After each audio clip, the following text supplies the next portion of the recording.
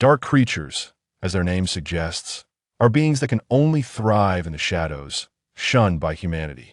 They are the offspring of malice, curses, and sin. Bloodthirsty and decaying vampires, ferocious and murderous werewolves, and deranged and frenzied banshees. These abhorrent and terrifying entities existed solely in the legends or imaginations of this world until a desperate foreigner harnessed his overwhelming gift.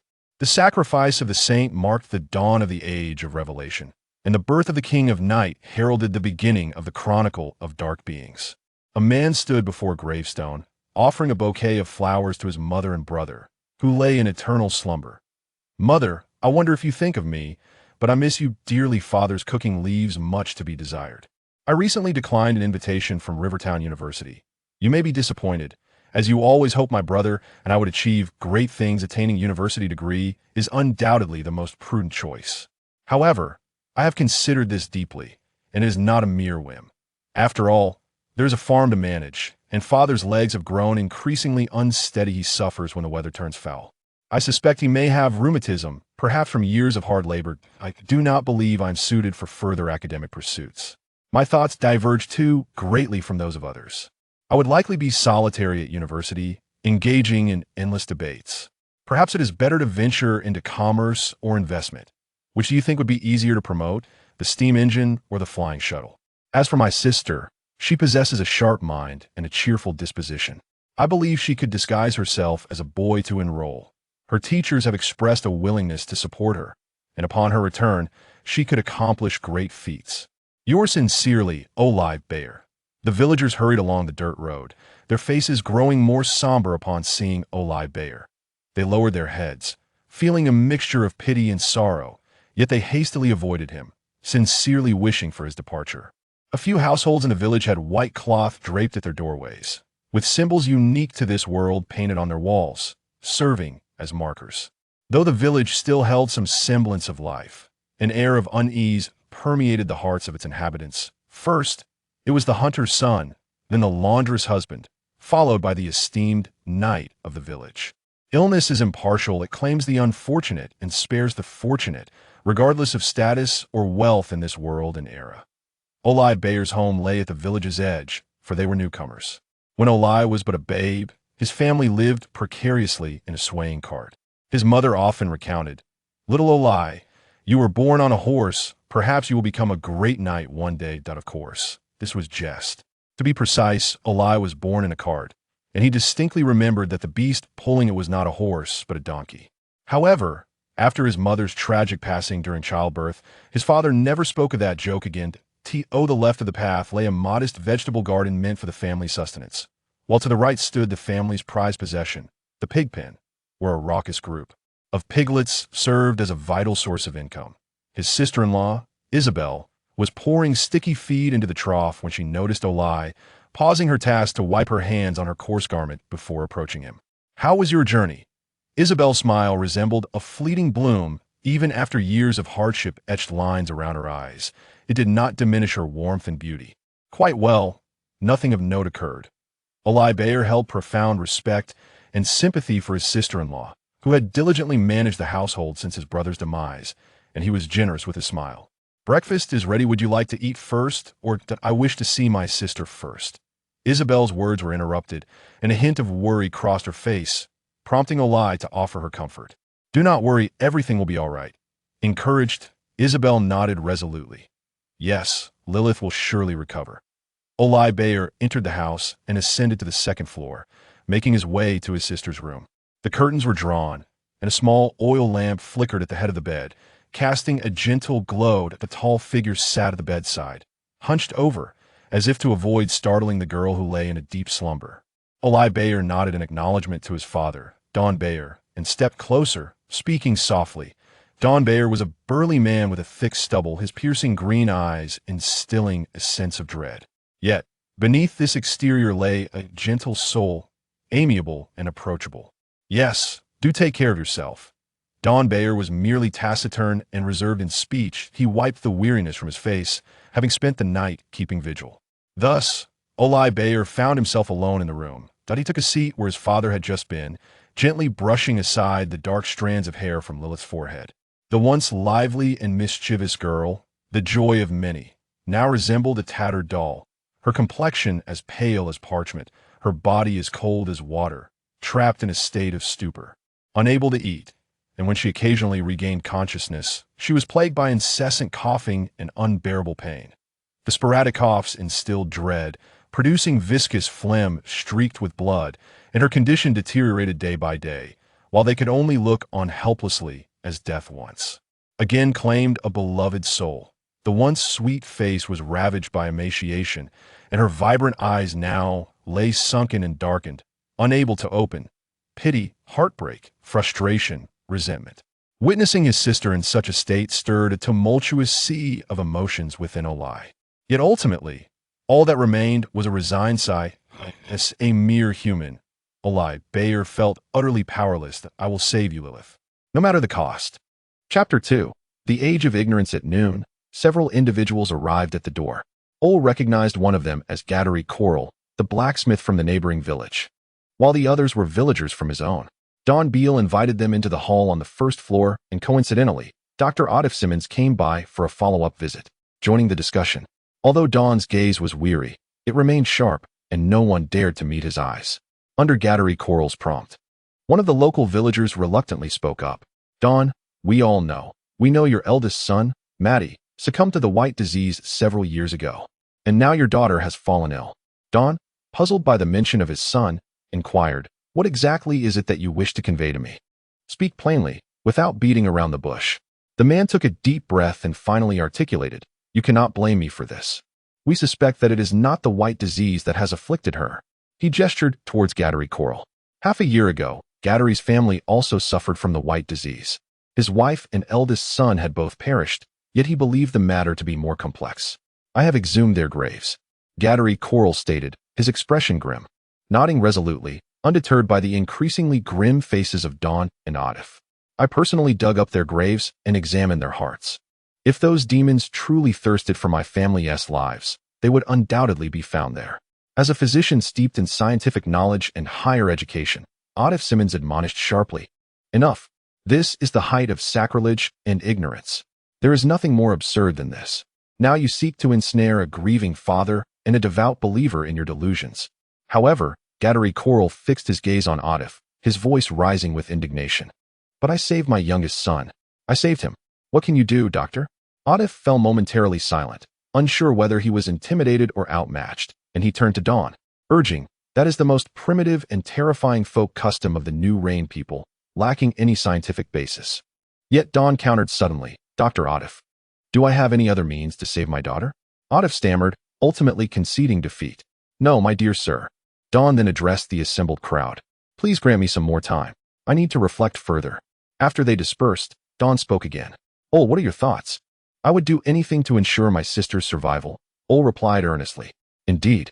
Dawn nodded, and a heavy silence enveloped the room. The silent father sat as if he had aged considerably, while his son stood, noticing in the corner, Isabel was discreetly wiping away tears. To safeguard this family, the traveler named Ol Beale was willing to undertake any endeavor. Later that night, Don Beale, Gadari Coral, Otif Simmons, and a few others, avoiding the attention of the villagers, ventured to the cemetery. The night air in the graveyard was frigid and thin. Amidst the eerie stillness, a strange cry echoed from somewhere, heightening their senses, while a layer of clouds obscured the moon, adding an aura of foreboding and gloom. They found Matty Beale's grave and turned their gazes toward his father, Don Beale.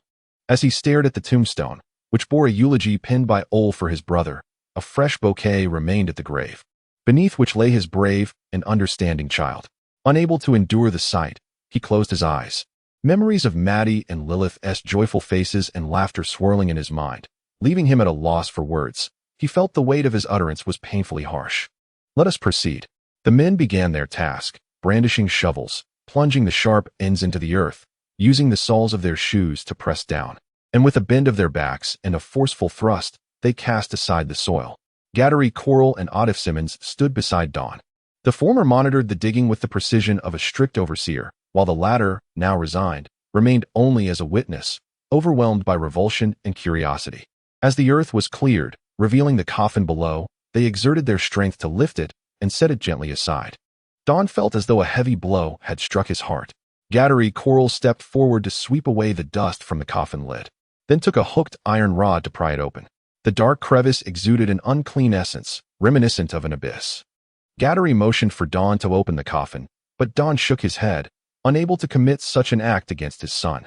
Gattery did not press further. Instead, he approached and opened the coffin himself.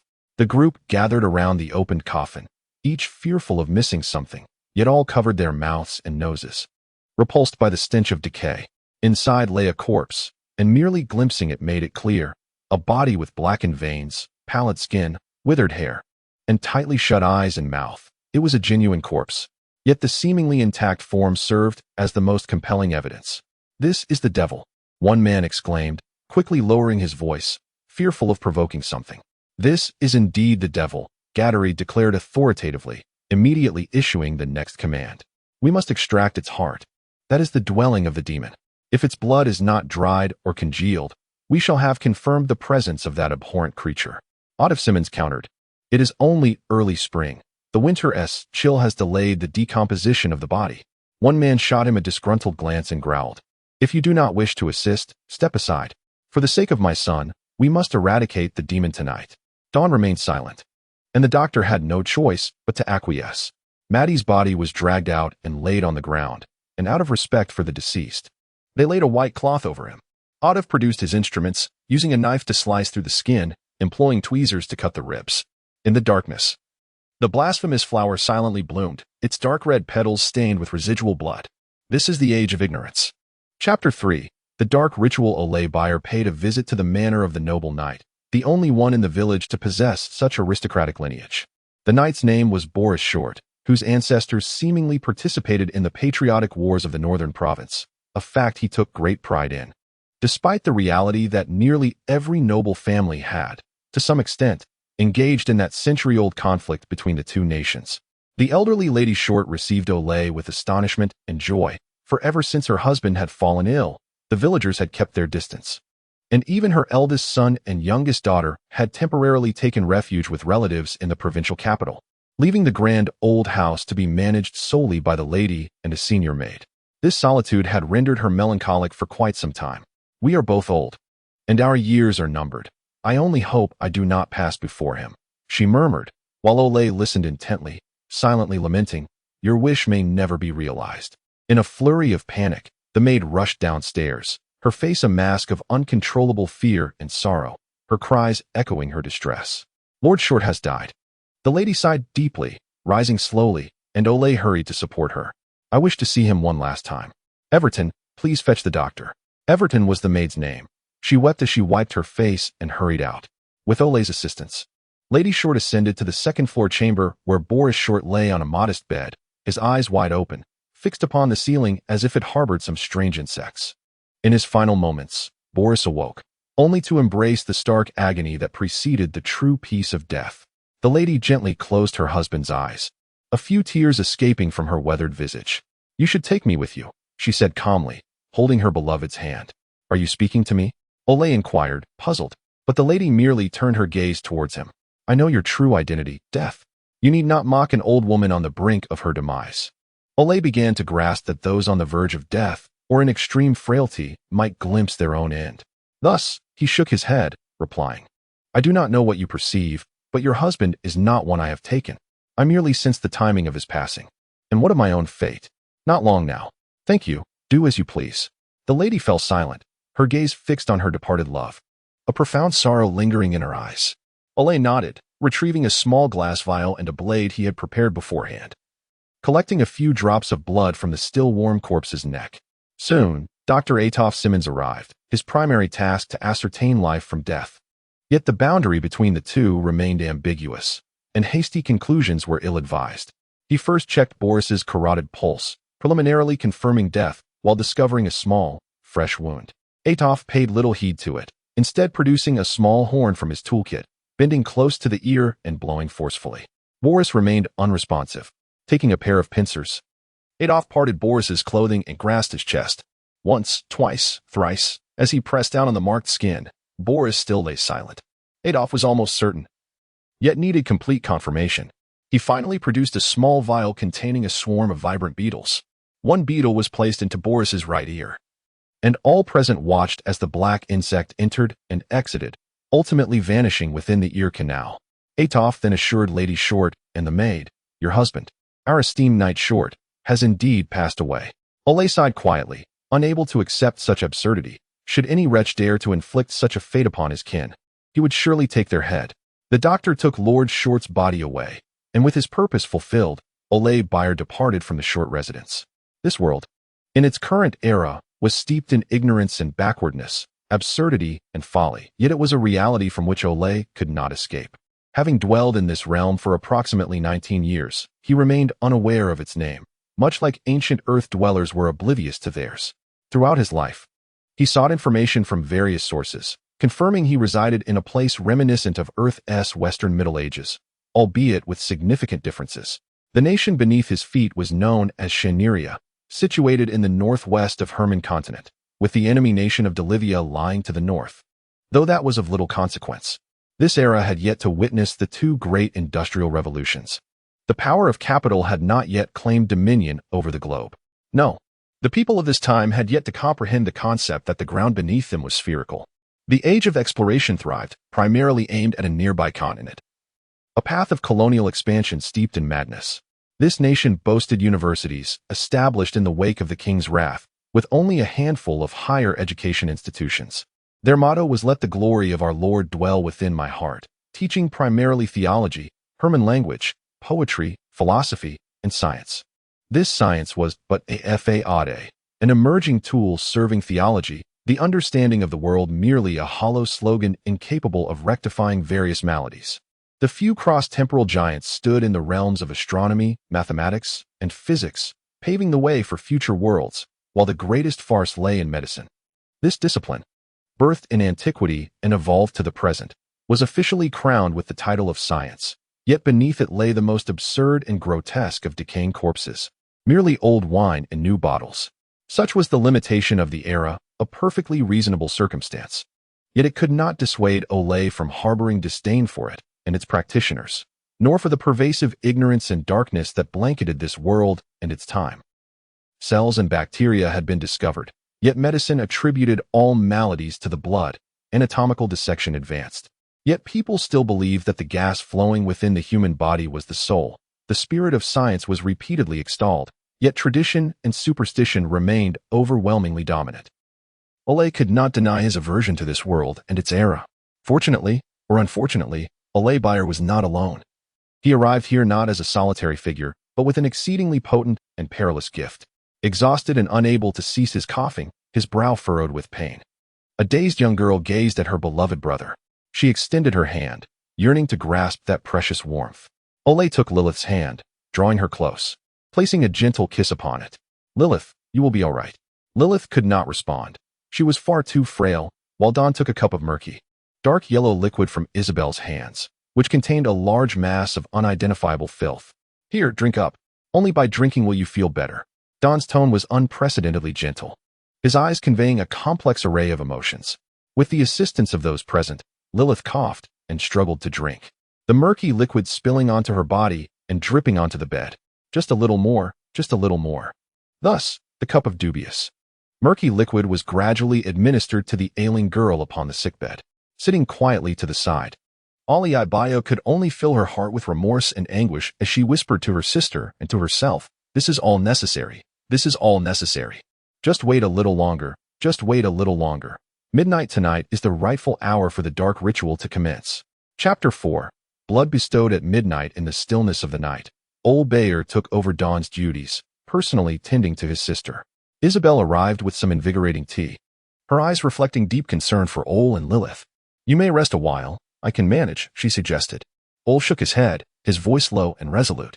"I must remain here. This is something only I can do." Isabel, unable to grasp the underlying meaning of his words, stayed for a while before reluctantly departing. Leaving him alone, listening intently, Ole confirmed that his father and sister-in-law had fallen asleep. He gently lifted Lilith from her bed and silently made his way outside. The cold night wind howled, yet an invisible barrier shielded them, allowing the slumbering girl to feel warmth and tranquility like never before. Ole ventured beyond the village, deep into the wilderness, where he discovered a cave he had previously chosen. He laid Lilith on the cold, hard stone floor, and she coughed softly, discomfort. Surrounding her, an elaborate hexagram was inscribed on the ground, with Lilith resting at its center. Ol retrieved the carefully prepared materials, placing them at each of the hexagram's 6 points. The carcass of an aphid harvested from a doorframe, a bouquet of dew-laden flowers, soil from the corner of the house, wooden stakes, red wine, and flour, as well as the noble blood he had acquired from the neck of a recently deceased individual. With all the materials in place, midnight had arrived. It was time to commence the dark ritual. Ol produced a black notebook from his pocket, his pale, slender hand slowly opening it. He began to recite the still-drying words in a deep, resonant voice to the girl on the brink of death. You foolishly consumed the lifeblood of your kin, seeking to snatch possible life from the other. My heart is pained and filled with dread. Thus, I bestow upon you this unholy mark, allowing your body to perish here while your soul endures. The dead aphid shall gnaw at your feet, preventing you from entering the abodes of the living without consent. The warm flowers shall take root in your flesh, shielding you from the harms and deaths brought by the sun. The soil of your homeland shall cradle you, granting you access to the peaceful realm of dreams. The wooden stake shall pierce your wrists, sparing you the eternal end that accompanies white nails driven into your flesh. The blood of saints shall moisten your lips, allowing you to consume the earthly sustenance of the living. The elegance of nobility shall cleanse your form, granting you a visage of beauty and purity. As Ol's hand brushed over Lilith's lips, he removed 2 of her canine teeth. I take your fangs, rendering your bites incapable of tainting the living. He then caressed her left breast, halting her heart's rhythm. I take your breath, allowing your flame to extinguish and revive upon the wasteland. He tenderly stroked her face and leaned down to kiss her eyes. I take your light, ensuring your gaze persists in the depths of night. Suddenly, Lilith sat up, gasping for breath, yet finding no solace, her wide eyes glowing a deep crimson. Ol's complexion paled, his body weary, yet he gazed at the revived corpse and uttered his final blessing. I bestow upon you the name vampire by the power vested in me. The hexagram emitted a blinding red light, consuming everything within the cave. Ol Bayer discovered, upon his arrival in this world, that he possessed a unique gift. It was something enigmatic, akin to having an extra hand connected to his body and consciousness, yet existing on the other side of a reality distinct from humanity. This could be referred to as the collective subconscious of mankind, the Alea consciousness, a realm of pure concepts. Without a doubt, it was a bizarre and boundless dimension filled with infinite possibilities. Ol's hand could reach into that realm, finding and extracting concepts, implanting them into the tangible world, thereby recreating the impossible. If it were merely that Ol could ascend to sanctity, unify the world, establish a divine kingdom, and attain ultimate supremacy, changing the world, saving all, and protecting those he cherished would be a matter of course. However, the hand could only delve into the fixed parts of that other side, replete with darkness and negative emotions. Thus, Ol named that confirmed realm the Dark Tidal Sea, symbolizing an endless world where all tones were steeped in darkness. The concepts he unearthed were filled with malice and despair. Each attempt to grasp them felt akin to plunging into a pit of fire and filth, a source of both agony and revulsion. The outcomes were invariably tainted with danger and malevolence. Ol Bayer was acutely aware that his extraordinary gift was equally fraught with flaws, rendering it immensely perilous. Each use would inevitably exacerbate the suffering of the world. He inscribed this truth in his black notebook as a reminder to himself that although he was no saint, he did not wish to harm the innocent. This ability remained sealed until circumstances rendered it indispensable. Upon awakening, Ol immediately confirmed that Lilith lay in a deep slumber beside him. The hexagram, drawn in the blood of beasts, along with all its materials, had vanished without a trace, as if everything had been but a fleeting illusion. Yet Ol understood that it was all real, all had transpired, regardless of their past actions or future regrets. The most pressing question now was how they would navigate the path ahead. The luminous moon hung behind them, casting its pure light to illuminate their way forward. In the spring of 1548, the great and exalted royal blood bestowed upon Midnight, slaying his kin and resurrecting her to eternally wander the night, thirsting for blood. She was known as the progenitor of the bloodline, Lilith Bayer. Chapter 5 Ominous signs. When Lilith Bayer awoke, she felt an unprecedented lightness in her body, as though her lungs had been thoroughly cleansed. Although her limbs remained somewhat weak and feeble, the torment of illness had vanished. As she sat up, she startled her brother, Ol Bayer, who had been sleeping by her side. and brought joy to Isabel, who stood nearby. "Lilith, you're awake. How do you feel?" "I'm a bit hungry," Lilith replied. Isabel joyfully dashed out to share the wonderful news with Dawn, who was busy at work, and Ol could even hear her sobbing from sheer happiness. "How does your body feel? Is there anything amiss?" Ol inquired cautiously, his gaze subtly assessing her, concerned that his sister might have transformed into a monstrous bat. Lilith touched her face, then her chest and waist, before responding, "It seems I've withered down to skin and bone. I hardly look appealing." Seeing his quirky sister pouting her lips in that familiar way, Ol could no longer contain his joy and enveloped Lilith in a warm embrace, feeling that all their hardships had been worthwhile. Though the affectionate embrace from her brother made Lilith feel bashful, she suppressed her embarrassment and reciprocated the hug, whispering softly. To Lilith, her brother was a taciturn, reticent fellow, mirroring their father's demeanor, yet they both possessed a gentle nature, making them the most treasured family in her world. A bowl of warm milk and oatmeal was brought to her, and Dawn took the bowl and spoon, feeding Lilith spoonful by spoonful, clumsily expressing his affection and care. Lilith was genuinely starving. After finishing one bowl, she still clamored for more. Isabel promptly went to fetch another serving, observing the milk stain lingering at the corner of Lilith's mouth from her hasty drinking. Ol stepped forward to wipe it clean while casually inquiring, "How does the milk taste? Is it fresh?" Lilith blushed, yet responded with a sweet smile, "Actually, the milk seems rather bland. I can hardly taste anything. Is there any discomfort in your body?" Dawn, too, looked at her with concern. "No, I feel warm and comfortable after drinking it." Dawn exhaled a sigh of relief, unable to suppress his laughter. "As long as you feel comfortable, that's what matters." Ol, however, remained silent, watching his sister with a prayer in his heart that the situation would remain under control. Miss Lilith's illness has completely healed. It was only then that Dawn and Isabel truly felt at ease. Thank you. They expressed their heartfelt gratitude to the devoted doctor, Atov, who held firm to their hands. "There's no need for thanks. This is nothing short of a miracle." Atov, however, felt undeserving of such gratitude. Knowing the absurdities that had transpired, involving grave digging, heart extraction, and cannibalism. Despite feeling much better, Lilith still needed to rest in the dark, quiet room for a day and a half, even if she believed her recovery was swift. The trio remained by her side, grateful to the divine or fate, while Ol focused intently on assessing various conditions. During dinner, with Ol's encouragement, Lilith boldly requested an upgrade to their meals, prompting Dawn to send Isabel to prepare. "What would you like to eat?" Lilith immediately replied, "Salt-grilled sea bass." "All right, salt-grilled sea bass it is." Thus, dinner consisted of one salt-grilled sea bass per person, a lemon cut into 4 pieces, with everyone gathering in Lilith's room to keep her company, preventing her from feeling too lonely. The ravenous girl skillfully took the lemon and squeezed its sweet and sour juice over the fragrant sea bass, her keen sense of smell already captivated by the delightful aroma. Having recovered from her illness, her appetite returned with a vengeance, and she swiftly cut a large piece of fish and brought it to her mouth. Everyone watched her with smiles, only to see her suddenly pause, her brow furrowed as she stared blankly at the plate of her once favorite grilled fish. "What's wrong? It has no flavor." Her anxious words unsettled everyone, and they sought to understand. Ol, however, gestured for Dawn and Isabel to refrain from questioning further. He took the knife and fork from Lilith's hands, retrieved a piece of lemon that had yet to be used, and gently urged, "Lilith, try this." Lilith complied, biting into it and chewing vigorously. Slowly, she came to a halt. She said little, but the look of confusion on her face spoke volumes. Dawn and Ol left the room to discuss matters, while Isabel remained by Lilith's side. This gentle and kind-hearted woman found it hard to accept that such relentless misfortunes befell a young and beautiful girl like Lilith. She fought back tears, holding Lilith's hand and tenderly caressing it, hoping to impart some strength.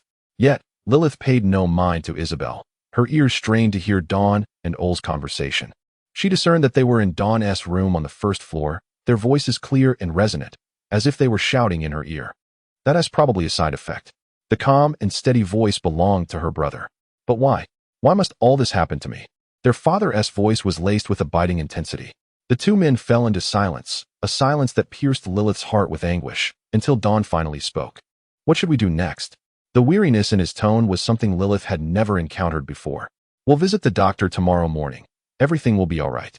With a mixture of confusion and pain, Lilith had no choice but to repeat her brother's resolute words in her heart.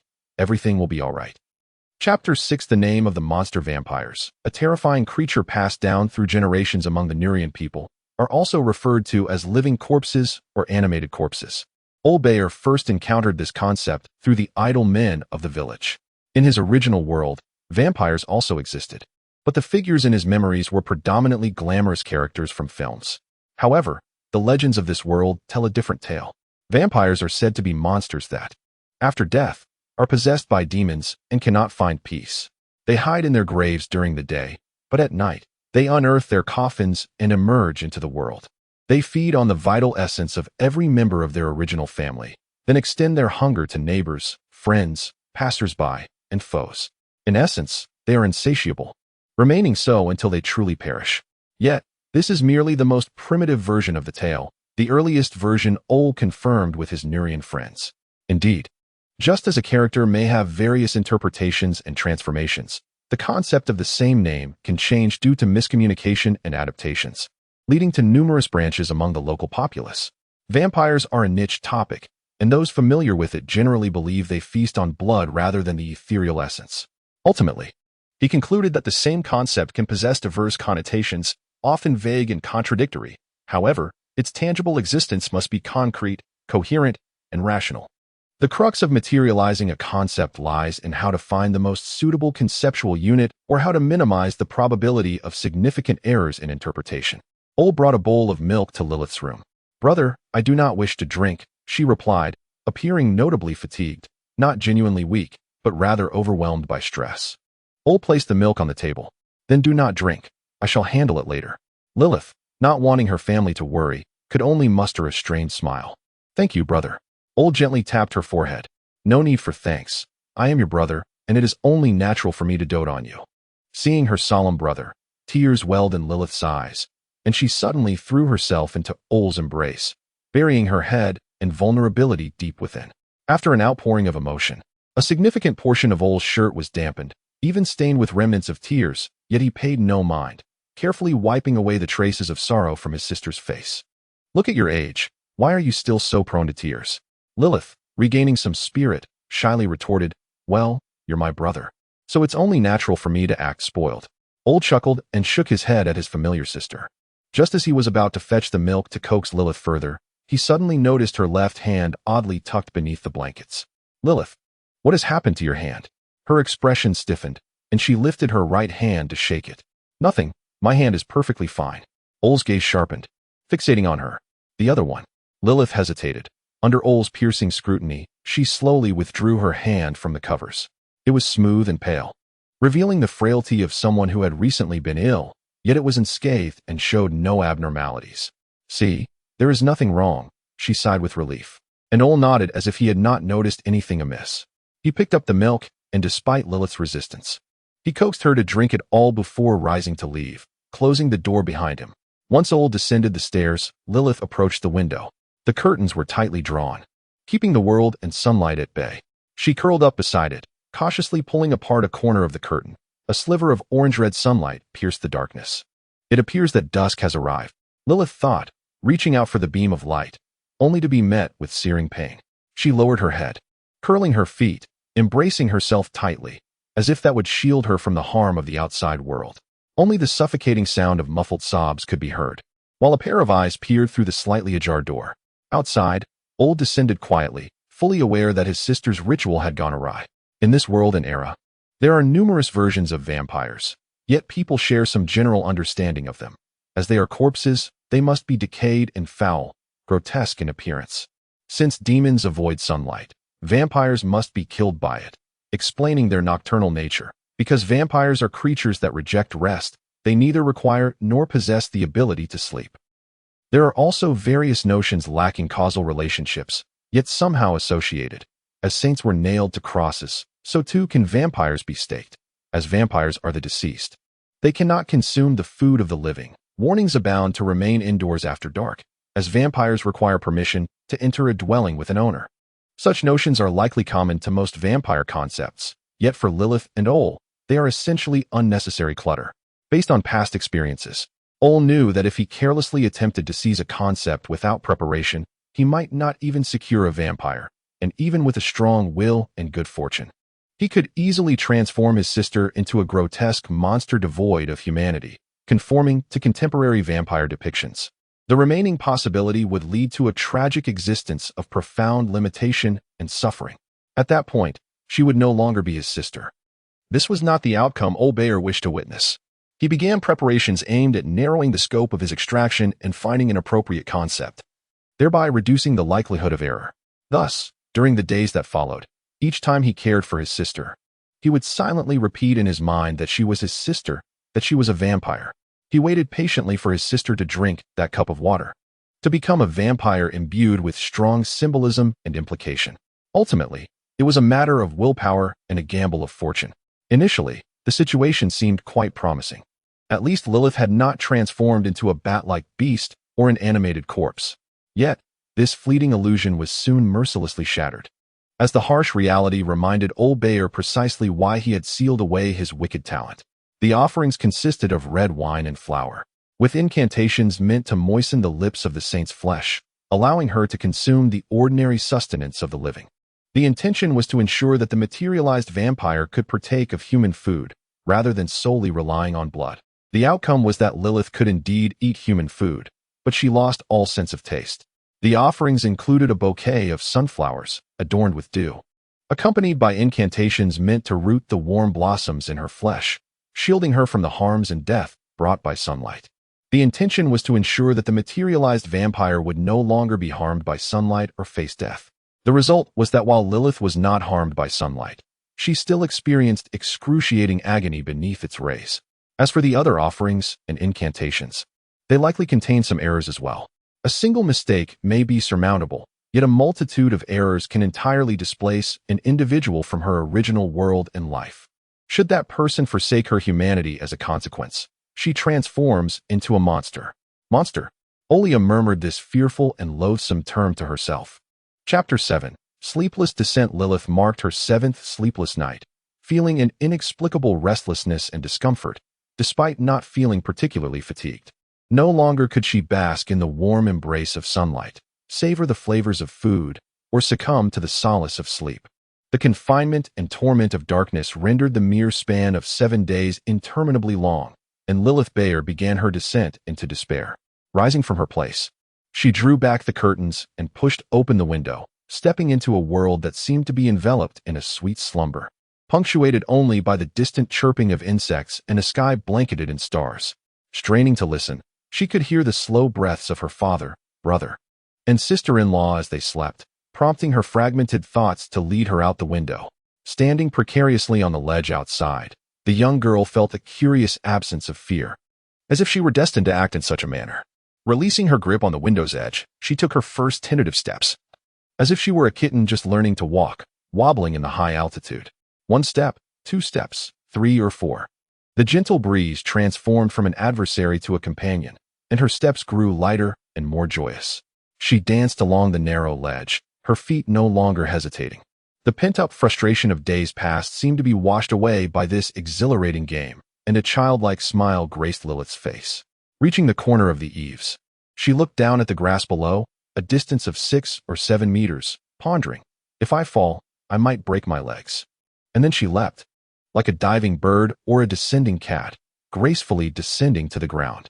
As her bare feet touched the grass, the sharp blades tickled her soles, and even she found it hard to believe what she had achieved. Yet, she relished the sensation, both thrilling and liberating, effortless and romantic. This was the ability to fly, a desire that humanity has yearned for since time immemorial, in a world devoid of airplanes. Perhaps only by risking the fragility of human life could one experience such exquisite freedom. And so she ran into the night. The wind billowed her dress as she glided along the country path, feeling her body ignite with energy while her soul soared, urging her to go faster. Faster, faster. Her speed increased until her form blurred, swift as a gale. Inadvertently stepping on a stone, she stumbled forward, but instead of falling, she felt as if invisible hands lifted her, allowing her to soar through the air before landing lightly. Her feet bore the marks of her adventure, a scrape that was red yet bled not a drop. The flesh seemed to possess a will of its own, writhing as dark red threads surfaced, yet within mere breaths all returned to its pristine state. Lilith examined her immaculate little feet, realizing that perhaps this was not entirely a misfortune. She took off running again, but this time with purpose, heading towards the village in search of her friend, Vorna Herald. In this era, a girl wandering barefoot in the dead of night to visit a female friend was considered rather improper and perilous. If it were a male friend, Dawn and Olai would surely intervene. But the lonely Lilith had forgotten such notions, driven solely by the desire to see her enchanting friend before dawn's light broke. Approaching the vicinity of the Herald residence, she soon overheard voices drifting from a few nearby homes. She did not find the familiar voice she sought within the Herald household, but rather the voices of Vornua's parents and brother, with no trace of her friend's presence. Circumventing to the back of the house, she spotted Vornua's window ajar, and without needing to open it, she knew that no one was home. Where could Vorna have gone? As she pondered this, a familiar scent of lavender wafted through the air, so clear and recognizable that she instinctively identified it as her friend's fragrance. Following the scent, Lilith hurried onward, the aroma acting as an unmistakable beacon guiding her through the darkness towards a secluded barn. As anticipated, she heard Vorna's voice, her laughter, now hushed, mingled with soft sounds that brought a sigh of relief, yet also a teasing remark to her lips. Ah, Vorna, once such a pure and delightful child, now indulging in secret rendezvous. I wonder who the fortunate soul is that has captured Vorna's heart. A familiar male voice reached her ears. Youthful yet gentle, it belonged to Tygus Simmons, son of Dr. Eitf Simmons. The smile faded from Lilith's face as she listened, a dangerous emotion brewing within her. Do you truly care for me, Tygus? This was the question every young girl, newly enamored, would ask her beloved time and again. Certainly. My love for you will never waver. Tygus' voice remained tinged with youthful innocence, yet exuded a resolute confidence. Then, will you marry me? Of course. In a few days, my father will take me to your home, and I will explain everything to your parents. Tygus, Vorna, the young couple lost in their love. Lilith could even hear the subtle rustle of fabric and skin as they embraced more closely. Overwhelmed, she turned away, a surge of anger and pain flooding her heart. She vividly recalled the afternoon she had fallen for Tygus, his brown eyes reflecting the orange sunset, his youthful smile radiating warmth and passion. She remembered confiding in her dear friend Vorna, her cheeks aflame with embarrassment, while Vorna's gentle smile and tender words became the most beautiful balm for her heart. Now, everything lay in ruins. Love destroyed, friendship shattered. I have been ruined. Lilith's thoughts brimmed with destructive impulses and self-deprecation, and she instinctively fled into the wilderness, soaring between trees in a wild abandon. A sweet aroma beckoned her, reminiscent of honeyed oatmeal or salt-baked perch with a hint of lemon, stimulating her taste buds and causing her mouth to water. Finally, by the banks of a small river, she came across old Walker, a homeless man from the village. He clutched a bottle of liquor, guzzling it down by the tranquil waters, muttering incomprehensibly in a language unknown to her. Cautiously, Lilith stepped out from the shadows, feigning the innocence of a lost little girl. Appearing harmless and vulnerable, old Walker, barely cognizant, thrust the bottle toward her, eager to share his joy with the rare visitor. Lilith accepted the bottle, questioning whether it was the source of the enticing scent. Observing the spittle-covered opening, she could even detect a foul odor. Suppressing her disgust and clinging to a glimmer of hope, Lilith tilted the bottle to her lips, the transparent liquid cascading into her mouth and down her throat. Old Walker shouted, shoving her away as he bent down to lap up the remnants of liquor from the ground like a dog. Oblivious to the young girl who focused intently on her bleeding knee, not knowing from where the blood flowed. So it is blood. Lilith lunged at him with unyielding force, overpowering her prey, her sharpened teeth piercing the delicate skin of his neck and the throbbing veins. The sweet taste of blood flooding her mouth, intoxicatingly delightful. In that moment, she found herself suspended between paradise and an unending descent. Chapter 8. Siblings. As old Walker lay on the brink of death, Umbral roused Lilith with a sharp slap. This is all my fault. Ol thought to himself. You need not do this. Lilith's gaze shifted between the lifeless form of old Walker on the ground and her brother standing before her. Her face a mask of terror, not due to his strength, but from the shame that consumed her. Her voice trembled and became hysterical. What have I done? Ol enveloped his sister, who had collapsed to the ground, allowing her to scream and weep in his embrace. This is all my fault. Ol reflected. This is all my fault. Lilith cried out. The night sky was eerily silent, stretching on endlessly. Two deep puncture wounds marred Old Walker's neck, blood gushing forth. Ol placed his hand over the wounds, his gaze wandering as he pondered something. Eventually, he let out a sigh. I hope you are sufficiently intoxicated tonight. Ol silently prayed for Old Walker as he raised his hand. Near the wound, only two charred, shriveled indentations remained. Though unsightly, they at least marked the cessation of blood flow, preserving his life, perhaps. Yet, Old Walker's pale face bore no contorted expression, whether bitten or electrocuted. It seemed to have inflicted no pain upon him. On the contrary, he now slept peacefully, a foolish grin lingering at the corner of his drooling mouth. Ol cast a glance back at the anxious Lilith, deep in thought. Brother, is he all right? Should we fetch Dr. Adolf? No, he replied firmly, regardless of his condition. I cannot accept that you place your safety on par with that of a stranger. He wiped the blood from his hands, slowly rising to approach her. Even if you disregard your own life, consider the well-being of father, sister-in-law, and me. Ol stood before Lilith, who lowered her gaze, unable to meet her brother's unfamiliar stare. Lift your head. His calm and composed voice carried an undeniable authority, prompting Lilith to comply. She saw Ol rubbing his finger against his lips, which now bore traces of crimson. Ol's gaze remained as steadfast as ever, silently fixated on his target, unwavering. Just as Ol was about to close the door and leave, Lilith suddenly stood up and softly asked, Brother? Ol halted his movement, looking at her. Yes? Can you stay with me? Certainly. Sleep now. She occasionally closed her eyes, then opened them again, taking in her brother's upright figure, noting the stubble on his chin and the deep, unwavering gaze of his eyes. Like serene lakes, the night passed in this manner. Lilith found her calm and pondered much. Addressing her equally sleepless brother, she opened the conversation. Ol, do you know something? Lilith typically referred to Ol Bile as brother, sometimes affectionately, sometimes distantly, embodying the capriciousness of a girl her age. Only when genuinely angered would she address him by his full name. Ol Bile found nothing strange or abrupt about this. After all, she was his sister. Not merely a sweet darling or a dim-witted fool. On the contrary, her intellect was sharp. Following a night of peculiar interactions and calm, she undoubtedly perceived her brother's extraordinary composure, which raised several legitimate suspicions. After all, Ol had never intended to conceal anything. He had merely grappled with how to reveal his other side to Lilith. Little did he know, he had inadvertently distracted himself, nearly costing a life. Now, perhaps it was the time to unveil the truth. Ol Bile rose and made his way outside. I shall bring you breakfast. After you eat, we will venture out. Fear flickered in Lilith's eyes. She dreaded enduring the searing pain once more.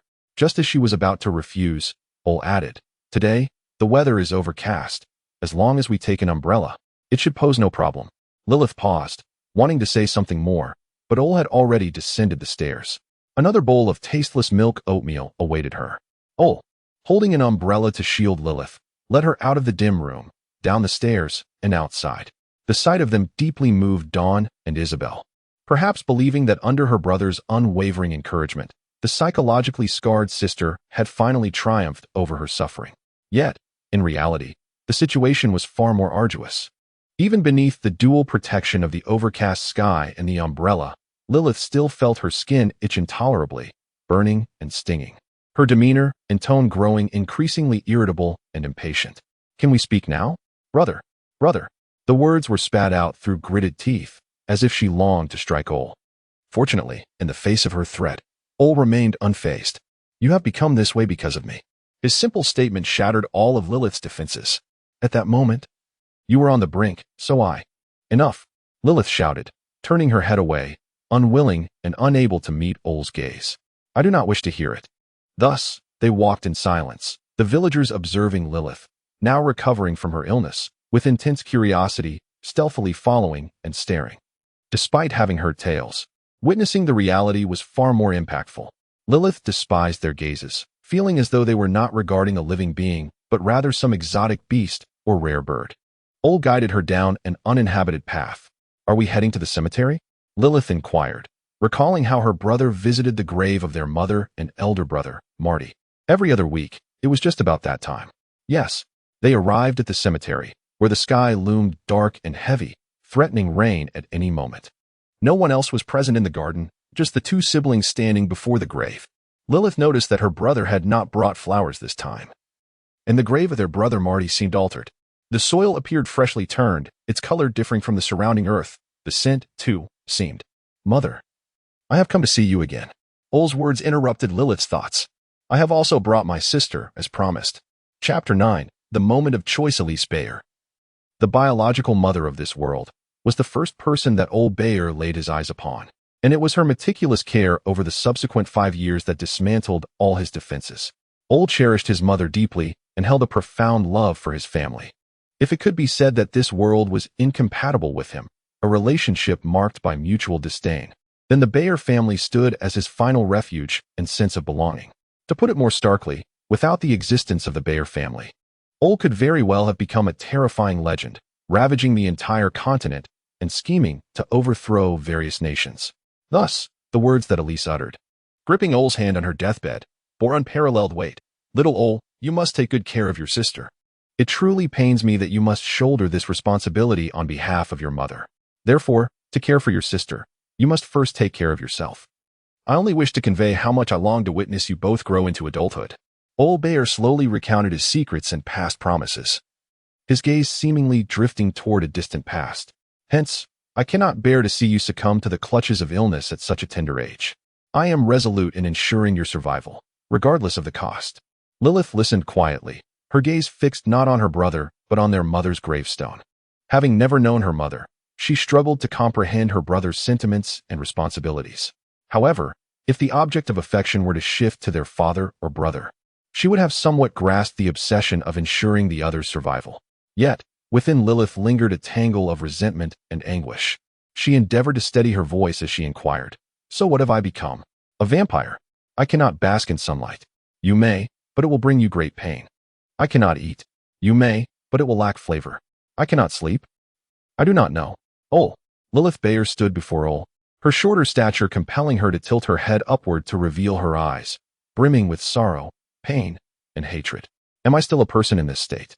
Does it hold any meaning? I will always be by your side, as long as you wish it. Every problem can find an appropriate solution. Lilith forced a grimace, her finger jabbing at Ol's chest as she gritted her teeth. It is not you who suffers. You maintain your composure, speaking so brazenly. All Lilith desired was to witness a flicker of shame, uncertainty, regret, or remorse upon her brother's face. Just a hint of contrition towards her would prompt her to weep and seek solace in Ol's embrace, as she always had. Indeed, it is not I who suffers, but you. Yet you must persevere with gritted teeth. Ol remained oblivious to Lilith's innermost thoughts, imparting the harsh truth with an impassive demeanor. Otherwise, you shall lose your humanity entirely and become a true monster. Lilith was thoroughly incensed by Ol's seemingly indifferent stance. She spat vehemently. A monster? A monster? I see you as the true monster. Without a shred of remorse, you transformed your sister into a monster while raising the banner of salvation to shield yourself. What are you doing, monster? You are merely deceiving yourself and wallowing in self-pity. A few tears cascaded down her cheeks, her eyes reddening, sharp fangs bared. You, who pretend to retain some semblance of humanity, are the true monster. In a whirlwind, Lilith vanished from sight, leaving Ol standing alone before the grave. After a prolonged silence, a solitary sigh escaped him, unknown to anyone, carried away by the wind. The door of the Herald residence was knocked upon, and the only one home. Werner Herald answered. Outside stood Lilith Bayer, her smile radiant and lively as ever. Lilith, good afternoon, Werner. I came to see you as soon as I recovered. Surprised. Are you? Werner gazed at her friend, noting the abnormal pallor of her complexion, the strange dark circles beneath her eyes, and the gauntness of her figure. Her once lustrous black hair now appeared dull and lifeless, revealing signs of recent illness. Yet, her eyes sparkled with vitality, and she smiled mischievously, as if harboring a multitude of intriguing, albeit mischievous, ideas. A deep sense of pity and heartache welled within Werner, mingled with an undeniable embarrassment and fear. She averted her gaze from Lilith's eyes, instinctively offering a gentle smile and speaking in her customary soft tone. Yes, it has been a while. I thought of visiting you during your illness, but my father would not allow it. It's quite all right. After I recovered, you did not come to see me either. Werner sensed something amiss but hurried to clarify. No. I genuinely intended to visit. It's just. Werner faltered, unable to continue. Should she confess that she had been in a relationship with the very person Lilith had feelings for? Lilith narrowed her eyes, thinking, This girl is always like this, every word laced with tenderness. She attempted to step into the house, but felt an invisible force repelling her, growing stronger with her attempts. Ultimately, she found herself inexplicably stuck at the threshold, unable to advance. In her moment of embarrassment, Lilith heard Werna's invitation. Lilith? Why not come inside? The repelling force vanished abruptly, causing Lilith to nearly stumble. Cautiously, she stepped forward, crossing the threshold and entering the home. Werna poured a glass of water for Lilith, but she did not take it. Werna, you know that just days ago, my illness was quite severe. I truly believed I was nearing the end. Werna displayed a hint of fear, her gaze fixed anxiously upon Lilith. And then, Lilith scrutinized Werna's long, pale neck, hearing the sweet blood coursing beneath. Then, I suddenly recovered. All pain departed, and I was granted a new life. Lilith approached Werna, gently brushing her fingers across her neck, her fingertips nearly grazing the skin. Werna? Werna looked at Lilith with a hint of confusion. Your skin is exquisite. Lilith's tone was devoid of envy, filled instead with delight, an appreciation for tender and delectable sustenance. Werna wondered if it was merely her imagination, but she sensed a hint of redness in Lilith's eyes. I plan to see Tygus soon. Would you care to accompany me? The bait was cast. Lilith, what do you intend to do? The prey tested cautiously. I wish to express my feelings to him. The trap was subtly concealed. Then, I shall join you. The prey stepped right into it. Chapter 10. The moment of choice 2. As dusk descended, Tygus Simmons arrived at the barn as promised, where Lilith Byers and Vona Herald awaited him. Vona, is there something you wanted to discuss with me? Tygus beamed at Vona, yet Lilith found his smile excessively radiant, causing a searing pain in her heart and mind. Vona looked at Tygus in surprise, then at Lilith. What's going on? Lilith told me you were looking for me. Tygus regarded the two with curiosity, prompting Lilith to speak up. Well then, now that we're all here, she said with a smile, clapping her hands and casting a cold gaze at the pair. One is my dearest friend, and the other is the one I hold affection for. And now you both conspire behind my back. Vona's expression faltered, her gaze fixed on Lilith in shock. Tygus mirrored her astonishment. Lilith, you. Lilith raised her hand to silence Tygus, her eyes locked onto Vona. Vona, dear Vona, I considered you my closest friend, sharing everything with you, and yet you betrayed me. Vona shook her head, stumbling back a few steps, her voice tinged with tears. It's not as you think, Lilith. But to Lilith, Vona's every gesture and word reeked of falsehood and loathing, reminiscent of her own brother. She advanced, contemplating delivering a stinging slap to halt Vona's distasteful act. However, Tygus intervened, positioning himself between the two and restraining Lilith's hand. You are mistaken, Lilith, Tygus asserted, shedding his youthful naivety to reveal a newfound maturity and resolve. Although I was unaware of your feelings for me, I was the one who fell for Vona first. Even her acceptance of my affections was a result of my relentless pursuit. She has never deceived or betrayed you. Lilith glared at Tygus and the shielded Vona, threateningly stating, So you mean, if I feel anger, I should direct it at you, correct? Tygus nodded firmly. Yes. The moment his words left his lips, Lilith seized the hand Tygus used to block her, applying just enough pressure to elicit a wince from him, nearly bringing him to the ground. Holding her tongue was his only act of endurance. Seeing her lover's hand in peril, Vona knelt before Lilith in desperation and regret, repeatedly bowing her head in supplication. Please, spare Tygus. It's all my fault. Lilith suddenly felt a wave of disinterest wash over her. She thought that had Vona shown even a hint of defiance, perhaps lunging to grab her clothes, she would have relished the opportunity to kick her aside and relish in the blood of her lover. Accompanied by screams and terror, nothing could be more satisfying. But at that moment, it all seemed pointless. Lilith released Tygus' hand, deeming her former beloved uninteresting and feeble. She approached Vona, gripping her chin and forcing her to look up. Listen well, my dearest friend, you must control your and your lover's words. I do not wish to hear any gossip in the village, or I shall ensure your necks meet a grim fate. Turning her back to Tygus, Lilith deliberately revealed her crimson eyes and sharp fangs before Vona, her smile twisted and menacing. You surely do not wish to see me like this again, do you, Vona? Vona's gaze became vacant, her body trembling as an unknown yet palpable fear enveloped her, the audacious persecution from a lethal aberration. Begone! Tyga and Vona supported each other and fled in a chaotic tumble, leaving Lilith alone, aimlessly pacing in circles. Indeed, Lilith muttered to herself. perhaps hoping someone lurked in the shadows to listen to her venting or grievances. I am still quite sorrowful. I never wished for things to reach this point, stuck in limbo, with no benefits, and my heart remains unfulfilled. Truly, I have brought this upon myself. Indeed, he stepped outside, observing his pouting sister. But that is the best testament to your humanity. Lilith scowled, lunging at Ollie, bringing him crashing to the ground. Her crimson eyes were dangerously close. Close enough for Ollie's heartbeat to quicken, her fong-laden mouth exhaling heated breath, a manifestation of her insatiable hunger. Look at me now and say it again. Ollie regarded Lilith calmly. I believe you can still exist as a human, just as you independently made a correct choice moments ago. His earnest gaze and affirming words struck deep. I am proud of your choice. Lilith delivered a punch to Ollie's abdomen, though she exerted little force. You do talk too much. Releasing Ollie, she turned and leaped towards the barn's exit.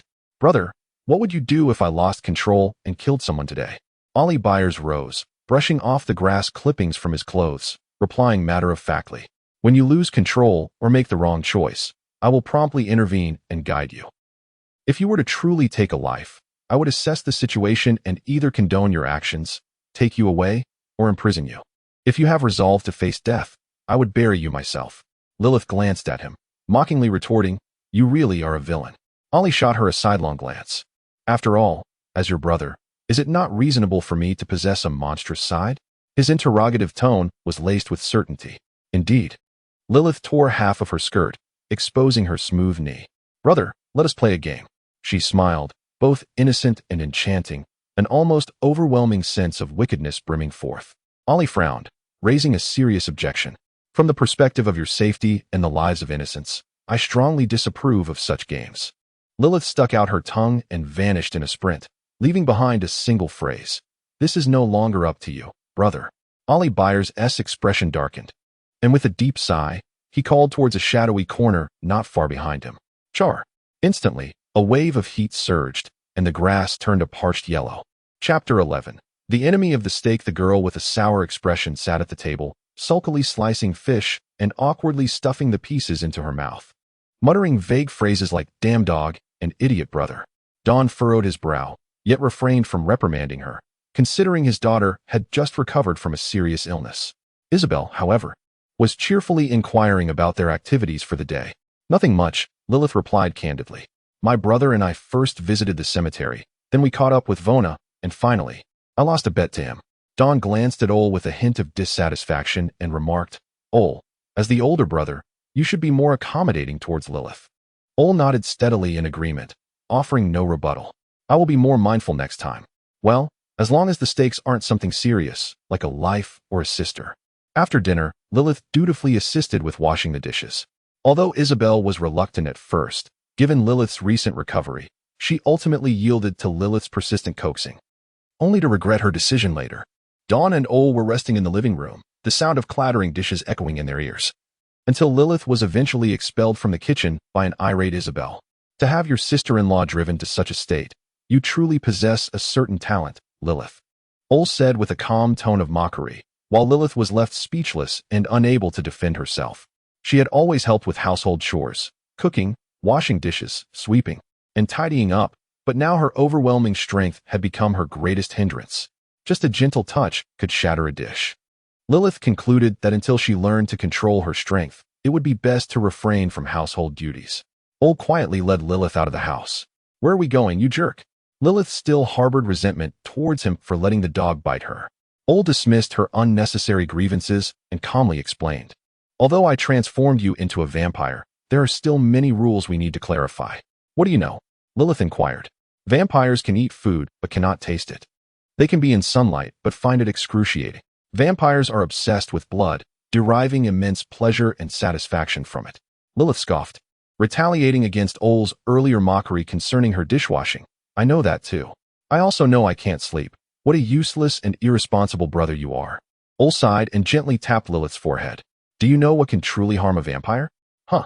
Ole replied earnestly, at present, it should be a steak. Lilith had never heard of this absurd vampire lore and, lacking understanding, chose not to argue, simply listening as Ole halted their steps, arriving at a secluded cave where dark rituals were conducted. According to various legends, vampires meet their ultimate demise when a stake pierces their heart. He produced a stake and looked at Lilith. What are you going to do, Ol? Lilith felt a twinge of threat, instinctively repulsed by the sharp weapon, as if it were tainted with blinding sunlight. Ol did not act menacingly. He simply tossed the stake to Lilith. Don't worry, I won't harm you. But I suggest you try it yourself. Lilith caught the stake, feeling no heat or pain, though she still instinctively rejected it. Try it myself? You can't possibly mean for me to stab myself with this. Ol frowned. Are you a fool? I can't guarantee your safety, and I certainly won't risk your life. Oh, I merely meant for you to prick your hands and feet. That wouldn't cost you your life. Lilith suddenly entertained the thought of plunging the stake into Ol's hands or feet, telling him it wouldn't endanger his life. However, Ol remained serious, advising, whether as a human or a monster, self-preservation is the best principle for survival, which requires self-awareness. We must understand what we fear and what can harm us. Ol extended his hand, as if urging Lilith to follow her impulse. At least I know the stake won't harm me, but what about you? Lilith glanced between Ol and the stake. Honestly, who can easily do such a thing? The stake pierced her arm, and Lilith experienced excruciating pain, but to her surprise, her blood flowed slowly, like that of a mortal, dripping onto the ground. Ol hurriedly rushed over to help remove the stake, causing Lilith to scream in pain once more. Lilith gazed at the blood on the ground and the stake, feeling somewhat faint. The stake has a unique effect on me. I typically wouldn't bleed from injuries, and my wounds wouldn't heal so slowly. Ol supported his sister, momentarily dumbfounded as he grasped her arm, staring at the wound in silence. What's wrong? Didn't you tell me to stab myself? Now you're pretending to be the caring brother? Even in her weakened state, Lilith seized the opportunity to provoke Ol. Let us leave it at that for tonight. Ol's tone remained unchanged, yet Lilith detected a hint of wavering. She smiled mischievously, pressing on, no way. Talking about understanding the rules and self-preservation. And here you are, unable to hold up. Indeed, I suddenly realize I cannot accept this. As an older brother, I allowed my sister to harm her own body. This is utterly irresponsible. I was determined not to let any harm come to her. Yet I ended up causing something far worse. Ol's sudden admission left Lilith in silence, and she found her brother rather dull, much like a certain doctor's son. She nestled into Ol's embrace, softly murmuring. Ol bent down to lift Lilith, who wriggled until she found the most comfortable position and settled down. The offering was the stake, the incantation being the wooden spike piercing your wrist, sparing you from the eternal demise caused by a wooden stake.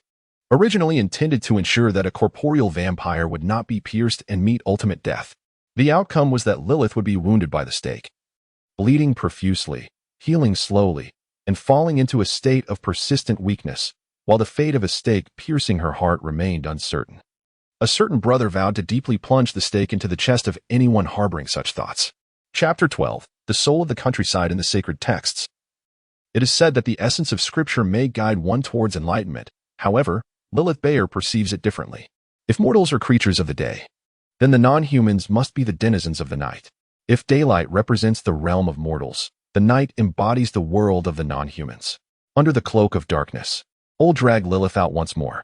For several nights, they had ventured forth, experimenting with various pursuits, seeking to unravel the enigmatic rules governing the beings known as vampires. Their latest discovery revealed that vampires cannot enter a dwelling owned by a human without prior permission from the master. This revelation arose when Lilith casually mentioned her previous attempt to enter Harold's home, only to be thwarted by an unseen barrier. Consequently, Ol deliberately guided her to visit Dr. Ethel Simmons, ostensibly to express gratitude for the physician's assistance during his recent illness. As anticipated, without the doctor's verbal consent, Lilith was unable to breach the threshold of the Simmons residence through door, window, or chimney. This was within Ol's expectations. He refrained from disclosing to Lilith his awareness of this minor limitation in the vampire lore, embracing it instead as a point of emphasis. Humans are not infallible. Who among them is without fault, especially non-humans? Lilith might struggle to control herself. Ol might not be swift enough to intervene. In pursuit of a fundamental balance and principle, Ol anchored this small flaw in vampire nature. The offering was the carcass of an aphid, framed within the doorway, and the incantation was a reminder of the aphid's demise, which prevented one from entering a master's abode without permission, intended to ensure that the corporeal vampire would not harm mortals. The outcome confirmed that Lilith indeed could not enter a master's dwelling without explicit permission. It seems that the anchoring of definitive limitations is less prone to error, perhaps due to its inconsequential nature or because it aligns with widely accepted beliefs.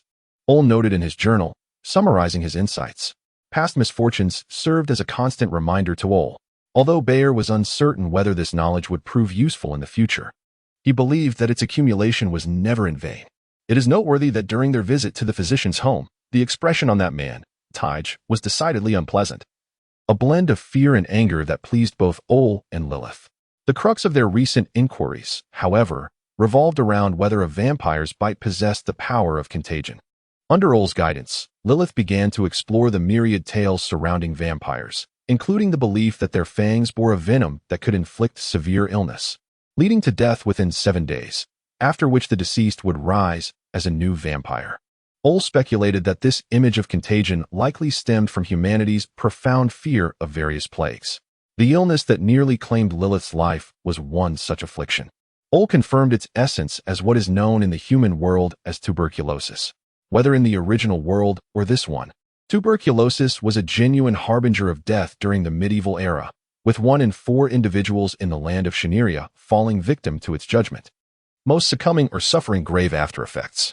Another infectious disease, infamous in its association with the Grim Reaper, was the Black Death, or the plague from the original world. Such dreadful ailments were incomprehensible and unsolvable enigmas in this era, leaving the populace powerless against nature's wrath, their only recourse being to submit to their fate and offer fervent prayers.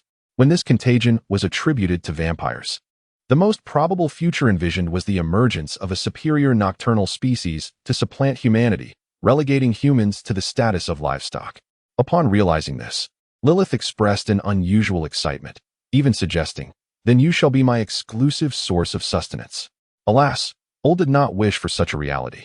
He could not fathom a world so absurd, deeply feeling that it would be an unhealthy existence. Thus, he resisted this notion. The offering was none, replaced instead by the symbolic act of extracting a canine tooth, with the incantation proclaiming, "I remove your tooth," rendering your bite incapable of tainting other living beings. Intended to ensure that the corporeal vampire could not transform humans through biting. The outcome was, Ol and Lilith concealed themselves in the shadows, observing the inebriated figure of Old Walker, who had shamelessly procured liquor and was now indulging in reckless revelry. As the moon ascended, he collapsed on the roadside, unconscious. "Is that fellow a vampire?" Lilith remarked disdainfully, feeling a deep sense of shame for her kind. "No, he remains human." "Oh. So my bite won't lead to a human's transformation into a vampire?" "It will not. However, your saliva may possess hallucinogenic and debilitating effects, significantly aiding the vampire's predatory instincts. I have been monitoring his condition since that night, and he fell gravely ill." Lilith's expression remained unchanged, yet she probed, "And then?" "I took him to see the doctor, arranged for him to rest and eat, and now he has fully recovered and is eager to resume his indulgences." Lilith nodded, taking a moment before expressing, "Thank you, brother. Haven't you been unable to sleep?" Lilith feigned indifference. "Indeed, are not vampires incapable of slumber?" Ol corrected her with a shake of his head. "In the most ancient of legends, vampires can indeed sleep. Rather, they are compelled to rest in their graves during daylight hours. So, I must dig myself a grave." Ol ignored Lilith's jest, extracting a handful of soil from a jar and placing it in her hands. "No, I believe what you require is not a grave but soil from your homeland." The soil, initially dry, suddenly became moist, liquefying as it flowed through her fingers, spreading across her skin in a continuous cycle. A gentle, comforting sensation surged from her hands to the depths of Lilith's heart, causing her to relax and exhale softly. How delightful. The offering was soil from the corner of her home, and the incantation was, "The soil of your homeland shall lay beneath you," granting you a peaceful and joyful realm of dreams, intended to ensure that the corporeal vampire could indeed sleep, free from the torment of eternal wakefulness. Ultimately, however, Lilith found herself unable to sleep normally, for even though a vampire's vitality differed from that of mortals, the prolonged absence of slumber unsettled her emotions. Only through direct contact with the soil of her homeland could she truly enter the realm of dreams. Ol produced jars of soil he had gathered over several days from various locations in the village. "Come, let us endeavor to create the most comfortable resting place for a vampire."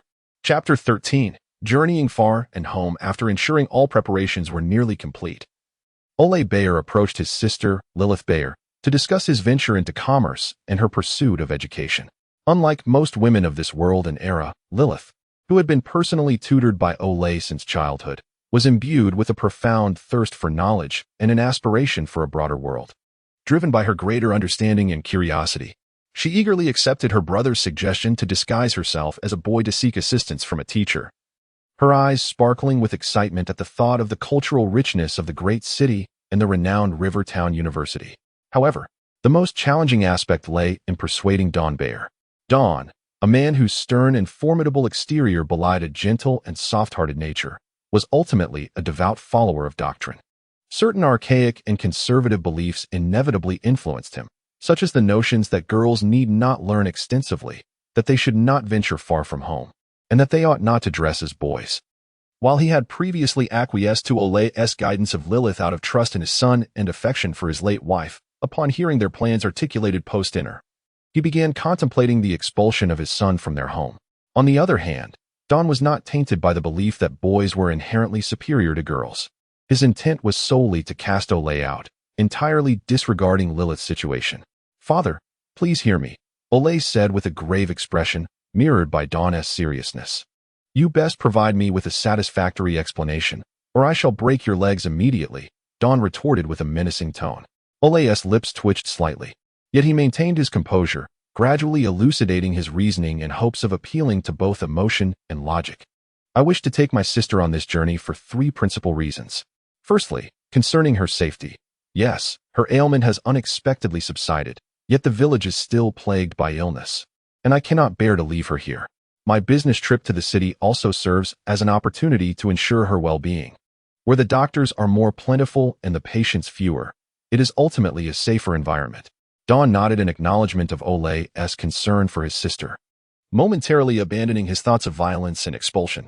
"Secondly, my sister is exceptionally intelligent and yearns to pursue her studies and broaden her horizons. And how do you propose to ensure that your sister can study normally? By your mere assertion of disguising as a boy? You recall the professor I mentioned who works at the university, yes? I have established connections, and he will oversee her living and academic needs. Your sister is merely 14. She is far too young. Why not? Lilith has diligently studied under my guidance since childhood. I am more aware than anyone of her dedication and erudition. I can assure you that her knowledge base is more than sufficient to keep pace with university studies. As for her independence, I trust you are well aware of her capabilities." Dawn frowned, somewhat swayed by Olay's argument, yet still reluctant to relent. Olay then resorted to a more poignant tactic. "Ultimately, my insistence on my sister's education is also rooted in our mother's long-held wish. She always hoped for her 3 children to succeed." Dawn, aware of this truth, found himself utterly defeated. "Go summon Lilith. I have matters to discuss with her." Olay, sensing victory, nodded and called for her. Lilith took her brother's place, sitting across from Dawn.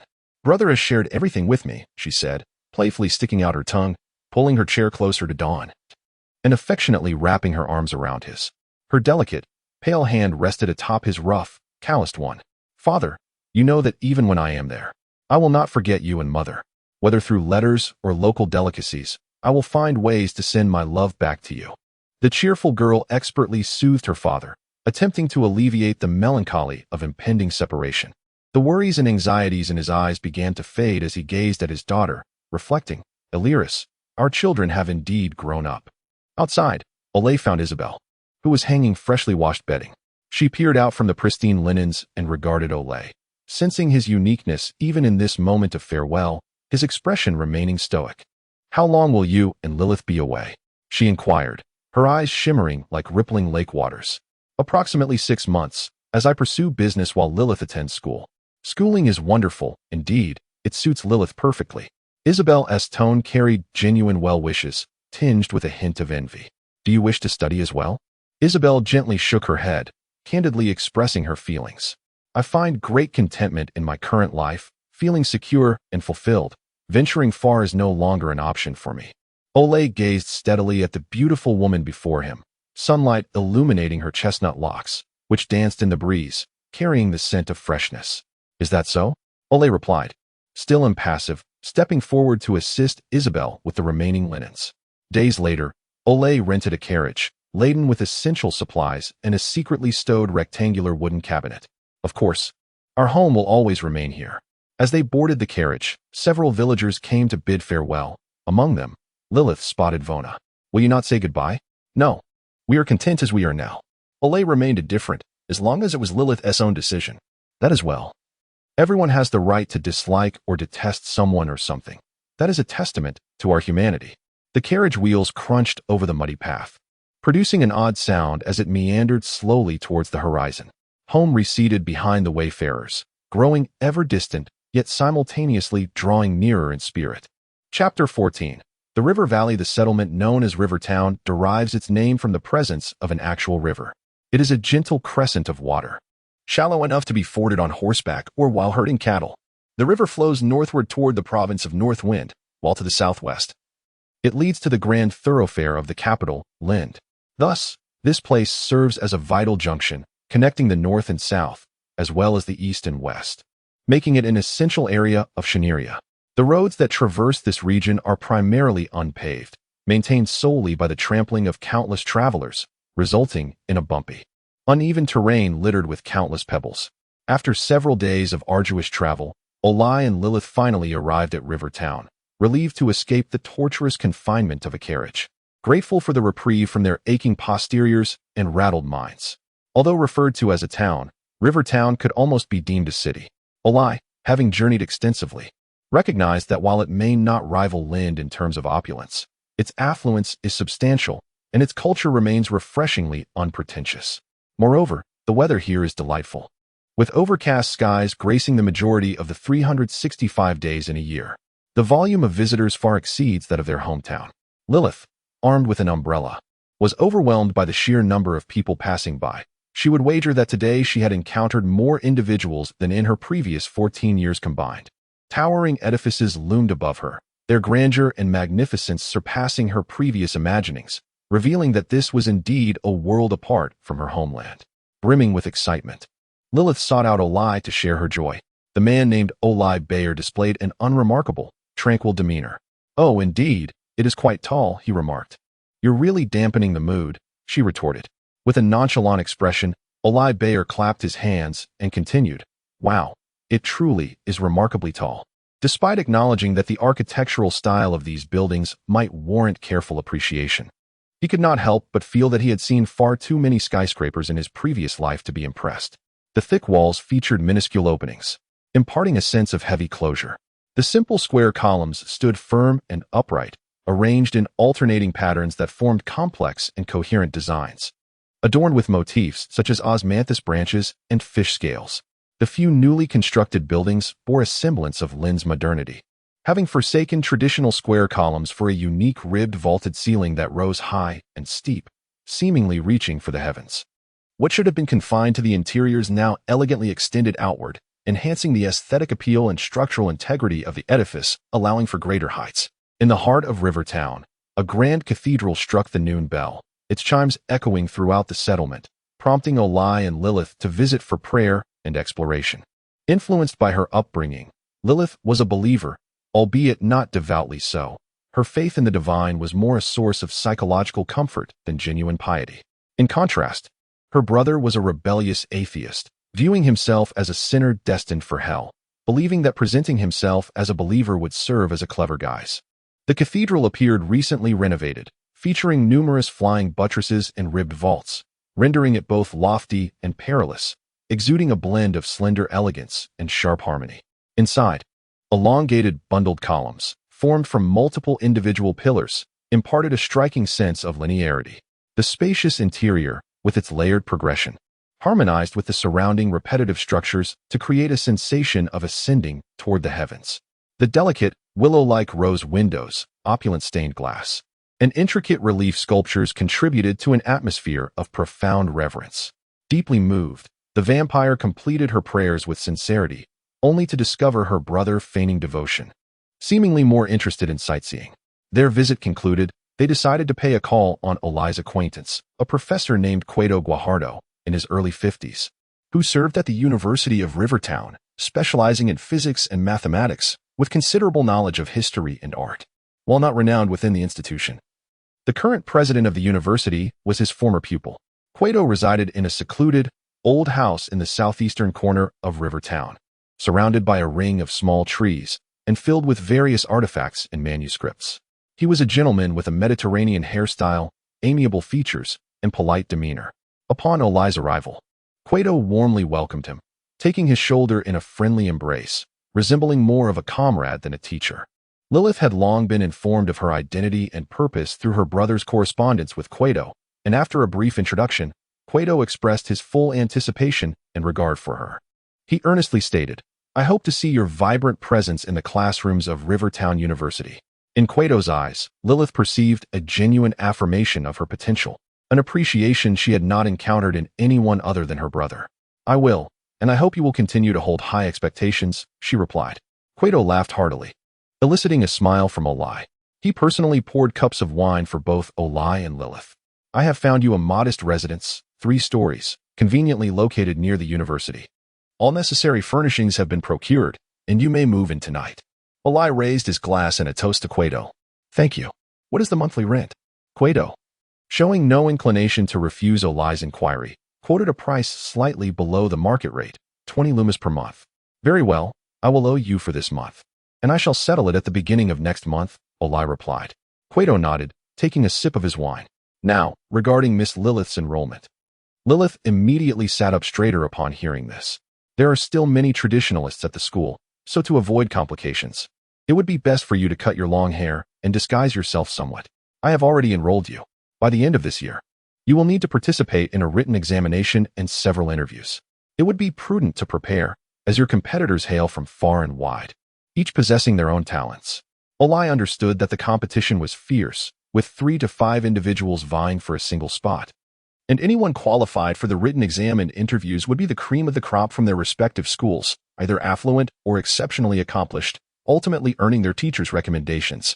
Quato continued explaining the process to Lilith. "I have also secured you a position at a local secondary school.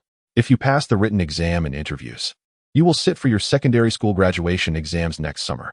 Given that your teacher is Olai, I believe achieving 2 A's should be attainable, with 1 A being quite feasible." After discussing the pertinent matters, Quato graciously invited Olai and Lilith to stay for dinner. The main course consisted of pork, accompanied by white bread and vegetable soup, appearing far more exquisite and delicious than their usual fare. Unfortunately, as vampires, they could discern no flavor beyond blood. After finishing the faux-delicious dinner, the siblings bid farewell and strolled leisurely, allowing their meal to settle. Lilith seized the opportunity to request the pig's blood Olai had purchased earlier that day. "Drink slowly," Olai cautioned, ever vigilant of their surroundings, reminding his sister not to choke. The night in Rivertown was not vastly different from the farm back home, save for the cobblestone streets underfoot. The streets were largely deserted, enveloped in tranquility. The day's frenetic activity washed away by the night. Now is the moment that truly belongs to them. With the key bestowed by Quato, they opened the door to their future abode, quietly and swiftly transporting a small cart of belongings inside, the most significant of which was the large wooden cabinet. Lilith personally carried it to the 3rd-floor storeroom, concealing it among a heap of unremarkable ordinary items. "Good night, Lilith." Ol chose not to retire to the master bedroom, but instead selected the adjacent guest room as his own sanctuary. "Good night, brother." Lilith directly entered the storeroom, shutting the door behind her. The beautiful young woman slowly unfastened her garments and opened the wooden cabinet before her, revealing it to be filled with rich, fertile soil. This was the coffin of the deceased, and also the cradle of the living. Her delicate feet gently stepped into the soil, experiencing its warmth and softness, trembling slightly as the liquefied earth adhered to her youthful form. The long-haired maiden sank into the soil and into a realm of dreams. In the end, only the surface of the soil remained, undulating quietly, moving silently. This night, the inhabitants of Rivertown, both human and otherwise, were enveloped in sweet slumber. Chapter 15. A wind rising in stillness upon awakening, Lilith discovered her brother preparing breakfast, the aroma of warm milk and bread wafting through the air. "Did you go out to buy bread?" she inquired. "Indeed, although you may not discern the flavor, it is essential to replenish the necessary nutrients. After all, there is a possibility you might still grow taller," he replied. "Aren't we supposed to pay the rent next month? Is Dad's money sufficient for this?" she questioned, concern etched on her face. "Do not worry, I shall manage it," he assured her. As the milk and bread were set upon the dining table, Lilith, having completed her morning routine, numbly began to eat, while her brother also attended to his portion. Add a bit in, but don't pour too much, he instructed. Lilith eagerly snatched the pig's blood, her face lighting up with excitement as she playfully exclaimed, "Thank you, brother. You are the best."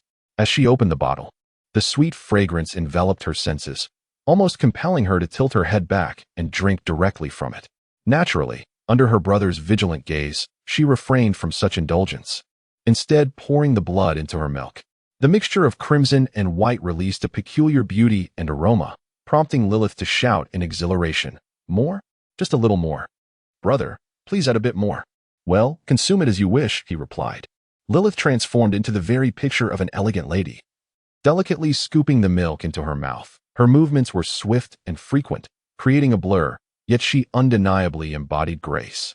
Ole took a seat beside Lilith, extending his hand to tear the bread into small pieces, offering them to her. "Remember to pair it with the bread."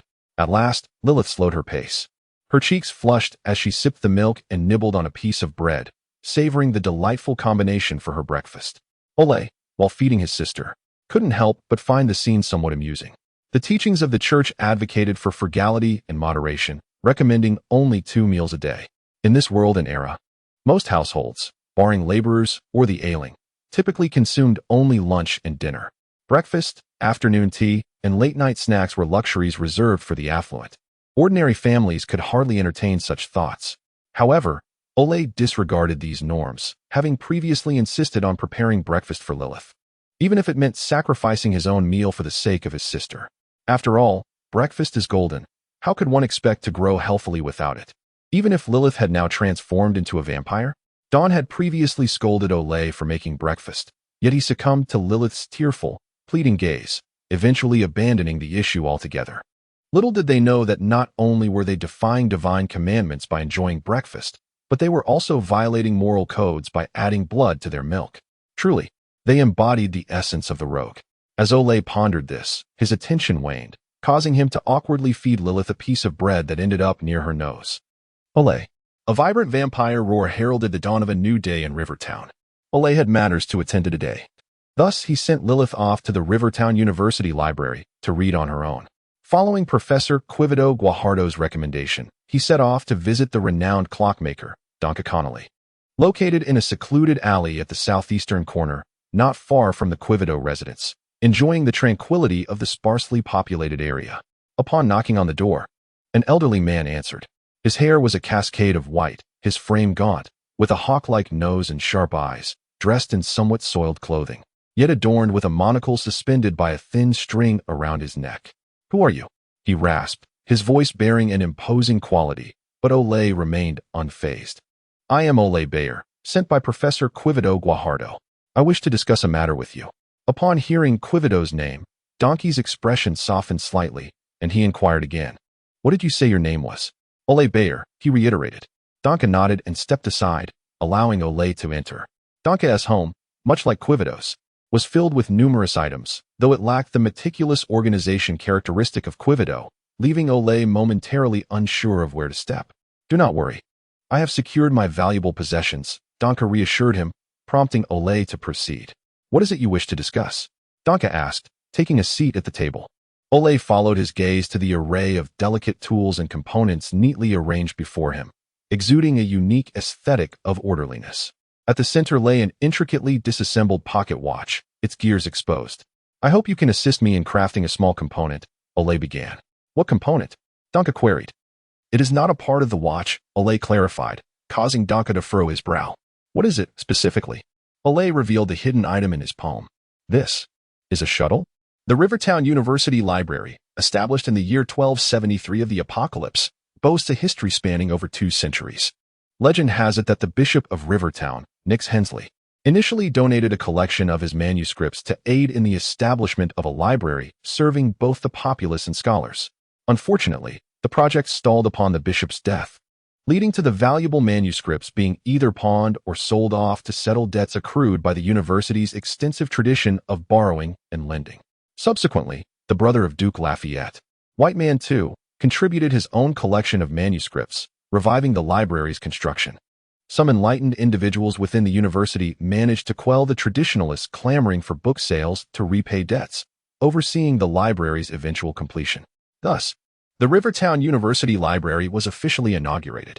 Lilith entered this esteemed institution, often hailed as the finest library in Shaney area.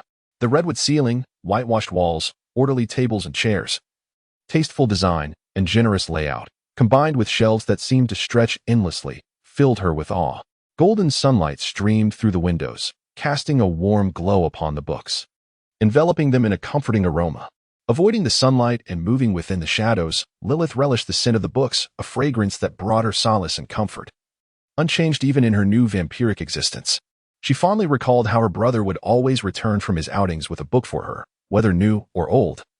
Thick or thin, written in shunny language or manha language, there would invariably be a book. She reached out to grasp one, only to inadvertently touch another hand. The young man before her, distinct from her own shadowy presence, was bathed in sunlight, his demeanor poised yet elegant. "I apologize," he began, but Lilith, unwilling to engage, turned to leave. However, he quickly caught up to her. "Please, wait a moment." Maintaining a comfortable distance, he offered, "You may read this book first. I have perused it many times in my youth." He extended the book toward her, and Lilith accepted it, noticing the title on the cover, Tales of Herschel Carloman. Chapter 16.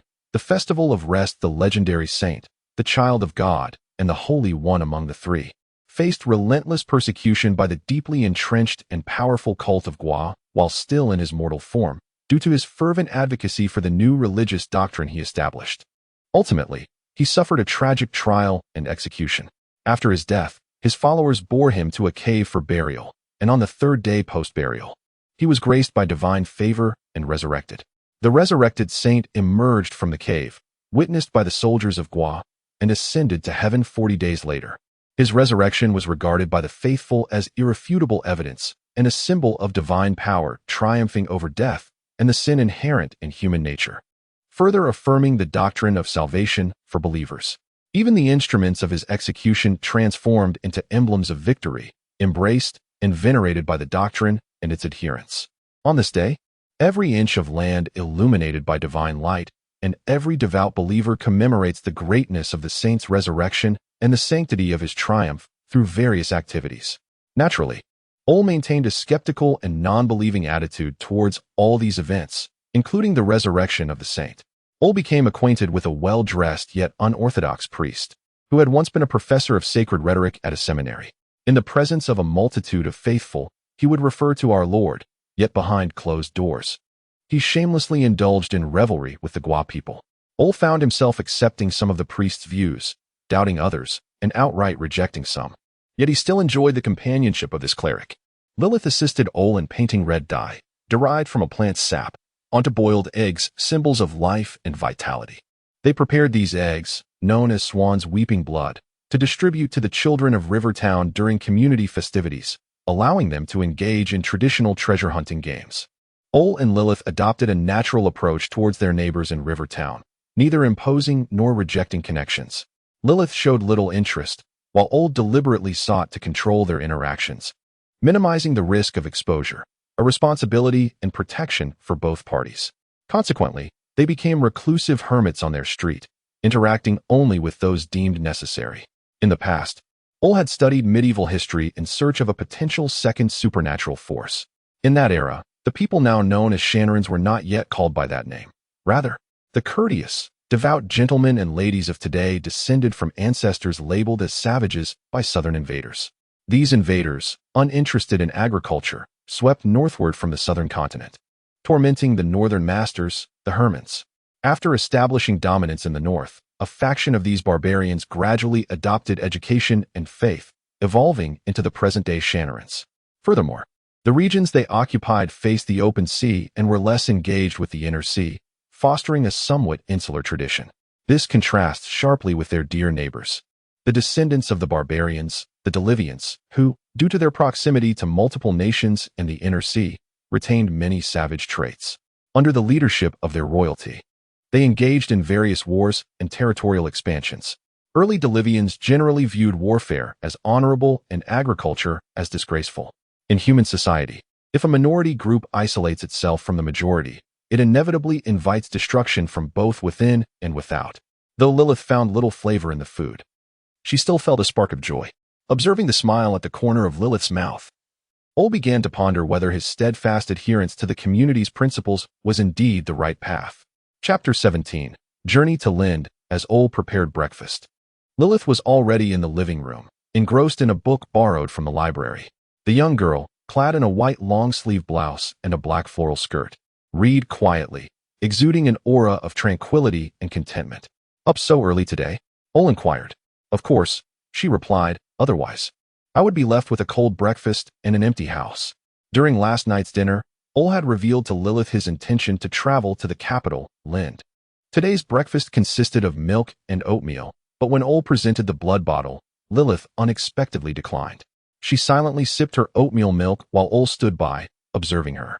He sensed something amiss. Just days ago, she had been cheerful, yet now she seemed distant. Lilith? He asked, do you wish to accompany me? I wish to. But perhaps it's best not to. Are you feeling unwell? No. Have I done something wrong? No. Is there anything I can assist you with? No. After a moment, Ole sat beside Lilith, taking her hand to direct her gaze into his eyes.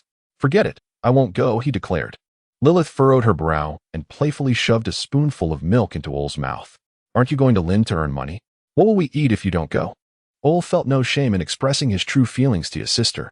Money can be earned another time. It will always be there waiting for me. But you, Lilith, are different. As a vampire, you might vanish without a trace if you're not careful. Lilith feigned disdain, poking Ole's forehead with her finger. I never knew my dear brother was such a sentimental fellow. It's quite revolting.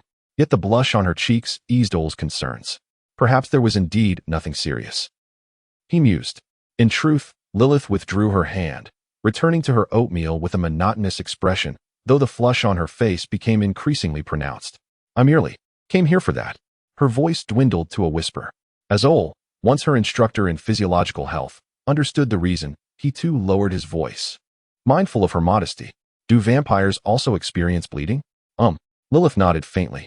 Ole found himself at a loss for words. This was a rare occurrence. It wasn't merely the physiological phenomenon that unsettled him, but rather the fact that it was occurring in a vampire, prompting his uncertainty about whether this signified something more significant. Yet he hesitated to probe further. So you truly have no discomfort? None at all. Just a bit tired and irritable. Lilith protested, a hint of anger igniting within her as she lightly kicked Ole's chair, causing him to rise. Go away. Off to Lind with you. Don't bother me.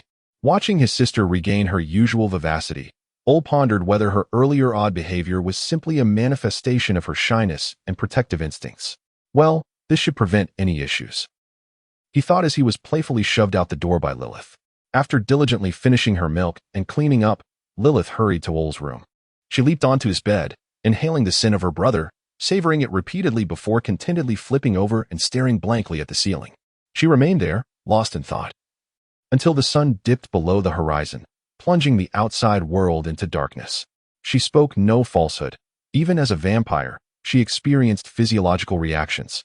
Albeit the negative effects were significantly milder than during her human days, just a bit of fatigue and irritation. Yet her days of maintenance stretched considerably longer. However, that had transpired half a month ago. By then, she had already awakened to the differences between the genders and felt too embarrassed to voice her concerns.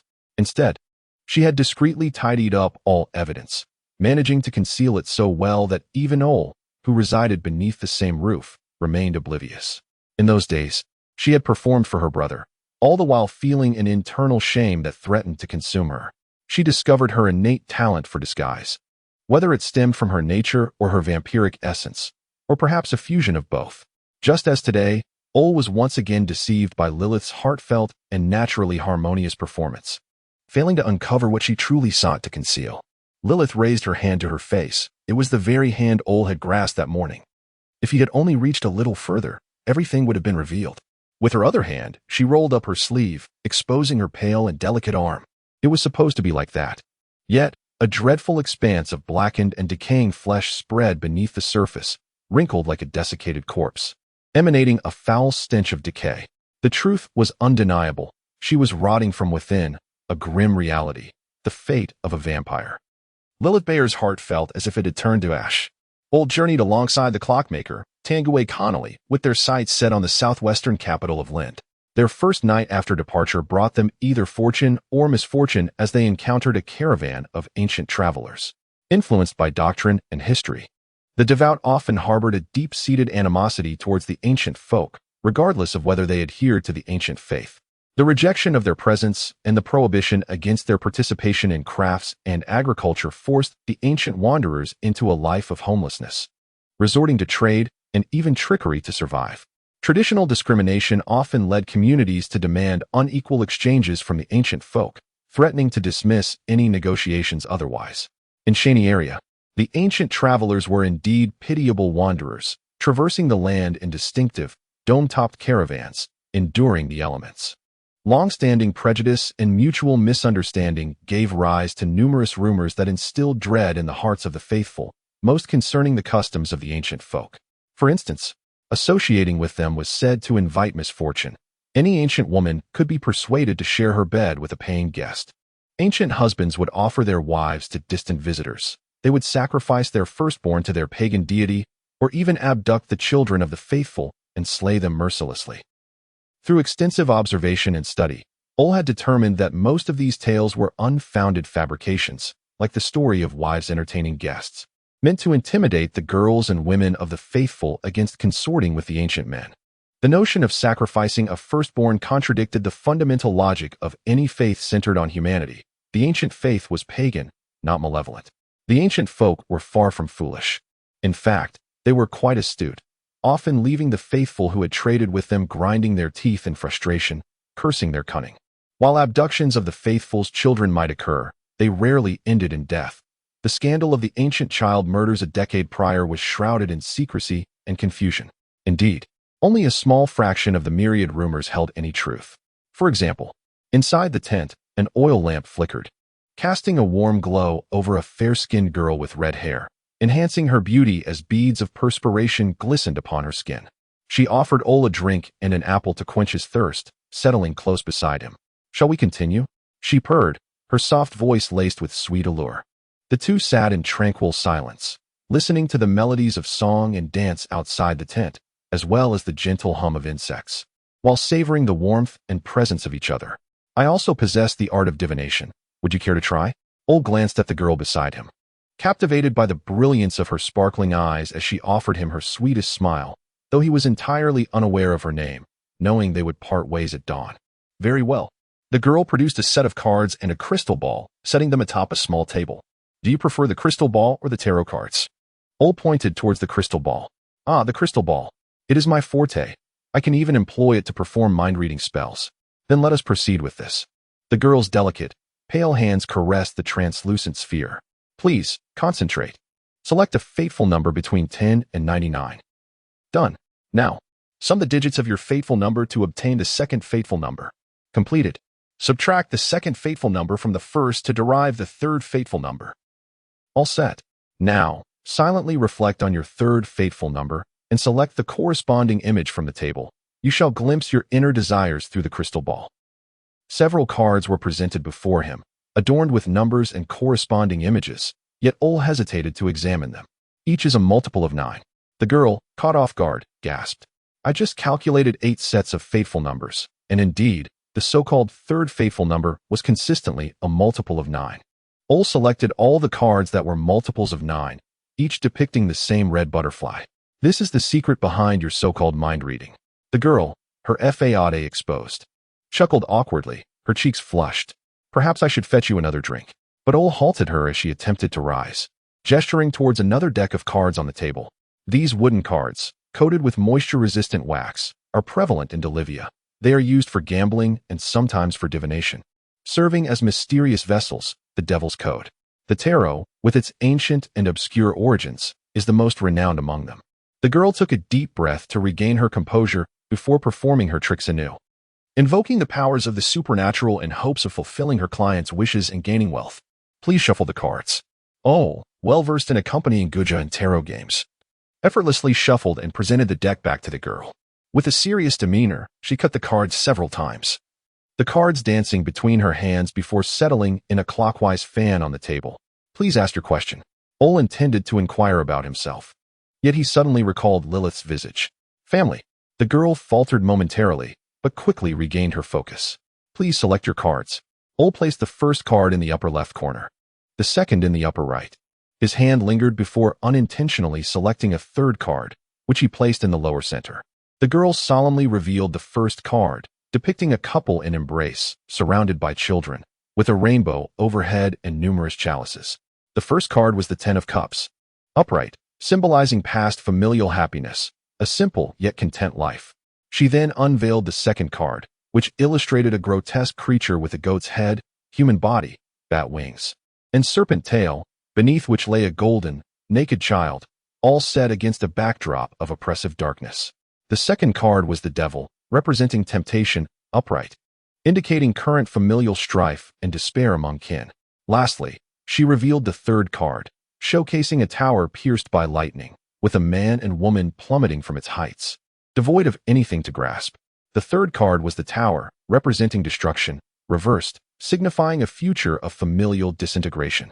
Yet, if one maintains hope, steadfast faith, and never gives up, allowing things to unfold naturally, all suffering shall eventually pass, and new beginnings will arise from the ruins of the old.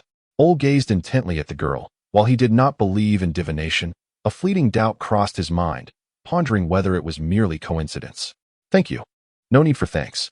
The girl, embarrassed by her intentions being unraveled, lowered her head to conceal her discomfort while gathering the cards. Wait. On a whim, Ol halted her movements, extracting the card he had initially intended to draw but had abandoned, a black knight on a white steed, raising a red inverted pentagram flag, with one king beneath his hooves and another kneeling before him.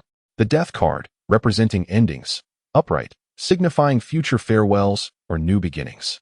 Accepting the inevitability of fate could perhaps lead to a brighter future, though this was merely an interpretation for mortals. Death. Ol silently contemplated this word, which others often shunned, lost in thought.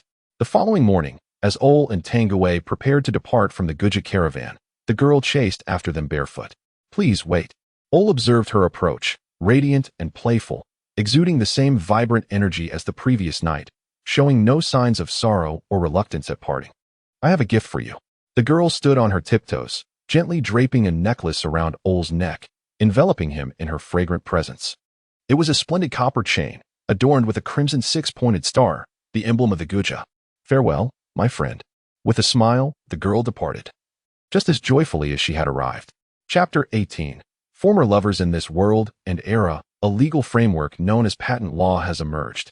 It was first instituted by King Whitman II, who granted a patent for the art of stained glass to the Delivian Zaniel Yupanqui, stipulating that for a period of 20 years from the granting of this privilege, no one else within the borders of Shaneria was permitted to utilize this technique for the production of stained glass. Notably, there is evidence suggesting that Whitman II and Zaniel Yupanqui shared a romantic relationship, and the technique of stained glass was not originally devised by Yupanqui. Rather, it had been disseminated through the community after being pioneered by an unknown individual. Thus, the essence of patent rights, initially a royal prerogative, was not intended to safeguard the interests of inventors or uphold the sanctity of knowledge, but rather served as a highly effective instrument for the monarch to amass wealth and establish monopolies. In summary, the patent rights in this current world and era protect only the individual who first submits a patent application to the Royal Academy of Shaneria and pays a fee of 7.5 large lumis, an amount equivalent to 22,500 lumis, a sum that represents a lifetime's earnings for an average household. Patent rights are, fundamentally, the domain of the affluent and the powerful. Inventors without connections often find themselves unable to safeguard their legitimate rights, and before long, they may be legally barred from utilizing their own inventions. Fortunately, Ol belongs to the privileged class. Ol Bayer and Tanguay Connolly paid a visit to the noble Flanagan family in Lind. They were informed by a servant that Sir Christian Flanagan was not at home. Instead, they were received by a flamboyant and audacious man in the reception room, who arrogantly occupied the seat of honor. Casting a disdainful glance at the composed Ol and the visibly anxious Tanguay, clad in cheap fabric and besmirched by the journey, they were beneath his notice. Mere bumpkins seeking to curry favor. The man displayed no inclination to reveal his name, deeming it unnecessary to grant a moment's satisfaction to the lowly beings before him. He feigned languor, asking, "What brings you here?" "We seek Sir Flanagan for a matter of importance," Ol replied. The man raised an eyebrow. his tone shifting to one of hostility, laced with sharpness. "So I ask again, what is your purpose here?"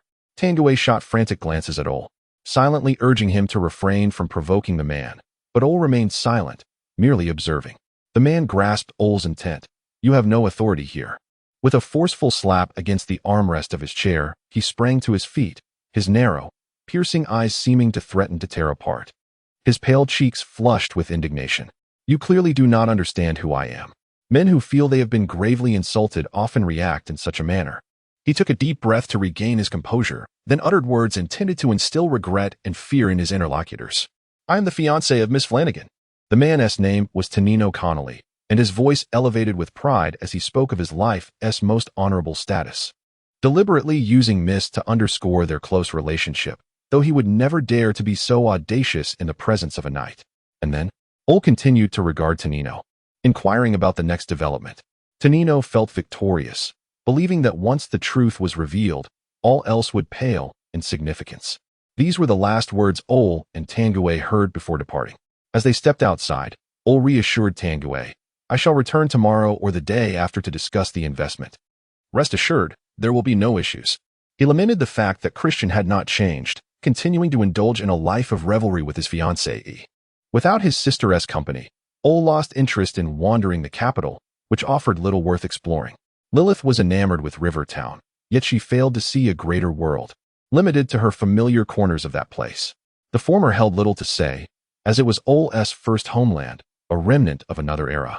The latter, however, revealed Lilith's inability to recognize the commonplace yet deplorable sights, such as the flowing filth upon the streets, the unkempt corners harboring suspicious debris, the pervasive stench in the air, and the towering stone edifices, which were but a minuscule portion of the city, thus rendering them conspicuously grand.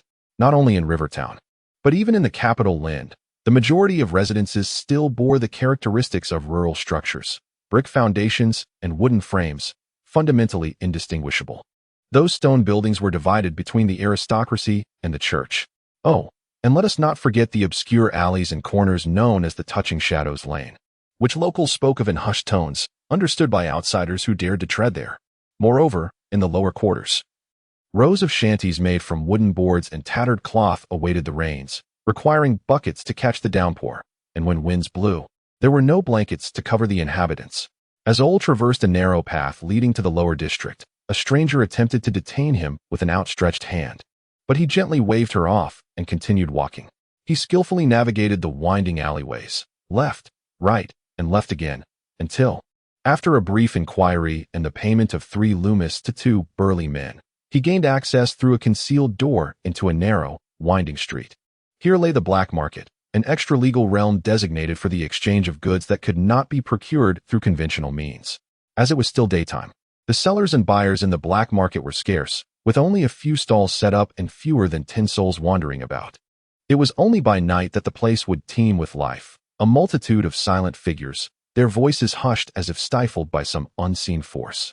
By then, one could procure anything one desired: gold and silver, jewelry, manuscripts of artworks, with the least valuable being the undergarments of noble women, along with contraband drugs, banned literature, burial items, and the more perilous offerings of human and corpse oils, which could lead to a death sentence if caught.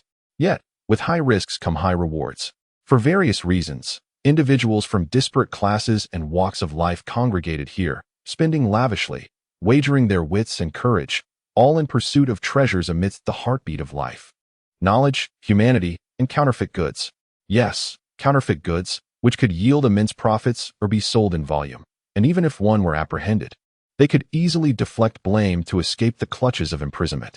As long as the counterfeit items were not sacred relics, one would not bear the heavy sin of counterfeiting holy objects or desecrating the divine, thus always finding a way to evade the wrath of deceived buyers. Ol held no qualms about acquiring counterfeit items, at least not today. After all, his goal was a book, and he cared not for whether it was a first draft or a renowned copy. What mattered most was the wisdom and power contained within its pages. In this world and era, books were exceedingly rare and valuable, and one would find no alternatives outside the black market. It was hardly feasible to rob the homes of the wealthy or the priests of the church, although the books in the black market were often of dubious origin.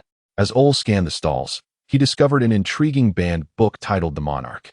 The content of this book is difficult to evaluate, save for its stark realism and historical context, which led to its prohibition by the Parliament, its incineration by the Church, and the author being branded an opposition figure and a heretic.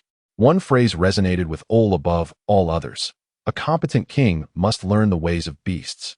He must be as cunning as a fox, hiding his guile, and as formidable as a lion, feigning harmlessness.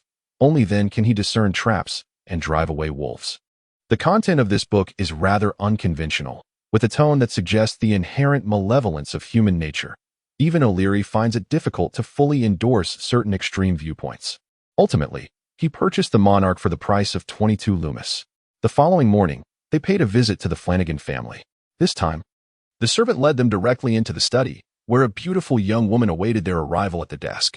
Christine Flanagan, age 20, adorned with a perfectly applied hint of makeup, wore an exquisite and lavish gown that was undoubtedly costly.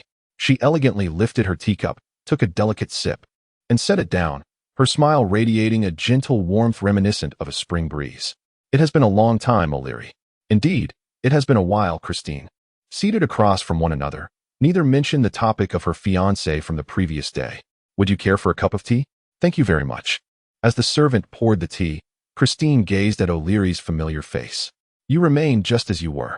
So, are you considering staying the night? Not at all. I have little desire to rekindle ties with my former fiancé. Christine's smile grew ever more enchanting. Chapter 19.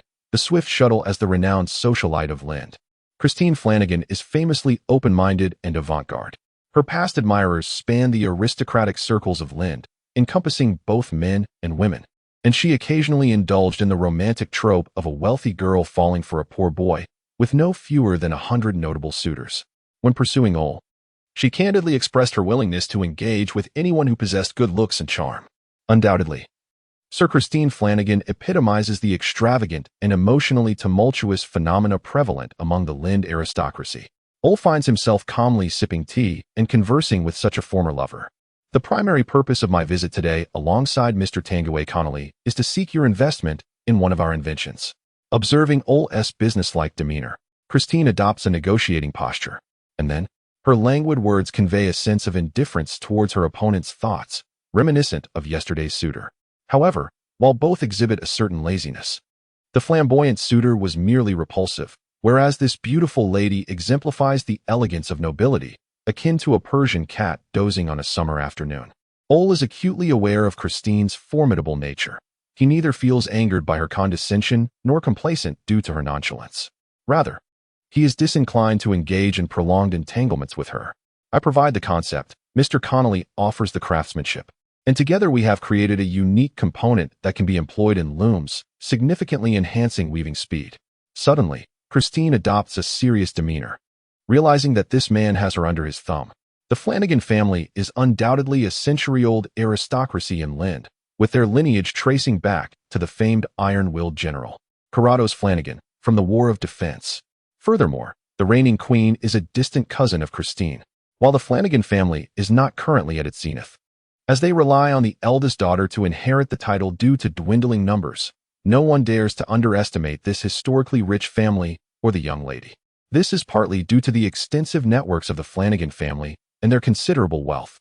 In this era, when inquiring about the most lucrative legitimate industries, aside from direct taxation imposed by the king, one would find cotton, alcohol, glass, and tea at the forefront. These commodities are intricately linked to overseas trade. The fervor of the age of exploration has charted several swift and secure maritime routes on the maps, some leading to other nations on the Herman continent, such as the southeastern Gugisland and the far northern Aden-Werlian, while others direct towards numerous colonies on another continent. Once dominant powers that thrived in the inland seas are inevitably on a decline, and even the acclaimed mercantile nation of Hello has been relegated to the back seat of multinational trade. Many coastal or near-coastal nations are eagerly poised to seize opportunities. The ferocious creature known as Cheniria lurks in the shallow waters, attempting to claim its rightful share of benefits. With exports emerging as a promising avenue, cotton, alcohol, glass, and tea represent hard currencies that manifest true wealth. The Flanagan family stands as the undisputed giant in the cotton and textile industry within Cheneria's territory. When wealth reaches a certain pinnacle, it becomes a realm of its own, and thus, none dare to deceive the Flanagan family. However, Christine grapples with her own concerns. She can acutely sense the intensifying competition in the cotton trading market. Previously unheard of small duchies and merchant guilds now boldly challenge her, issuing provocations and making audacious claims. The domestic troubles are no less burdensome, as families that appear to be compliant secretly harbor ulterior motives, professing non-aggression while engaging in insidious schemes of recruitment and infiltration. For now, the situation remains manageable. But what of 10 years? 20? 30? Will the Flanagan family still maintain its current advantage? Today, Ole approaches with unabashed boldness, proclaiming, "I have a method to help you earn even more." Christine Flanagan finds herself unable to refuse. What could it be? At Ole's prompting, Tanguay produces a small component and presents it to Christine. Is this a shuttle? Tanguay speaks for the first time, his tone imbued with pride. This is my creation. We call it the Swift Shuttle. The Swift Shuttle is an improved component based on a conventional shuttle. Typically, weavers must manually operate the shuttle. However, the Swift Shuttle features an adapted sliding groove equipped with two small wheels at either end, connected by springs. While traditional weaving requires two weavers to operate the shuttle, each stepping on a pedal and pulling the shuttle back and forth, which is both time-consuming and laborious, Tanguay grows increasingly animated, his face flushing. We have tested it, and a skilled weaver using the Swift Shuttle can accomplish the work of two individuals alone, achieving greater speed and producing a larger area of fabric. It will change the world. We will change the world. Ole interjects, urging Tanguay, the once stodgy elder, to regain composure before turning to Christine. So what do you think? Will you invest in us? Christine exhales deeply, her gaze fixated on the small object in her hand, revealing a hint of fascination. She had not anticipated that such a small thing could facilitate such a monumental achievement. What do you want? We can grant you the patent rights, but we require a signed contract stipulating that you will pay us 25 lumis per month for the duration of the patent. Christine nods, a smile returning to her face. That sounds quite reasonable. I will arrange for testing immediately, and if the results align with your claims, I won't hesitate to offer you 30 lumis per month. Ole nods in agreement, but Tanguay appears somewhat disheartened and resigned. That evening, a contract was formally executed, signed by Christine Flanagan, Tanguay Connolly, and Ole Bayer. They agreed that the following day, Tanguay would accompany Christine to submit the patent application, complete with a sample of the finished product and the pivotal 7.5 lumis patent application fee to the Royal Academy of Shaneria. Meanwhile, Ole Bayer, while addressing issues of rent and living expenses, would also set in motion the burgeoning wave of the Industrial Revolution. Chapter 20. The incident in Rivertown. The atmosphere was reminiscent of his hometown. The quaint little house stood empty, its furniture cloaked in a fine layer of dust.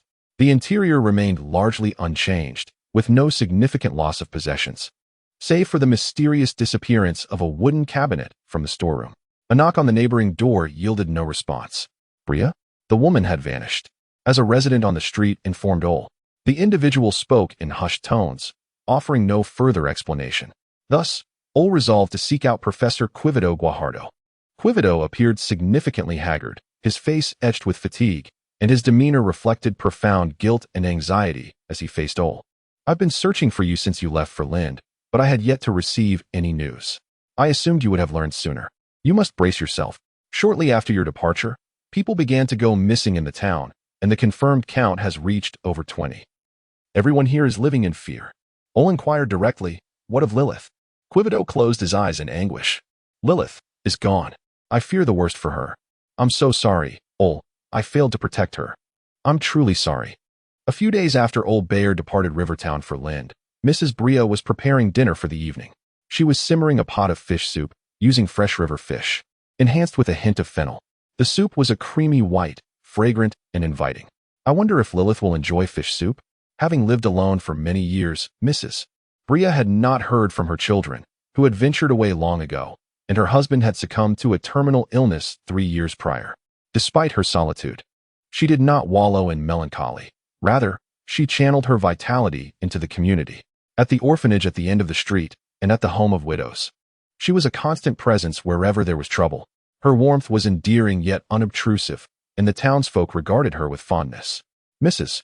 Bria extended the same kindness to her reclusive neighbors, the Bayer siblings, always eager to discuss matters of significance or mutual benefit. It was evident that the children were happy in her company. Mrs. Bria was certain she had seen the joy reflected in their smiles and the sparkle in their eyes. It was then that she realized the Bayers' siblings were, after all, ordinary individuals, merely solitary by nature, yet possessing kind hearts. That evening, Mrs. Bria presented the siblings with a pie she had baked, filled with apples, the favored flavor of her late husband. It was Lilith's first time receiving guests, and the joy on her face as she tasted the pie was genuine and heartfelt. Mrs. Bria saw in her the youthful spirit of her own children, and she cherished this girl, who was so young and beautiful. Thus, when old Bayer had entrusted her with the care of his sister during his absence, Mrs. Bria accepted the responsibility earnestly. In the days that followed, she frequently visited, inquiring about Lilith's well-being and bringing her treats. Yet Mrs. Bria couldn't shake the feeling that something was amiss with Lilith. Firstly, the household seemed devoid of food, yet she had never seen Lilith venture out to procure any. Secondly, Lilith's health appeared to be deteriorating. Her complexion, while always pale, now seemed lifeless, almost as if she were a specter. Lastly, a foul odor lingered in the air during her visits, yet the source remained elusive. Perhaps I'm simply growing old. Mrs. Bria sighed as she opened her door, her steps unsteady as she made her way to the Bayer residence, intending to invite Lilith to dinner. Upon closer inspection, she noticed that the door to the Bayer home was ajar. The elderly woman, whose eyesight had dimmed with age, thought she glimpsed a white shape flitting through the crack. Frowning, she tentatively extended her hand. "Lilith, I'm coming in." As she entered, her heart raced, and shadows seemed to dance before her eyes. But upon closer inspection, there was nothing. She cautiously explored, discovering all the windows and doors securely shut, yet Lilith was nowhere to be found on the ground floor. Mrs. Bria ascended the staircase. In the hushed atmosphere, her breathing and the creaking steps echoed, as if something sinister lurked in the darkness. There's nothing. There's nothing at all. She muttered to herself as she climbed to the second floor, where the hallway appeared normal. Just as she was about to call out for Lilith, she noticed an unsettling shadow at the far end of the corridor. Initially, she thought it was merely a cabinet, but it now appeared disproportionately large and square. With utmost caution, she approached, illuminated by the moonlight filtering through the window. As she drew near, she discerned the shadow's true form and was instantly struck with terror. It was a locked wooden cabinet, crafted from ordinary cedar, unadorned, merely a large box capable of holding a person. For reasons unknown. Despite the myriad possibilities racing through her mind, the most outrageous yet eerily plausible conclusion flashed before her. It was a coffin. Overwhelmed with panic, the elderly woman nearly fainted, but instead, she fled down the stairs, consumed by the horrifying revelation. In her haste and confusion, she stumbled and was on the verge of tumbling down the stairs when she felt herself lifted as if cradled by a gust of wind. "No, it's not the wind. Someone has saved me." Lilith's pale, yet delicate face appeared before Mrs. Bria's eyes. "Lilith!" The exclamation of surprise transformed into a cry for help as she turned to look at the elderly woman in her arms. Then, Mrs. Bria was plunged into utter despair. It was half a decayed, shriveled face. She broke free from the embrace, only to be seized by a bloodied, rotting hand clutching her wrist. In her frantic struggle, the remnants of nails scraped her skin, forcing Lilith to relinquish her hold as Mrs. Bria fled into the night. Chapter 21. The sudden departure clothes lay scattered on the ground, yet the girl reflected in the mirror no longer bore beauty. The left side of her body was decayed, with skin peeling from her forearm and the epidermis of her palm resembling a grotesque sheath. The tendons of her left foot and parts of her metatarsals and phalanges were exposed. Even the seemingly intact right side was devoid of color, speckled with gray. The rotting flesh could no longer uphold a charming visage, while the yellowish-white skull glared back at her, the jawbone brutally asserting its presence. Flesh marred and face sunken into pits. The left eye, exposed due to the loss of its eyelid, was wide open, the tears streaming down creating a visage both horrifying and inhuman. "So this is what I have become, and I too can weep," Lilith muttered to herself, swiftly wiping away her tears, which had mingled with blood, rendering them filthy. With this realization, she found no reason left to console herself. It was time to depart. She offered a smile to her reflection, yet was met only with pure malevolence and an unfamiliar terror. Overwhelmed, she broke into sobs, but soon regained her composure. Her final hope had been extinguished. The decay of recent days had neither waned nor concluded. but had intensified into the wretched form she now bore. She could never present herself to the world in this state. Lilith Bayer had initially resolved to leave without a word to her brother. She had contemplated confiding in Ole, yet what purpose would that serve? It would merely burden those she cared for with anxiety and regret. Now, she had firmly decided. The girl named Lilith Bayer refused to reveal her grotesque and abhorrent side to anyone, especially not to her brother. This was her last shred of dignity as a human. A woman and a sister. She dressed, donning a hood to conceal her countenance, locked the wooden cabinet, and gently lifted it to move downstairs. Her blood inevitably left marks on the cabinet, and only when she unlocked it to step outside did she ponder her destination. Home? No, I cannot trouble father and my sister-in-law. The city or countryside both harbor people, and they would not accept one such as I. Oh, so I, as a monster, have nowhere to go. Unbeknownst to me, has this place also become my home? She shouldered the cabinet once more and opened the front door. All right. Now everything is in order. As she lifted the cabinet for the third time, Lilith felt a newfound calmness wash over her, as if imbued with formidable strength and a resolute purpose. To the deep mountains and ancient forests, to seek a hidden place and end this life. Just as she was about to step into the darkness, she heard a slow heartbeat accompanied by faltering footsteps approaching the door. Outside, the door? It was ajar, not locked. A knock resounded, and Lilith realized her predicament, instinctively retreating, her mind consumed by a singular thought. I must not be discovered. Lilith, I am coming in. It was the voice of Mrs. Bria from next door, the kind and gentle old woman. Lilith dared not open or close her door, fearing it would draw attention. So she concealed the cabinet in the furthest corner of the hallway. She prayed for Mrs. Bria to leave, but heard the footsteps drawing nearer. Until there was nowhere left to retreat, her true self was unveiled. Cloaked in the night, Lilith moved gracefully along the rooftops and walls, as if traversing solid ground, swift as a phantom, leaping from one peak to another. The wind howled fiercely. A monster bearing a coffin crossed the moonlit sky, fleeing from the town of the river. Lilith smiled bitterly, yet her feet did not falter, as if it were her first mad dash under the night sky. She discarded her shoes, treading upon the earth, leaping through the wilderness.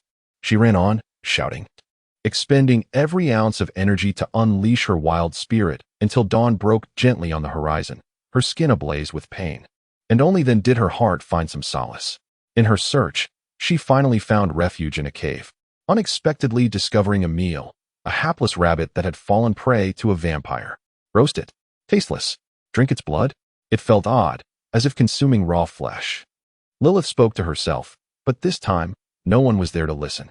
Feeling desolate, she gazed at the rabbit, which was desperately kicking and flailing in her hands, and suddenly lost her appetite. After all, I am seeking death, so I shall not waste your life any further. Lilith set the rabbit down, allowing it to flee into the sunlight. Well, now I am not only homeless, but also devoid of unexpected sustenance. Lilith nestled into the wooden cabinet, attempting to sleep through the daylight and her suffering. In the days that followed, Lilith Bayer roamed the mountains and desolate lands by night, spiraling further away. One night, she climbed to a high ground, surveying the landscape below, and spotted a massive shadow on the mountainside. The shadow lay quietly, silent and steadfast, exuding a mystery and oppression akin to the very mountains themselves. Initially startled, Lilith scrutinized the peculiar terrain, soon realizing it was a man-made fortress. Approaching, she inspected it closely. The circular high walls rose abruptly, with a corner crumbled and collapsed. The stone barrier was etched with indecipherable scratches and depressions, revealing the fierce battles that had once transpired here. Moss had overtaken the highest stone, and wild grasses had infiltrated every crevice, attesting to its age and neglect. Lilith entered the fortress through the collapsed corner, surrounded by the towering walls. She felt embraced by this equally lonely edifice, shielding her grotesque visage from the outside world. Here I shall bury myself. She raised the prepared stake, gazing at the moon suspended above, and then she remained motionless, unable to proceed. The vampire, weakened from days without nourishment, relinquished her trembling hand and the stake, collapsing despondently to the ground. Tears mingled with her cries, emotions surging uncontrollably. I want to live. I want to live. I want to live. Chapter 22. The mystery of the ring to exist is the most fundamental desire of every living being. The question of how to survive in this cruel world is one that each life must confront.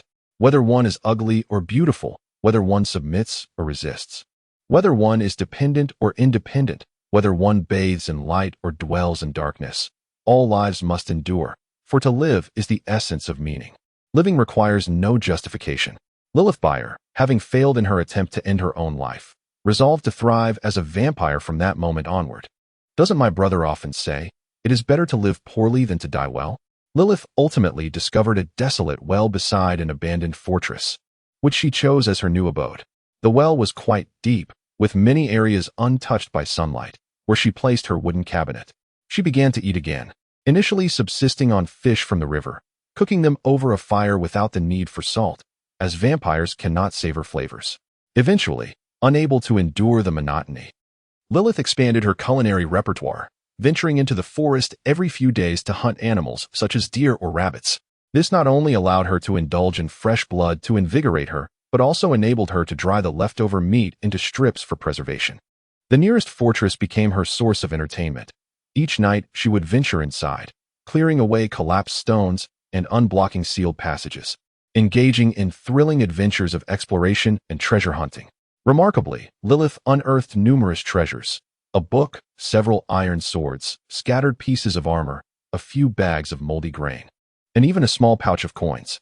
The coins bore designs unfamiliar to her, while the book contained mundane religious texts, leading her to conclude that the fortress was quite ancient, perhaps even older than she had anticipated.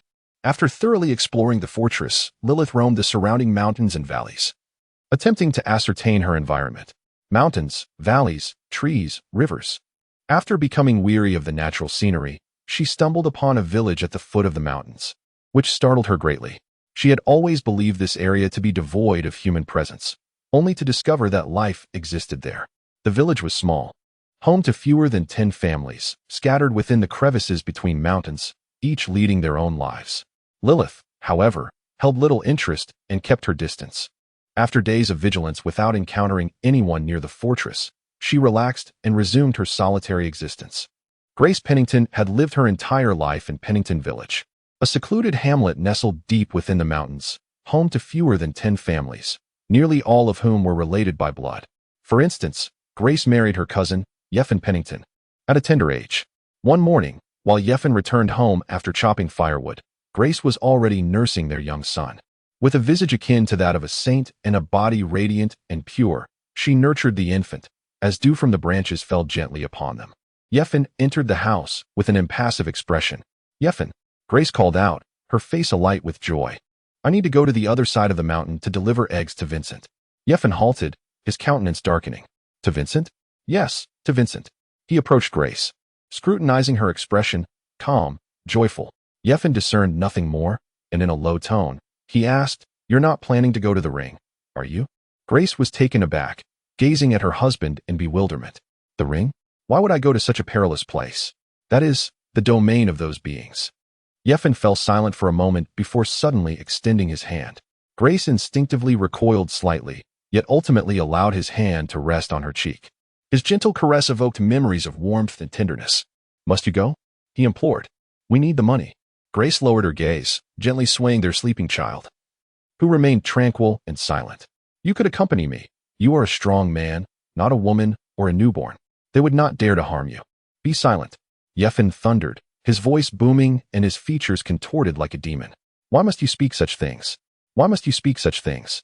Grace paled under his outburst, attempting to grasp Yeffin's hand, but he violently shook her off. "Yeffin, Yeffin," she cried, hoping to calm him. "You frightened our child." The towering man turned his crimson gaze toward the infant in her arms, snatching the swaddled baby as if to hurl him to the ground. "No." Grace fell to her knees, desperately clutching her husband's hand, tears and snot staining his clothes. "Please, Yeffin, my husband, have mercy on me, a mother. He is all I have left." Yeffin stood frozen, his eyes fixed on his wife, whose pitiful and wretched state seemed to have insidiously become a part of their family dynamic. "What have I said? I only wish to earn a little more money to provide for our little Yeffin. What have I said wrong?" Grace continued to weep, her strength waning as she collapsed at Yeffin's feet. "Please, return my child to me." Grace clutched her baby, sobbing, repeatedly kissing his face and checking every inch of him to ensure he had not been harmed.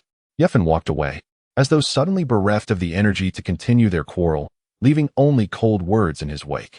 If you choose to go, then go, if that will bring you solace. But let me remind you, Grace, do not venture to the ring, unless you wish to be taken by the fairies. Chapter 23.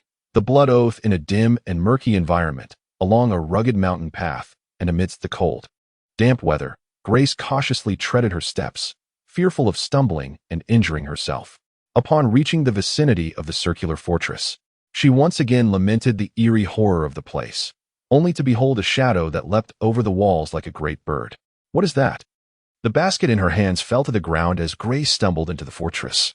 Bathed in the moonlight, she immediately spotted a fairy situated at the center of the circle, cradling a stag and gnawing at its throat, blood pooling at her bare feet. Evil stood illuminated by the moon, half decayed, hauntingly beautiful. That was no human. Grace, in a daze, was roused by her husband, yeffing. What on earth is wrong with you? She swallowed hard, uncontrollable thoughts flooding her mind as she feigned calmness and looked into Yeffing's eyes, fabricating a tranquil lie. It's nothing, just a bit tired. Yet Yeffing was not inclined to let Grace off the hook. His eyes held a profound and inscrutable meaning. You didn't go to the circle again, did you? No, Yeffing. Why would I venture into such a perilous place? I tremble at the mere sight of it from afar. How could I possibly dare approach? Yeffing regarded her with a scrutinizing gaze, while Grace offered a placating smile, the remnants of fear from their earlier conflict still lingering. Ultimately, Yeffing chose to relent. Grace secretly exhaled in relief, placing her hand atop Yeffing's as a gesture of comfort. You must be hungry. I shall prepare a meal right away, so please wait. Before long, a pot of vegetable soup and a platter of wheat pancakes graced the dining table. Yeffing and Grace sat before it, offering a sincere prayer to their Lord, expressing gratitude for the sacred food and shelter bestowed upon them before they began to eat. Yeffing tore off a piece of pancake and savored its soft, sweet flavor, invigorating his appetite. Grace served him a bowl of soup, pondering that tonight's events had finally passed. Grace's heart tightened suddenly. Grace. Yeffing caressed her hair. I sometimes truly wonder whether you are genuinely mad or merely pretending. A sharp tug at her roots sent pain coursing through her, making Grace shiver involuntarily. What are you talking about? I don't understand. She tilted her head back, afraid to move, and pleaded. Yeffing, please, I am truly in pain. You Haven T even mentioned his name. Aren't you worried whether he is hungry? Aren't you concerned if he is cold? Yeffing sneered, raising the bowl of soup in his hand. Strands of hair in the bread, a sewing needle in the fish soup, nails under the pillow. How many more pieces of evidence do you require? Those are merely accidents. Yeffing disregarded Grace's words, pressing the soup to her lips. Now it has turned bitter. What on earth did you add to it? With a sudden force, Grace cried out in pain as the soup spilled into her mouth and nostrils. Drink. You must drink it all. Choking and rolling her eyes, Grace was pushed to the ground, coughing and rendered powerless, even losing the strength to scream. My dear Grace, I sometimes truly doubt whether you are still my wife. At times, your cryptic ramblings inflict unbearable torment upon me, while at other times, you possess a cunning that frightens me like a venomous serpent. Yeffing gazed coldly at his wife, his face devoid of expression. Could it be that you have indeed exchanged your son? No. He rose and retrieved a red-hot iron rod from the hearth, striding towards the prostrate Grace. The glowing tip was nearly poised to pierce her face. Yet she forced herself to suppress any hint of fear. A doppelganger? Lilith never anticipated that her secluded existence would be so swiftly shattered. Is it my own complacency that has rendered me careless? That night, she ventured out to hunt as usual, frolicking after a stag in the woods. Yet, while feeding, she was discovered by a human. It was a woman, seemingly in her 30s, weathered and bewildered. By the time she realized Lilith's presence, it was too late to hide. A thought flashed through Lilith's mind. Eliminate the witness. As long as she silenced her, there would be a way to obscure the truth. But Lilith quelled her surging murderous intent, astonished at her own terrifying reaction. Ultimately, she could only attribute it to the vampiric nature of her bloodlust and cold-bloodedness. In a stupor, she watched as the woman scrambled away in fright. She could pursue, but there was no need. She could easily conceal herself or relocate. It was possible that the human would not divulge her encounter. Even if she did, who would believe her? And even if they did, who would come? Lilith pondered. However, subsequent events took her by surprise.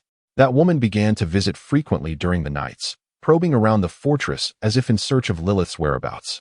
Lilith could unmistakably detect the profound fear emanating from her, a sweet, tangy scent that ignited her appetite and increased her hunting frequency.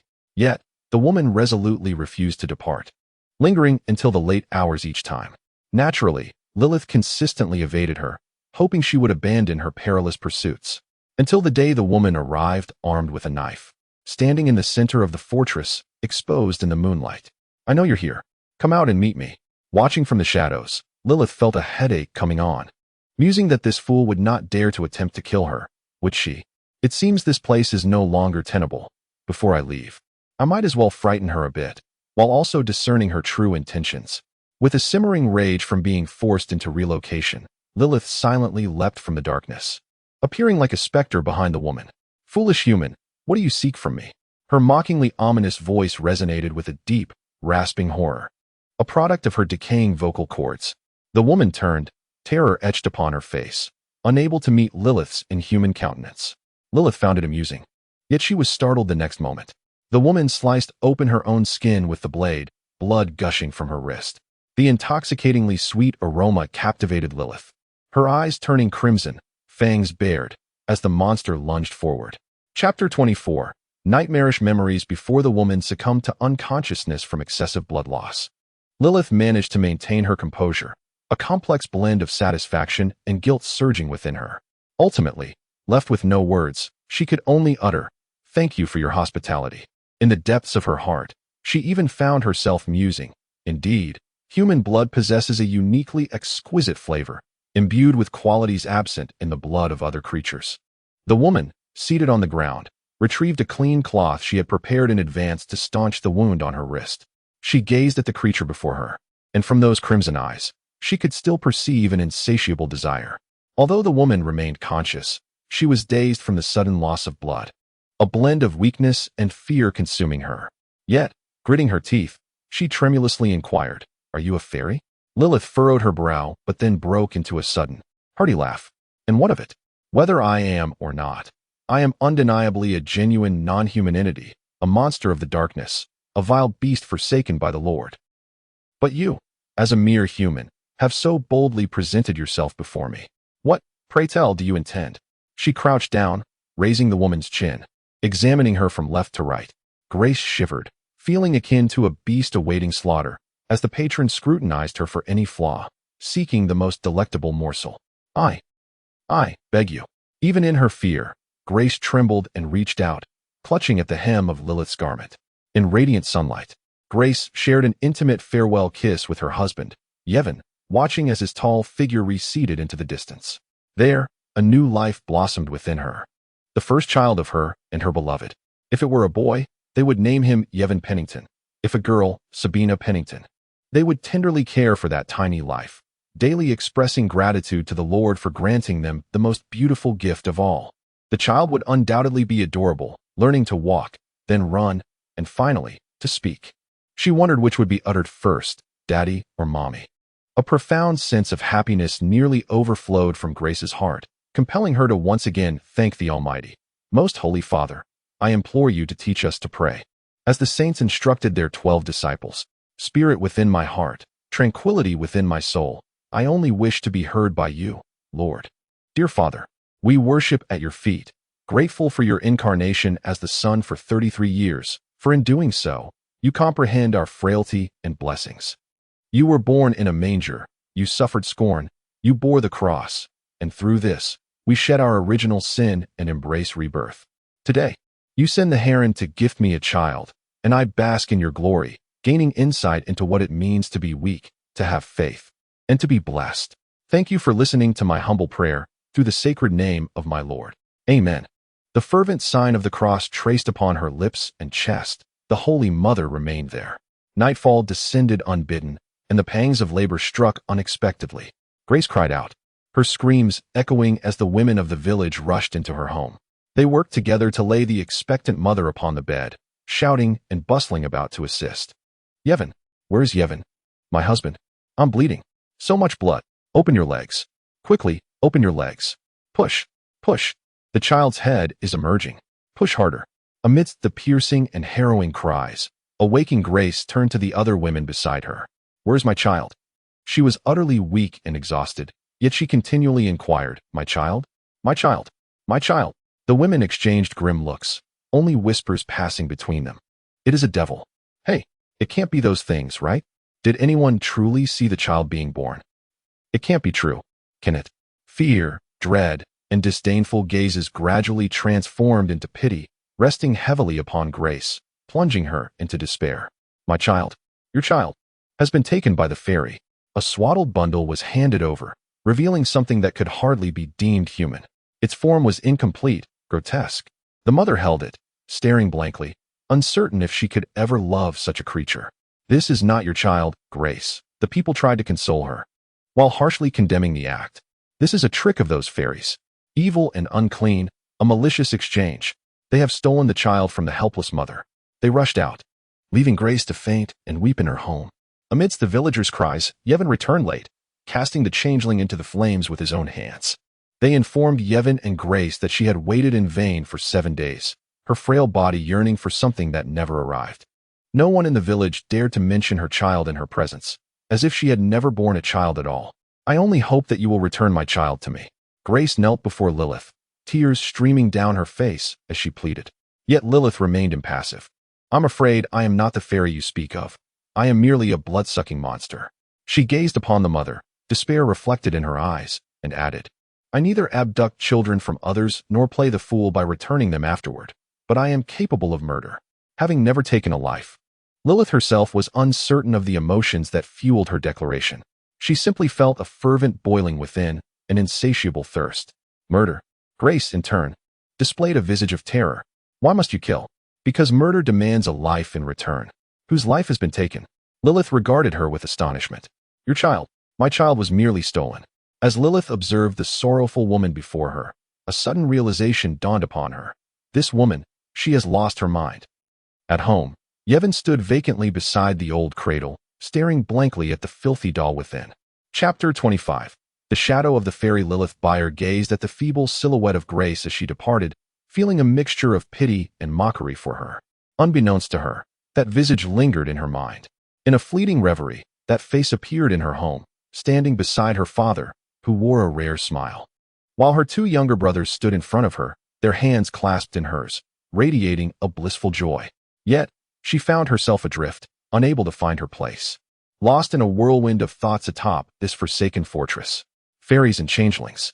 Lilith recalled Ol's tales. According to legends from Shaneria, fairies are enigmatic beings steeped in ancient lore. They first emerged in the legendary tales of King Yasa Aragon of ancient Shaneria, where ethereal fairies appeared as stunning women in the mystical lake, offering a second sword to the illustrious King Yasa, thus earning the title of lake nymphs. However, the narratives of fairies have since diverged from their initial benevolent portrayal, morphing into a grotesque and malevolent version. Upon the lands of Shaneria, indigenous fairies are far more notorious than foreign vampires, yet they have spawned myriad variations. The true nature of fairies can manifest as night-stalking, man-eating trolls, horned little demons with wings, or sly and cunning harpies. Fairies became an umbrella term, yet without exception, they are deemed loathsome and repugnant. No longer do they guide the innocent or present swords to the chosen kings. Instead, they lurk in treacherous ravines, devouring unsuspecting travelers, roam the dense forests abducting the weak and infirm, and infiltrate remote villages to replace swaddled infants. The children exchanged by fairies are known as changelings. In folklore, their essence is that of transformed lifeless objects, such as wood or stone, or even something more dreadful, the progeny of fairies. If these non-human entities deceive the original families, they grow up among ordinary humans, assimilating all human knowledge and habits, ultimately leading a life indistinguishable from that of human society, systematically preying upon the virtuous and just with treachery and sorcery. In another prevalent legend, fairies do not steal children. Rather, they slip into human homes through unclosed windows or unlit chimneys under the cover of night, bestowing a kiss upon swaddled infants. This kiss, laden with venom and malice, plants itself like a seed in the child's soul and heart, gradually consuming their life and giving rise to a new fairy cloaked in a human guise. Traits such as golden hair, charming looks, excessive attention, or an affluent background are said to attract the prying eyes of fairies. Furthermore, it is believed that a child born unseen by others with a veil covering their face, is undoubtedly a changeling. Reclusive children who remain mute beyond a certain age are likely changelings, and those who suddenly exhibit bizarre behavior or a drastic change in temperament may also be changelings. And those deformed, grotesque infants are even more certainly changelings, mere victims of a botched transformation, their malevolent essence unchanged. There are tales of abducted children being taken to the fairy realm to serve as fairies or their minions. Others say they were carelessly abandoned by fairies in the wilderness to be devoured by wolves, while some whisper that fairies skinned the children and cooked their hearts. Regardless of the narratives, a consensus prevails. Human children must never be swapped with fairies, and parents must vigilantly guard their offspring, should a child be unwittingly exchanged. With red-hot iron, cow's bile, blessed holy water, and ultimately, fierce flames, humanity can always frighten away or slay the changeling. Ol once told Lilith that changelings are merely a contemporary manifestation of society's profound fears and ignorant fantasies regarding those with intellectual disabilities, reclusive personalities, illnesses, or physical deformities. Another layer of social meaning is even more thought-provoking. During prolonged hardships, outsiders or exiles may exchange their sickly or dying infants with those of healthy children, driven by calamity and human strife. In impoverished families burdened with too many children, parents might resort to this as an excuse to alleviate their guilt and responsibility. Speaking of which, it seems there exists another peculiar type of changeling known as the doppelganger. Upon returning home, Grace fell ill overnight. The vampire's saliva had rendered her weak and listless. Yevon, having been on guard for days, immediately discerned her abnormality, understanding that the person before him was no longer the Grace he cherished. She had been taken by a fairy and was now merely an evil doppelganger. Yevon turned to his father-in-law, Silvio Pennington, his expression dark and foreboding. "Are you certain?" Silvio hesitated, for this was his own daughter whom he had raised. Yet Yevon seized Silvio's arm, his towering figure casting a shadow over the frail face before him. "I assure you, she has attempted to kill me more than once. Sometimes, I awaken in the dead of night to find her staring at me with the eyes of a beast. There is no mistake," he concluded through gritted teeth. "That impostor is constantly yearning to devour my heart." Only then did Silvio begin to believe him, though he hesitated to inquire further. "But what shall we do? Should we seek holy water?" The poor old man was simply too aged, too weary and frail. "Holy water?" Yevon pondered, affirming, "We certainly need it. But that alone will not suffice. It is far from enough. 7 days. We have but 7 days." The flames of love and hatred blazed in his eyes, yearning to scorch the guilty wickedness at any cost. In ancient lore, the doppelganger is depicted as a tangible monster, a reflection of its original, imbued with malevolence. Some accounts claim that a doppelganger can directly drain the life from the original through contact, while others assert that it replaces the original from within.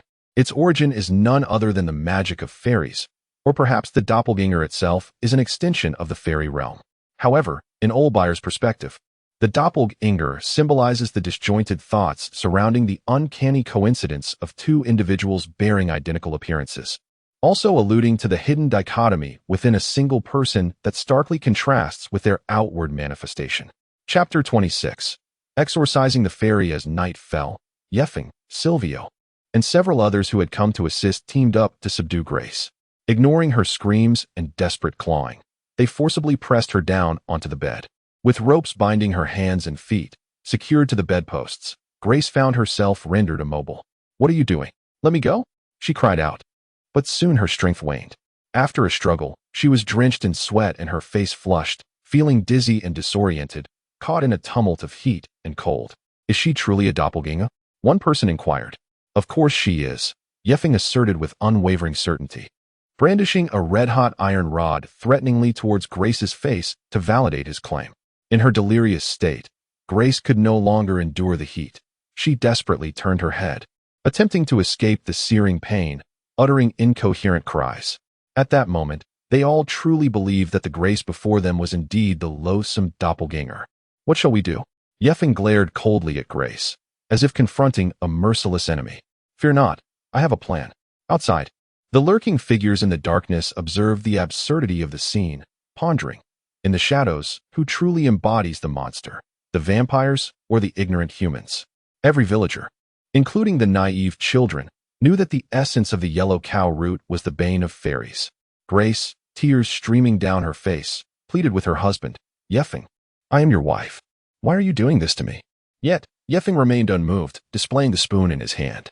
Fairy, I will not be deceived by your pathetic act. Grace is my beloved, and I shall never mistake her. He brought the spoonful of yellow cow root essence to Grace's lips, stating, If you wish to prove your authenticity, drink it, every last drop. The bitter, strange odor made Grace nauseous, yet she reluctantly opened her mouth. The acrid taste spread from her tongue to the very roots, jarring her senses. With immense effort, she finally swallowed the potion. See, I drank it. Grace managed a weak smile, hoping to elicit Yeffing's compassion. However, Yeffing felt no pity for the doppelganger and presented another spoonful to her lips. Drink it. His monotonous command was as unyielding as cold stone. Grace, however, could not keep the second dose down and vomited it. Yeffing said nothing more, silently offering a third spoonful. Grace realized that the obstinate Yeffing would not relent easily. She averted her mouth and turned her head in futile resistance. Yet, Yeffing truly paused, speaking in a tone of resigned certainty. I knew that mere yellow cow root could not subdue you. I knew. Father, my wife has been taken by a fairy. Yeffing's words were interrupted by Father Darren. I was already aware of this before my arrival. The priest's eyes were sharp, reminiscent of a hawk, imbued with the power of faith. Is your wife a devout believer? Yeffing hesitated, ultimately responding truthfully. She used to be, but after certain events, Grace has not been as devout. The priest's lips curled into a knowing smile. No wonder. The faithless are often subjected to greater trials and tribulations. What exactly did she do? Did she cease her prayers? Yeffing struggled to articulate. She once said, The Lord is merely. The priest's brow furrowed deeply as he exclaimed, Merely what? The Lord is a deceiver. Yeffing's voice trailed off, growing softer as the priest's expression darkened. He entered the room in silence, casting a stern gaze at the sinner. You, the pawns of rebellion against the Lord, the venomous serpent that slanders him, deserve death. The priest produced a cross, large enough to fit in his hands, displaying it before Grace. In the name of the Lord, I command you to depart from this lamb's body. You wretched, vile insect. Grace perceived the priest as a savior and cried out, hoping for his assistance. Father, I am not a fairy. But her plea was interrupted by the splashing of holy water. Silence, you shameful non-believer. The cross pressed against Grace's face, stifling her every right to protest. Young Mr. Sheru, who had long aspired to medicine, upon obtaining his medical license, realized his inability to save many lives. Thus turned to ancient knowledge regarding fairies. Hearing that a most unwelcome guest had arrived at his esteemed cousin's home, he hastened to offer his unique remedy, known as the Princess Slayer from the Mountain Spring. This secret potion was crafted from a specific blend of yellow cow root, sulfur, lime powder, and the yolks of eggs laid by roosters, forming a yellowish-white solid. We need to soak the potion in the yellow urine of men aged 23 to 33, and at the stroke of midnight, administer it all at once into the doppelganger's belly. Only then can we ensure the demise of that stubborn fairy. Upon hearing this, the individuals in the room were deeply impressed by the doctor's vast knowledge and formidable skills, nodding in agreement. Yeffing even embraced Sheru, tears of gratitude streaming down his face as he repeatedly expressed, Thank you. Thank you. My Grace is finally saved. My Grace is finally saved.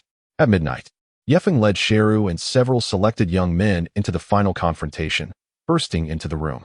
Sheru and the others held Grace down, while Yeffing positioned himself directly atop her.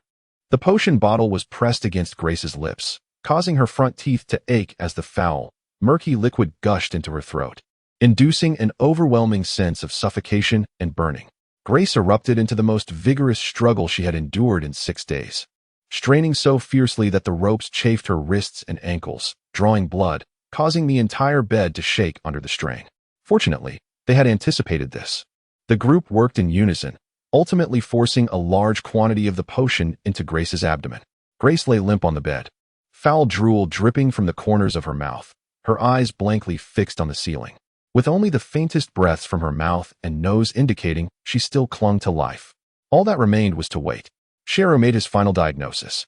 Yeffing nodded resolutely, his voice tinged with a dreadful realization. I will personally bury her with fire, then wait at the ring for another 7 days. On the rooftop, Lilith witnessed everything unfold. Taking a deep breath to calm her tumultuous thoughts, She arrived at her own conclusion. The ignorant humans are the true monsters. With a flicker of shadow, she vanished into the depths of the long, dark night. Chapter 27. The Art of Deception. As the sun rose gradually on the seventh day, Yefeng stepped into the somber chamber. Many nights of sleeplessness had rendered him utterly exhausted, dark shadows under his eyes accentuating his gloom, and a final chill emanated from his numbed visage. Upon seeing him, Grace, who sat upon the bed, broke into a sweet smile. Yefeng hesitated, scrutinizing the figure before him with caution. "What is your name?" he inquired. "I am your beloved Grace," she replied. Yefeng gazed at her familiar countenance, feeling a sense of nostalgia wash over him. Grace, too, appeared to be lost in thought. "It feels like a dream. I was taken to the circle in a daze. I worried for you, worried that you were alone at home without care. They told me, 'Grace, Grace, do not fear, we shall resolve everything.' How foolish I was to believe the fairy's words. I love you so dearly. I should not have allowed them to deceive your affections. Even now, I still remember our first meeting and all the moments we've shared. Oh, Yefeng, how deeply I love you." Yefeng found himself unable to withstand the intensity of her gaze. He sought a flaw in her words. "If you love me so, why did you go with them in the first place? Yefeng, Yefeng, you are my only husband." Grace offered her profound contrition to the one who held her fate. "They told me that my child, little Yefeng, was waiting for me in the circle." Her voice trembled, tears streaming down her face, yet she spoke with a sense of relief. "I saw him there. He is now as tall as you, grown into a handsome young man. And I recognized him at once. After all, how could a parent not recognize their own child? He told me he is doing well, that the fairies treat him as their own, nurturing him to adulthood. He misses me and you dearly. He has never harbored resentment towards us. He hopes we can forget him and begin anew." Struck at his core, Yefeng's lips quivered as tears flowed freely from closed eyes. He made one final attempt to resist. "But you are still here, my beloved Yefeng. You are the one who needs my care the most." Unable to restrain his emotions any longer, Yefeng rose in silence and untied the ropes binding Grace's hands and feet. "Thank you, my dear Yefeng." Freed, Grace immediately leaped into Yefeng's embrace, and he held her tightly, unwilling to let go. Soon, it was confirmed that the fairy that had possessed Grace Pennington had finally departed.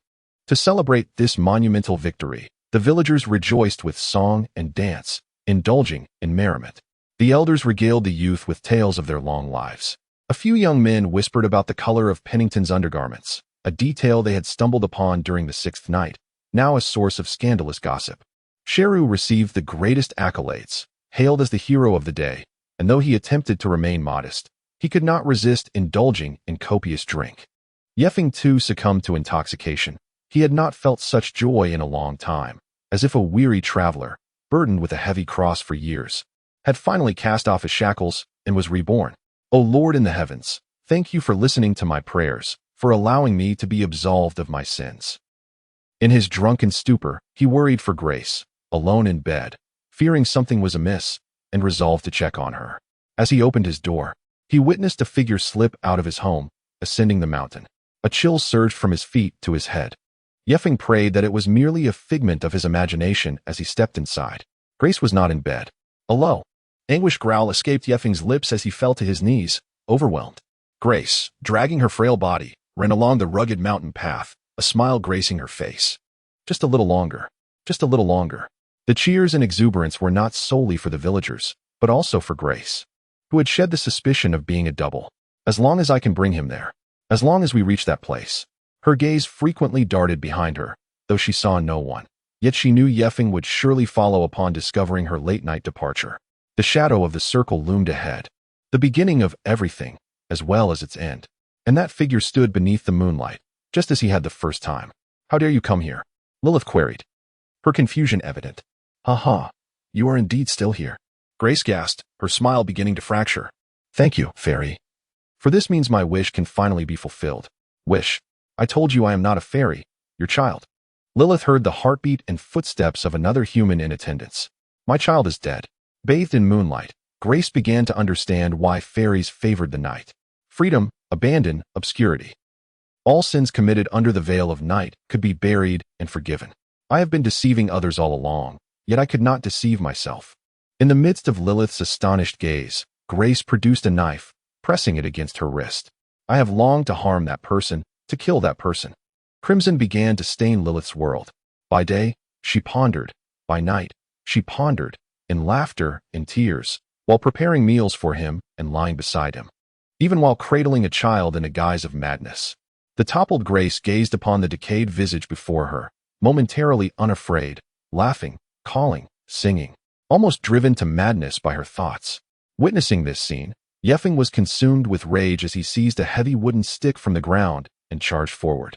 The sound of the impact resonated as the stick splintered, and the bloodthirsty creature, wounded, lifted its crimson eyes, fixating on the audacious prey. In those eyes, there was no glimmer of reason, only an insatiable hunger for human blood and a frenzied bestial madness. A shadow passed swiftly. Yeffing barely registered anything before he felt himself soar through the air. It was only when he crashed to the ground that the searing pain from his broken right arm struck him, threatening to snuff out his life. The bittersweet taste of fear, the sharpness of rage, the richness of suffering, and the allure of death. There is no better seasoning than the cries of the living. The last vestige of reason sang praises in that moment. Yet Yeffing could not appreciate the beauty of his own lament. He was seized by the creature behind him, as if death itself had gripped his soul. It sunk its teeth into him. Under the moonlight, within the circle, Lilith Bayer claimed her first human victim as a monster. Chapter 28. The girl's return as the lifeless shell, devoid of a heartbeat, threatened to collapse onto the ground. Lilith Bayer found herself clutching her prey in a daze. Her hands stained with blood, yet imbued with a meaning starkly different from before. How is it? My husband's essence is rather exquisite, isn't it? A mocking voice echoed, and Lilith turned to behold the woman before her, tending to her wounds. The woman, named Grace, unabashedly revealed her true nature. You deceived me? Lilith had initially perceived her as a feeble, pitiful madwoman. Indeed, the moment you uncontrollably lunged at me, bleeding, I had already devised my plan. Grace boldly confessed, inching closer to scrutinize the lingering terror etched upon Yeffing's face. What would a beloved do upon witnessing you pinned beneath a monster? Lilith immediately thought of her brother, and the answer was all too apparent. She realized she had been manipulated. Aren't you afraid I might kill you too? Grace discerned the fury radiating from Lilith, evident upon her countenance. Fear? Why should I? As you said, you are no fairy. You are merely a monster capable of murder. Yet Grace was unfazed, her gaze filled with disdain for Lilith's grotesque visage. You underestimate this world and its inhabitants. Do you think only monsters like you devour humans? Grace clapped her hands, her soft words reminiscent of a lullaby. The world consumes people. It relishes the taste. The living feast upon the living. Who doesn't relish it? You consume flesh. Yeffing consumes flesh. She bent low, her smile radiant and tender, as if inquiring whether Lilith was hungry. Why should I not devour humans? Why should I not take pleasure in it? Grace circled around Lilith, embodying a nonchalant demeanor as she prepared to depart. Halt! Lilith bellowed, a murderous intent brewing within her. She was no saint. She harbored no qualms about exterminating wicked souls, and she had entertained the notion of slaying Yeffing and other foolish mortals more than once. From the very first night they conversed, Lilith had been prepared for the requests Grace might make, mentally gearing herself for a transaction, one offering blood while the other took action. However, she could not abide being deceived, nor could she accept being treated as a mere instrument, nor could she accept having extinguished the life of a husband yearning to save his wife. She craved to take another life. Do you wish to kill me as well? Grace turned to inquire, her tone devoid of any fear. You lack the resolve. Without primal instincts driving you, you cannot be considered a true monster, after all. You still clutch that corpse. Lilith stood frozen, gazing blankly at the lifeless body in her arms, the vacant eyes seemingly questioning her in silence. I see it now, beyond your terrifying visage and strength. You are merely a child. Grace gradually retreated, leaving behind her final admonition. You would do well to leave this place swiftly. I shall relay our story to the villagers. And as for their actions, I cannot guarantee what they will do. Lilith hoisted the wooden cabinet upon her back and fled the circle under the cover of night, escaping the mountains, for flames and cries had erupted from the nearby village, spreading towards the fortress. Lilith understood that this place was no longer safe for her. This marked the first time Lilith had ingested such a copious amount of human blood. It felt as though the crimson liquid evaporated within her, transforming into a searing energy coursing through her veins. The decayed flesh seemed to revive, sprouting and writhing, weaving itself anew. Perhaps the secret to halting decay lies within human blood. If only I continue to consume it. Lost in thought, Lilith abruptly halted, realizing it was too late to comprehend everything. Where to next? She muttered to herself, the question devoid of answers, yet she felt an unsettling sense of acclimatization. Her mind was calm, her thoughts clear. Even solitude could be accepted with tranquility. Humans do consume one another. The world is indeed a predatory one. Lilith Bayer mused over Grace's cynical observations on the malice within human hearts, deeming her a proficient predator. Perhaps solitude was not so bad after all. Her steps lightened, yet she recalled the corpse in her embrace, growing cold. That gentleman, Yeffing, might have deserved his fate, yet she did not wish to kill him so easily. It felt akin to granting him forgiveness, allowing him the choice of redemption and self-sacrifice in his final moments. Were it her, she would prefer to humiliate him face to face, to punish him severely as he resisted. Her enthusiasm grew, as if she were exacting vengeance on a former friend or unrequited love. Only when they bowed their heads in apology, pleading for mercy, would she finally show mercy and deliver the final blow. After indulging in her own fantasies, Lilith fell into silence once more. Oh, how round the moon is! How tranquil the surroundings! How joyous my heart feels! Only those genuinely happy would refrain from abruptly announcing their joy. Ultimately, a lingering discontent stirred within Lilith, prompting her to erupt in anger, her terrifying visage contorted as the writhing blood sprouts heaved and fell. Damn you, Grace! I am the true monster here. What audacity you have to prattle on before me. Eating humans or not. The next time I see her, I'll twist her head off and use it as a ball to kick. After venting her frustrations, Lilith finally attained a semblance of calm. How comforting. As long as it feels good. What a mere illusion. Though disheartened, she found it bearable. This time, the monster maiden did not weep or cry. She continued her strides into the unknown. A piercing horn echoed throughout the world as gossamer black clouds obscured the bright moon, plunging the already dark night into an even deeper abyss. Lilith felt as though an invisible hand had firmly grasped her heart, the air around her thickening, an insurmountable terror washing over her, rendering her immobile. Trembling, she struggled to move her limbs, as if transformed into a feeble newborn. Flee into the darkness. Flee into the darkness. The vampire's instinct screamed, yet a profound despair permeated her being. Only then did Lilith truly comprehend her predicament, an unimaginable, unstoppable presence had descended, leaving her with no escape, no refuge, for he was the sole king of the night. The air transformed from a chilling frost to searing molten iron. Lilith followed the heavy breaths and low growls to a nearby shadow, where a pair of crimson eyes lay in wait. That is, recognizing the familiar aura, Lilith quivered as she uttered the name. Charles. The eyes in the darkness retreated, revealing a man stepping into the moonlight. His disheveled black hair contrasted with his calm visage, which concealed tumultuous emotions. Thunder rumbled within his dark eyes, illuminating a corner of the abyss. Ol and Lilith exchanged silent gazes, neither speaking immediately. She tilted her head, tugging at her hood, wishing to shield her brother from the sight of her current grotesque appearance. He pursed his lips, unable to voice his original anger. Many once important matters had lost their significance. I brought you a book from Lind. Ol stood firm, refraining from approaching his frightened sister. You should find it to your liking. He understood that his sister did not need to hear more questions or lectures at that moment, so he simply extended his hand. The girl plunged into her brother's embrace, weeping more profoundly and contentedly than ever before. In Pennington Village, the inhabitants did not succumb to slumber. Rather, they surged into the age-old circular fortress that had long weighed upon their hearts. They shouted and clamored, igniting an unprecedented fury and rebellion triggered by the tragic death of a fellow compatriot, and they swiftly overtook the fabled realm of the fairies. This night marked humanity's triumph, not born from extraordinary bravery, but rather from the absence of a tangible adversary, as the terrifying legends were merely illusions.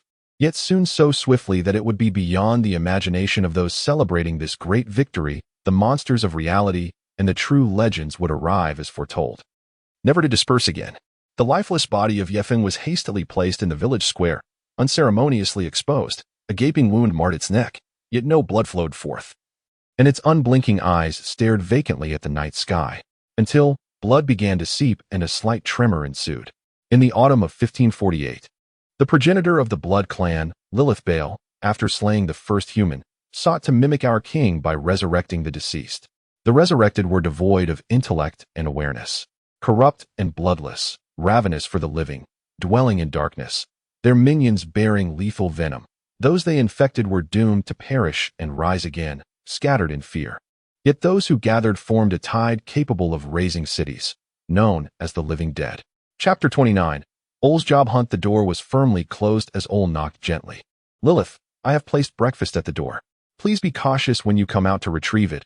Avoid spilling. A vague response emerged from within. Ol set down the tray, which contained a bowl of warm milk and a small vial of blood. He turned and descended the stairs, exiting the house. Since Lilith returned home, she had locked herself in the storeroom, unwilling to venture outside or encounter anyone, even preferring to communicate with Ol through the barrier of a door. This is a mental affliction, Ol mused, understanding her plight, for he too had struggled to accept the visage of his sister upon first seeing her. The decay of her body was an essential characteristic of the contemporary vampire legend. After all, the term vampire in modern parlance evokes images of the living dead and animated corpses. Decay and decomposition are the norms. Yet, no literary work has yet emerged that elegantly depicts a vampire named Dracula, creating a subconcept within popular culture that is both traditional and strikingly beautiful and noble. The scant few who are aware of the legends hold a perspective of vampires that is far removed from the notions of charm, nobility, elegance, beauty, and immortality. Ol sighed deeply, a rare display of wavering resolve and fatigue crossing his features. The offering was fresh neck blood from the nobility, and the incantation was meant to cleanse and beautify one's form, ensuring that the corporeal vampire could escape the fate of decay. Yet, the outcome remained grim for Lilith, as she was destined to tread that terrifying path, though perhaps there was still a glimmer of hope. Today's visitor was Mr. Olaf Patton, who resided in the bustling northern district of Rivertown. This gentleman towered impressively, forcing Ol to tilt his head upward to meet his gaze. His wife, Anna Perlon Patton, appeared petite in contrast, barely reaching Olaf's waist even when on tiptoe, her two charming dimples adding to her allure. Anna served tea to the guests before gracefully retreating. What brought Mr. Patton here today? Olaf's demeanor was steady, his gaze piercing, resembling a poised brown bear ready to spring into action. Mr. Patton, as you know, I am new to Rivertown and currently without employment, yet I still need to earn a living. Ol spoke with a stoic facade, though his modest income of 30 rubles a month left him untroubled regarding daily sustenance. Thus, I have come to request your assistance in making an introduction. Olaf furrowed his brow, instinctively offering a polite refusal. I understand your predicament, but to speak frankly, my friend, the 10 households are already full. Ol interjected, Mr. Patton. He did not mask his keen gaze, revealing his determination. The position he sought required a display of sufficient resolve. The town had recently been unsettled, as there had been a spate of households withdrawing from the mutual protection arrangement for various inexplicable reasons, yet all were acutely aware of the underlying truth. The mutual protection scheme, known as the 10 households, formed the backbone of the town's security system. In this era, there were no police officers, yet crimes such as theft, robbery, and murder were all too common. In rural villages, where everyone knew each other, the locals would band together, often calling upon a local noble or knight to organize night watches and investigations. However, in towns, such measures were impractical, as new travelers arrived daily and old residents departed, making it impossible to identify potential scapegoats. A dark joke circulated: a stranger arrives in town, only to be murdered the next day, with no one knowing their name or origin, for they were mute. Countless nameless outsiders fell victim to such tragedies. Thus, the 10 households emerged. Traditionally, it comprised 10 local figures of influence, wealth, or connections. They functioned as a hybrid of a sheriff and an insurance company, possessing the authority to search residences, interrogate residents, arrest suspects, and even mobilize temporary armed forces, while also bearing the burden of accountability when they failed to act. For instance, if a thief stole a priceless gem, the 10 households could rally the entire town to search for it, regardless of any protests that might arise. In days gone by, such power and risk associated with the 10 households was coveted by many as the pinnacle of respectable careers, comparable to the esteemed judges elected by the citizenry. Unfortunately, these were not those bygone days. Recently, the town had witnessed over 20 cases of missing persons, primarily concerning long-term residents with families and friends. The fate of countless victims, including wayfarers, vagrants, and recluses, remained unfathomable. At the very least, the 10 households could not begin to comprehend the magnitude of responsibility they would ultimately bear. There were instances in history where enraged and terrified townsfolk had risen in revolt, killing members of the 10 households.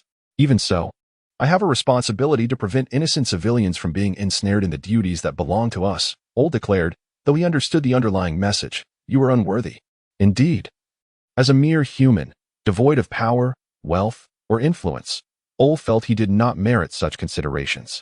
Thus, the position I seek is not among the 10 households. At this, Olaf relaxed his brow. The Night Watchmen? The Night Watchmen were a small organization directly accountable to the 10 households. Its members were typically young men unable to find employment, fortunate to have secured this legitimate role rather than resorting to lives of crime. Ol regarded them as akin to bell ringers. The Night Watchmen patrolled the streets by night, both to prevent fires and guard against crime. Some would stand atop wooden and stone towers, vigilantly scanning the streets for any sign of disturbance. No, Ol shook his head. The Night Watchman cannot provide me with what I desire. Forgive me, but I am at a loss as to what position I might recommend to you. You certainly can. Ol lifted his teacup and took a sip. I hope you can recommend me for the position of coroner. Chapter 30. The examination of the corpse. Olaf Patton led Ol to the morgue. Though it was called a morgue, it was merely a basement for storing the deceased. The local residents tolerated this grim establishment, yet quickened their pace as they passed, casting skeptical glances at the two rare visitors. Unable to comprehend why anyone would willingly venture into a place where life and death intertwined. However, upon recognizing Olaf's identity, they immediately gathered around. Mr. Olaf. Good evening. What brings you here so late, Mr. Olaf? Has there been progress in the case? Have the criminals been apprehended? The crowd was initially filled with ordinary greetings, but soon could not contain their inquiries regarding the missing persons case. Fear not, everyone. Please remain calm. Olaf's voice resonated, firm and commanding, as he raised his hand to quell the rising tide of questions. I, Olaf Patton, pledge to you, we shall uncover the truth and capture the perpetrator. Having addressed the residents, Olaf descended the narrow, slippery staircase, with Ol following closely behind. The staircase was short, consisting of only a few steps, leading to a small building where impoverished newcomers resided above, while the unburied dead lay below. Olaf knocked on the door and entered without hesitation. The heavy, humid air was suffused with the unmistakable stench of decay, and the dimly lit environment could not dispel the primal fear inherent in humanity. Olaf waved his hand in a futile attempt to disperse the odor, ultimately resorting to covering his nose with a handkerchief for some semblance of comfort. This is Midas Hogan, the temporary coroner and caretaker here. Midas Hogan was a tall, slender young man with golden short hair and a thick mustache, presenting a neat appearance that was somewhat undermined by the obscurity of his features. This is Ol Byer, the new coroner. You would do well to heed his guidance. Midas Hogan surveyed Ol in silence, his gaze reflecting a hint of discontent and resentment, yet he refrained from voicing his thoughts, passively accepting the arrangement. I shall take my leave now. Olaf bid farewell to Ol and exited, leaving Ol alone with Midas. Let us formally introduce ourselves. I am Ol Byer. No need. Midas replied curtly, as Ol approached to examine the modest underground space and the corpses displayed within. In Ol's perception, thick tendrils of darkness swirled about, intertwining and distorting, reminiscent of malevolent spirits, transforming the realm of the living into a veritable hell. That was the essence of death, an existence inseparable from the natural law of mortality. Imperceptible to ordinary humans, yet undeniably present, pervading every corner of the world. Ol knew little about this essence, save for the fact that the denser it became, the closer death approached. At times, Ol could even catch glimpses of incomprehensible phenomena through the veil of death surrounding the living. They halted before a corpse. Please. Midas finally gestured towards Ol. Ol understood that Midas was unwilling to concede his position so easily, eager to gauge Ol's capabilities. He, too, was unperturbed, donning a clean apron and approaching the body with an expression of calm, conducting his examination while formulating his report. The deceased was a male, aged between 30 and 40. Ol adjusted the head of the corpse, his keen eyes swiftly searching for useful information. There were no visible wounds on the face, but foreign matter seeped from the mouth and nose. He cut through the clothing with scissors, revealing the torso. The abdomen was notably distended. A hand was gently lifted, revealing a purplish, lightning-like pattern upon the body. Corrupted vascular markings were present on the right side of the chest. The trousers were removed without hesitation, as neither the dead nor the living exhibited shame or hesitation.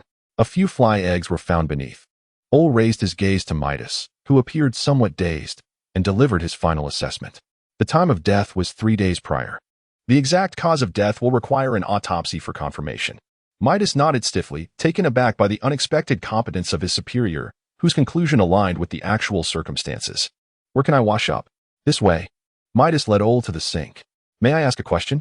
Ol inquired, carefully washing his hands with soap. Go ahead. Why did you choose to become a coroner? I do not mean to belittle this position, as I am in the same line of work, albeit as a temporary. I am merely curious as to why you specifically sought out this profession. Midas's gaze wandered, his words vague, yet Ol grasped the underlying meaning. A coroner, in essence, was a dedicated forensic pathologist of this era, a profession dealing with corpses that was neither respected nor valued, often attracting disdain and discrimination. On one hand, the nature of the work exceeded the public's capacity for acceptance, with superstitions deeming it ominous, and doctrines considering the desecration of corpses a sacrilegious act. On the other hand, the professional standards varied widely, with the industry lacking proficiency. Those who could ascertain the cause of death were considered competent, while those who could pinpoint the exact time of death were regarded as experts. Little appreciated and seemingly redundant, coroners were often viewed with disdain. It was no wonder Olaf initially failed to recognize that Ol's true career aspirations lay in this field, and upon realizing Ol's intentions, he had cast him into this role. Interestingly, when scholars, doctors, and other esteemed professionals entered the morgue waving the banner of science, they received understanding and applause. Yet, the coroner remained excluded, which seemed peculiar. According to Ol's research, the earliest coroners emerged from the orders of King Whitman II. At that time, a shocking royal murder had occurred. Whitman II ordered a physician, a surgeon, and a pharmacist to examine the deceased's body, confirming the circumstances to aid in achieving a more just trial. Today, coroners still existed, yet were predominantly comprised of unlicensed individuals skilled in surgery, barbers, to be precise, even if they were not acknowledged by judges and lawyers. Indeed, proficiency in surgery was a requisite skill for contemporary barbers, who often excelled in tooth extractions, bloodletting, bandaging, catheterization, tumor excision, and hernia binding. Some even performed cataract surgeries for their clients. Ol possessed such skills. Whether he pursued a career as a doctor or a scholar, he would fare far better than merely serving as a coroner. However, such prominence would render him conspicuous. What Ol desired was to attain something that was easily grasped upon becoming a coroner, yet scorned by society. If he drew too much attention, he risked exposure. Having washed his hands, Ol removed the apron and turned to meet another pair of eyes, those of a striking azure hue. What do you think, Miss Midas Hogan? He extended his hand once more. Let us introduce ourselves again. I am Ol Byer, your new colleague. Chapter 31. The Essence of Hogan. Midas Hogan, a 22-year-old woman, works as a temporary coroner. Her father, Alan Hogan, is the most skilled barber in Rivertown, and her biological mother passed away early in her life. From a young age, Midas held a profound admiration for her father, never forgetting the tall figure who remained composed before patients, battling against the specter of death. In those formative years, the young girl vowed, I shall become an adult as formidable as my father. Whenever her father heard her declaration, he would display a peculiar expression. Only as she grew older did Midas begin to understand the implications. In this era, it was widely believed that women should not seek employment, a sentiment echoed by many. Additionally, there were voices asserting that women should not pursue education, engage in commerce, or partake in politics. In the past, such opinions were often disregarded. But when a woman dared to step into the workforce, a torrent of insidious prejudices and unreasonable rhetoric would inevitably arise. The few exceptions were merely fortunate anomalies. Midas was not among the fortunate. During her adolescence, she did not attend school or study medicine. She merely learned the craft from her father. Upon reaching adulthood, her father remarried a kind-hearted woman who brought a son into their household. While the woman was genuinely good-natured, Midas felt out of place in her own home. She eventually moved out on her own. Her father harbored intentions of finding her a husband, yet Midas was unwilling. She still cherished the dreams of her childhood. As a woman, she could not become a barber, nor could she be a doctor. Rather, she found herself unable to secure any respectable occupation. At that time, she grit her teeth and vowed, then I shall seek work that is deemed unworthy. Enduring countless hardships, Her hands grew steadier, her deftness with the blade sharpened, but her subjects were never the living. Rather, they were the silent corpses. Indeed, she found her calling as a coroner, albeit a temporary one, and this has persisted for nearly 5 years. Midas gradually came to comprehend a painful truth. This world refuses to acknowledge me as a woman. To evade complications, she altered her name to a more androgynous version, discarding feminine attire in favor of male clothing. Gazing into the mirror, she felt her features were too delicate, so she affixed a false mustache. The individual known as Midas Hogan had finally established herself in a field she adored, even if it meant lurking in the shadows, donning a facade. After becoming a coroner, Midas acquired something easily grasped yet unrecognized by society. She continued to conceal her true self with utmost caution, for excessive flamboyance could lead to exposure. Midas refrained from inquiring into Ole's true intentions, assuming he had his own secrets. They exchanged a brief handshake, parting almost immediately. "Please continue to call me Mr. Hogan. I find it more comfortable," she said. Ole nodded in agreement. "Of course, Mr. Hogan." Midas scrutinized the man before her. He possessed a rare head of black, tousled hair, an unremarkable appearance, yet his deep, expressive eyes and naturally straight posture set him apart.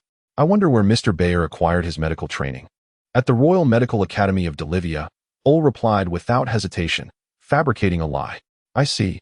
I had no idea Mr. Bayer had studied abroad." Yet Midas believed him wholeheartedly, for she could not fathom Ole's medical expertise, or rather, his forensic knowledge, all stemming from a mysterious entity. "Mr. Bayer, do you understand what this job entails?" Ole nodded, then shook his head. "From my limited understanding, this role requires me to examine corpses with suspicious causes of death or unusual origins, to ascertain the time and cause of death, but beyond that, I know little." Midas instinctively touched her false mustache, which had once caused her discomfort due to the adhesive. "It's quite straightforward. We simply need to check the morgue daily, confirming the number of bodies and whether any new ones arrive for examination."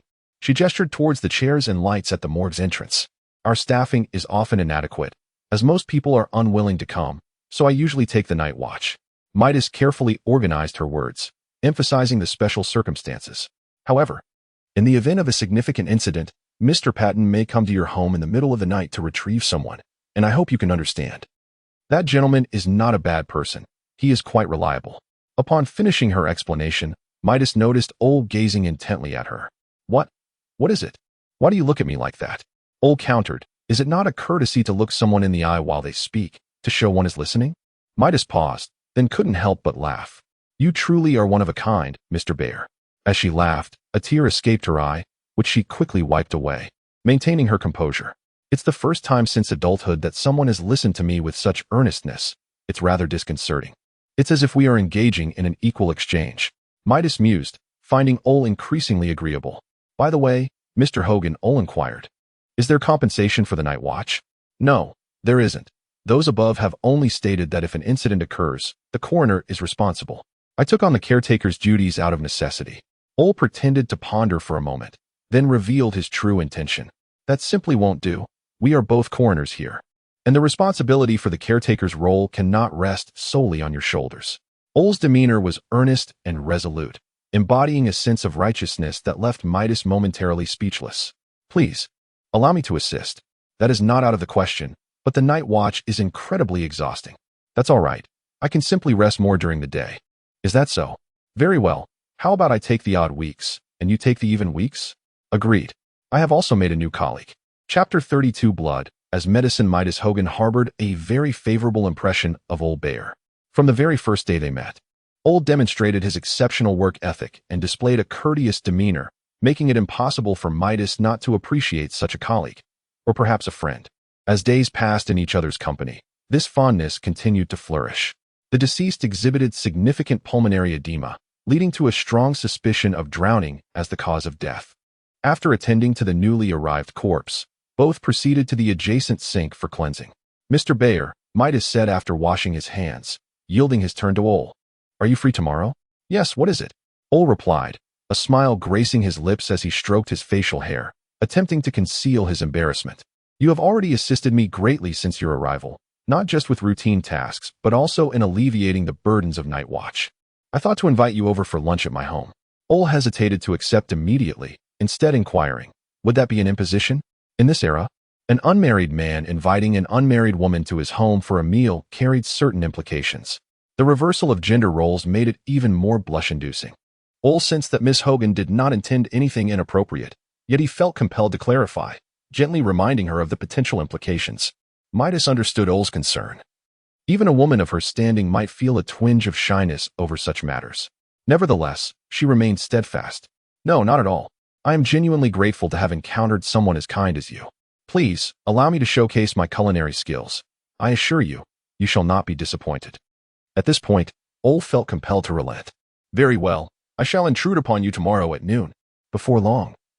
Midas concluded her work for the day and departed from the morgue, leaving Ole to stand vigil alone. He ambled about, deeply contemplative of the unpredictability of life. It was not dissatisfaction he felt, merely a wistful reflection. He meticulously wiped down the inner thigh of a remarkably fresh corpse. It was not uncommon for a body to arrive in the river town every few days, most of which had been deceased for over 3 days. Yet, on occasion, one such as this would be delivered on the very day of death.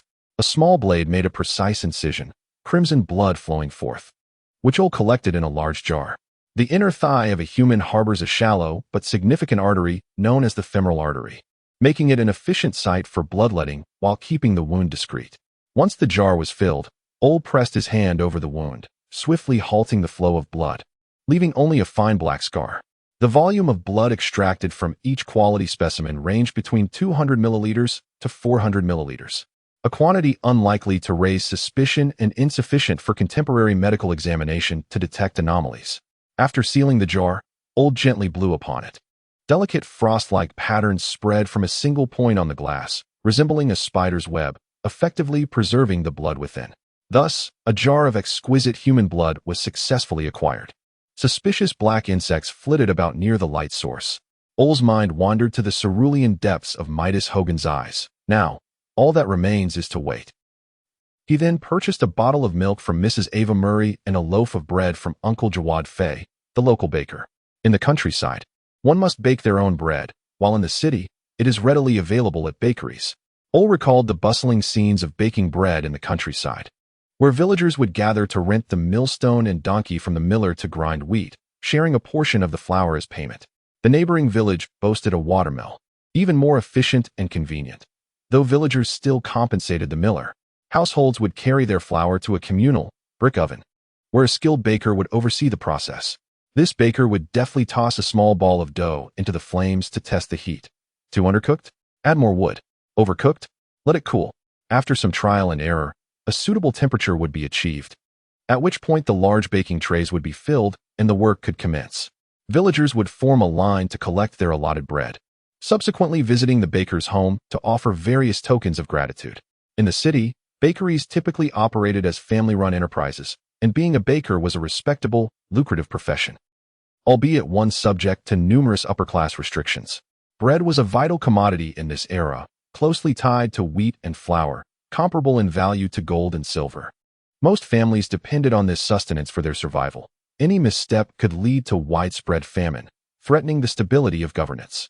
In his later years, Whitman I convened bakers from Lind and surrounding regions to negotiate a universally accepted price, ultimately standardizing the pricing of bread by weight rather than size. Indeed, Allen Brew III, the grandfather of Whitman I, enacted the bread law, mandating uniform pricing for all bread across the nation, regardless of size. Lilith remained nestled within her room as Ole presented a tray of breakfast. "Brother?" Her voice called out from behind the door, halting Ole as he was about to leave. "What is it?" He responded, "Today's blood. It is human, isn't it?" Her words carried a note of painful restraint. The irresistible allure of human blood posing a lethal temptation for vampires.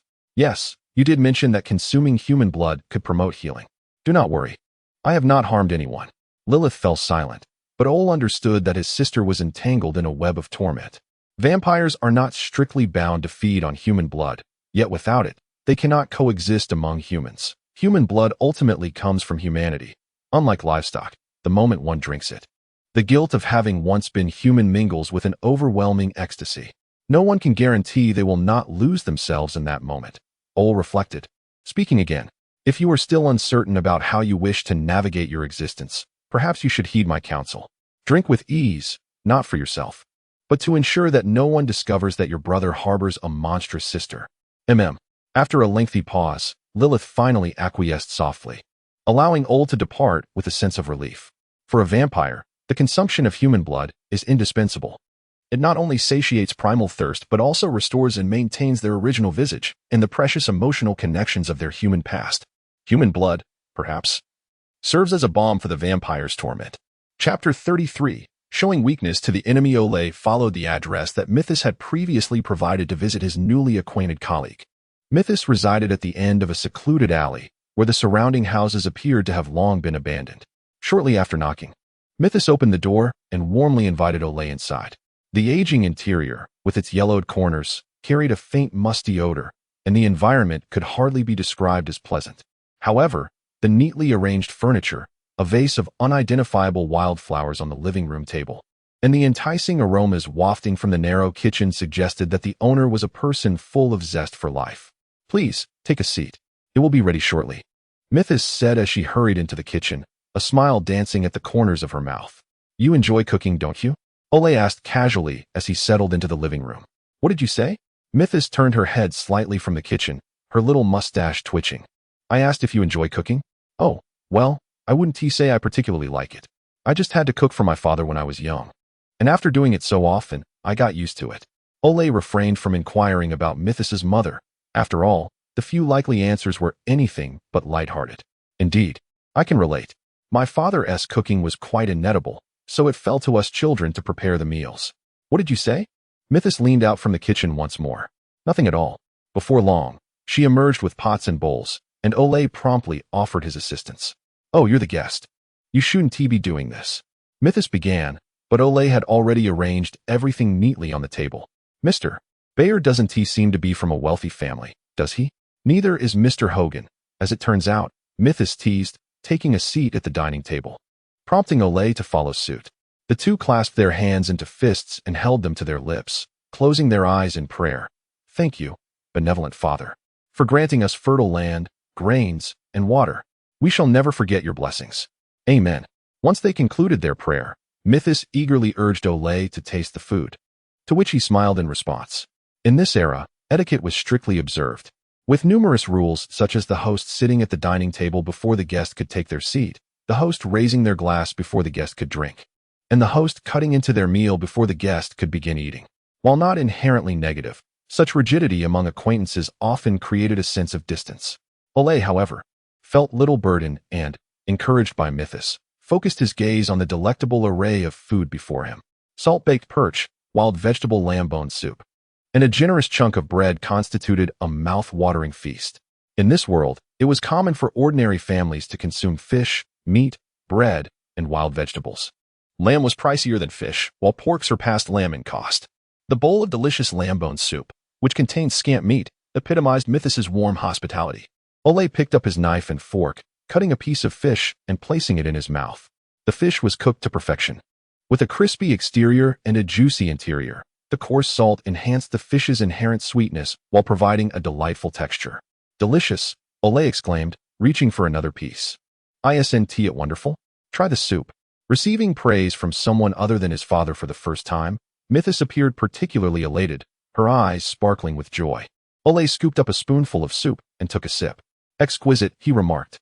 The richness of the lamb bones complemented by the freshness of the wild vegetables created a harmonious blend of flavors. Ole had dined on roasted pork kidneys, ham glazed in sauce, and apple sauce with roasted suckling pig at noble feasts, which undoubtedly whetted one's appetite. Yet, the simple home-cooked meal before him stirred a deeper sense of warmth.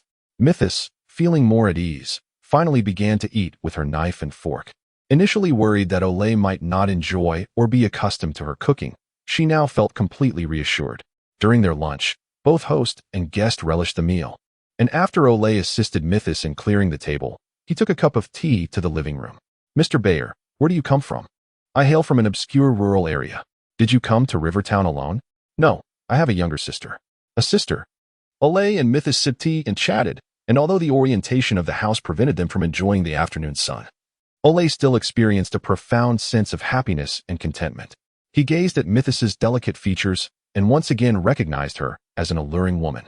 Mythos felt her cheeks flush under his gaze, surprised by her own feelings, bashful yet not unpleasant.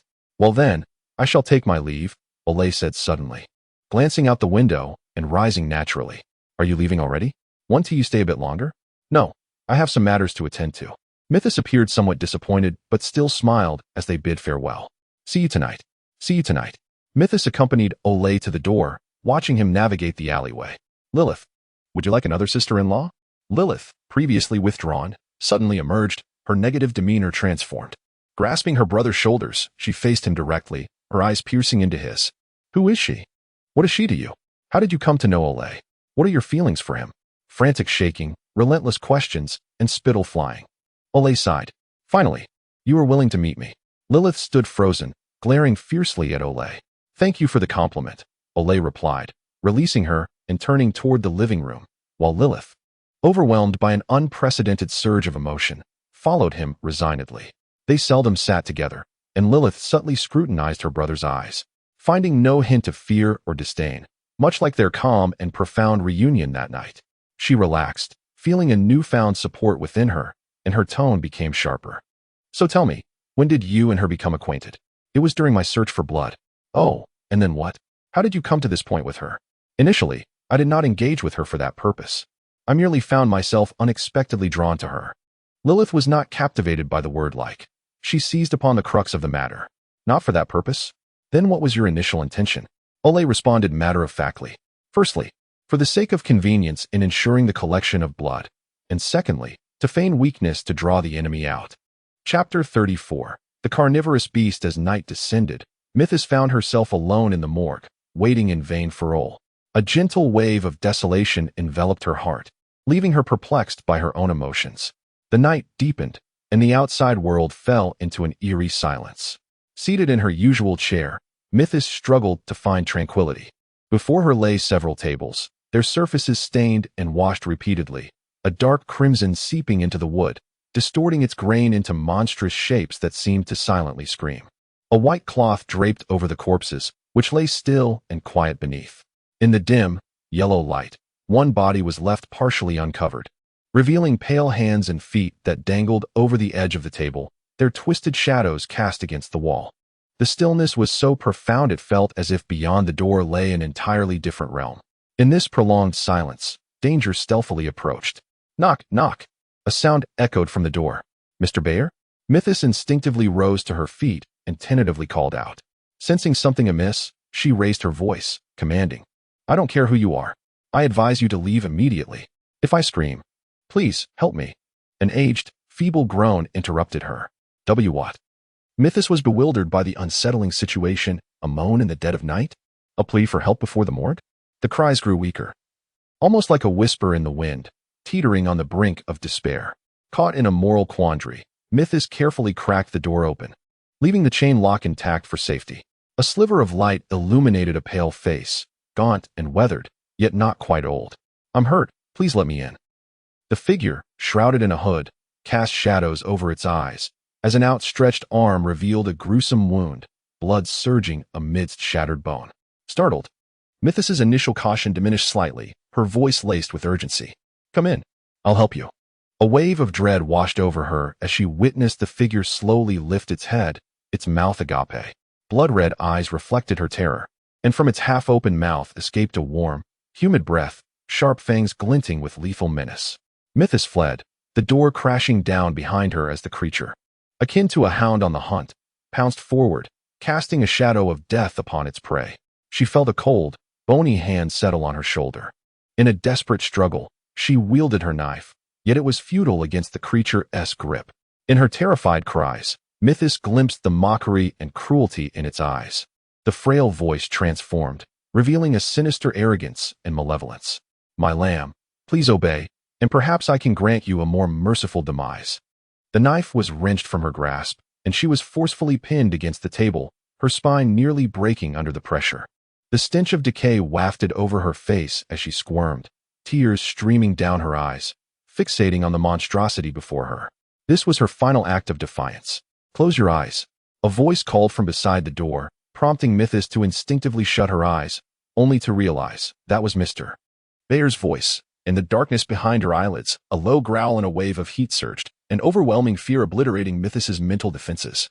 In the creature's eyes, the lights of the room were extinguished in an instant, a formless force lifting its arm, inflicting searing pain as it tore through flesh and bone. It's the wind. It's the wind. The creature howled in terror, frantically escaping into the night, its disheveled form darting between walls and rooftops.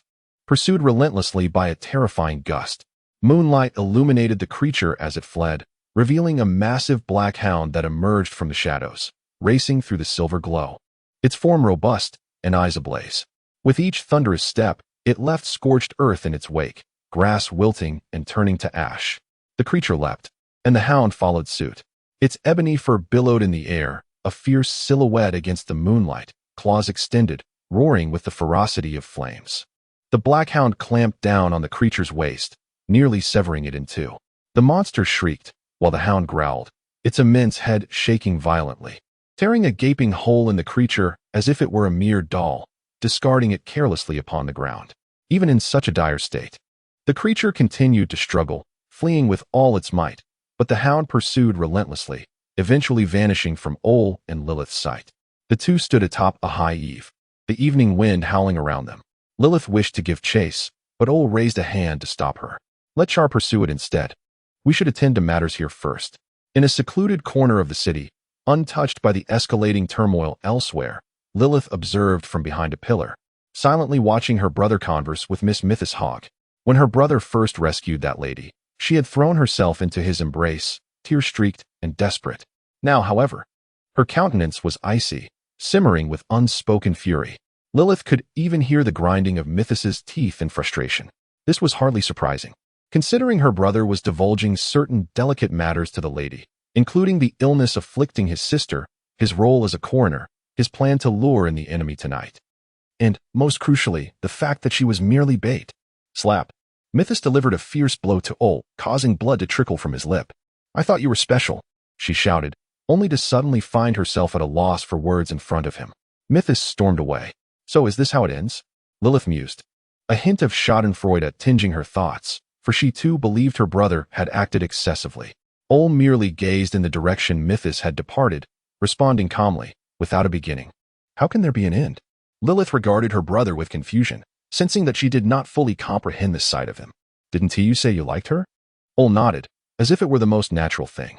Indeed, after all, Miss Hogg is beautiful, independent, strong, and an excellent cook. It is hard not to be drawn to her. Lilith struggled to understand, for this was starkly different from her romantic ideals. So, after a moment of hesitation, she finally found the most fitting descriptor. So shallow? You've misunderstood. No, perhaps it is I who has misconstrued, he replied, articulating his perspective. I have always believed that liking someone is simply that, just liking. It is inherently superficial. Lilith stared at her brother, his expression unchanged, her anger flaring. She had intended to mock him before offering a comforting word, yet she never anticipated his maddening attitude. He was trampling upon her vision of love. Then does that mean you would be swayed by mere appearances? As long as someone is attractive enough. Hey, you can't be serious. Look at me. Clarify your stance. Ole sighed and turned his gaze to his sister's eyes, gently stating, of course, I can be captivated by someone's beauty, charmed by a pleasant personality, or impressed by exceptional abilities. After all, I am human too. However, Lilith was not satisfied and pressed further. But you previously mentioned that you would help me find a sister-in-law. After your prolonged escapade, I hope you haven't already amassed a horde of potential sisters-in-law. Ole reached out to comfort the irate vampire by ruffling her hair, only to have his gesture rebuffed. Lilith, to love someone does not necessarily mean one must end up with them. Forming a union entails a weightier responsibility and a more precious bond, thus requiring both parties to approach it with greater caution and a higher degree of mutual understanding. And what about Miss Hogan? If we had met under different circumstances, I might have pursued her, and perhaps we could have become lifelong companions. Lilith looked at her brother with a hint of concern, yet Ole's eyes revealed no trace of confusion or regret. But at this juncture, it must be this way. It seems my brother harbors no remorse. After all, I too am a creature of the night. Ole gazed into the distance, where a warm breeze was swiftly returning. Monsters, after all, feast on flesh. Chapter 35. The House of the Living Dead. A sense of unseen surveillance lingered in the air, accompanied by a faint metallic sweetness. and suspicious footprints marred the corners of the surroundings. Ol could ascertain that an unknown yet palpable threat had detected their presence and was attempting to approach stealthily. As for its intentions, Ol was uncertain. However, the mere acknowledgement of this threat was sufficient for him to initiate action. The best defense is a proactive offense. With this thought in mind, Ol seized the opportunity to forge a close bond with his colleague, Mr. Mythos Hogan, upon taking up the role of a coroner, deciding to use him as bait. On one side stood the enigmatic monster siblings, while on the other was a seemingly vulnerable human with whom Ol shared a profound connection. The lurking threat would inevitably make its own astute choices, whether it sought to glean information about Ol through Mythos or intended to use Mythos as leverage. As soon as it revealed itself, Ol would seize upon it tenaciously. Thus was Ol Byers' plan to lure the enemy. Outside Rivertown, approximately 5 miles to the south, stood a deserted villa, once the abode of a noble or perhaps a wealthy merchant, now left to decay. Ol and Lilith trudged through knee-high weeds, with a black dog trailing behind them, its fiery red eyes fixed intently on the looming structure. Low growls emanating from its throat causing the surrounding flora to wither and fall. The creature was indeed within. Lilith tugged at her hood, her crimson gaze fixed ahead. "Let us proceed, Lilith." Ol ascended the creaking old staircase and pushed open the ajar wooden door. Lilith cautiously followed, encountering no resistance. This was a forsaken place, or rather, a sanctuary for monsters, unguarded. "Charles, remain outside, and prevent anyone from escaping." The black dog lingered at the entrance, pacing restlessly before melding into the shadows, transforming into a gust of hot wind that howled incessantly. Ol and Lilith stepped inside, and from an exterior perspective, the place appeared to be an ordinary ruin. Yet it held secrets within. Ol opened a door that revealed a descending staircase shrouded in darkness. Lilith caught a whiff of a foul stench, mingled with a familiar metallic sweetness. "Where have I encountered this scent before? It resembles my own, yet carries other familiar notes." A chill coursed through Lilith, her expression darkening further. As they ventured deeper, darkness enveloped them. However, this darkness was not their adversary, but their ally. The flickering electric eyes and the blood-red gaze stood out vividly amidst the obscurity. "What is this?" Lilith struggled to accept the sight before her, her teeth gritted in disbelief. A conflagration ignited in Ol's palm, his slightly raised arm appearing to cradle a beacon of light, illuminating the confined space of the basement. The walls were etched with a myriad of interwoven claw marks, and the ground was littered with repulsive excrement. Those grotesque, decaying monsters were shackled within this narrow basement, huddled together, one pushing against another, with some atop, yet another. One creature had its jaw dislodged, its long tongue swaying. Another's limbs were rotting, writhing on the floor, yet another had a putrid left eye, its innards trailing behind. The pair could discern the remnants of humanity in their tattered garments and distorted forms, yet could no longer regard them as human. These monsters were more terrifying than Lilith in her current state. Their features and eyes betrayed no semblance of reason or humanity. Unconscious howls filled the air, and merely witnessing them sent waves of intense revulsion through Lilith, her stomach churning uncontrollably. "Is this me?"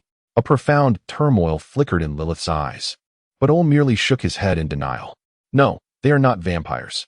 They are something else." He took a few steps forward, and the monsters instinctively shifted their focus toward him. They exhibited an intense aggression. He drew closer, raising the flames toward the creatures. They struggled, attempting to lunge forward, devoid of fear, yet unable to break free from the chains no thicker than a finger. Their all-red eyes filled with pure loathing and yearning for the living. There was no fear. Rather, they lacked self-awareness altogether and were far weaker than vampires. Ol concluded, his gaze deep and inscrutable, even the flames casting no clarity upon the scene. They resembled the lower tier of vampires. They were the failed products of transformation. An ancient voice emerged from the shadows as a one-armed, grievously injured monster stepped into the light, revealing a face beneath the hood. It was the visage of a middle-aged woman, her features marked by fine wrinkles yet imbued with an eerie allure of youth, her eyes crimson and fangs bared. Lilith stared at that face, shocked by the vampire-like red eyes, which evoked a strange sense of familiarity and dissonance. "I understand well the burdens we monsters bear. We are the forsaken children of darkness." The woman caressed her face, her pallid, rigid skin resembling a gravestone, revealing an unsettling obsession and anguish. "Once you have tasted human blood, you can never stop. It is so sweet, so rejuvenating, Even the most decrepit body can be revitalized, restored to youth. She slowly advanced toward the two, her eyes concealing a ferocious bestiality. I cannot cease myself. I must continuously drink fresh human blood. The only mercy I can offer is to alleviate the suffering of those poor souls I have attacked. That shall be my final act of compassion. Lilith gazed at the failed creations, faintly grasping their origins and former appearances, recalling the recent disappearances in the town. Witnessing their grotesque, hideous faces, imagining the lives they should have led, a surge of fury welled up within Lilith. You scoundrel! What have you done? The woman regarded Lilith's furious eyes, a disdainful smile blooming unabashedly upon her lips. She laughed maniacally, as though driven mad. I have become this way. Is it not because of you, my beloved Lilith? Saliva and tears mingled with her cries, her twisted face betraying desperate insanity. You wounded me, transforming me into this wretched form. And now you dare to accuse me. Lilith stood frozen, staring at the woman before her, finally recognizing her identity. Bria. Mrs. Bria? In the basement, the two confronted their former neighbor, yet the kind old lady had now morphed into a pitiable monster. The living dead clamored, offering an insomniac cacophony to this night of utter madness. Chapter 36. The mockery of the Lord. Bria McCarthy, born into a humble family in Rivertown, lived a life of mediocrity, with her parents' meager income barely sustaining their household. Like the other girls around her, she grew up ordinarily, worshipped ordinarily, and worked ordinarily. Everything about her existence was remarkably unremarkable. The question that plagued young Bria was, does the Lord truly watch over me from above? The statue of a saint loomed before her, and despite her fervent prayers, her heart remained shrouded in confusion, as the monotony of daily life compelled her to seek her own purpose. If he truly observes, why is my life as it is now? Later, she became a weaver in a large workshop, where the relentless clattering of the looms consumed the majority of her life. Exhaustion replaced her inner turmoil and anticipation, leaving her with a heart that grew increasingly numb yet resilient with each passing day. She ceased to ponder that question, for she had begun to grasp an unspoken answer. Eventually, through her parents' introduction, she met a man slightly younger than herself, Nagati Reef. From their very first encounter, Bria sensed that he would become her husband. Perhaps an epiphany of sorts, yet it seemed rather presumptuous to attribute it solely to Nagati's fervent gaze. He frequently visited her home, bearing gifts for her parents. After several encounters, he invited Bria to go shopping. He presented her with a blue silk handkerchief as a token of his affection. He subsequently invited her to his home, where she met his parents. Ultimately, they united as lifelong partners in a quaint chapel at the northwest corner of Rivertown. Officiated by a priest, Bria still recalls the priest's recitation, "Gracious Lord, we beseech you to bless this couple, watching over their family with your gaze." Does God truly watch over us? They purchased a home, bore children, and endured poverty. One day, after years of motherhood, Bria suddenly envisioned the end of her life, transitioning into the embrace of the Lord as Bria Reeve. Since then, as the years passed, she found herself increasingly at peace and profoundly devout. Lord, I know I once harbored rebellion in my heart, but now I have awakened to repentance. I no longer seek more, but instead await the final return with joy. Her children grew up and left Rivertown. Her husband passed away, leaving her alone. Yet, like the other faithful around her, Bria never questioned God's boundless love for every soul. Until the creature named Lilith struck her with a claw. A bloody gash marred her arm, treated with ointment and bandaged. Yet the searing sensation kept her awake through the night. She soon discovered the itch spreading from her arm, as if worms were gnawing and multiplying beneath her skin. Her mind clouded. She could not discern time or space, merely oscillating between sleep and wakefulness.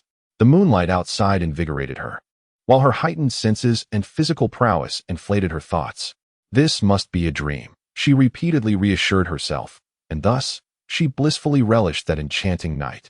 Then the sunlight searing her skin revealed the harshness of reality. Sleep eluded her, food lost its flavor. A relentless barrage of blows shattered Bria's world like waves crashing upon a sandcastle, while the visage of her former self whispered like a devil. She understood that this seemingly sacred yet utterly unholy authority should not befall her. To evade the inquiring gazes of the world, Bria had to traverse the night, seeking refuge elsewhere. Yet decay and bloodlust were relentless strikes against her final defenses. Does the Lord truly watch over me? As she savored the exquisite blood of the girl whose neck she gripped, Bria found herself musing over this long-buried question. If he truly watches, why does he permit me to commit such sins? The girl, barely clinging to life, was cast aside as Bria prepared to leave, only to pause. If I let her live, she will become like me. Perhaps it is better. Bria gently lifted the girl, bestowing upon her one last act of mercy. Let me take one final sip, just one final sip. Bria extinguished the girl's life. Yet the ensuing events did not unfold as she had envisioned. The lifeless girl rose again, not as a vampire, but transformed into a ghoul. Bria gazed at the dazed Lilith, while Ol stood in her way. So, are these monsters what you created by killing them? Bria looked at the man before her, his expression still devoid of emotion, yet she could now sense the aura of death emanating from him. Yes, but I merely wished for them not to suffer as I have. Yet a mere bite does not cause a human to transform into a vampire. The chilling words were stark in their simplicity, yet more lethal than any blade. What did you say? Bria felt momentarily deafened, as if she had plunged once more into the abyss of despair. You need not kill them. They will not become monsters. Ol regarded the ghoul, perceiving no signs of life within it. In other words, as long as you do not kill them, they need not become what they are now. Under the weight of his words, Bria's gaze dulled, collapsing to the ground, consumed by desire and regret. Lord, are you mocking me? Lilith, observing Bria, was filled with rage and regret, instinctively stepping forward. Bria, stop. You devil. Bria leapt towards Lilith. Ol, ever vigilant, unleashed a bolt of lightning. The blue-white flash pierced through the air like a spear, striking Bria as she lunged. Amidst her screams of agony, the smoke-wreathed creature did not immediately fall, enduring the searing pain as she fled down the stairs. Ol was about to pursue when Lilith halted him. Lilith, I know you cannot accept this now, but we must. I cannot accept it. Lilith shouted, removing her hood to reveal her decayed half and twisted visage. But I must bear my responsibility. Anger rendered her eyes a deeper crimson, and regret reignited her heartbeat, pounding painfully within her chest, blood surging. Lilith chased after Bria. Chapter 37. Blood aflame. As Lilith rushed outside, she beheld Bria, ensnared by Charles. The dark hound circled her, occasionally lunging to bite, while Bria exerted every ounce of effort to evade the gnashing jaws. Yet she could not escape Charles's relentless pursuit, much like a cat toying with a mouse. Charles, stand down. There is no escape for you. Bria lifted her gaze to the moon above, which flickered in and out of the clouds, ultimately casting down its silvery light. Does the Lord truly watch over me from the heavens? If so, is this not my appointed time? Lilith stood alone before Bria. Madam Bria, I am deeply sorry for all that I have done to you. Bria met Lilith's gaze, her eyes ablaze with hatred. Sorry, are you confessing to me? To whom should I confess such heinous sins? To my lord? To my deceased husband? To the innocent souls trapped within these remnants of flesh? Or perhaps to you, my mother Lilith? Lilith did not flinch from the intensity of Bria's eyes, even as her heart ached more profoundly. I am truly sorry. But none of this was my intention. I had no inkling that it would lead to such tragedy. Her words faltered, serving only as an unconvincing excuse to both herself and Bria. Not your intention? Not your intention. Then tell me, was everything I did truly my intention? Bria's visage contorted as she covertly channeled her blood towards her remaining functional arm. It remains a sin, my sin. The healing of her wounds nearly ceased. Black-red tendrils of blood surging onto her intact arm, the vampire's power coalescing and transforming with the concentration of blood. I shall never be forgiven, and I shall grant no forgiveness. Lilith perceived Bria's intent, sensing her resolve. She steadied her breath, striving for calm as she made her final plea. Madam Bria, I wish to help you. We still have a future. Consider the possibilities of our past. You and I need not tread that final path. Bria gazed into Lilith's sincere and unwavering eyes, as if glimpsing her very soul. Those crimson irises, beautiful yet terrifying, reminded her of the innocent smile of a girl savoring apple pie. Ah, perhaps there truly is a future for us in that fleeting moment, Bria pondered so naively. Yet alas, Lilith, her arms swelled, the blood vessels intertwining like a tapestry, the flesh rising along the veins, resembling a perfect amalgamation of delicate scales and small, sharp spines. Her fingers elongated grotesquely, black-red claws extending from her fingertips, glinting like metal in the moonlight. This was the weapon born from Bria's psyche, crafted from her fears, hatred, anger, and desires, a lethal blade forged from everything she was. Neither of us possesses a soul. Bria lunged forward, her claws slicing through the air, leaving behind a blood-red afterimage. Lilith's pupils dilated as she sidestepped, yet she still felt the chilling shadow of the bloodied claws graze her arm. Grinding her teeth against the searing pain, Lilith raised a foot, delivering a kick to Bria's chest. Thud! Bria braced herself, absorbing the impact with an arm as resilient as granite, sending shockwaves of pain through Lilith's leg. The blood claws sought to seize Lilith's ankle, but she utilized the recoil to leap back into the air. Without hesitation, Bria sprang after her, a claw aimed directly at Lilith's face. In that moment, with no avenue for escape, Lilith glimpsed her own demise, dark red talons piercing her eyes, shattering her fragile skull, and stirring her brain's yellow-white matter then, an expanse of endless darkness. Once dead, all shall end, Lilith's heart whispered to her. She lifted her hand. And in that instant, though her eyes failed to discern the approaching attack, instinct and luck guided her to seize Bria's enchanted hand. The short spikes tore into her palm, blood mingling with Bria's magical grip, absorbed by the writhing scales. Yet Lilith twisted her waist, using the enchanted hand as a pivot, spinning gracefully through the air. With movements beyond human capability, she evaded the attack, catching Bria off guard as she delivered a powerful spinning kick directly to Bria's head. A sharp crack echoed, Bria's head tilting at an unnatural angle, her neck yielding like dough. In the blink of an eye, life and death were irrevocably divided. Lilith released her grip, landing lightly on the ground. Bria swayed unsteadily, her lips forming incoherent words. Her limbs began to falter, staggering back as her hands flailed uselessly, and her legs bent sickly inward, teetering on the brink of collapse. Her head tilted backward, pulling her spine with it, culminating in a complete loss of balance. Bria fell. Filth pooled beneath her uncontrolled form, her mouth and nose gushing tears, mucus, and yellow-white matter. Yet her groans remained distinctly audible. Kill me. Lilith regarded the pitiful creature before her, closing her eyes. Breath gradually calmed, her erratic heartbeat returning to stillness. When her eyes reopened, they were human once more, revealing a soul yearning for release, burdened by profound disquiet and anguish. She approached, kneeling before Bria, whose eyes gradually lost their luster. That is your sin. I have no words left, Lilith murmured softly, hoping her words would reach her. But it is also my sin. I shall continue to hunger. Ever the monster. Her bloodied claws tenderly brushed against Bria's chest, beneath which lay a heart that no longer beat. May you yet find a chance at forgiveness. With that, the claws pressed down, tearing through flesh and bone. Seizing the heart, a strange golden fire erupted from the shattered heart. Under the moonlight, in the wilderness, amidst mourning, Bria Riv's body gradually disintegrated into ash. Lilith watched as the embers and gray remnants danced around her, like ethereal spirits, before silently dissipating into the night breeze. Warm as sunlight, she clasped the remaining warmth in her palm, tears moistening her vision. Aurelius ignited the villa, flames swelling and illuminating the night sky around them. Brother Lilith stood beside him, her gaze fixed on the roaring inferno before her, her voice barely a whisper. Did I do right? In the balance of life and death, right or wrong is insignificant. Are we not fated to inflict pain and death upon others merely by existing? Pain is perpetual. Death is inevitable, yet we truly ought not to exist. Will there be another Bria? There will be. The two fell silent. The only sound remaining was the crackling of fire and wood as it splintered. The flames cast a crimson glow upon their eyes. This great fire would consume the subterranean howls, burying all sins and secrets. Chapter 38.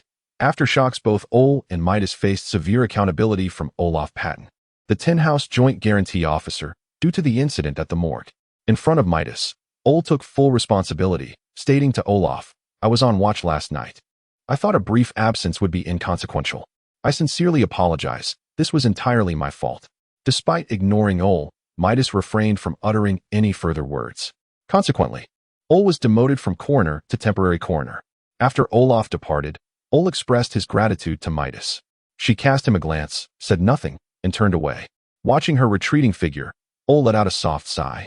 The city's cases of disappearances ceased, and although a sense of unease lingered among the populace, Ole and Lilith understood that this incident had likely come to an end. Brother, how did I actually turn Mrs. Bria into a vampire? This was a question both siblings hesitated to address, yet Lilith yearned to uncover the truth. Ole presented a vial of human blood and, after a moment of silence, remarked, Based on your account and Mrs. Bria's fragmented words, we can conclude that it was your scratch on the night of your escape that caused her transformation.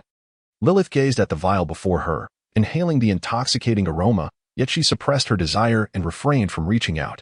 So my scratch could lead to her transformation? Ol set the vial aside, crouched before her, and lifted her decayed hand, the flesh teeming with growths, blood failing to flow. That is one possibility. But it is more likely that Ol's fingers traced the newly grown nails on her bloodied hand. The sharp sensation brushing against his fingertips as if piercing through the very texture of flesh. You scratched Mrs. Bria, and your blood mingled with her wound. The blood of a vampire is the key to transformation.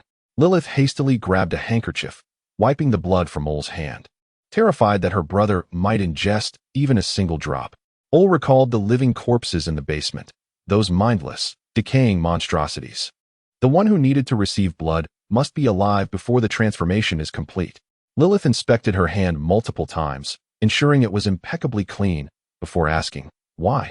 Ol rose, his gaze fixed on his sister's delicate lips. "I believe that both the blood and saliva of a vampire possess some transformative capability."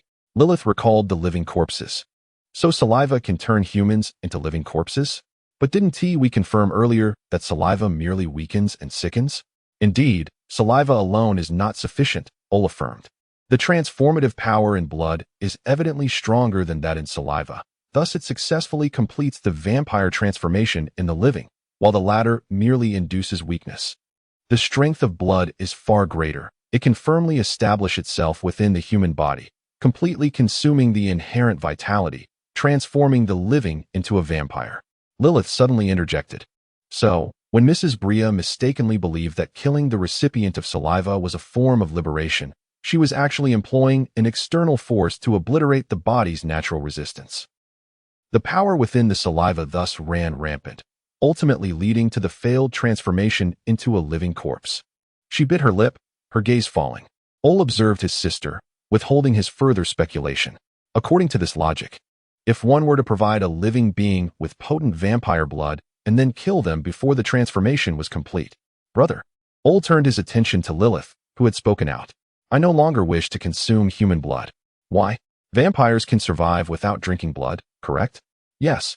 Vampires can sustain their strength on the blood of ordinary animals, right?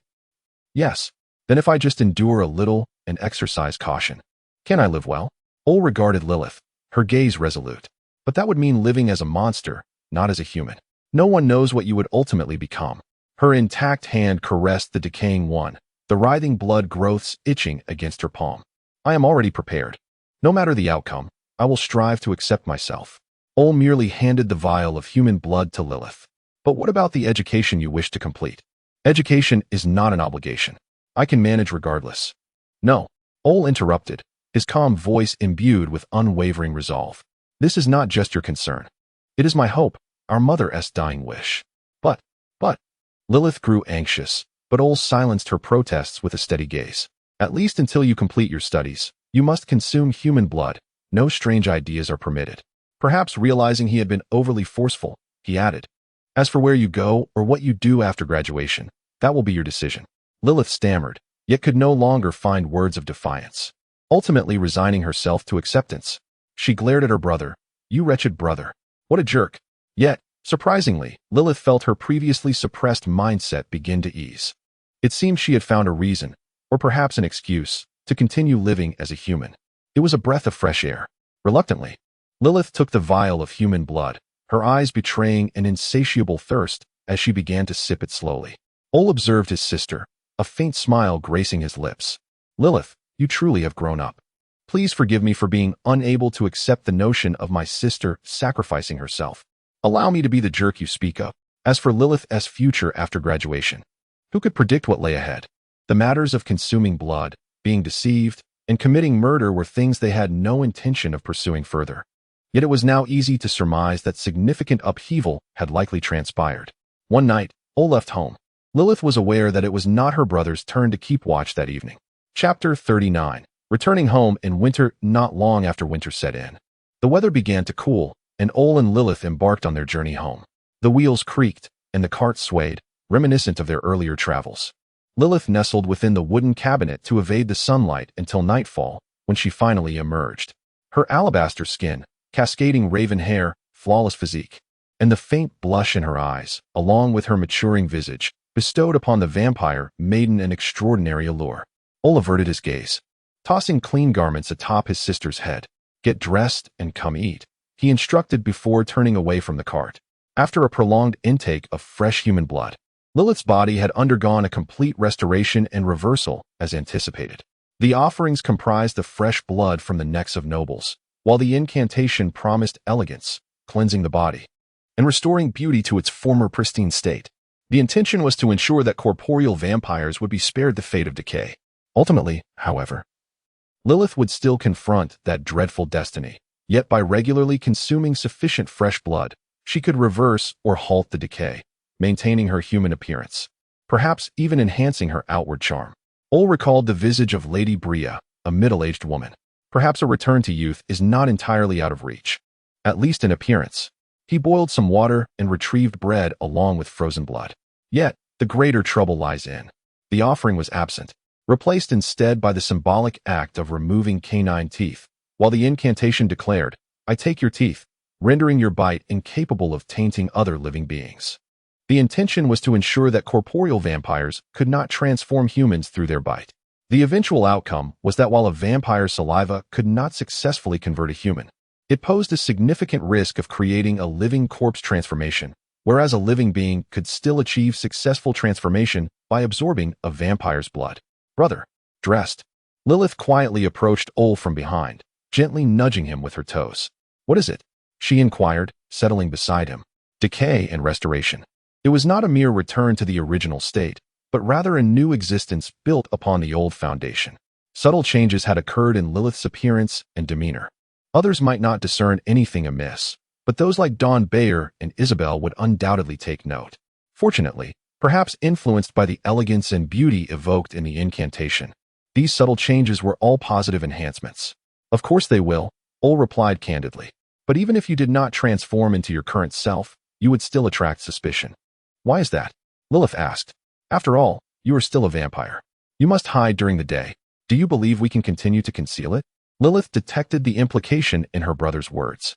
"If it were before, I might have felt more lost and fearful." She jested about the potential consequences for her brother. "Fear not. Father will not kill me," Ol retorted with an undeniable truth. "Is that so? I had intended to speak well of you, but it seems I need not take such initiative. Please, Lilith, do save me." The siblings exchanged playful banter before gradually settling into silence. "Brother," Lilith leaned against Ol's shoulder, relishing the tranquil night. "How do you think Father and the others will perceive me?" "I do not know." "You do not know?" "Indeed, no one can fully understand another, and thus I cannot predict how Father will react." "Oh, that makes sense. Brother, what is it now?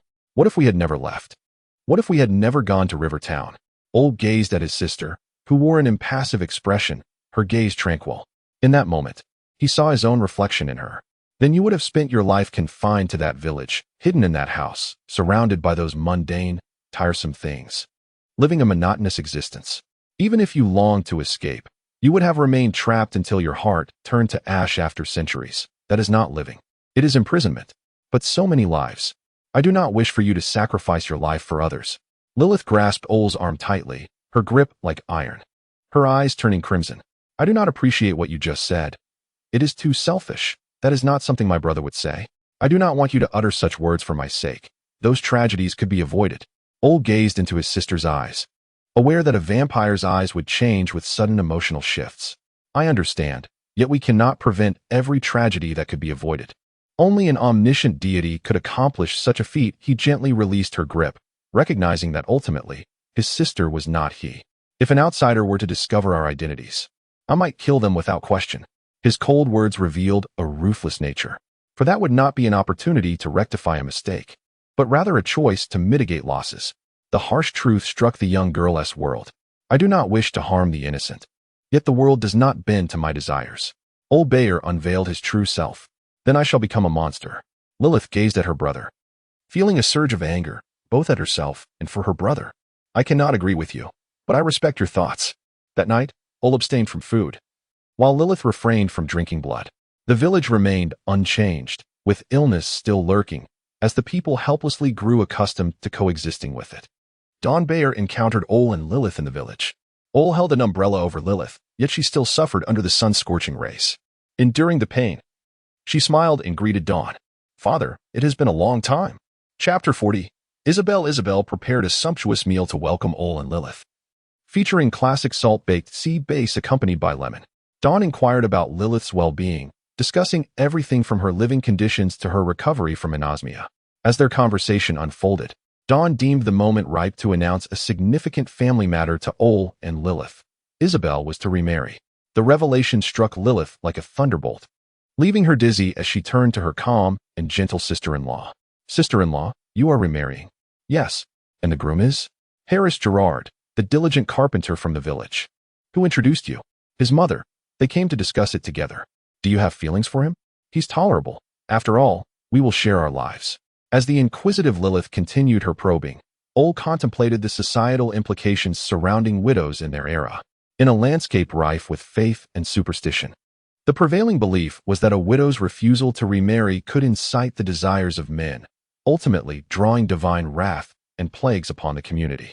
Thus, the question of a widow's remarriage transcended personal choice, evolving into a matter of national and societal concern, further compounded by the remnants of patriarchal feudalism.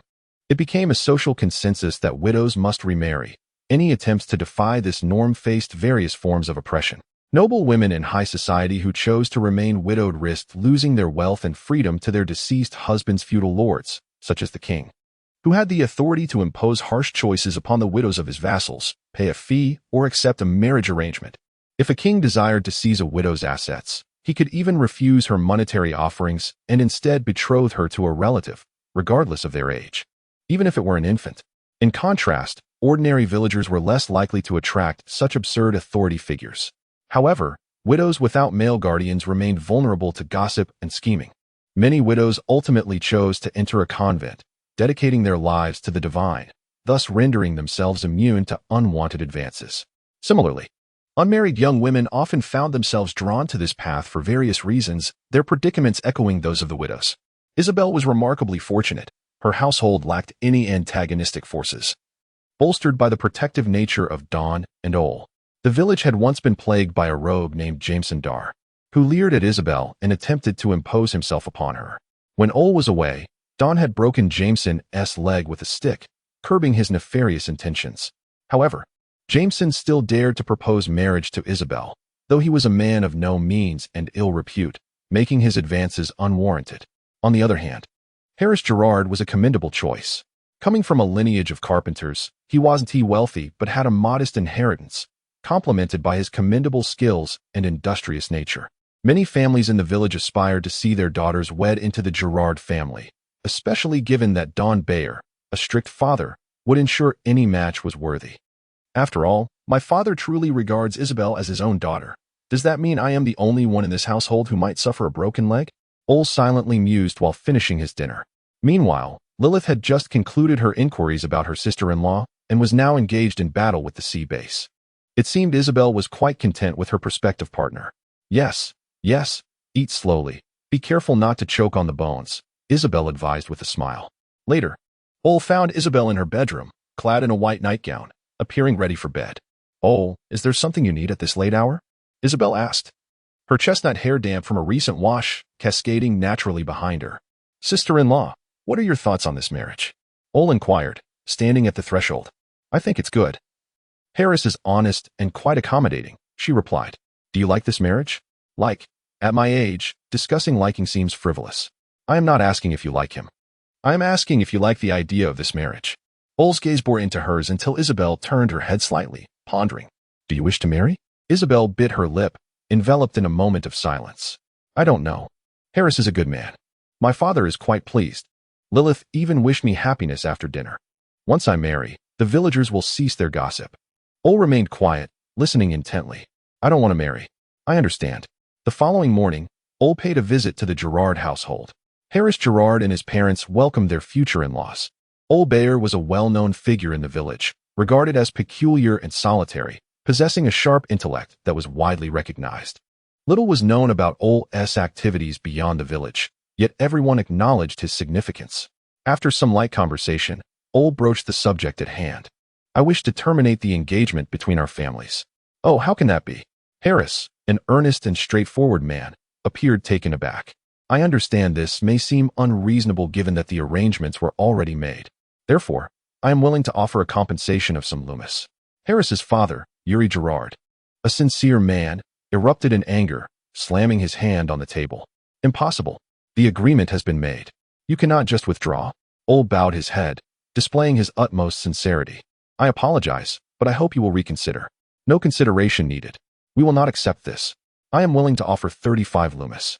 Harris's mother, Cecile Gerard, a shrewd woman, also rose in indignation. Deal. Despite the father and son's attempts to protest, Cecile silenced them with a decisive authority. That evening, Cecile visited Don Bayer to finalize the marriage dissolution. Subsequently, Ole faced a severe reprimand from Don. Bruised and battered, he was led outside by Isabel to avoid further confrontation. Lilith remained inside, trying to manage her irate father. "Ole, does it hurt?" Isabel asked, concern etched on her face, though she couldn't help but find humor in his rare state of disarray. "Smile, smile, smile. I endured this for my sister-in-law," he jested. "I know. I just have never seen you like this."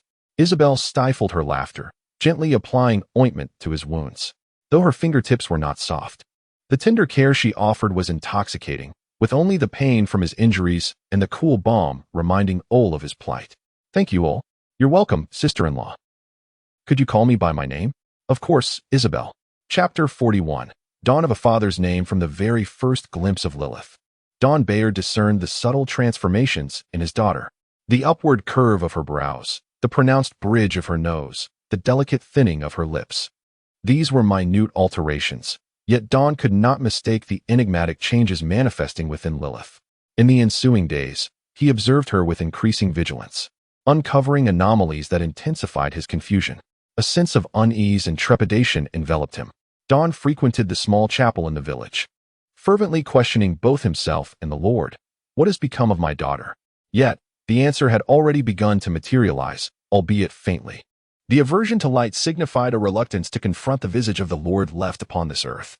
"Lord, should my children descend into the abyss of sin, grant them your forgiveness." Rising from his pew, Don departed the chapel. Absurdity collided with a more grotesque fate, as pure imaginings morphed into a distorted reality, unearthing a dark truth that could scarcely be more ironic. Perhaps, in the end, only forgiveness could salvage anything. Ole discovered that a vial of human blood had mysteriously vanished, and he needed no deduction to ascertain the culprit. However, he misjudged its intended use. When Ole found Lilith, she was ensnared in a fit of frenzy within a cave in the woods. A vial of blood swung before her, tantalizingly open. Lilith, in a state of hysteria, clawed fiercely at the iron chains binding her, etching deep scratches into the metal. Unable to free herself, she turned her attention to the shackles on her ankles, her sharp, elongated claws merely tearing into her soft flesh, leaving it bloodied. Ole reached the other end of the chain, which was firmly anchored to the stone wall by a crude iron nail. As his fingers brushed over it, he severed the iron ring. The beast seized the vial and consumed its contents ravenously, quenching her thirst until her sanity returned. "What are you doing?" Ole's tone was harsh, for his sister's actions were tantamount to self-destruction. "I am training myself." Lilith, overwhelmed with excitement and fatigue, lay half-sprawled on the ground, wiping the blood from her lips with her wrist, only to smear it further.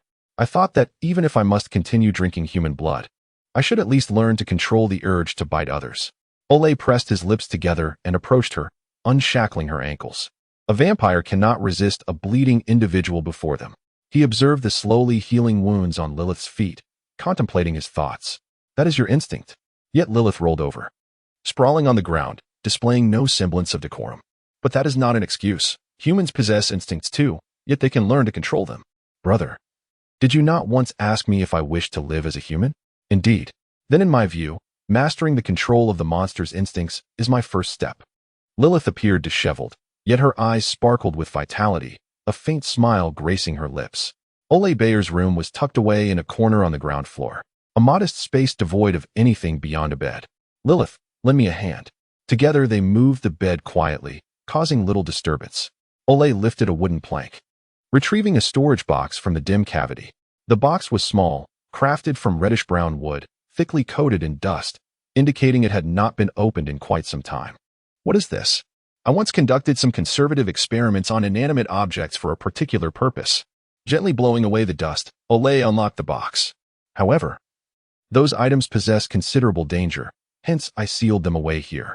Lilith peered inside, where an array of peculiar items lay crammed together. For instance, this fateful dagger, or perhaps it is better termed a spear of destiny.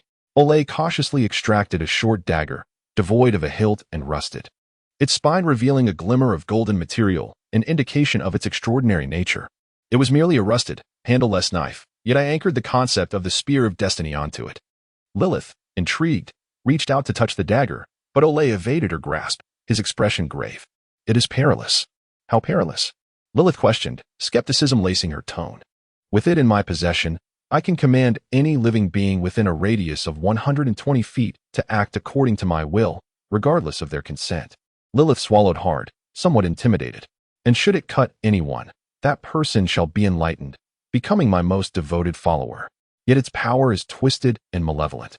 I have wielded it against certain individuals, whether through command or enlightenment. Those subjected to my control invariably pursued my desires through exceedingly wicked and torturous means. The ultimate outcome was invariably unsatisfactory. Lilith struggled to grasp his explanation. Why? According to Nocturne, it is said to bear the blood of saints. It should be nothing short of righteous and illuminating. Olay chuckled derisively, a rare expression for him. Because the concept I extracted is not that of the true spear of Longfabinu, but rather the collective yearnings of beings through generations, seeking to fulfill their own desires and malevolence. Ultimately, it is merely an anti-Longfabinu spear, capable of realizing your every wish through the most nefarious means. Convinced of the danger, Lilith refrained from further touching the contents of the box, instead pointing from a distance. What of that small bowl? It was a copper bowl adorned with exquisite dark patterns, exuding an air of elegance and beauty that captivated Lilith immediately. This time, Olay showed no inclination to touch it. That is the crab bowl, also known as the witch's bowl or the lamb's bowl. Lilith struggled to recall its significance. In Herman's mythology, 50 heroes sailed across the seas in search of the golden fleece. Are you aware? I know. And the tale of the witch who used poison to slay the wretched king. Do you remember? The witch, before her daughters, slaughtered a sickly old ram, casting its flesh into a bowl while muttering incantations, soon birthing a lamb from its depths. Is this the witch's cooking bowl? Olay's gaze fell, his expression a mask of suppressed emotions. It possesses the power to resurrect the dead and restore youth. Lilith sensed something amiss in Olay's demeanor and cautiously inquired, is there a hidden danger? The resurrected are but aberrations clad in human skin. Lilith began to grasp Olay's intentions and his sentiments surrounding the creation of this item. Brother, what is the matter? We shall not pursue this any further. Very well. The box of forbidden items was sealed once more, and the two siblings quietly ventured out for a respite. Why did you show me those? Olay calmly revealed his true intent. To convey that your existence as a vampire cannot be measured by human standards. He impassively dismissed his sister's resolve. Humans can master their desires, but it does not imply that vampires can do the same. Lilith raised an eyebrow, casting him a challenging glance. Shall we wager on it, my dear brother? Olay remained reluctant about this gamble. The previous wager had involved his sister and the safety of innocence, while this one revolved around her own well-being. Can I abstain from this wager? You cannot, just as I respect your beliefs. Lilith tugged at Olay's collar, her crimson eyes gleaming. They stood in close proximity, close enough for Olay to distinctly scent her sweet, sanguine breath. Brother, you must also respect my wishes. On the first night after the snowfall, Dawn summoned Ol to the bedroom. His gaze was profound, his demeanor grave, as he silently sat on the bed, caressing the silver-plated cross in his hand. Sit. The single word pressed Ol into a chair, and father and son faced each other in silence. Are you aware of your sister's situation? I am. Is there anything you wish to say? Yes, but I know you do not wish to hear it. You need only tell me. Has Lilith harmed anyone? Yes. Dawn struck Ol across the face. I'm sorry, father. You owe me no apology. You owe it to your sister. Leave. Ol rose and descended the stairs, where Lilith awaited him below. Are you well? I am. What shall we do next? Father will not forgive me, but he will forgive you. I know, but is that truly acceptable? Lilith. Ol suddenly called out his sister's name. Let us take a walk. All right. Under the moonlit sky, the vast expanse was desolate, and the snow fell like down feathers as they strolled through the world. Does Lilith know what I have anchored within myself? She has been curious, yet she understands that greater power likely demands a steeper price. Thus she refrains from asking. There exists an ability within that concept. Ol had no intention of pausing. I call it gazing into death. I do not wish to hear. Lilith longed to voice this, yet she recognized that her brother required her attentive listening. What can you see, brother? I perceive a dark aura, floating in every corner of this realm, clinging to every life. It signifies the traces of death, and the denser it becomes, the nearer death approaches. Have you seen something? At times, I can discern even more unfathomable things. Gazing into someone's deathly aura allows me to witness their demise in vivid detail. Foreseeing death? No, it is anchoring death. Ol exhaled deeply. Unobserved death may not be precluded, yet observed death is destined to transpire. A flicker of lightning danced in Ol's eyes. As the cold and dampness enveloped them unbeknownst, I am perpetually slaying, and it is my instinct, yet I cannot control it. Lilith halted and grasped Ol's hand. It is not so. Her heart twisted painfully, as she suddenly realized the cruelty of her previous naive remarks towards her brother. Brother simply lacks the power to choose. Did you not also say that death is inevitable? But I possess the right to choose. The words were interrupted, and Lilith gazed blankly at the man before her. I can choose to anchor concepts to the dying that will overshadow the impending death. In an instant, Lilith comprehended. So, I am merely judging each person I see time and again, deciding life or death, salvation or damnation. Her brother was not merely human. The ultimate outcome was almost always not merely a monster. Death sentence, no salvation. Ol, Baal was a god. In the end, Dawn forgave Lilith. As a father, rather than as a believer, Ol discovered that Lilith grew increasingly resolute in her convictions thereafter, determined to learn to master her instincts. This is not so bad. Observing the smile on Lilith's face, akin to witnessing radiant sunlight, Ol mused.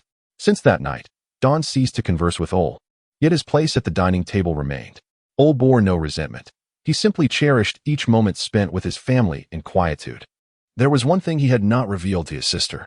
He had seen their father's death, and in his final moments, Father would make his own choice. I hope to embrace it peacefully, just as our mother once did. Chapter 42. The terrifying black dog lost in a swirl of thoughts. The mention of a certain Mr. Bayer only exacerbated my discomfort. Yet, amidst my unease, I posed a question to myself. How did he save me that night? I seemed to have heard a roar. Exhausted from the day's toils, I drifted into a reverie, murmuring something akin to the sound of barking dogs. Upon awakening the following day, I had forgotten my musings from the previous night but discovered a notebook at my bedside. Where did this notebook come from? In order to serve as a coroner, I had once taken it upon myself to learn to read and write. Although such skills were not strictly necessary for a coroner, they were essential for a woman of my standing. As I perused the notebook, my astonishment deepened with each line. Is this my handwriting? Why do I have no recollection of writing this? No, it seems I have indeed been writing something recently. I resolved not to dwell on my confusion, but instead focused on deciphering the contents, searching for clues. November 3rd, that gentleman and his sister departed from Rivertown. I sighed with relief, yet felt a twinge of guilt. Perhaps he was not as bad as I had thought. November 7th, I overheard Mr. Olaf mention that many residents heard barking the night of the incident at the morgue. I immediately recalled my own experience. November 8th, a clear day, business as usual. November 17th, I found it peculiar and decided to investigate further. November 18th, rainy, church service. Mr. Olaf admitted he knew little, so I resolved to visit the residents near the morgue. Predictably, most people had scant recollection of that night, which struck me as utterly unbelievable given the uproar it had caused. Fortunately, I eventually encountered an elderly woman who, though her eyes were dim and she lived alone, could still recount the events of that night. She claimed that she had been unable to sleep due to a cough and had distinctly heard a tremendous barking and the sound of footsteps echoing from her roof. She even led me to her bedroom, where I immediately noticed dark marks covering the ceiling, resembling scorch marks. The old woman, however, was baffled and insisted that nothing like that had ever existed in her room. When I inquired if she remembered anything unusual that night, she pondered for a long while before stating that it felt particularly stifling. Unwilling to accept defeat, I ventured to the Rivertown University Library to peruse books. From a tome titled The Tales of Hescherly Calamon, I stumbled upon a name. Why had I not thought of it before? It was so infamous and yet shrouded in taboo. If I could find it here, I must continue my search. December 5th, rainy, spent the day at home. I blinked, rubbing my eyes vigorously, yet the page in the notebook remained blank. I flipped through the pages again. only to find that the subsequent notes were mundane records of ordinary occurrences. And then there were gaps until a week prior, with no further entries. A week of time. Have I forgotten what I wrote? I realized the gravity of my predicament. I hurriedly exited my home, heading straight for the library. Rows upon rows of books. Scrolls lined up neatly. I scoured each volume. The Tales of Hescherly Calamon. The Tales of Hescherly Calamon. The Tales of Hescherly Calamon. I pulled out the hefty book and settled into a reading nook.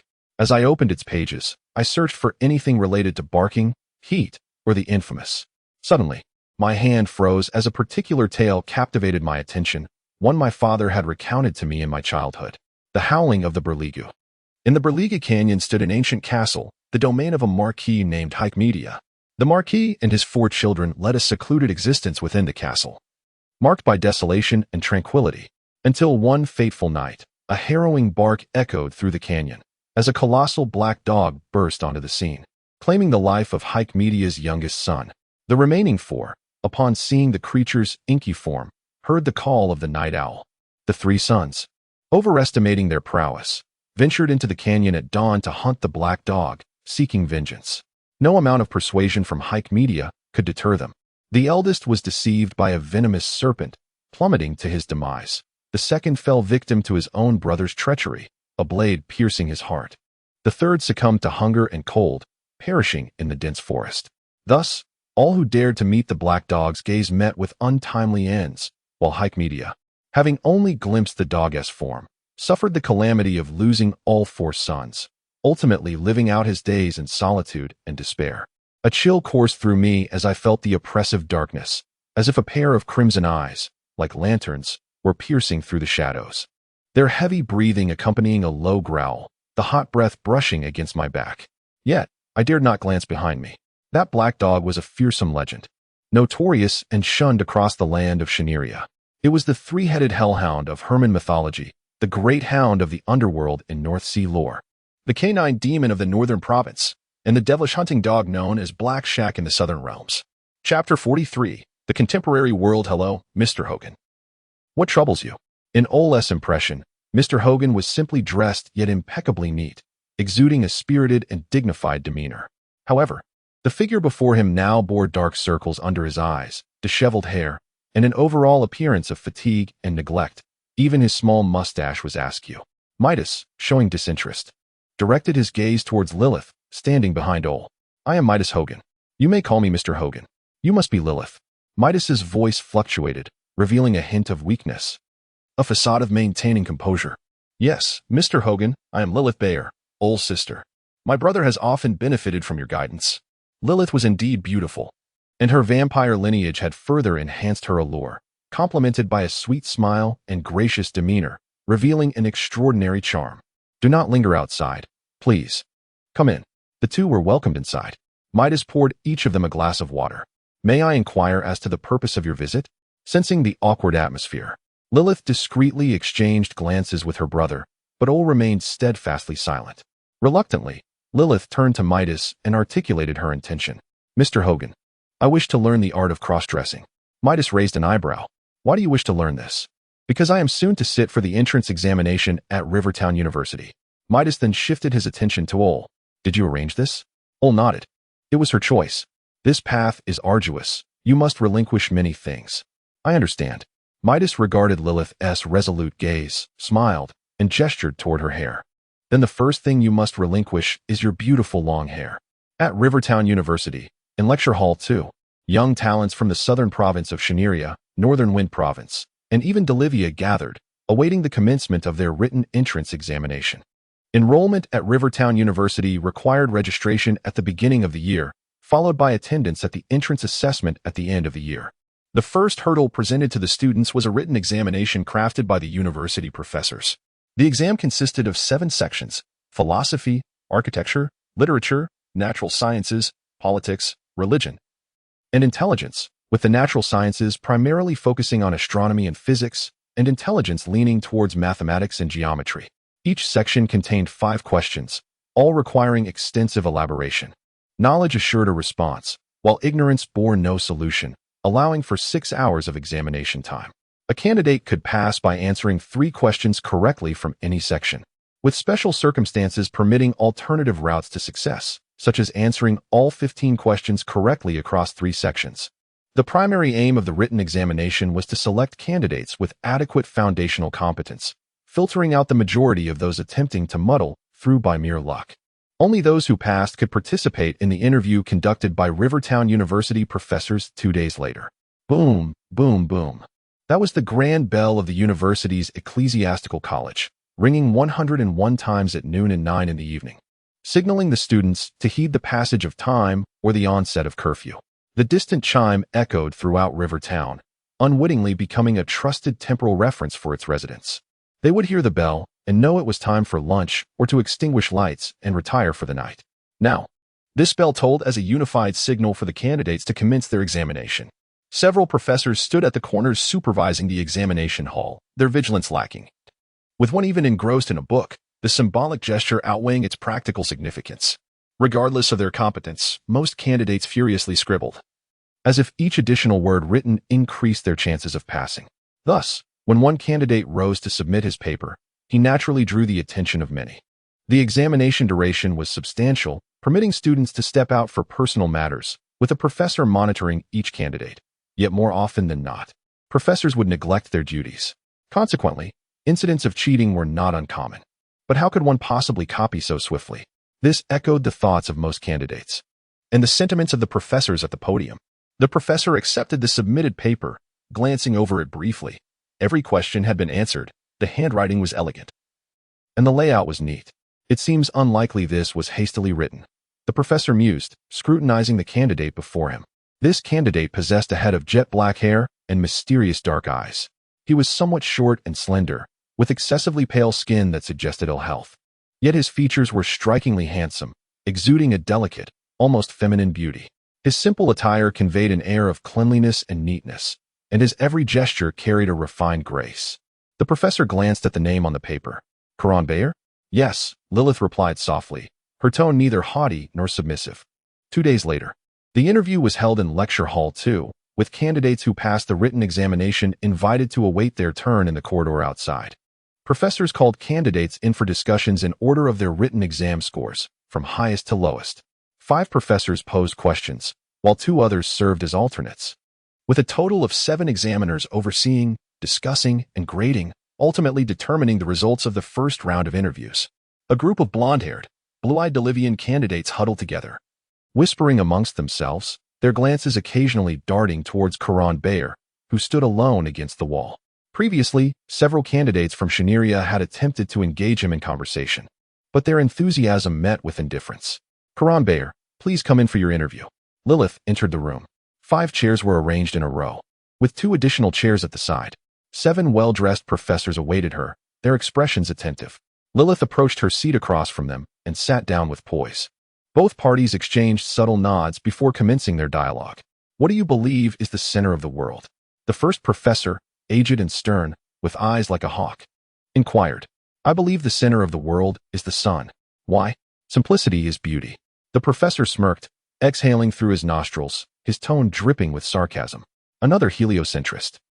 In the contemporary world, the field of astronomy was divided into 2 factions, the geocentrists, backed by traditional religious authorities, and the heliocentrists, supported by the rising royal and noble forces, who had debated for nearly a century over whether the center of the world was the earth beneath their feet or the sun above. Many heliocentric scholars had met their end at the stake, and only in recent years had the situation improved slightly. Yet both factions were mistaken, or rather, the heliocentric model was only partially correct. The earth revolved around the sun, but the sun was not the center of the universe. In terms of models and calculations, the heliocentric theory was far more elegant and comprehensible than its geocentric counterpart, showcasing the superiority and progressiveness of its system. Lilith had heard from her brother that the last and greatest observer of the stars resided in the Duchy of Domo. He had gathered vast and accurate data using only the naked eye and primitive tools, while his companion's mathematical calculations would assist him in glimpsing the world's truths. This data would serve as a key to prove that celestial orbits were elliptical rather than circular, and it would ultimately determine the victor in the long-standing debate between the 2 factions. Seeing the geocentrist professor unwilling to pursue the discussion further, the second professor stepped in with another question. Are you familiar with Professor Quevedo Guajardo's 3 laws? Yes, I am aware. They represent one of the greatest theories of our time, a pinnacle of natural science. The individual was unmistakably a devoted admirer of Professor Quevedo, his face radiant with delight as he nodded repeatedly, promptly quoting a famous saying of his idol. All perfect science serves to demonstrate the greatness and rigor of the divine. Quevedo Guajardo, a cherished friend of the older generation from Ol, is the most esteemed professor at Huzhen University and the honorary president of the Royal Academy of Shania. Throughout his life, he has endeavored to use science as a means to validate theology, embodying the spirit of both a seeker and an alchemist. He represents the pinnacle of contemporary physics and mathematics. Even if the concept of a scientist does not exist in the present day, countless years will pass before anyone can approach his stature, and many gifted individuals may lament their birth in an age too late. Lilith was then asked to elaborate on the specifics of the 3 fundamental laws, to which she responded accurately. The second professor, satisfied with her answers, concluded his inquiries, while the third professor posed a simpler question: what books have you been reading recently? The Monarch, the 10-Day Song. I also appreciate that book. Let us discuss which story you favor the most. I am fond of the second story from the 4th day, which features a priest of extravagant debauchery. Lilith spoke eloquently, yet her thoughts drifted back to a century past, to an era known as the Herman Renaissance. Chapter 44. Rivertown University. After successfully navigating 2 rounds of interviews, Lilith soon received her letter of conditional acceptance. This document held considerable value, not merely in terms of its symbolic significance or practical utility, but also in its very composition. It was crafted from parchment. Parchment, also known as sheepskin, is a writing material made from the skin of sheep. In this era, the noble clergy clutched knowledge and culture tightly, for the illustrious history of their ancestors lent legitimacy to their rule. Their reverence for high-quality writing materials made from sheepskin, calfskin, and papyrus was matched only by their disdain for inferior writing materials fashioned from old rags and scraps. Many royal capitals of various nations had explicitly decreed that laws must be inscribed on parchment, never on paper. Naturally, despite their aversion to paper, they remained firmly entrenched in this lucrative business of producing low-cost, high-profit materials, ensuring that books and knowledge were not accessible to the common folk. For Lilith, however, this mattered little. She and her brother shared the same perspective. What truly mattered was whether the text contained wisdom and power. At the onset of summer, with the assistance of Professor Quevedo, Lilith, under the guise of Karan Bayer, successfully participated in the graduation examination of the local secondary school in Rivertown. As anticipated, she graduated with exceptional results, meeting the admission standards of Rivertown University. Yet, for Lilith, there loomed a greater challenge than the examinations. The relentless struggle to control her bloodthirsty desires showed no sign of abating. Lilith, breathe, deep breaths, control yourself. Remember to restrain your urges. In a cave on the outskirts of Rivertown, Ol reiterated these words tirelessly, while Lilith remained lost in the throes of her primal instincts. Iron rings were affixed to her wrists and ankles, restricting her movements to prevent self-harm. A cloth gag filled her toothy mouth, deterring her from biting her tongue or inner cheeks in her struggles. Yet, none of this could quell the crimson desire burning within her eyes. The mere sight of the blood in the vial and the scent of its metallic sweetness drove her to the brink of madness. As time passed with no change, Ol sighed and removed the vial from her view. Only when the sounds from the cave began to fade did he re-enter. The short-haired girl slumped against the wall, her body devoid of sweat, yet Ol could still empathize with her overwhelming exhaustion. Lilith, Lilith, he called several times before the dazed girl finally responded. He approached her and untied the gag, revealing a thick cloth soaked with saliva, punctured by several small bite marks. How many? Ol asked, gesturing with his fingers to indicate 7. 7, she murmured, her voice weak, yet her mind still somewhat clear. Ol probed further. Shall we continue? Driven by her vampire lineage, Lilith gritted her teeth. Continue. Ol then provided her with a fresh cloth to bite down on. He stepped back, retrieved the blood vial, and uncapped it. Struggle and anguish contorted Lilith's face, transforming her expression into one of sheer desperation. The deepening crimson in her gaze signaled the encroachment of chaos. Her trembling body wrestled with the conflict between reason and instinct. As her bloodlust surged, Ol sighed again, feeling the nights growing increasingly long and arduous. Rivertown University was established in the year 1024 of the Enlightenment era. In 1022, with the ascension of King Numenai, A dispute arose regarding claims of legitimacy with the distant relative, King Segovia of Bolivia. Their correspondence spanned 7 letters over 3 years, addressing everything from familial pleasantries to shared ancestors. This was not merely a matter of royal arrogance or lack of regal demeanor. It was primarily due to the illiteracy of King Segovia, whose crude language, even when ghost-written, retained an unpleasant tone. Deeply insulted, King Numan retaliated with a letter of his own, leading to an enduring and tumultuous relationship between the two nations. By 1194, a century-long conflict ignited between the kingdoms, as King Alanbrú III of Chaniria captured King Segovia V of Bolivia. The ascension of Segovia VI prompted a peasant uprising, while Segovia VII ultimately vanquished Alanbrú III, who sought vengeance for his father but met his own demise. Chaniria referred to this war as the War of National Defense, while Bolivia labeled it the War of Homeland Protection. The Bolivian king, in turn, ordered the expulsion of all Chanirian scholars, with no universities within Chaniria's borders. Numan I adopted a hands-off approach, leaving scholars to gather in secluded locations where they supported one another in research and survival. Fortunately, many scholars of that time focused on theology, earning substantial assistance from the church. Thus, Rivertown University was founded. Now, Lilith Bayer stood before this venerable institution, steeped in history and rich in heritage, as a student of Rivertown University.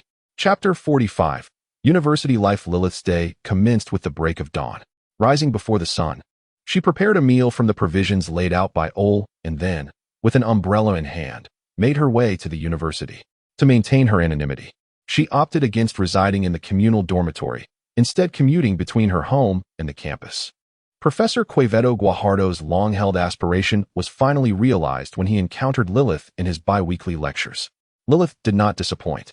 The sister of his dear friend possessed a remarkably solid foundation of knowledge and a keen intellect. Professor Quevedo imparted the latest advancements in physics and mathematics, and among the cohort, only a few could keep pace with his thoughts. Lilith was among them. After class, they often engaged in discussions, during which Lilith posed various queries and ideas. Some of her thoughts intrigued the professor, while others he found to be quite unconventional. After their conversations, he often reflected, indeed, she is the sister of that individual. Perhaps I should give more weight to some of her notions.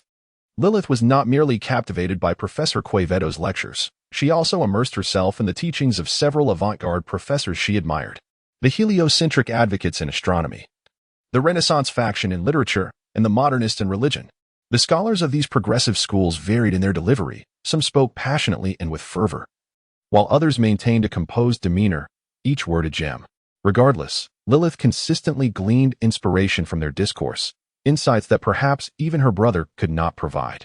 Naturally, if a professor merely donned the title of avant-garde while seeking notoriety, Lilith would promptly rise and depart. Such behavior was deemed disrespectful in contemporary academia. The collision of ideas birthed further inquiries, and these inquiries propelled individuals to seek answers and discern truth from falsehood. Every afternoon, when she had no classes, Lilith would either venture to the library to read and research or attend the Progressive Student Union adjacent to the Theological Academy. This organization, a gathering of progressive students at Rivertown University, served as a venue for learning, exchanging ideas, and debating among the avant-garde factions. Lilith relished the open environment of the Progressive Student Union, where everyone eagerly expressed their views and articulated their arguments. The atmosphere brimmed with the spirit of the Herman Renaissance. Even if the students often became animated, sleeves rolled up, their faces flushed. After all, within the Union, no one could overpower a vampire. Upon entering the Union today, Lilith discovered a heated debate already in progress.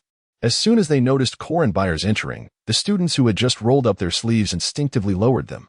Yet their fervent discourse continued unabated. Lilith chose not to join their argument immediately. Instead, she listened attentively, realizing they were debating whether the contemporary army should restore the ancient military practices of Herman. One student exclaimed, "Our nation once basked in glory. Knights on horseback, swords drawn and lances raised. 1,000 lines, 1,000,000 ranks. They looked upon all with disdain. Yet now, post-patriotic war, those barbaric mercenaries and greedy contract soldiers have become our honored guests. The glory and armor of our ancestors lie buried in dust." Another echoed, "Indeed. Therefore, we must revive the ancient military system of the Herman Empire, legion commanders, captains, centurions, and soldiers. In doing so, the glory of the knights can be restored. Our cavalry shall trample across the land. Lilith, lacking familiarity with military matters, refrained from joining their passionate exchanges and instead turned her gaze to the opposing side. There stood a young, handsome student, his golden hair glistening in the sunlight, exuding elegance in every gesture and word. Even amidst such fervent debate, he maintained his composure, articulating his points with poise. You are utterly mistaken when you claim the glory of the knights has faded and that military strength is lacking. You merely scratch the surface without addressing the core issue. He paced, gesturing passionately, his words imbued with fervor and persuasion. The decline of the knightly military system is undoubtedly influenced by the external pressures of mercenaries, yet fundamentally, it stems from the obsolescence and ineffectiveness of the knightly institution itself. Lower-ranking knights divide land. While mercenaries are both self-important and insatiably greedy, why retain such a cumbersome system? His tone was resolute, his arguments compelling. You only see the diminished regard for knights, yet fail to recognize the thunder of cannons that frighten steeds and the longbows of infantry that take down cavalry. The role of the cavalry has drastically diminished. As supporters attempted to counter his points, he raised his hand to halt them. You only perceive the so-called lack of military strength, yet fail to see the increasingly improved roads across the nation and the diminishing burden of conscription on farmers. He stood resolute, locking eyes with numerous adversaries, delivering his final conclusion with certainty. You are nothing more than ignorant individuals, lost in the tales of knights. The supporters, flushed with indignation yet at a loss for rebuttal, could only glare at him, their teeth clenched in frustration. What do you think, Corin? One supporter sought external assistance, directing the question towards Lilith, who had been silently observing. I side with the opposition, she declared. The young scholar turned to her, nodding slightly in acknowledgement, although Lilith noticed a flicker of unusual expression on his face. The debate concluded with the victory of the opposition, yet many among the supporters wore expressions of discontent. Lilith found this behavior typical of the Progressive Student Union. Subsequently, the young scholar approached her. Hello, I am Blamestock Cheaps, a student of the class of 1547. Hello, I am Corin Byers, a freshman this year. Pleasure to meet you. Likewise. They exchanged a handshake, and Blame took his leave. Corin, do you know Senior Cheaps? A student. Claiming familiarity, inquired of Lilith. I do not know him well. I believe I have seen him somewhere before. Is there something concerning about this senior? Not particularly. It is just that he has been absent from school for quite some time due to family matters, and we wanted to see if you knew anything. Oh. Lilith watched the departing figure of the student, a vague premonition stirring within her, inexplicable and elusive. Old Byers received a rare letter. The parchment indicating the sender's family was of considerable stature, while the courier's delivery suggested the content was significant. To be frank, Ol had few friends, and they rarely wrote to him. They were content to lead their own lives in tranquility. Given the importance of the familial content, he truly found himself at a loss. Upon glancing at the signature, he was further astonished. The elegant and beautiful handwriting unmistakably indicated its origin, Christine Flanagan. Ol pondered for a moment before breaking the red wax seal and untying the delicate string. As he unfolded the letter, the visage of a former lover seemed to materialize before him. Dear Mr. Ol, by the time you receive this letter, I have both good news and bad news to share with you, and I hope my little ramblings do not vex you. The good news is that I am getting married, and the groom is that fellow you met at my home. What do you think? Did you ever expect that a flirtatious girl like me would settle down one day? After all, I've played the field long enough. It's time for me to make some sacrifices for the continuation of my family line. Oh, how I wish I could see your expression now. The possessiveness you displayed was quite entertaining. I still remember how amusing it was when, the day after I broke up with you, I embraced another man in front of you. Your expression was priceless. I truly wish I could witness it again. The invention you brought forth is remarkably useful. Over the span of these 12 years since its patent, I dare say I could have amassed a fortune. Oh, by the way, I recently stumbled upon another impressive innovation, a new spinning machine that has been refined from the conventional model. This machine can simultaneously spin several strands of cotton yarn. Alas, it has already been registered by someone else. Moreover, I envision my wedding taking place at St. Pim Cathedral. I believe I once shared with you my childhood dream of marrying there, enchanted by the exquisite murals. Speaking of which, it seems you have yet to accompany me on a visit there. My greatest vexation of late has been the discovery of yet another gray hair, and the skin around my eyes no longer appears as smooth as it once did. Despite having sought numerous suitors, None can compare to the soothing effect of your nightly massages. It feels as though I have been rejuvenated significantly. By the way, would you consider coming to Lynn to elope? I might just be compelled to abandon my possessions and spend my remaining days with you in the countryside. Amidst this mundane chatter, let me cut to the chase. Do you suppose that Sir Flanagan still harbors feelings for you? Do you think there is a chance to contest for beauty and fortune? If so, brace yourself for some disheartening news. I have sent letters to all my former suitors. Signed, your dear ex-fiancée, E. Christine Flanagan. The letters have been solemnly rolled and tucked away, and he let out a gentle sigh. Chapter 46. The bloodshed incident. The tradition of borrowing and repaying debts is deeply ingrained within the fabric of Rivertown University, permeating all levels of its community. This phenomenon is neither strange nor difficult to fathom. Firstly, there is no safety net for the university's financial expenditures. Even with a plethora of research achievements that could potentially generate income, the institution may find itself in dire straits, grappling with consecutive deficits that might compel the president to borrow money to pay professors' salaries. Consequently, from the highest echelons of the administration down to the students and apprentices, the practice of seeking loans is ubiquitous.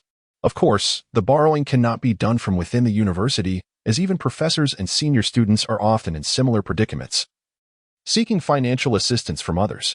Thus, students and faculty alike turn their gaze toward the local residents of Rivertown. This is hardly a matter deserving of scorn, after all. Borrowing and repaying inherently involve interest, and some local families have even prospered through these transactions. In more desperate situations, they might resort to binding the debtor in their home to provide a husband for their unmarried daughters. Most often, these issues of debt and credit, while not resolved in the most satisfactory manner, are disregarded out of necessity. However, this does not imply that these minor issues cannot escalate into significant problems. Today, Lilith's class is presided over by a professor from the literature department who encourages the students to engage in debate during the session. Suddenly, a group of rural folk barges in, intent on having a serious discussion with a student named Eric Graff. In a panic, he attempts to escape through the window, only to be forcibly pulled back down by several burly men. Lilith recognizes him. He had previously debated with Bram Stock-Capsh regarding whether contemporary military forces should reinstate the ancient customs of Hermon. As she contemplates, Eric is hoisted away, limbs restrained. The responsible professor attempts to intervene, but to no avail. As it turns out, Eric Graff is being confronted over an unpaid debt. The creditor is the notorious moneylender Artemisa Vieira, a formidable woman known for her strong principles, who has built her fortune through lending and collecting interest, employing numerous local laborers. Typically, such matters do not escalate to this degree. However, the sheer magnitude of this particular loan has pushed Artemisa to a breaking point. Towering and muscular, Artemisa Vieira stands at the entrance of Rivertown University, receiving Eric from her aides and delivering resounding slaps to his face. Repay your debts. Initially terrified, Eric finds himself humiliated in front of a throng of onlookers, igniting a surge of anger within him. I have no money. A fist the size of a sandbag crashes against his face, knocking out a tooth. Just as another blow is about to land, a group of professors and the president rush in, promising to guarantee the debt on behalf of the university, which prompts Artemisa to relent, at least for the moment. Remember what you said. Artemisa threatens the professors and the institution they represent. If this boy goes missing, I will come directly to you for repayment.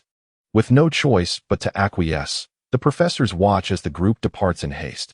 3 days later, Lilith encounters Eric again at the academic society meeting. Upon his arrival, he immediately faces Bram Stock-Capsh, but the subject of their discourse becomes inconsequential, for Eric's mind is clearly elsewhere. The glory of our ancestors eclipses all. The revival of knighthood is paramount. Eric's eyes blaze with fury, his countenance gaunt, yet brimming with unprecedented rage. Calm down, Bram attempts to pacify the volatile student. But Eric continues to rant, even tossing his handkerchief in Bram's face in a fit of anger. The once lively academic society falls into a somber silence. Both concerned participants and casual observers are suddenly serious, as if the venue has transformed from a place of debate into a court of life and death. For dueling, after all, is the most authoritative and traditional form of justice. The law functions as a tool to uphold the interests of the ruling class, and contemporary laws have long been reduced to mere playthings for the privileged elite. There is a saying in Shineria: the king loves to change his decrees at will. The corruption and ineptitude of the judicial system are thus unsurprising. In the pursuit of ultimate vindication and the defense of one's last vestige of dignity, the institution of dueling has persisted from the age of knights to the present, never abandoned. Every individual on the Hermon continent possesses the right to throw down a handkerchief, glove, or hat, signifying their enmity towards an opponent, thereby initiating a fight to the death. Dueling is sacred, and the arena of combat is deemed the most solemn court of judgment, with the challenged party having no recourse to refuse. To do so would be a sign of cowardice and shame. I accept your challenge. Bram solemnly retrieves the handkerchief. Lilith has resolved to discreetly withdraw it. Dueling rarely unfolds as mere playful skirmishes, often devolving into bloodshed. She doubts her ability to control her instincts in such a heightened state of excitement. Corlin, you shall be my second. However, Eric pulls Lilith close, loudly proclaiming his intent. The members of the academic society are well aware that the newcomer, Corlin Byler, though seemingly delicate, possesses remarkable combat prowess. Find someone else. Lilith attempts to extricate herself, softly rejecting him. But Eric disregards her, loudly declaring his imminent victory. The onlookers gather around, leaving Lilith in a state of indecision. The rules of dueling apply equally to seconds, unless one has a valid reason. Evading battle is also seen as a display of cowardice. Lilith's spirits plummet as she foresees a potentially disastrous bloodshed. Then I must attempt to prevent this, she sighs softly, her eyes glimmering with a hint of crimson. Chapter 47. The tiger plays with the cat. The duel took place in an open space within the school grounds, with the contenders being Blame Stockseep and Eric Graff. Blame Southade was his close friend, Zach Olson, while Eric S. was the enigmatic Lilith, who went by the alias Karan Bayer. Witnessing the event was a highly esteemed professor, accompanied by representatives from the academic society. The terms of the duel were set for a sword fight, with no armor required. The swords were borrowed from the Church Academy's storeroom, designed as single-handed weapons, perfectly suited for one-handed use. Blame and Eric exchanged formalities, while their aides stood ready at the sidelines. Suddenly, Eric launched his attack with a loud cry, advancing to strike Blame with his sword. Blame deftly parried the blow, their blades clashing with a crisp sound. To Lilith's eyes, their exchanges, though labeled as a duel, appeared more like playful antics, with their movements seeming rigid and lacking the essence of true combat. Although Lilith had no formal training in swordsmanship, she understood profoundly that the true nature of life and death could be determined in an instant. Seizing an opening, Blame struck Eric fiercely in the chest with the flat of his blade, sending him sprawling to the ground. As Blame twisted his wrist to prepare for a decisive strike against his opponent, a third sword expertly deflected his weapon. Lilith signaled, "Sir Eric, shall I take over from here?" Eric, still shaken from his narrow escape, rose awkwardly, his pride compelling him to respond, "Very well. It's in your hands, my friend." Who would be friends with such an embarrassing fellow? Lilith silently cursed, formally stepping into the fray. With graceful strides, she held her sword with a casual grip. Yet her presence exerted immense pressure on Blame. He approached cautiously, testing her defenses with a series of probing strikes. Lilith effortlessly blocked or deflected his attacks, her movements fluid and untroubled, as though her opponent were merely a child. In a sense, he was, to her. Both Blame and Eric exhibited a peculiar delay in their actions, allowing her to easily anticipate their intentions and movements, a testament to the vampire's superior reflexes. Coupled with her overwhelming physical strength and agility, the duel quickly devolved into farce. The onlookers recognized this disparity, marveling at Karan Bayer's exceptional prowess, which was evidently extraordinary. Lilith seized her opportunity, delivering a precise kick to Blame's face, sending him tumbling. His aide, Zach Olson, rushed forward in a fit of anger, only to retreat in disarray moments later. Blame rose, joining forces with Zach to confront Lilith, who, without raising a fuss about chivalry, simply dispatched both with ease. Her strikes landed with precision on their resilient bodies, causing pain but no bloodshed. Soon, both men conceded defeat, albeit Zach remained somewhat disgruntled over Eric's unearned victory. Blame, however, displayed remarkable composure, bowing gracefully to both, a gesture of utmost respect despite his defeat. Eric, having emerged victorious, strode away as if he were a triumphant sovereign, his arrogance elevated to new heights, seemingly forgiving Blame and the others for their previous transgressions. The observing professor meticulously recorded the duel, preparing for any potential repercussions, while praising Karan's remarkable skill and Blame's knightly demeanor. Thus, What began as an inevitable confrontation concluded abruptly, avoiding the expected bloodshed. Lilith exhaled in relief. Yet Blame approached her with gratitude. "Thank you, Karan," he said, smiling without a trace of resentment or shame.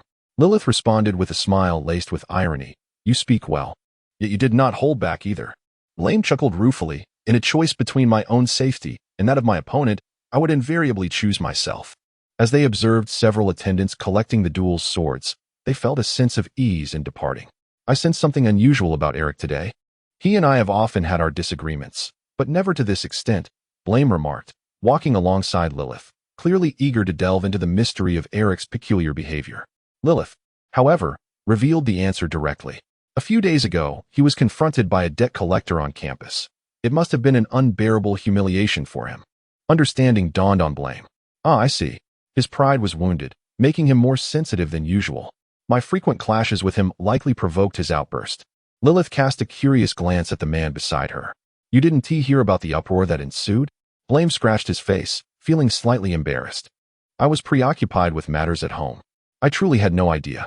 Suddenly recalling something, Lilith chose not to press further.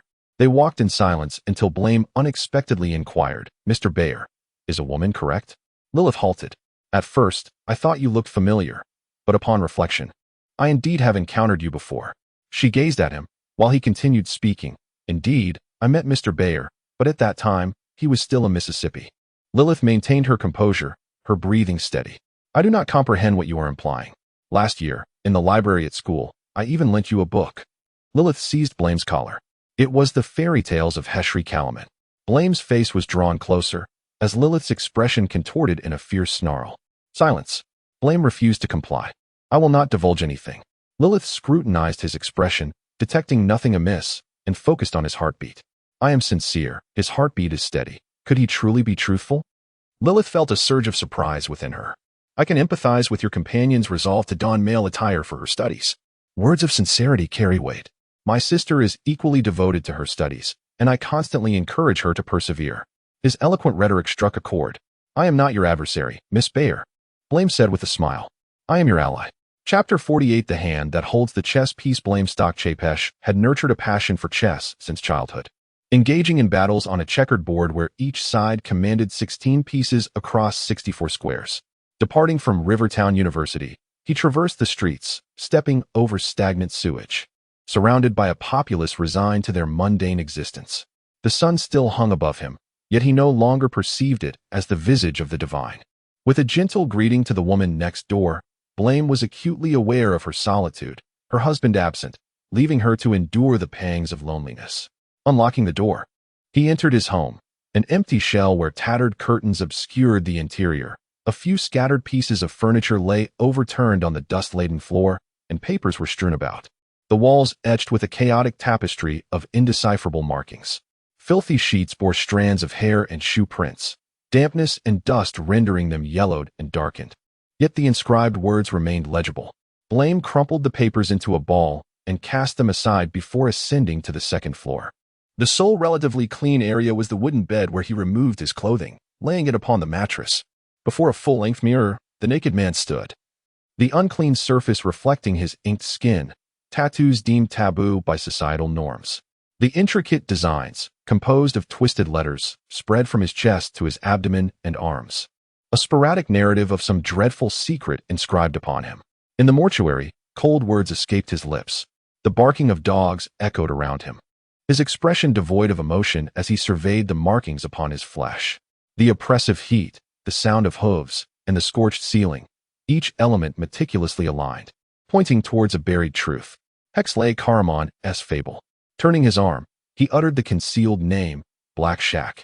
This was the masterpiece Blame Stock Chapesh had etched into his being. The ceiling above him was similarly adorned with words, scrawled in a disarray of frantic and distorted scripts, persistently conveying to the waking soul on that bed the same relentless message: sleep is oblivion. Behold your body. The large mirror loomed conspicuously at the foot of the bed, as if fearing its owner might overlook it. Restless, Blame remained until sunset before finally rising to depart. He donned a dark hood to shield his face, for his impending venture was not meant to be known by others. In the crowded, deserted alley, a lantern cast a flickering light upon the grim stone walls and aged wooden door. The one who opened the door boomed with a loud voice, laced with vulgar slang, a woman, yet more robust than Blame himself. I thought you wouldn't come. The debtor, Artemisa Vieira, stepped aside for Blame to enter. I am never late.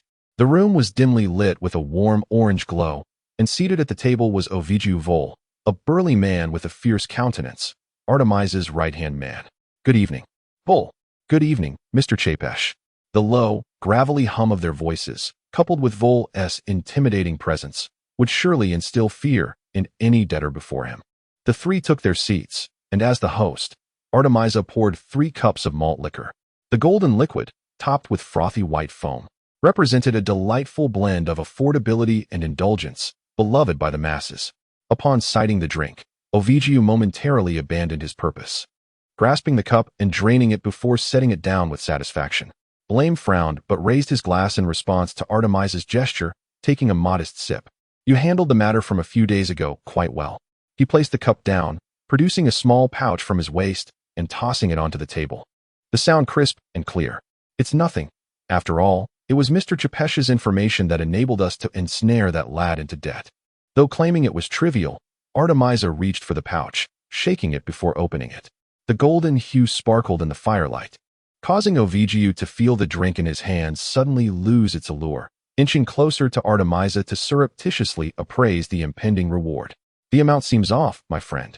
The jovial expression vanished from Artemisa's face as she brandished a dagger, driving it into the table, her demeanor darkening as she glared at Blame. The money inside does not match our initial agreement. Observing the trembling dagger and the myriad of scars etched upon the table, Blame maintained his composure despite his recent financial strain, attempting to reason. You've already profited sufficiently from my assistance. It would serve you well not to be overly greedy. Artemisa scrutinized Blame for a long moment, noting the absence of fear upon his face, before curling her lip in disdain. Next time, ensure you have the full amount ready. I have a band of brothers to provide for. Otherwise, our business may falter, and rest assured, the secret of Mr. Chapesh will hardly remain secure. Listening to the blatant threat, Blame narrowed his eyes slightly, yet his tone shifted. As it happens, I have a significant venture to propose to you. Artemisa raised an eyebrow, taking another swig of her drink. Another business opportunity? First, you ensnared a classmate. Now you seek further trouble. You don't mean to suggest I should have my brothers publicly execute that lad, do you? Blame shook his head at Artemisa's jest. No, I bear no ill will towards Eric. How charming. Amid Artemisa's derisive laughter, Blame calmly articulated his proposal. I want you to storm Rivertown University and unleash chaos upon every soul you encounter. Artemisa paused, then erupted into laughter, pointing at Blame. I never knew you possessed such a sense of humor. A madman. A shiver crept up her spine. The calmness of the man before her concealed a menacing madness that chilled her to the bone. With only the familiar surroundings and Ovidiu Vol's presence offering a semblance of safety. How dare you, Blame? You are utterly insane. What gives you the confidence that I would partake in such a heinous act? Invading a university without cause? I spit upon that. Are you jesting with my life and that of my brothers? What reasoning could I possibly use to rally my men? And what might you possess that could match such a price? Madman! Fool! Get out of my house! Blame endured her tirade, merely unsheathing the dagger from the table, calmly outlining his plan. Here is my thought. Just days ago, you made quite the spectacle at the university over a substantial debt. It has become common knowledge that Eric cannot possibly repay you. Before your brothers, he displayed such stubborn pride. Picture this. Eric Graff, unable to repay his debt, seeks you out at night to confront you, and when negotiations fail, things escalate, leading to his inadvertent killing of you. What do you think of this narrative? Those who hold you dear, your loyal subordinates, and the populace you have favored, would they not be enamored by such a tale? Oh right, our transaction remains known only to the three of us. So should Ovidiu betray you and join forces with me to eliminate you, my secrets and objectives would be safeguarded. While Ovidiu gains the riches of Artemisa he has long coveted, Blame's icy gaze scrutinized the two grappling before him. Ovidiu tightly ensnared Artemisa's neck with a coarse hemp rope, exerting all his strength in a lethal chokehold. Bram could even perceive the bulging veins on Ovidiu's arms.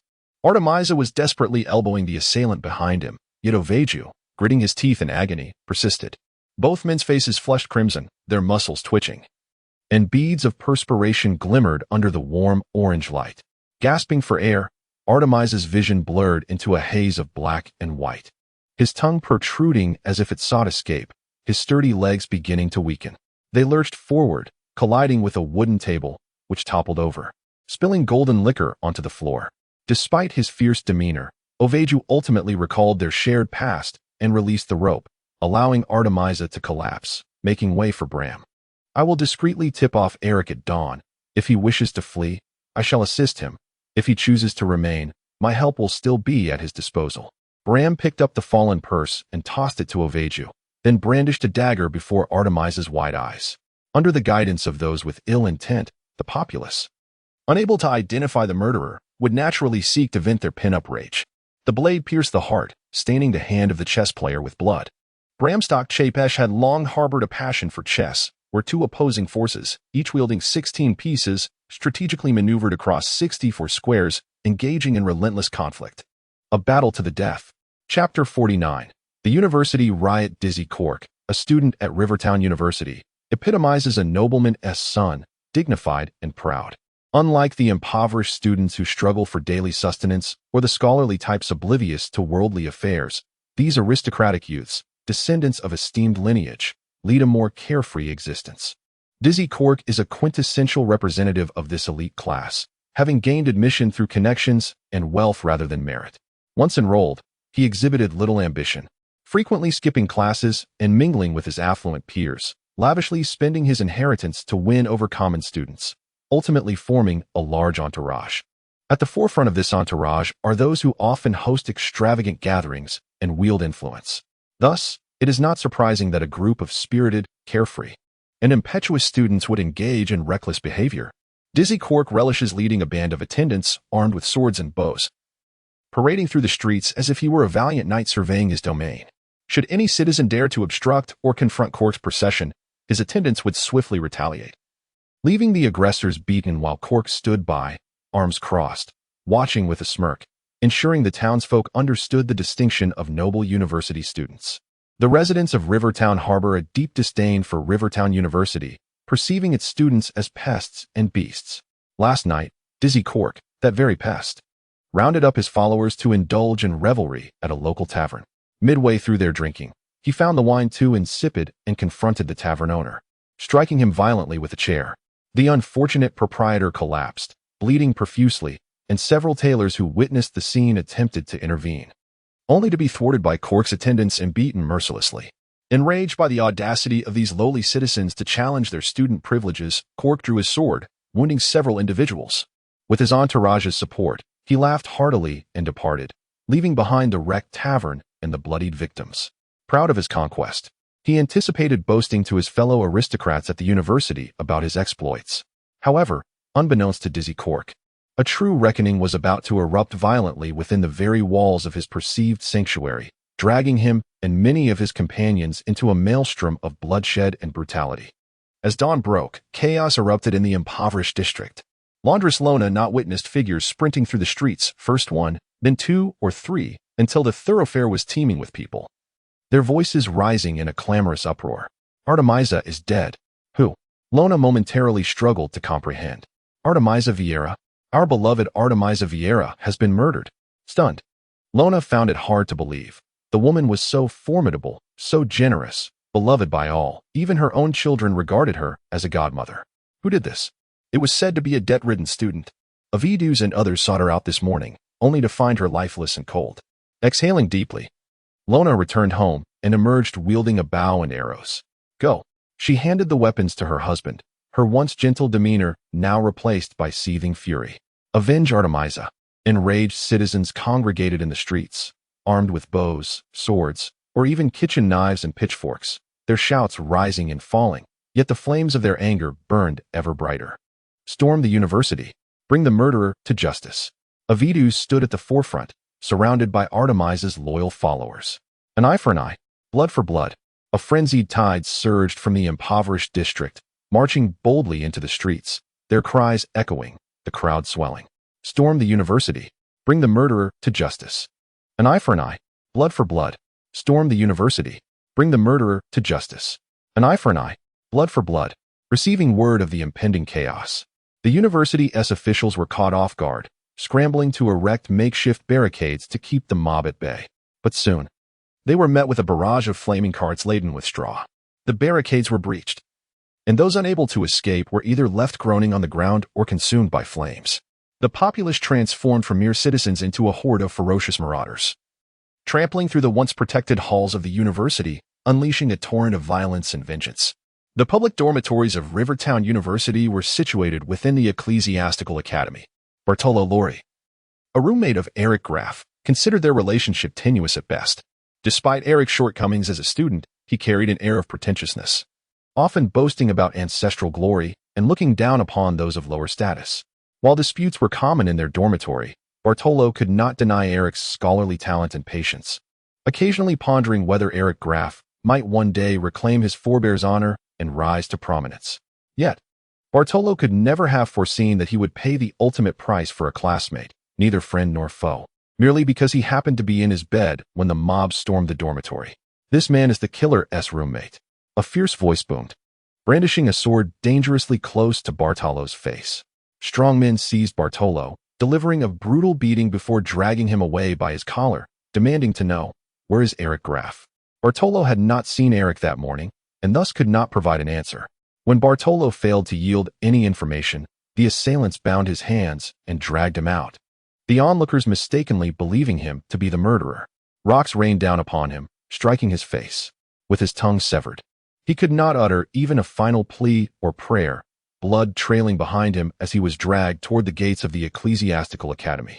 A coarse rope was thrown over the crossbeam, the innocent man's throat ensnared in a tight noose, his dying gaze fixed upon the church's benevolent figure, while the angel of death sounded its final trumpet. Nearby, the bodies of others lay cold, swaying gently in the breeze. Chapter 50. Blood in the eyes and nose. Ole Bayer had often pondered how his life would conclude. Once his beloved family members had lived their destined lives, he would drift away, relinquishing his corporeal form to another version of himself. As for marriage, children, and friendships, he believed in letting fate take its course. While preparing breakfast, Ole felt that if life continued to unfold at its current leisurely pace, his wishes would surely come to fruition, and his tranquil existence would quietly transition into a beautiful, serene twilight. After a moment of reflection, Ole realized time was slipping away. He picked up an egg, rolled it, and tapped it gently. The egg mixture sizzled in the pristine bowl, and soon the bubbling liquid was perfectly cooked. Breakfast was served, and a freshly washed Lilith had been waiting patiently. By the way, Lilith hasn't he been sleeping in lately? As an older brother, Ole felt a bittersweet blend of joy and melancholy. "Ole?" Lilith called out his name, her tone devoid of discontent or anger. "What's the matter?" "Let me cook dinner tonight."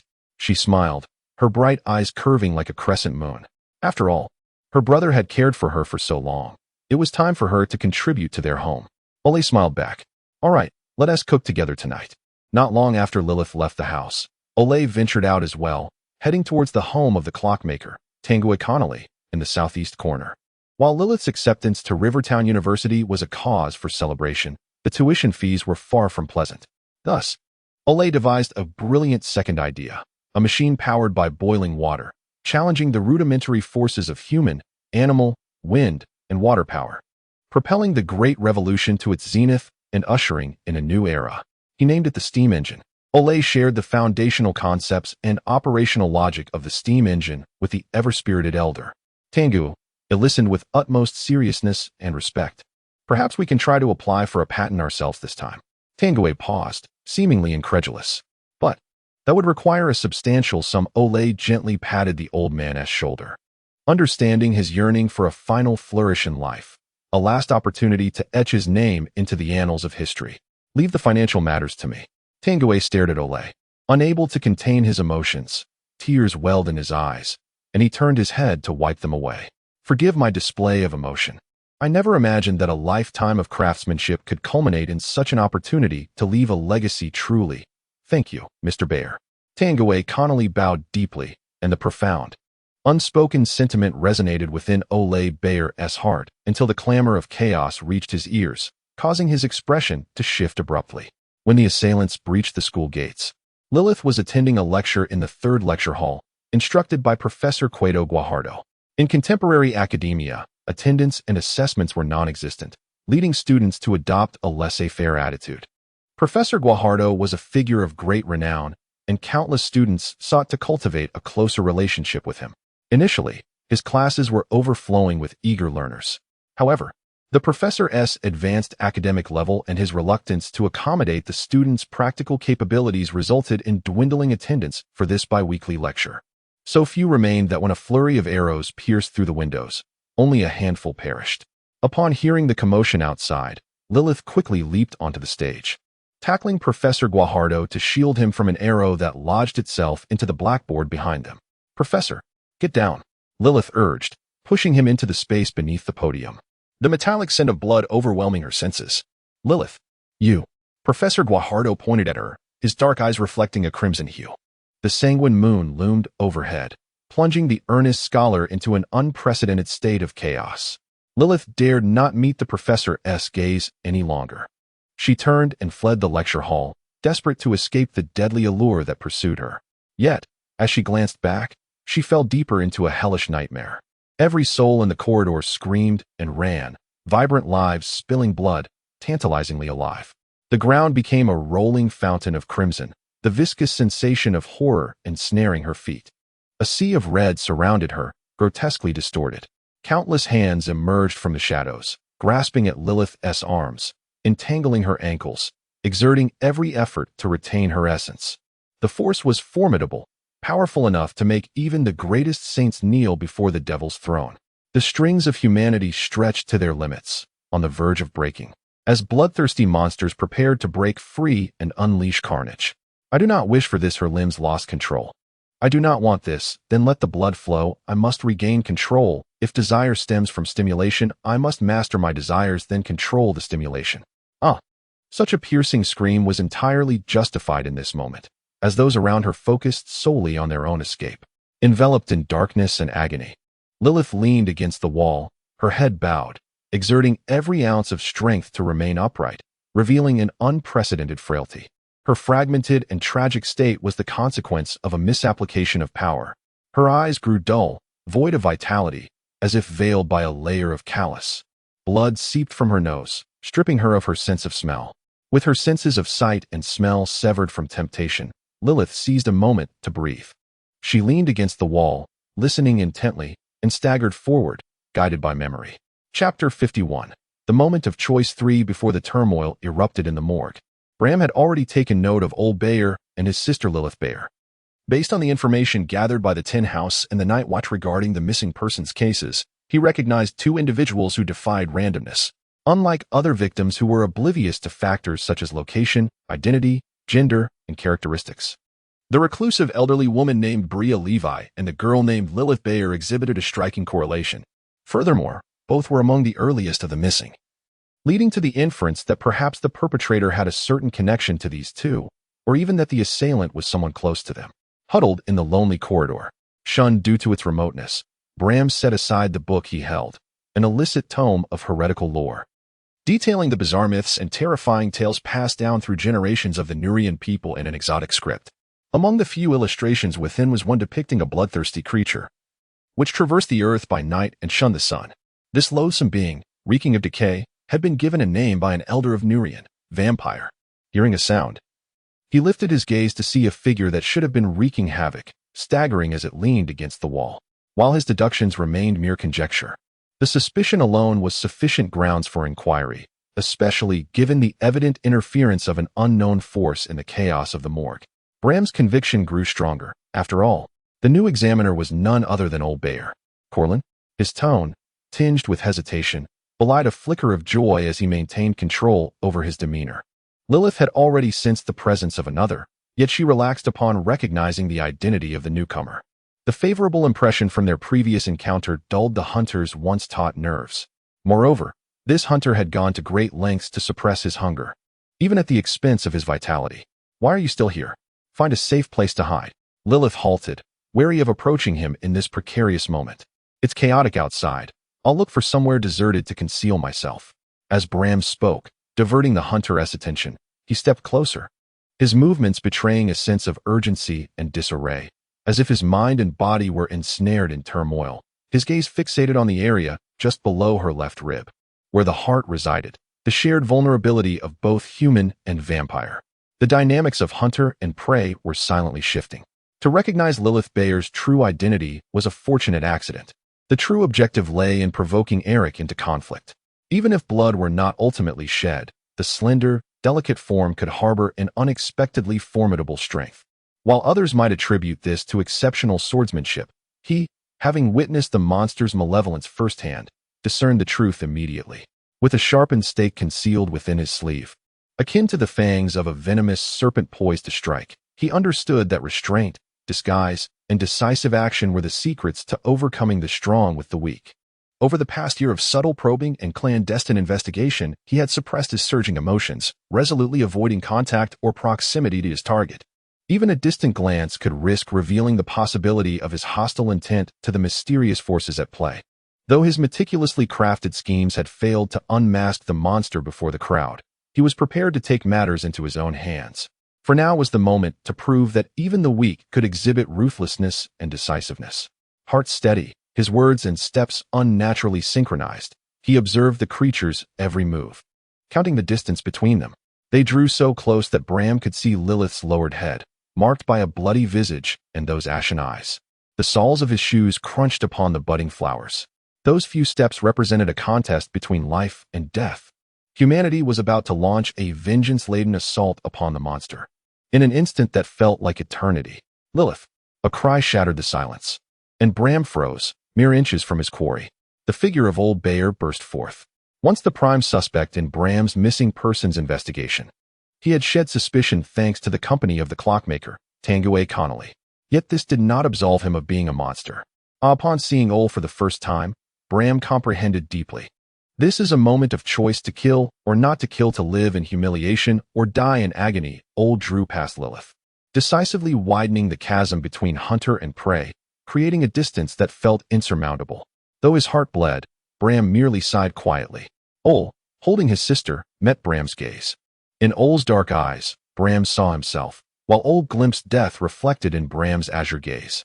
Beneath the cloak of night, he stood before a calm man, surrounded by desolation. Lightning sparking from his hands, offering an equal and swift demise. His death is anchored, Ole mused, a pang of guilt rising within him as he regarded the man before him. A chill coursed through Bram, a profound dread enveloping him. He watched as Ole raised his hand. Brother! Lilith sensed her brother's intent and intervened.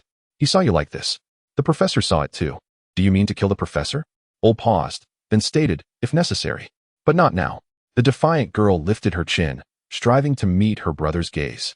But Ole could only see a pallid, lifeless expanse. I understand.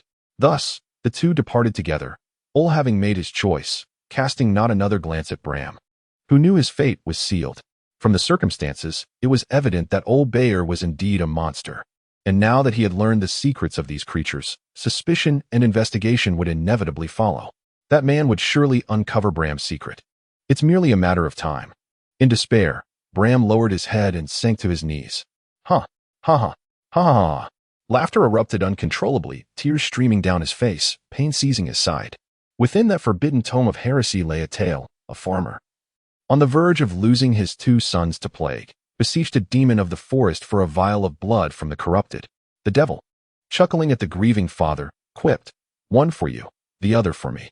On the night of the waning moon, the farmer fed the blood to his sons. When dawn broke, one son was resurrected, while the other was reduced to ashes beneath the sun. The blood of monsters may be a potent remedy. Exhausted from laughter, Bram rose, gazing at the shoes he had removed, murmuring to himself. Yet, it could also be a deadly poison.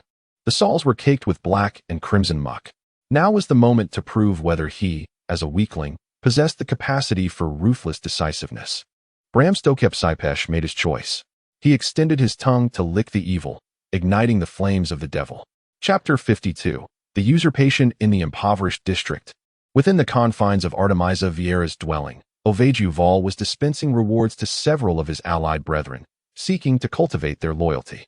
His visage was marked by a heavy countenance, and his demeanor solemn, as though he mourned the sudden demise of the former leader.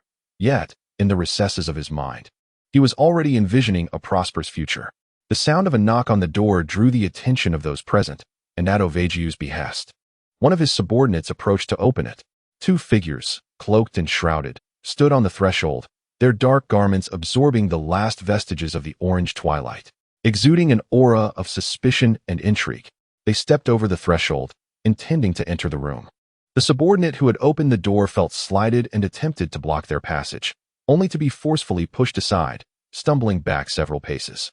The door was shut behind them, sealing the final rays of sunlight outside. Ovagiu seemed to hear a relaxed sigh emanate from beneath the cloaks, and he beheld the leader of the pair as he removed his hat. Bram. His complexion was as pale as one gravely ill, having lost so much weight that he appeared almost unrecognizable, yet the golden locks and azure eyes still bore a glimmer of his former vitality. No. Those eyes sparkled with an intensity far surpassing the past. Ovagiu, let us engage in one final transaction, Bram quipped with a light-hearted mockery. I require you to eliminate someone for me, just as you did with Artemisa. An immediate hush fell over the room, as a burly man glared at Ovagiu, growling. Is he serious? Ovagiu's expression darkened, his silence a testament to his turmoil as he fixated on Bram, the interloper who threatened his ambitions. Unfazed by the oppressive atmosphere, Bram continued to expound upon his so-called deal. Today, I received a remarkable remedy, and I have already tested it twice with most gratifying results.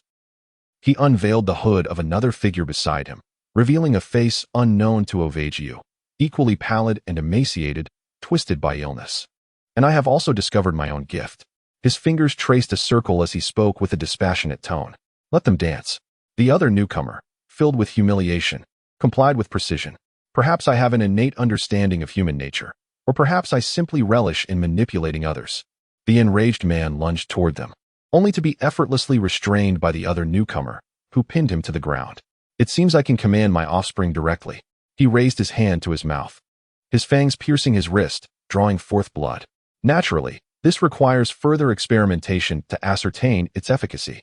The onlookers were transfixed as Bram thrust his crimson wrist into the burly man's mouth.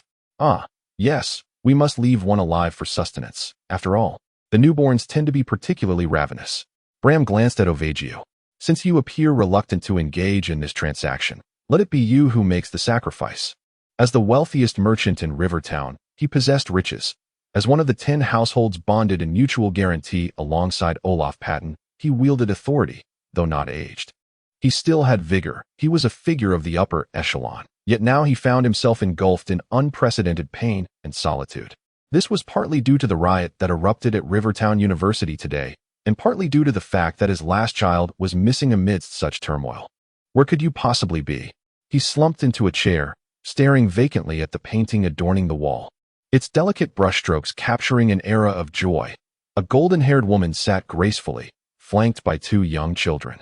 The short-haired boy beamed with radiant joy, while the long-haired girl shyly averted her gaze. The mother clasped the children's tiny hands, who nestled affectionately against her. In her gentle and serene gaze lay the power to embrace all. That was your wife and your 2 children. In the dimly lit room, a second voice broke the silence. Startled, Snysa maintained his composure, casting a calm glance toward the source of the voice. A young man emerged from the shadows, stepping into the light, pulling out a chair to sit across from Snysa. Your evening visit cannot merely be to engage in idle chatter, can it? Snysa attempted to seize the initiative in the conversation. I have come to inquire about your son, Ol stated directly, cutting to the chase. That would be Mr. Bramstock Capsh. Snysa could not suppress a laugh. Do you truly believe I would divulge my son's affairs to a stranger with dubious intentions? Ol nodded, his response measured. Words possess power. They ride upon the spirits that disperse through the air, imparting the highest will to nature and all living beings. Snysa momentarily lost himself in thought, then abruptly regained clarity, yet he sensed a subtle shift within his body and mind. Is your son concealing something? Ol inquired, frowning. And why has he left home? Snysa struggled to stifle his tongue, yet found himself unable to even raise a hand to cover his mouth. A primal instinct resisted such an action. Because of Elena. Who is Elena? What has transpired? What connection does she have with Bram? Elena Stockcapsh, she is my daughter, Bram's sister. Snysa's expression twisted into a grotesque mask of anguish as he nearly shouted, She is missing. A specter once thought dead now haunts us. From that abduction a year ago, the sins believed buried now plagued him like a festering wound. Bram witnessed everything unfold. The semblance of peace he thought he had attained was but an illusion. He continued to voice his turmoil. The killer is a monster. Outside the study, cries and pounding echoed, drawn forth by Snice's rising volume. I cannot allow him to continue. People will descend into panic. They will hold us accountable. Just because I am damned to the 10 households. Lilith, curled up in a wooden cabinet to rest and heal, sensed the disturbance. Awakening from her slumber, she leapt from her hiding place. The rising temperature and the sound of splintering would made it clear the house was engulfed in flames. Lilith flung open the door to the storeroom, and the searing tongues of fire compelled her to retreat. Overwhelmed by fatigue and a loss of sensory perception, she struggled to adapt, though her sense of touch and hearing remained acute. The encroaching heat warned her that time was slipping away, guided by her remaining senses and memories. She dashed toward the sole window in the storeroom. A slight sting accompanied the shattering glass as tiny shards cut her hands and feet, while the swelling flames pursued her relentlessly, howling winds lifting her. Lilith Bayer leaped beneath the moonlight. The streets had transformed into an inferno, everything ablaze, the cobblestones glowing crimson. Cries and screams of distress echoing, surrounded by an oppressive heat. Lilith discerned. People were fleeing, most like herself, scantily clad, driven solely by the instinct to survive. Yet a subtle hostility emanated from the corners, the crowd, the rooftops, coalescing into a suffocating grip. She picked up a piece of tattered cloth left behind by another and draped it over herself, quietly waiting for the exodus of the panicked masses. As silence fell over the street, save for the crackling flames, Lilith heard no heartbeat of her foes. You are vampires. The newly emerged vampires encircled her, and the leader approached Lilith. Bram has sent us to speak with you. Lilith recognized the voice's owner. Eric? Lilith, I shall end your life. Chapter 53. A millennial hunt on a night reminiscent of countless moons past, with blood as familiar as the moonlight. Blame raised the bottle in his hand, containing a swirling crimson liquid that mirrored the blood-soaked moon. He was celebrating a vengeance, the outcome of which remained uncertain. Beneath him lay a girl, teetering on the brink of death. Who she was mattered not. Did she have others at home? Was irrelevant. What thoughts consumed her mind? Did she fear death? Held no significance. Blame merely entertained the notion of utilizing her, feeding her a trickle of his own blood. The anguished girl writhed on the ground, yet Blame cast her not a glance, turning instead towards the unknown wilderness. He understood profoundly that should he fail, it would be yet another moment of endurance in disguise. This time, he would be more patient, more cunning. Should he succeed, that buyer will undoubtedly go mad, just as I have. A smile crept upon Blame's pallid visage. How exceedingly anticipated. The gory wounds on her face had healed, fine scars webbing across her skin, her ashen eyes blind to her fate. Lilith Bayer could not fathom what had transpired. It had always been so, driven forward by a myriad of events. She recalled her early days as a vampire, once wallowing in despair, contemplating, perhaps I shall simply embrace the monster within. Such foolishness it was, for she had been utterly oblivious to the havoc her powers could wreak upon others, indulging in reckless abandon. A mere child, indeed, how she loathed that version of herself. Oh, but she held no regrets for the lessons she imparted upon friends and first love. Later, she followed her brother to River Town, witnessing sights previously unseen, pondering questions never before contemplated, and meeting diverse individuals. The grand cathedral at the heart of the town. It was indeed peculiar to see vampires attending service. Professor Quivido Guajardo, so generous with his guidance, his teaching demeanor remarkably earnest. Yet she was curious about how he came to know her brother. The library, a place of exquisite beauty. Mrs. Bria. Truly, I am deeply sorry, Mrs. Bria. The woman named Grace and the small village in the mountains. She had long hesitated to inquire with her brother about what had become of it. Perhaps, should she survive, she would venture to see Mr. Hogan. She might have been a good person, but her brother's prospects were utterly bleak. University, lectures, the faculty, and Blame Stoker CPEC. He had declared, I am your companion. Thankfully, she had never placed stock in those words, so her current suffering was not particularly acute. Perhaps she had harmed him in some way, and thus, his quest for vengeance was justified. Lilith harbored no resentment. She simply wished to live. Her father, sister-in-law, and brother awaited her. She must endure. Lilith did not subscribe to the notion that in the face of life and death, right and wrong are irrelevant. Yet, she was determined to survive. Blood claws pierced through the chest, extracting the heart. As the weakened Eric knelt before Lilith, consumed by golden flames. Reduced to ashes. Will you come one by one, or all at once? Lilith inquired with a smile, extending her transformed hands, showcasing her fearless stance. The crimson-eyed newborns brandished wooden stakes and charged forth. A killer soared into the air, lunging to strike. Lilith swiftly evaded, avoiding the brunt of the attack. Yet two more closed in behind her. She sidestepped one, pivoted, and kicked the other aside. She ducked to evade another thrust aimed at her head, seamlessly driving her blood claws into her opponent's abdomen, seizing the spine, and with a sudden exertion, yanked it free. A grand deluge of blood erupted like blossoms in bloom. The white bones soaring through the air, the interplay of golden and crimson flames creating a breathtaking spectacle. Yet another assailant lunged, and Lilith seized a wooden stake from the ground, hurling it into the heart of her foe. Before the body hit the ground, it transformed into ash, dissipating into nothingness. Lilith could not discern how many enemies remained, yet she knew she could not afford to relent. Blood of her kin splattered upon her, as she deftly avoided incoming strikes. Though the wounds upon her body multiplied. Survive. This was the cry resounding in Lilith's heart. Survive. This was the lament of those puppets unable to control themselves. Blood claws tore through throats, and as one head was raised high, the headless corpse collapsed to the ground. A wooden stake lodged deeply into her right shoulder. A torrent of blood gushed forth, and her strength waned, her claws beginning to recede. She leapt up, shattering one foe's skull, then inverted herself to sink her claws into another's eye socket. Two stakes pierced her left calf, snapping within her flesh. Lilith teetered on the brink of collapse, but managed to support herself with one hand, leaping onto the head of an adversary attempting to exploit her weakness. Knees pressing down upon their shoulders, she exerted force to twist and bring them crashing down, extracting the stake from her shoulder and thrusting it into their chest. As she struggled to rise, she yearned to leap onto the rooftop engulfed in flames, to escape on the currents of fire, but an enemy seized her from behind.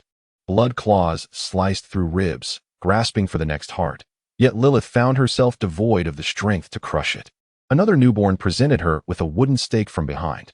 Weak and spent, she was released by her foes, collapsing forward onto the ground, her head striking the stone tiles. Submerging into a puddle. Survive, survive. In the darkness, Lilith beheld a familiar figure approaching from afar, that person smiling gently and softly calling her name. Lilith. It was her brother. Ole Bayer gazed down at Lilith's lifeless form, perceiving no sign of life within. Who is that? Where did they come from? A newborn inquired of another. I do not know, but it seems our control has ceased.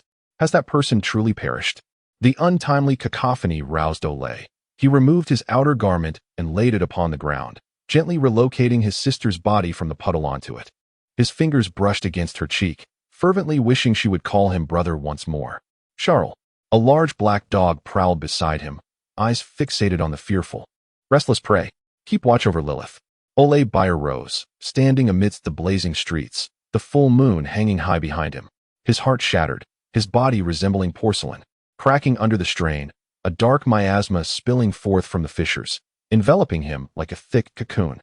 Fear summoned a tempest. The howling winds suppressing the rampant flames engulfing the streets.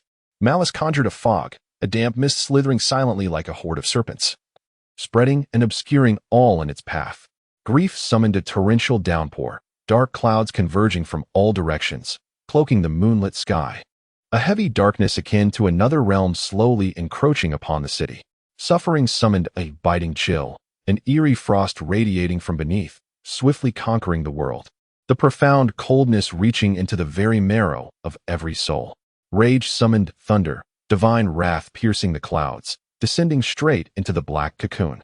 The cocoon erupted with a resounding explosion, the miasma surging forth.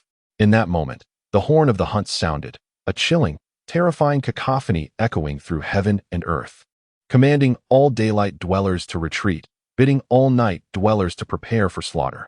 The newborns were utterly shattered by overwhelming dread, frozen in place, their minds swirling with frenzied cries and screams. Yet they could not even close their eyes.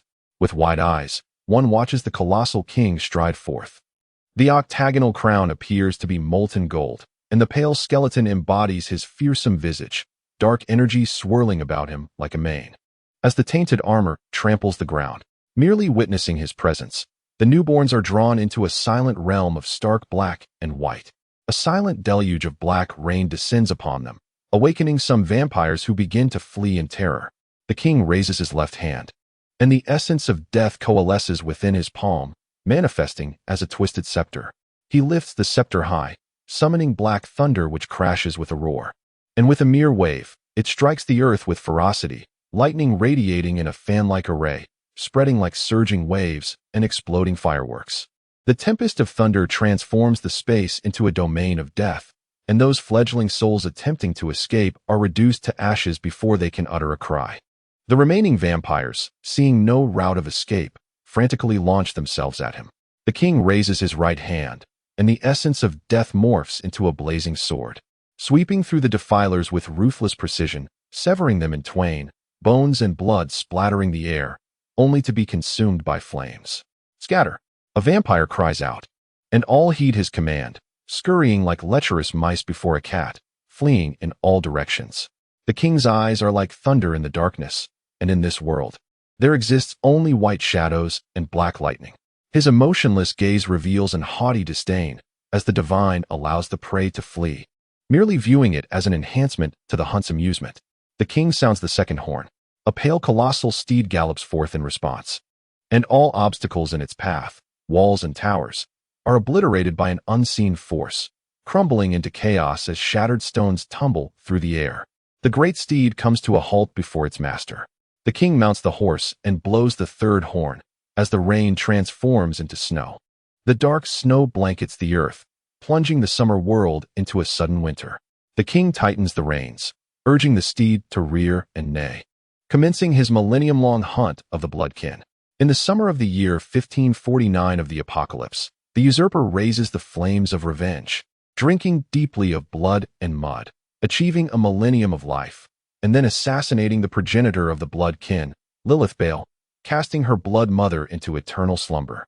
Thereafter declaring himself the first, spreading the plague of the Blood Kin, establishing a millennium of order, known as the true progenitor of Blood Kin, Blam Stoker Sepek. In the summer of the year 1549 of the apocalypse, the great and supreme king initiates the second grand hunt near the Cheniria River, known as the Millennium Hunt or the Blood Kin Hunt. In the summer of the year 1549 of the apocalypse, a white frost sweeps across the Cheniria River region, devastating half the city overnight. As summer succumbs to winter, the bitter cold persists for 3 months, leading to a decline in all trades, a surge of refugees, and a precarious situation heralding great change, known as the Rivertown Incident. The great and supreme king did not become a monarch due to the crown upon his head, but rather because of his capacity to bestow a crown upon himself, thus being revered as king. The king is the shadow of the divine, the hunter racing through the wilderness, and the common nemesis of all dark beings. His name is the Mad Hunter. Chapter 54. Howling under the moonlit night, a grand bonfire blazed fiercely, casting a warm yet indistinct glow upon the dancers' flushed faces. Above them hung a full, luminous moon, casting an eerie light. Suddenly, a pair of cold eyes snapped open. The wolf has come. The wolf has come. Only those who run swiftly shall escape. The creature bared its teeth, revealing a sinister grin. In the autumn of 1554, in southern Delivia, near Angers, a carriage traversed a desolate country road under the cloak of night, kicking up dust and decaying leaves beneath its wheels. On either side stretched an endless, twisted forest.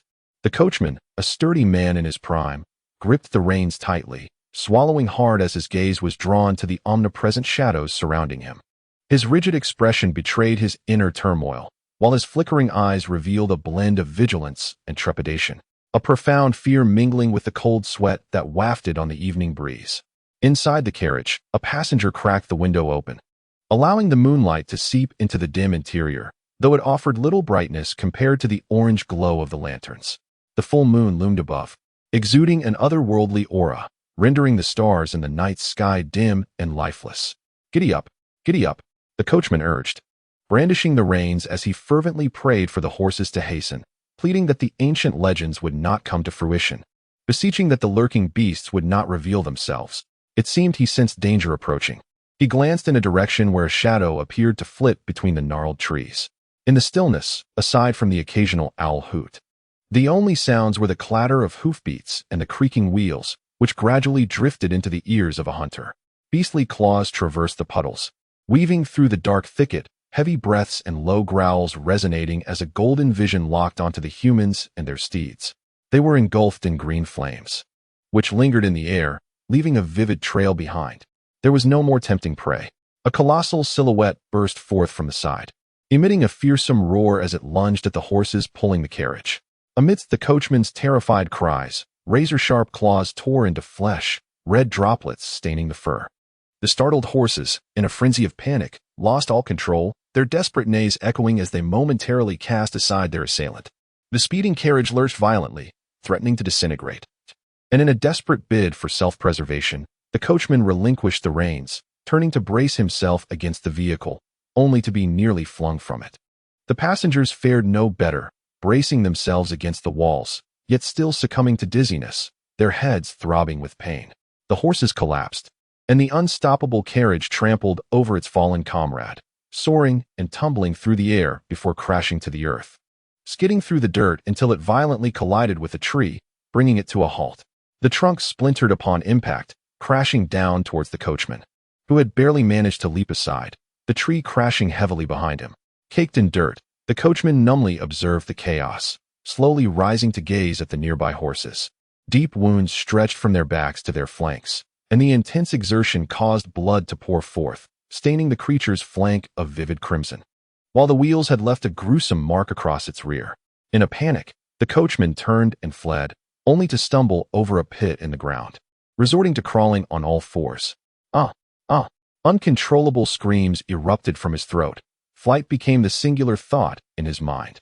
He looked around, surrounded by trees that now appeared as monstrous figures, their gnarled limbs closing in around him, mocking his plight with cruel gazes. In a dizzying whirl, the coachman fell to the ground, feeling an otherworldly lightness, as if pain and cold no longer mattered. Glancing down, he saw his lower half missing, his entrails strewn about. Raising his gaze, he beheld a pair of beastly eyes glowing with an eerie blue luminescence lurking in the shadows. The monster advanced over the lifeless body, its breath extinguished, and crept towards the overturned carriage, where two living beings remained. As it inhaled, a pungent odor assaulted its senses. It was a scent it detested. Bang!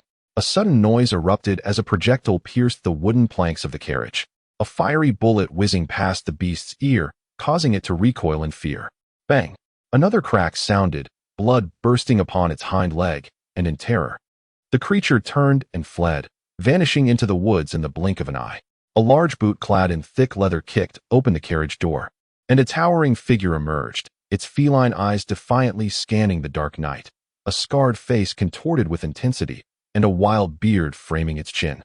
He stood upon the bloodstained ground, illuminated by moonlight, his long weapon emitting wisps of smoke. "Is everything all right?" he inquired, his tone a blend of concern and certainty. "All is well." Another young man emerged from behind him, also wielding a smoking device. "Check on the coachman's condition," the leader commanded, ever vigilant of his surroundings. "The coachman is dead." Without wavering, the man merely nodded. "This is no place to linger. We must proceed on foot. Where is the nearest village?" "It seems to be called. Do not seem," the leader admonished, causing the young man to stand a bit straighter. "Yes, Commander Lumen Fallon. The nearest village is Blackwood Village." Chapter 55. The dark forest village. Donnie, holding a lantern and a pitchfork, cautiously traversed the dimly lit and silent dirt path of the village, ever vigilant to the whispers of the wind and rustling grass around him. The houses lining the road were all shuttered tight, their curtains drawn so securely that not a single ray of light could penetrate. Even if by chance one were to glimpse a face or a pair of eyes through a gap in the fabric, the expression would be one of rigid unease, staring fixedly at the light before hastily averting their gaze upon meeting Donnie's eyes. In this profound silence, an immense pressure and a surging panic loomed, rendering even the slightest drop of water falling from the eaves to the muddy ground profoundly unsettling, not to mention the rustling bushes and the shadowy corners of the streets. Donnie couldn't help but quicken his pace, the saliva in his throat becoming impossible to swallow. His eyes darted about, attempting to seize upon any suspicious detail. Yet the village appeared as it always had, but the unseen menace only deepened his dread. "Lord, grant me protection," he murmured, beads of cold sweat trickling down his neck. "Who goes there?" Donnie whispered sharply, swearing he had heard an unusual sound. His trembling hands thrust the lantern forward, casting its light into the darkness, as if to ward off both external malevolence and his own terror. His left foot timidly took a half-step forward, with the right hesitantly following. He drew closer to the source of the noise, his upper body leaning back slightly, yearning to escape the unknown. The enveloping darkness seemed endless. The light illuminated a portion but remained inadequate, giving the impression that the shadows themselves were awakening, poised to strike.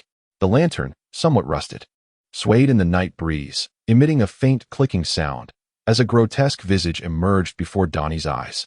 "Who are you?" he demanded, his voice betraying a mix of relief and hostility. "Men of the army. Take us to your leader," came the reply. In haste, Donnie rapped sharply on Sir Roberto's door, the sound echoing through the starry night. "Sir Roberto, it is I, Donnie." After a moment, the door opened to reveal an elderly man clad in nightclothes and a robe, whose gaze did not immediately fall upon Donnie, but rather scrutinized the outside world, and the two strangers following him. "Come in," Roberto gestured, allowing the three to enter, though his watchful eyes remained fixed on Rumen and the accompanying young man. Roberto leaned out once more, ensuring the safety of the surroundings before swiftly and silently closing the door behind them. The sound of the latch clicking into place echoed in the stillness. As they stepped into the living room, Roberto lit an oil lamp, its dim glow illuminating the furniture, allowing Rumen to finally take a seat. Roberto settled across from them, while Donnie stood behind him. "Who are you two? What brings you here at this late hour?"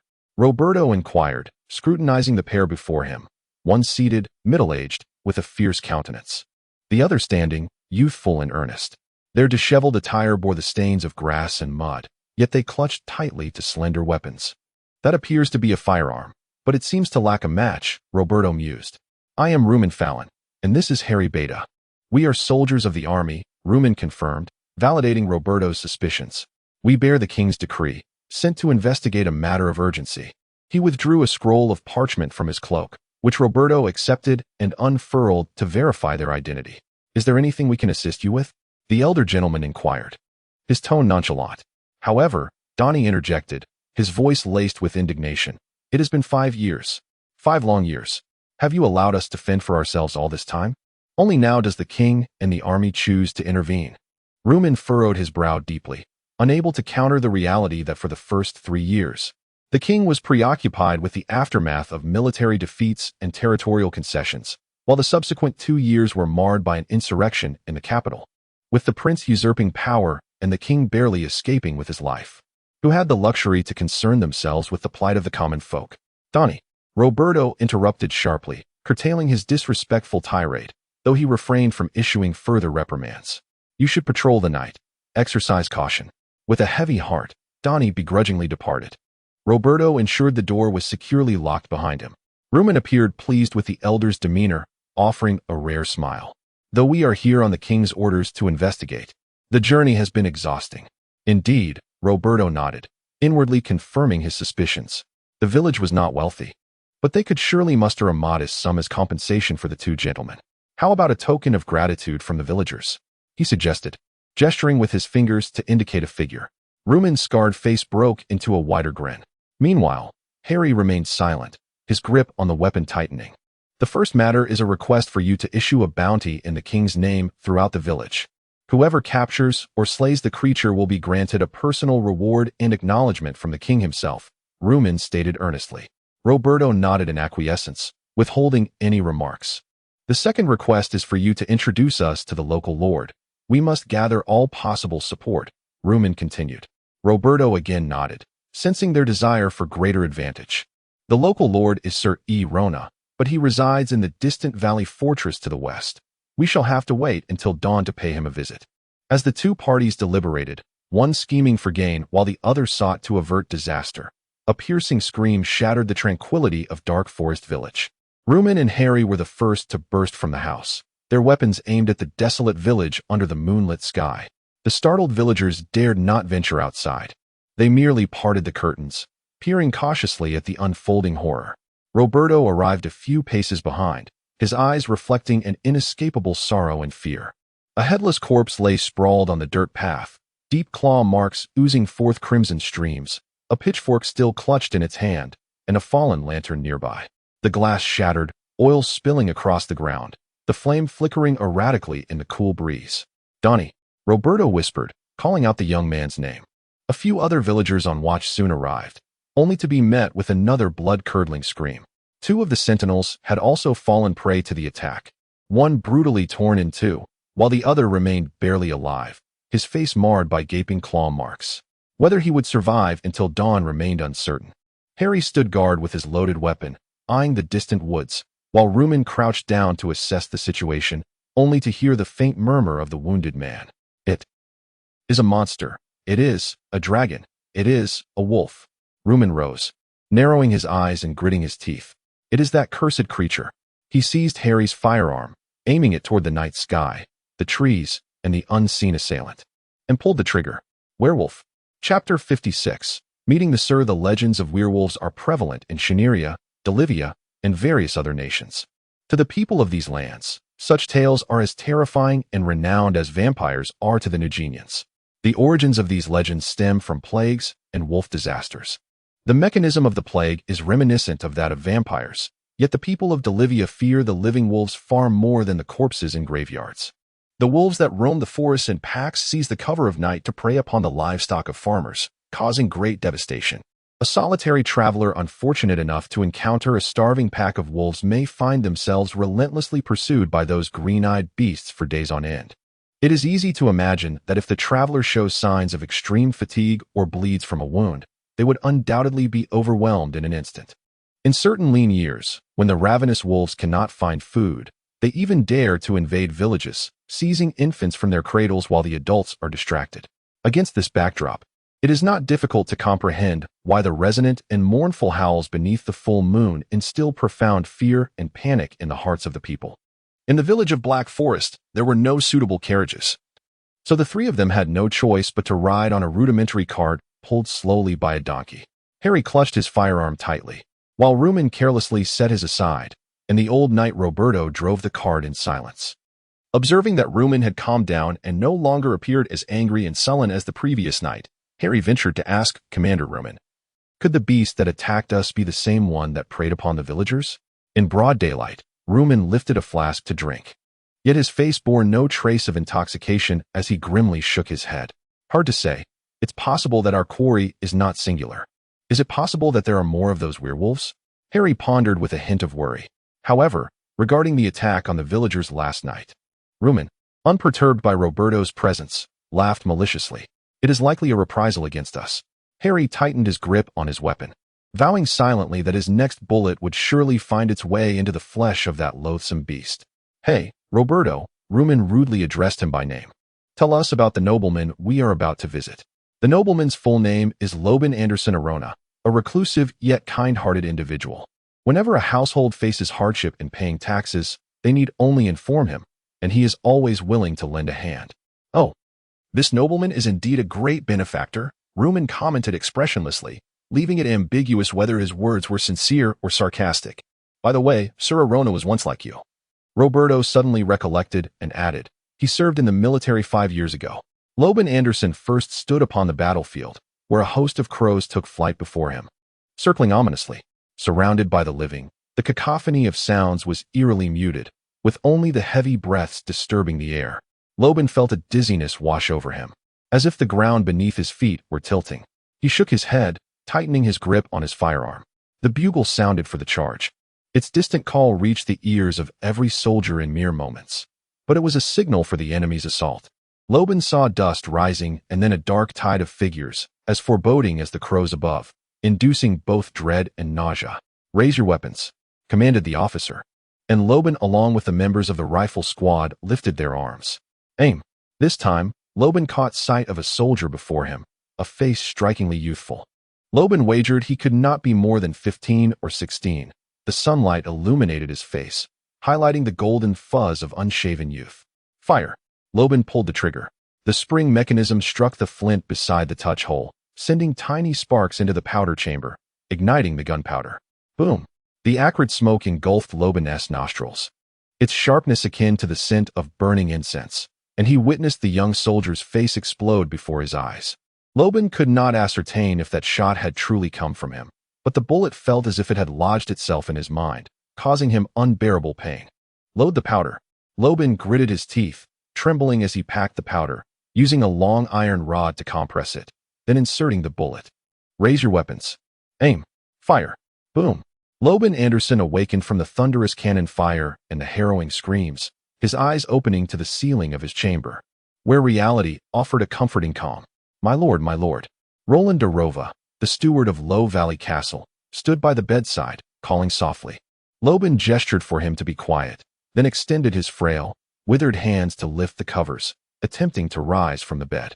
Roland promptly assisted, ensuring his nobleman did not tumble to the floor. Beneath his nightclothes lay similarly deformed and feeble legs, resembling two barren twigs. A robe cloaked his frail body, yet it could not entirely obscure his hunched posture. Regaining some clarity, he coughed a few times, prompting Roland to present a spittoon. Cough, cough. The sound was akin to a broken organ. Loban pinched his throat and finally expelled a mouthful of thick phlegm. Damn, putting on cloth shoes. Loban slowly made his way to the mirror, accepting a warm towel from Roland to wipe his face and neck. It was then he beheld his reflection. A mane of striking golden hair, slightly curled, framed a gaunt face, mature and weathered. Loban could discern the remnants of his former vigor, yet he could not ignore the spine that could no longer stand straight. My lord, Roland ventured to speak. This morning, there are visitors awaiting you in the parlor. Who? Sir Roberto from Black Forest Village and two strangers. Strangers? Indeed, strangers. Loban grasped his cane and stepped out of the bedroom. Prepare breakfast and set aside a portion for our guests to be served in the parlor. As he walked down the corridor, Loban felt the sunlight streaming through the window, its warmth alleviating some of the emptiness within him. He pushed open the door to the parlor, revealing Roberto and the two unfamiliar faces from the previous night. Loban greeted them with composure. Good morning, gentlemen. Chapter 57. The Flintlock Brother Yang. Harry Beta stood behind the seat of Lord Loban, staring blankly at the gentleman, murmuring softly. It seemed he was oblivious to Loban, who had taken a seat opposite the three of them, propping his cane beside his chair. Mr. Roberto, may I kindly request you to introduce these two guests? He said with a smile, expressing the respect due to Roberto, who was older than himself. This is Mr. Rumen Fallon, and this is Mr. Harry Beta. Roberto gestured, introducing them. They are both military personnel, specially dispatched by the king to investigate the matter of the werewolves. Loban maintained his composure, merely nodding before addressing Rumen directly. Mr. Fallon, I am immensely grateful and impressed that you have come to Angers to assist the local populace. Is there anything I can do to assist you? Rumen grinned broadly, echoing a rehearsed response.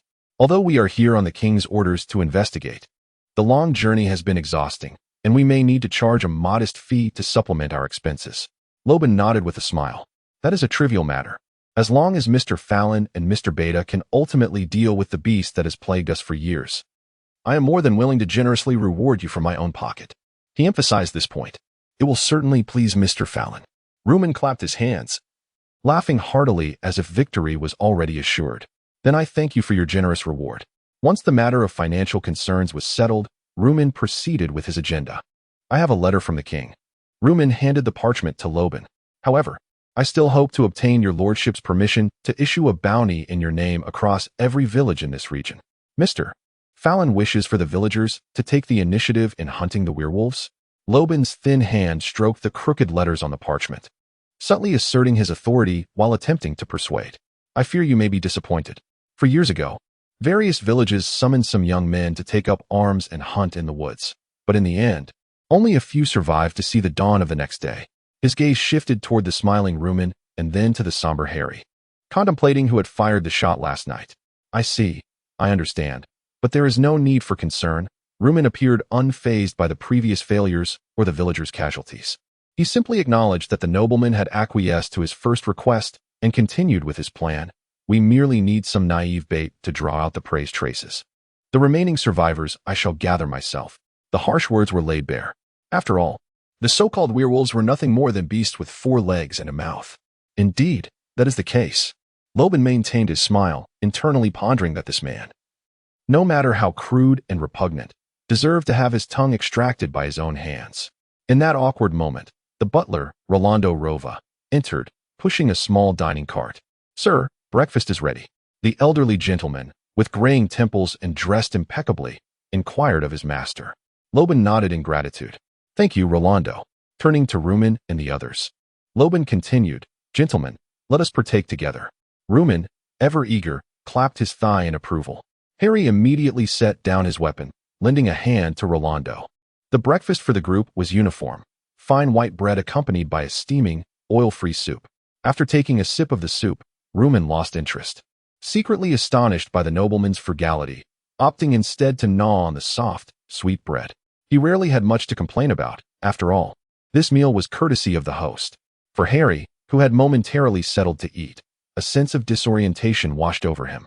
He stared vacantly at the food before him, then glanced at Loban, momentarily unable to distinguish between past and present.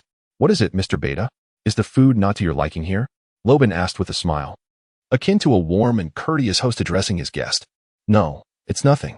Harry chuckled. "If it does not suit your taste, please do let me know, and I shall have Rolando prepare something else." Loban struggled to tear his bread, discarding the tougher crust onto his plate, carefully pulling apart the fluffy interior, savoring it only after moistening it with his saliva before chewing and swallowing. "I have always preferred a light diet and cannot abide the taste of meat. The mere scent is enough to make me retch. Thus, I have only clear soup and pasta for my 3 meals a day. I hope you can forgive me." "Not at all, truly not at all." Harry shook his head, scooping up the vegetable soup with a spoon, the familiar flavor warming him thoroughly. "In fact, I grew up on wild vegetable soup, so I still quite enjoy it." Loban observed the young man drinking eagerly, deciding to say no more, merely narrowing his eyes in a smile. Rumen, having finished his portion in a matter of moments, found casual conversation rather dull. And since discussing business over a meal was inappropriate, he casually pointed to the elongated object hanging in the parlor.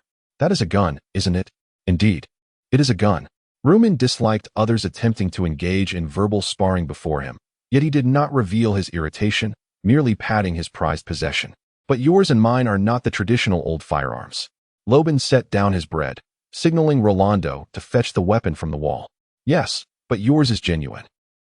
He held his gun, examining it for assurance before aiming it at Rumen's head, causing Rumen to instinctively turn his head aside. "Mine, however, is a counterfeit." With a pull of the trigger, there was no sound, and Harry, who had leaped up to shield Rumen, let out a sigh of relief. "I have previously sought knowledge in Luz, albeit I abandoned it midway. Nonetheless, I have seen quite a bit and learned some rare things." Loban returned the fake gun to Rolando, meticulously wiping his hands with the napkin. Back then, it was still using matchlocks.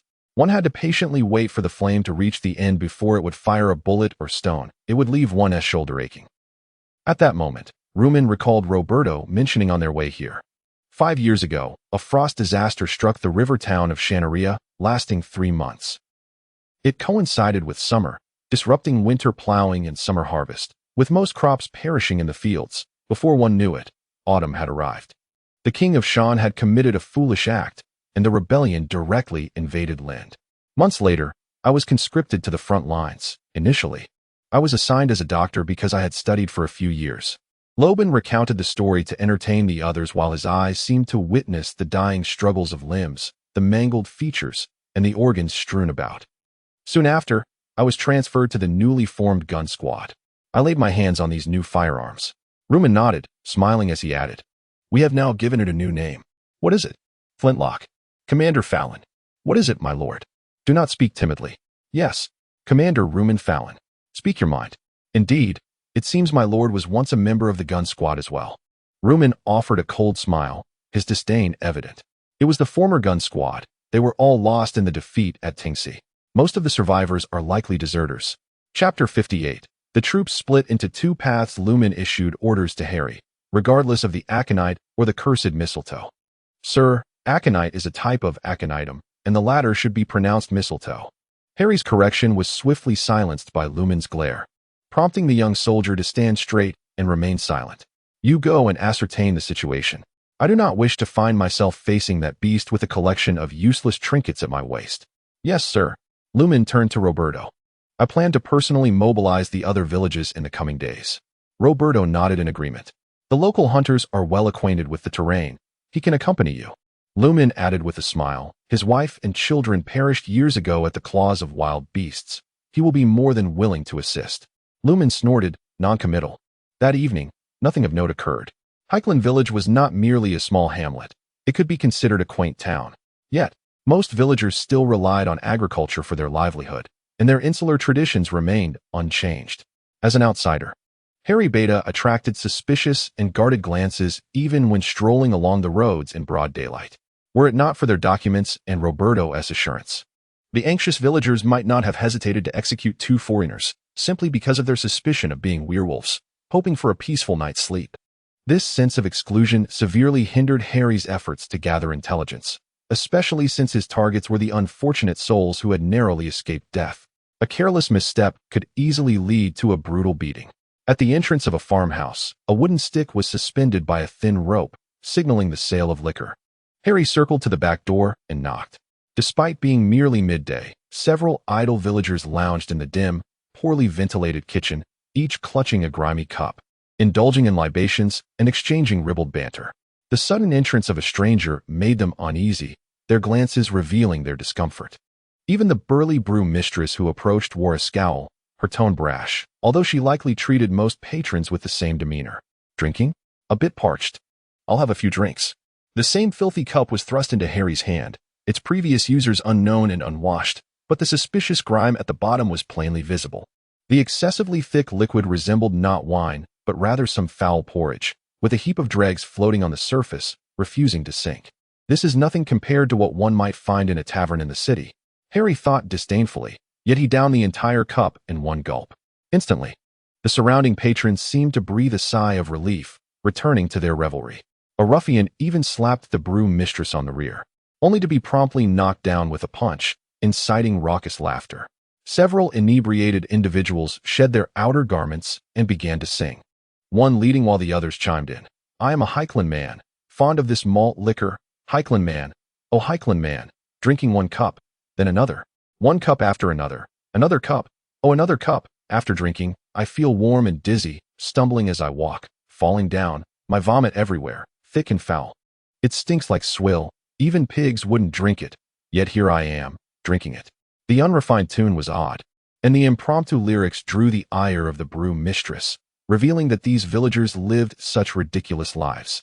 Apple, Apple, the singer called out a woman's name, and as the sole female present, the brew mistress laughed and scolded, immediately joining the tune. I am the plump brew mistress, I can brew malt liquor, plump mistress. Oh plump mistress, each cup is filthy, no need to wipe, short on measure, today's leftover liquor will be sold tomorrow. After all, it takes 3 days to spoil, a little extra profit is still profit, rich scoundrels, come on in, poor bastards, get out. Scoundrels with money, come on in, come in through the back door tonight. This double entendre amused everyone, including the vociferous brew mistress. A short, skinny drunkard mimicked the brew mistress's strut, swaying his hips comically, all while continuing the drinking song. Don't go to church, come to my house has malt liquor, big backside, oh big backside, 1 cup down, feeling tipsy. No liquor, then I drink water, no liquor, then I drink water, enjoy for a few minutes, free for an entire night. No pain, oh no pain, sleep soundly. Unafraid of the dark, sleep soundly, unafraid. The singing gradually faded, the revelers lost their vigor. Harry observed them silently gulping down their drinks, only to hear a muffled sob from a corner. It seemed their cheerful outpouring had emptied them, leaving only sorrow and anxiety behind. As dusk fell once more, the drunken patrons departed the brew mistress's abode. On the first day, Harry gleaned little useful information, yet he knew he could soon fulfill his purpose through the drinkers. Hey! A cup of liquor was slammed down before Harry, spilling a good amount. You're here to catch that fellow, aren't you? The brew mistress fixed her gaze on Harry, her previously jovial face now calm and serious. Harry paused, sighed, and replied, it's not necessarily about capturing. We might just kill it outright. When you go to kill it, you might try bringing some mistletoe. May I ask why? I happen to have some when I survived its last encounter. Thank you. Harry raised the cup and downed its contents in one gulp. Thank you. The empty cup was slammed onto the table, and the young man turned to leave. Good night, madam. The burly brew mistress silently began to tidy the disordered kitchen, her long hair concealing the tears that flowed unbidden down her cheeks, tracing the scars upon her face.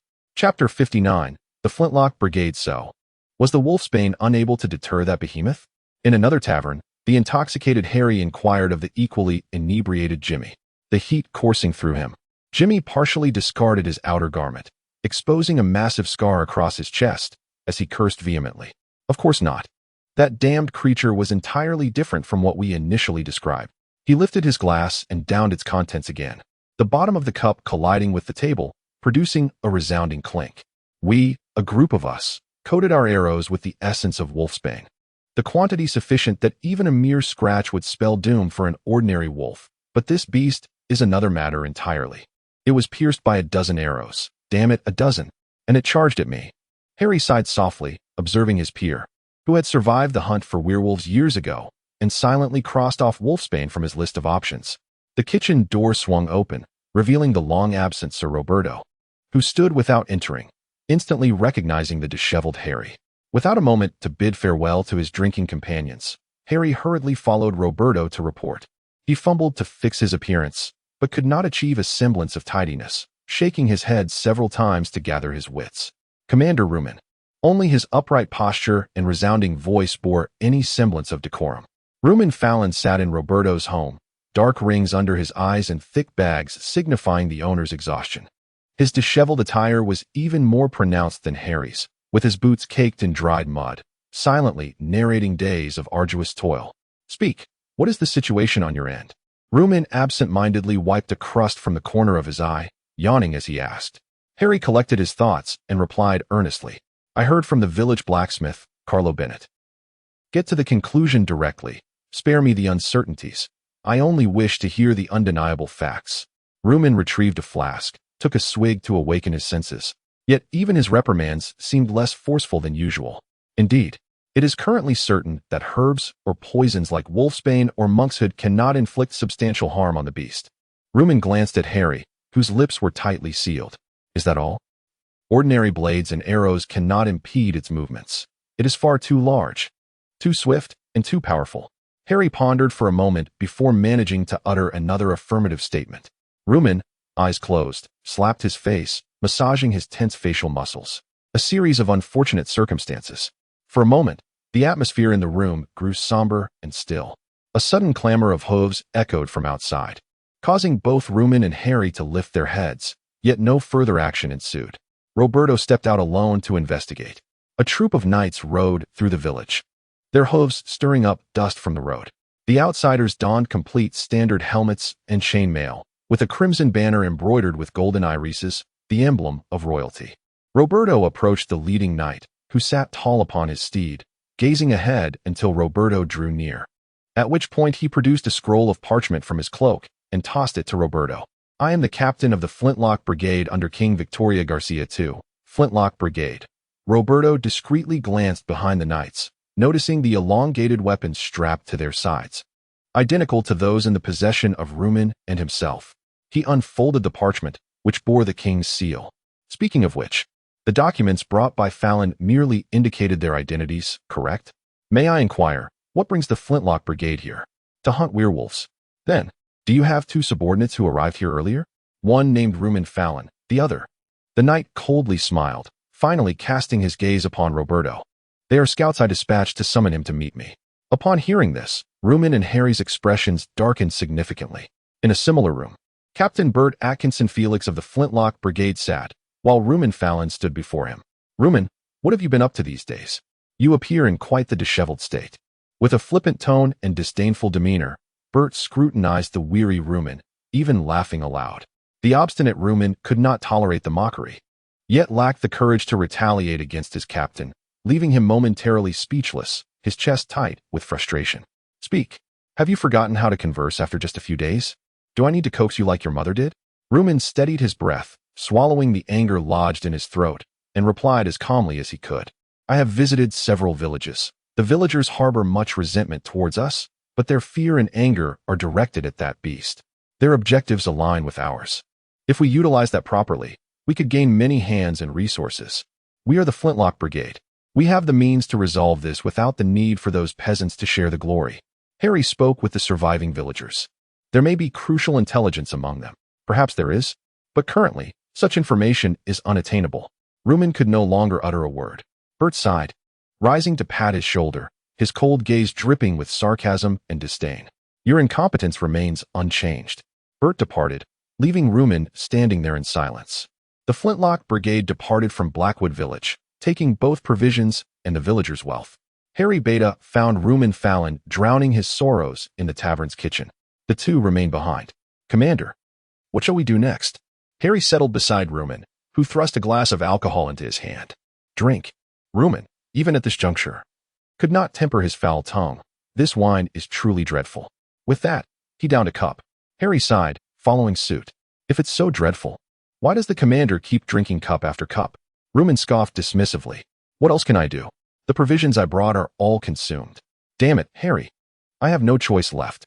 Harry nodded, clinking glasses with his commander, both tilting their heads back to drink.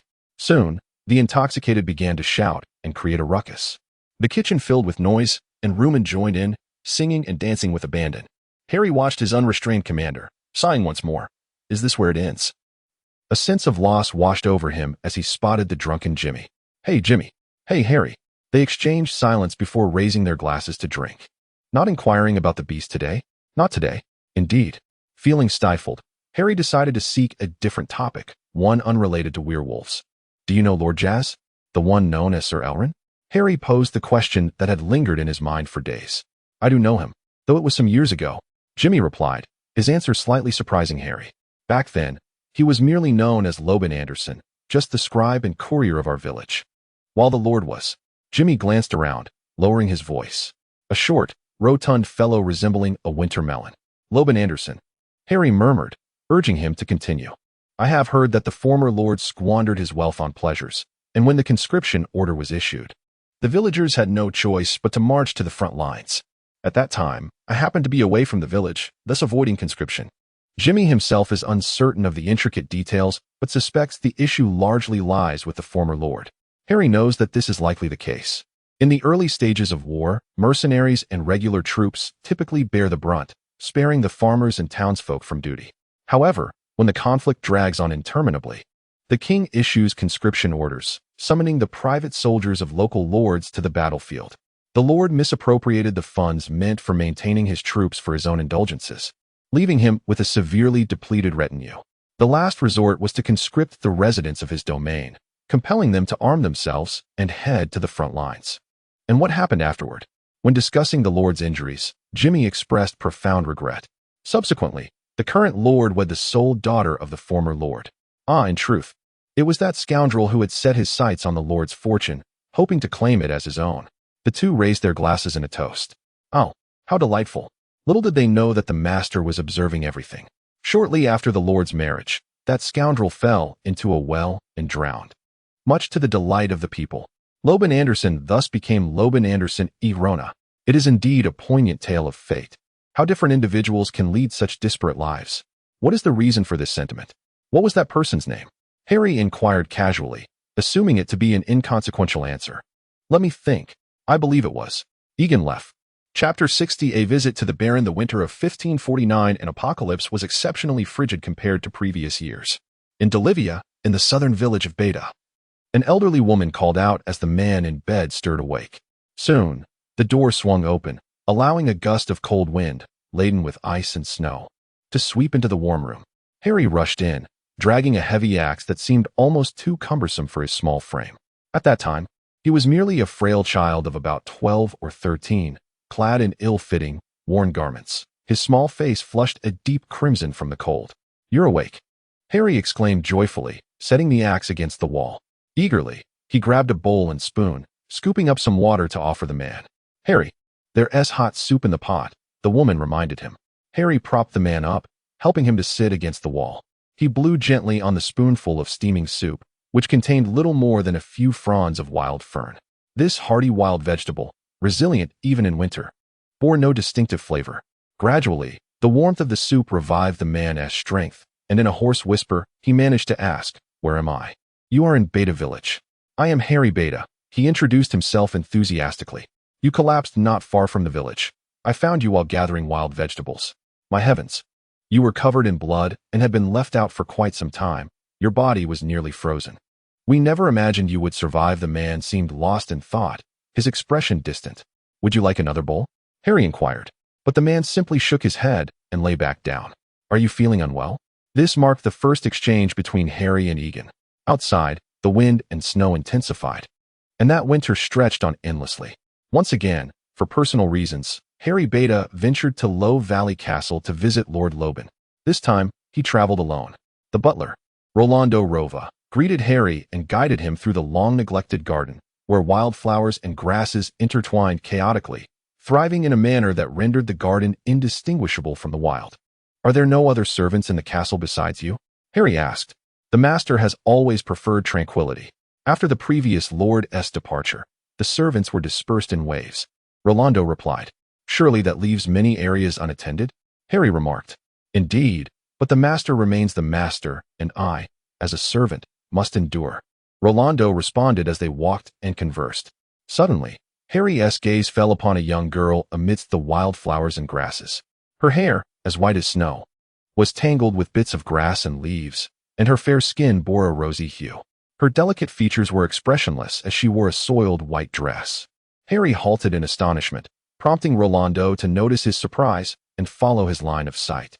"Miss Greta," exclaimed the elderly gentleman, his demeanor shifting to one of alarm as he rushed over and scooped the little girl into his arms. "Why have you wandered out again?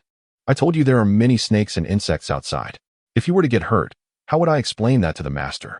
Rolando fussed, checking the girl for any signs of harm. Initially blank, the girl seemed to awaken from her stupor upon meeting Harry's gaze. She buried her face in Rolando's embrace, her small hands clutching his clothing tightly, revealing only her timid eyes peeking at the unfamiliar visitor.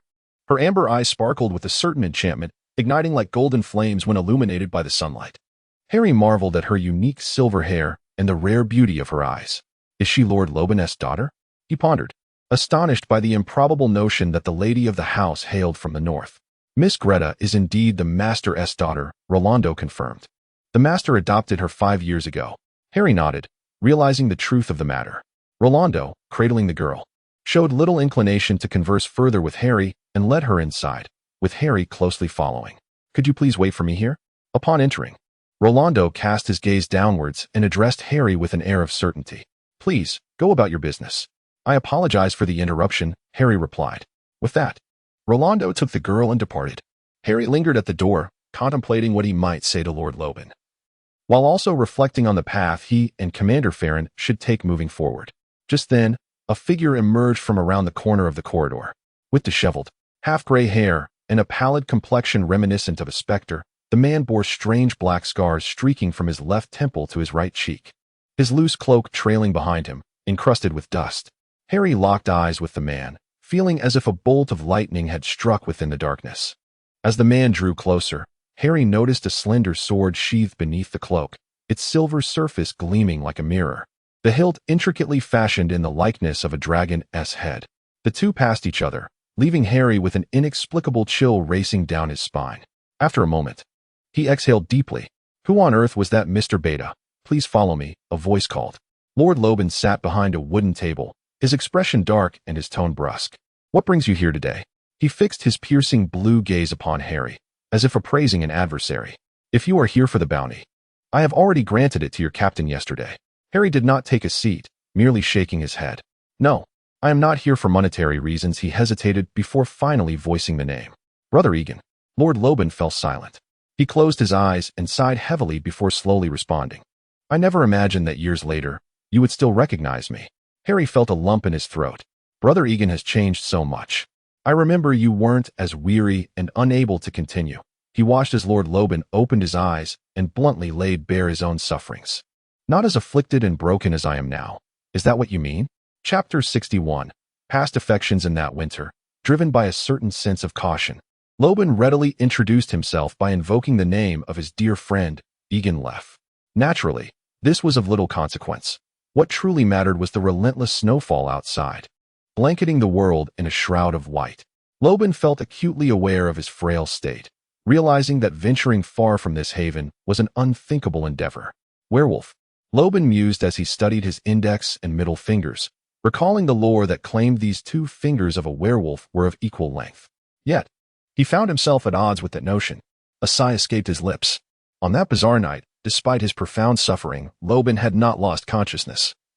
He had heard, with his own ears, the terrifying man bestow upon him the so-called name of a werewolf.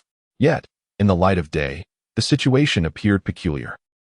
His weakened body, still frail from the cold and exhaustion, showed no signs of improvement. His wounds remained unchanged, the blood still vivid and the pain unwavering. His senses, sight, smell, hearing, had not altered in the slightest. Loban bore no aversion to becoming a creature of the night in this world. The distinction between man and monster was often negligible. But what, precisely, is my current state? Today's lunch consisted once again of a broth of wild celery accompanied by a small piece of bread. This was the finest fare this family could provide. Winter was particularly harsh for rural households, and Loban, during previous winters, had subsisted on similar rations, occasionally supplemented by a small fish caught from the river or a few cups of warm ale borrowed from the village innkeeper to stave off the cold. However, this village was smaller and its population sparser. Even the household chores were left unattended, leaving the young boy before him to brave the elements in search of wild vegetables and firewood. Supplies for winter, whether food or fuel, were typically gathered in the autumn. Loban's portion of bread was the largest, the grandmother's appetite being modest enough to warrant a smaller share, while Harry, who toiled the most, received only a meager morsel. Dipping his bread into the hot soup, Loban hastily consumed his meal, yet the gnawing sensation in his stomach persisted. Perhaps the only tangible transformation wrought by his newfound identity as a werewolf. Loban chuckled inwardly, noticing Harry delicately tearing his bread into small pieces. Regardless of how carefully he ate, Harry soon finished his portion and ventured outside to gather more firewood. Observing the frail figure disappear into the storm, Loban could not restrain his curiosity. Where are this boy's parents? The elderly woman remained seated in her rocking chair, sipping her soup in small increments while briefly acknowledging Loban. The boy's mother had passed away from illness years prior, and his father had been conscripted into the army long ago. Loban fell silent, but the woman continued her lamentations. One day, the Lord had come to the village to seize men. Harry had fortuitously been in the woods catching birds, thus escaping the grim fate. Yet, perhaps in the military, he might at least have a full meal, unlike his current plight. Truly, it was a hard existence, and living itself was fraught with difficulty. Days passed, and Loban finally felt well enough to rise and move about. Gazing at the harsh environment outside, he concluded he had no other recourse but to remain at Harry's home. Of course, Loban understood that relentless dependence would only invite disdain and resentment. Thus, he offered to contribute his share of labor. At that time, Loban's body had not yet succumbed to the frailty that would later define him, but prolonged hunger had certainly taken its toll. Harry assessed Loban's gaunt limbs and realized his condition was even worse than his own, prompting him to invite Loban to accompany him in foraging for wild vegetables. The elderly woman retrieved a warm set of clothing from the sole wardrobe in their home. "These were my father's," Harry exclaimed with excitement, assisting Loban in putting on the garments piece by piece. The two boys braved the snow, the biting wind lacerating their faces as Loban pulled up his collar in a futile attempt to shield himself from the cold. Harry carried an axe, prepared for any beasts that might roam restlessly in the winter night. Wild celery thrived in the shaded crevices of the rocky walls, its robust stems firmly gripping the gaps between stones, while its fan-shaped, soft leaves remained evergreen, much favored by wild horses. The winter-faring farmers also delighted in its consumption. It was certainly preferable to a mere broth of water. On the outskirts of the forest, Harry collected branches from the ground, sweeping away the snow that had accumulated on the rocky face. The chilly remnants of snow cascaded onto his shoes, sending a shiver through him as the cold seeped through the worn fabric. Beneath the snow lay the lovely wild celery, vibrant and refreshing green, a cherished delicacy among the villagers. Using a square cloth to gather the freshly picked leaves, Harry engaged Loban in conversation. "Egan, where are you from?" Loban maintained a stoic facade as he fabricated a lie, not out of any particular intent, but rather from habit. The capital. The capital? Luz. Harry's excitement was palpable, his smile radiant. "I must go there someday to see the sights." Loban refrained from disabusing him of the notion that the capital was anything remarkable, merely nodding in silence. Harry, undeterred by any perceived aloofness, continued to chatter. "Did you know, Loban, I can catch birds now. I'm spot on." A small black bird flitted from branch to branch, and Harry cleared a small patch in the snow, gathering a handful of moldy grains and a twig. "When the weather improves in a few days and the wind calms, I'll take you to catch some birds." "Why catch birds?" Loban absent-mindedly responded, not truly listening. "Certainly not for eating. Perhaps not. but we could keep them for a few days and feed them with this wild celery." Harry laughed, his axe trailing behind him, yet his steps were buoyed with enthusiasm. The emaciated Loban followed closely, a faint smile tugging at the corners of his lips. That day, after a leisurely lunch, Harry, having expended his morning energy, soon succumbed to slumber. Loban gazed at the boy's cherubic face, feeling an unexpected wave of tranquility wash over him. If it were this child, perhaps trusting him wouldn't be so inconceivable.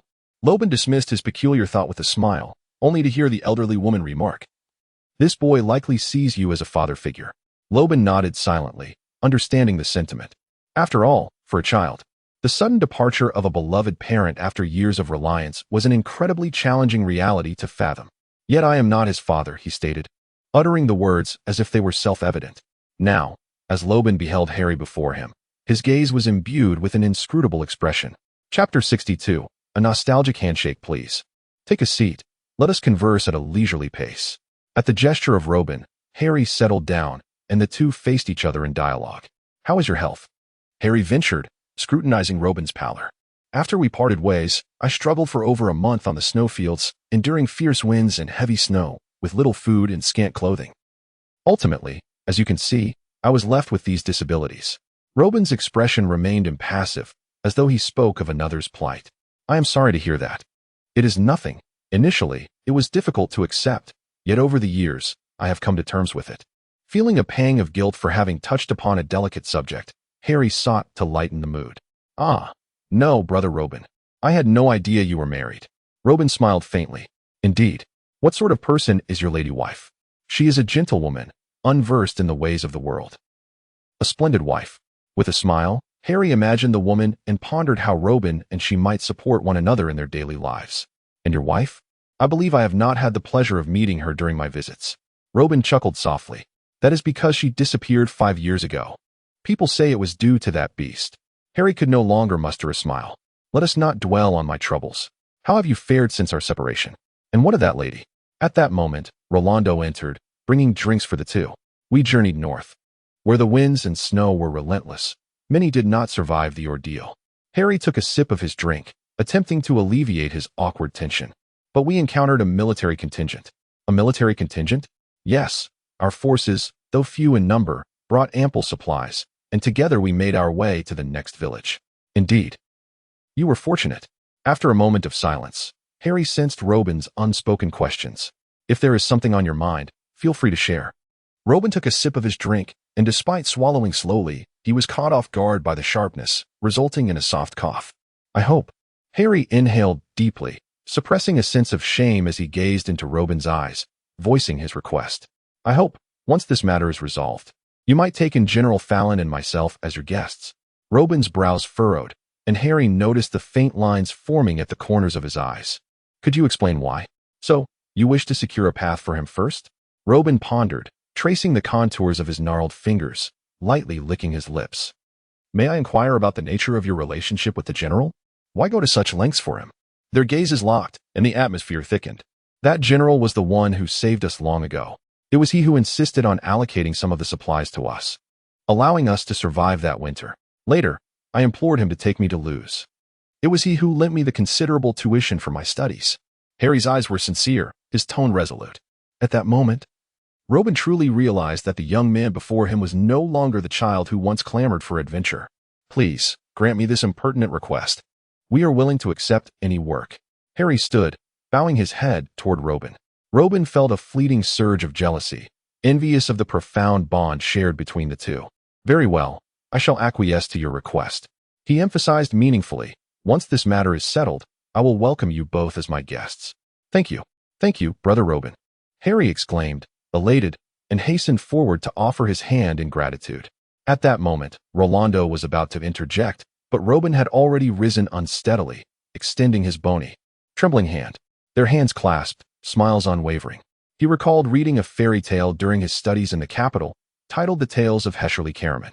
Within its pages was a story of a beautiful maiden who donned a crimson velvet cloak and, under the moonlit sky, ventured into the woods to meet her lover, neglecting to glance at the moon overhead. It was a full moon. Thus, lurking in the forest were not dashing suitors, but rather a pack of famished, grotesque wolves. Loban had often heard adults recount this tale, each telling imparting its own nuances, yet invariably highlighting the core lesson. Women and children ought never to wander too deeply into the woods alone. The wolves would howl at the full moon, sharing many qualities with it, mysterious, cold, and beautiful. The tale concluded with a poignant remark. Even a pure-hearted individual, one who remembers to pray in the night, may succumb to the beastly nature under the moon's embrace. This sentiment echoed the widely held belief about the inescapable ferocity of wolves. According to Harry's own investigations, the beasts indeed never failed to appear on every full moon. And now, the full moon approached. Time is short, Harry reminded himself, steadying the anxious heart within his chest. This is not only for myself and the general, but also for Brother Robin, and for the innocent souls who have suffered as a result. Harry did not even report to Rumen. Instead, he rushed into the narrow, pungent tavern. Jimmy. He roused the drunken man, hoping to glean some evidence. Alas, Jimmy was too inebriated. What is it, lad? The tavern keeper shouted at Harry. May I inquire? When did the werewolves first appear 5 years ago? How would I know? What is it you want to ask? Harry took a deep breath, striving to calm himself as he sorted through his tumultuous thoughts. Shortly after Brother Robin married the lady from the noble family, the Lord met his demise in a well. 5 years ago, Brother Robin's wife vanished. 5 years ago. No. None of this is crucial. The key point is. Harry Beta questioned, word by word. Did the Lord return home with a substantial amount of money? Indeed, the tavern keeper replied, casting a perplexed glance at Harry Beta. That was the reward the Lord received for his valor on the battlefield. No. Harry suddenly realized that the man nestled within the castle was far more complex than he had imagined. He had no money on him at that time. He understood that those consumed by anger and fear were blind, and thus he would not disclose his findings or suspicions without solid evidence. That discovery merely connected the subtle threads of the entire narrative. During their handshake, Harry noticed that the lengths of the man's index and middle fingers were equal. Chapter 63. Nature of being. In the winter of 1549, Lobin ventured out early, wrapped tightly against the cold, making his way deeper into the forest. His intention was not to seek death, but rather to discover a cave where he could evade the looming full moon. A pursuer lurked not far behind. Hidden behind a large tree, Lobin feigned ignorance, yet felt a surge of anxiety, quickening his pace to create distance before ducking around a bend in the mountain path. Before long, hurried footsteps approached, an individual, visibly anxious and hasty in the snow. Lobin pushed him down from behind and sat atop him, only halting the descent of the stone in his hand upon recognizing the face of the boy. Harry, why are you following me? Harry Beta chuckled awkwardly. I was a bit worried about you. Lobin rose and stepped aside, allowing the boy to rise unaided. Don't you need to gather wild vegetables or firewood today? There were leftovers from yesterday. Recalling yesterday's pot that still held some wild greens and the ample firewood stacked in the corner of the room, Lobin realized the truth. So that's it. He tossed the stone aside as he spoke. Seeing Lobin's lack of anger, Harry relaxed and matched his stride. Are you looking for something in the woods? Lobin glanced at Harry, acknowledging that finding a suitable hiding place alone as an outsider would be challenging. Do you know of any hidden caves in the forest? Hidden? Caves? Harry appeared puzzled but explained earnestly. At this time of year, no one seeks out those caves. So they would make an excellent hiding spot, though it can get quite cold at night. Could you take me to see one? Lobin maintained his composure despite the revealed intent. Sure. Harry readily agreed, seemingly delighted to assist Lobin. The following morning, Harry led Lobin into the woods in search of caves. As they explored, Lobin had already identified a preferred choice but deliberately kept it to himself, compelling them to scrutinize every cavern. The snowfall above momentarily ceased, and without the biting wind, their bodies warmed considerably. Shall we go bird hunting? Harry inquired, sensing the rare favorable weather. Not today. Lobin declined. Harry remained undeterred, confident that as long as Lobin stayed until winter's end, they had ample time ahead. They traversed a gentle slope where sparse fir trees failed to shield them from the sun's bright rays, squinting against the dazzling light. From their vantage point, they spotted a plume of black smoke rising in the distance. Black smoke? Black smoke. Both Lobin and Harry broke into a run, with Lobin initially leading but Harry quickly overtaking him. They descended the snowy path, and had it not been for Harry tripping over a root, Lobin might not have been able to catch him. Don't panic. Do you want to die? Lobin whispered harshly, helping Harry to his feet as they pressed onward. They were now far from the village, and for the sake of safety, Lobin slowed his pace. They circled a large tree, then crawled through the underbrush, cautiously peeking out while holding their breaths. What they witnessed was a chaotic scene in the village. A group of soldiers had stormed into the once peaceful place, arrogantly kicking down doors and dragging villagers into the bitter cold. They shouted and pillaged, seizing every morsel of food and igniting the villagers' homes with their own firewood. The flames swelled, billowing black smoke that obscured the villagers' hopes and lives. But there are too many of them. Loban feared the outcome of this confrontation was grim. Harry's eyes widened in horror as he beheld the remaining elderly, women, and children being ruthlessly abused by these marauding intruders, their lives extinguished without mercy. Any sign of defiance was met with swift violence, leaving the defiant sprawled lifeless on the ground. The young boy, brimming with rage, prepared to charge forward. But Loban seized him. Going in there will only lead to your demise. I cannot stand by and watch this unfold. Harry's voice trembled with suppressed tears. I understand. Loban's mind raced, conjuring a reason. But what about your grandmother? You want to save her, don't you? Caught off guard, Harry hesitated as Loban pressed on. Stay here. I'll go into the village and bring her out. You cannot go out there. It's a death sentence. If you die, who will care for her? Harry nodded, dazed, watching Loban vanish into the thicket. Yet, the risk of such an endeavor weighed heavily on Loban. He had no intention of rescuing her. It was merely a pretext. She is gone. Loban's expression remained calm, while Harry's face drained of color, as if all strength had evaporated from him. Let us move. Loban led Harry to a cave where they could hide. How did Mrs. Reyna die? Harry's somber voice caught Loban off guard. That elderly woman was not his grandmother. No, that was inconsequential. When I slipped into your home, she lay on the floor. I didn't observe her condition closely, but Harry fell silent. The assailants had vanished, the flames extinguished, leaving charred wood that emitted smoke and an acrid stench. The surviving villagers stared blankly at the devastation, tears frozen in their eyes. One villager attempted to grasp Harry's ankle, startling him. My child, please save my child. The hoarse plea emerged from cracked lips, and Harry recognized her as Ligri Beta, the gentle woman who often brought bread to him and Mrs. Reyna. She had a boy who was barely a year old. At least he had once been alive. She laid bare her chest, her skin frostbitten and red, kneeling with a vacant expression, clutching the lifeless infant in her arms. He won't eat. He cried so loudly. Not just her. Harry's gaze wandered, taking in the grim scene. Grandpa Braga lay in the snow, a solitary figure whose leg had been broken, succumbing to the cold after a night of struggle. Sister Shaylin, Hannah, Grandma Rico, and those villagers burned beyond recognition. The wind and snow began to fall again, and Harry faced the unrelenting harshness of nature, experiencing for the first time a stark clarity of the world around him. Loban burst into each house, searching for anything of value, food, tools, money. He accepted whatever he could find, regardless of how meager. What shall we do? Harry followed closely behind Loban, his voice filled with concern. Take what we can carry and seek a new place to survive. Survive? Many will perish along the way, won't they? Loban glanced at Harry, fully aware of their differing perspectives. Harry would attempt to save the villagers, as if he himself were not in need of salvation. Loban, however, understood that apart from himself, no one would come to their aid. I must devise a way to persuade him to accompany me. Loban suddenly fell silent, perplexed as to why he felt compelled to go to such lengths. If it is to repay a debt, then last night, by intervening in his reckless actions, I suppose that suffices. Harry observed Loban's contemplative silence, as if he had come to an understanding, his expression darkening slightly. Just as he was about to speak, a voice suddenly called out, Harry, Harry, who could it be? Mrs. Reyna. Overjoyed, Harry sprinted toward her, even stumbling in his haste as he exited. Harry, Mrs. Reyna. Navigating around the ruins, Harry locked eyes with Mrs. Reyna.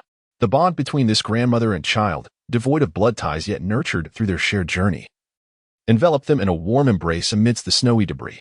Though the future lay shrouded in uncertainty, at that moment, they found solace in their happiness. After their embrace, Mrs. Reyna scrutinized Harry carefully, ensuring he bore no harm, and only then did she manage to quell her tears, her lips moving incessantly. Your father entrusted you to my care before he departed. If anything were to happen to you, how could I explain it to him? Please don't cry. Mrs. Reyna, I'm perfectly fine. In fact, I owe it all to Egan. I don't understand, Mrs. Reyna. What do you not understand? Why did my brother lie, and why did he leave without a word? I don't comprehend his reasons. Harry, some individuals act in certain ways without reason. It is simply their nature. Their nature. Harry gazed at the luminous moon hanging in the sky, murmuring to himself. Chapter 64. Ominous transformations before the Battle of Tincture. The advantage still lay with Victoria. In those days, a seemingly ordinary man, Loban Anderson, became captivated by the eerie tales circulating in the various camps. These chilling stories provided a fleeting respite to his weary spirit, dulled by the burdens of war. One afternoon, he sought out the cunning little rascal, Meyer Navarro, a diminutive yet sly fellow who delighted in tricking other soldiers into exchanging their rations for his moldy bread. Despite facing numerous retaliations from his fellow soldiers, he remained unrepentant. Loban offered Meyer his own dinner, a pristine loaf of bread. Meyer chuckled as he recounted the escalating horror stories. I heard this from others. The truth is uncertain. But do share your thoughts. With a shrug, Meyer continued. Initially, it was the doctors who noticed that some deceased or severely injured soldiers would mysteriously vanish at night, with no trace left behind. The sentinels investigated but found no leads, and eventually, the matter was forgotten. He retrieved a rusted iron flask from his tattered coat, took a swig, and sighed. I've also heard that a few sentinels, or those who ventured out at night, reported strange noises and glimpses of suspicious figures. But, of course, nothing came of it. They never caught anyone. As the sun set, casting a warm glow on Meyer's flushed cheeks, he became increasingly intoxicated. However, several battlefield cleaners lost track of time, and, before darkness fell, witnessed the true nature of those apparitions. Loban furrowed his brow and pressed. What did they see? Meyer, relishing the moment, recounted the climax of the tale. Figures cloaked in dark robes, their faces obscured, wandering the battlefield at night.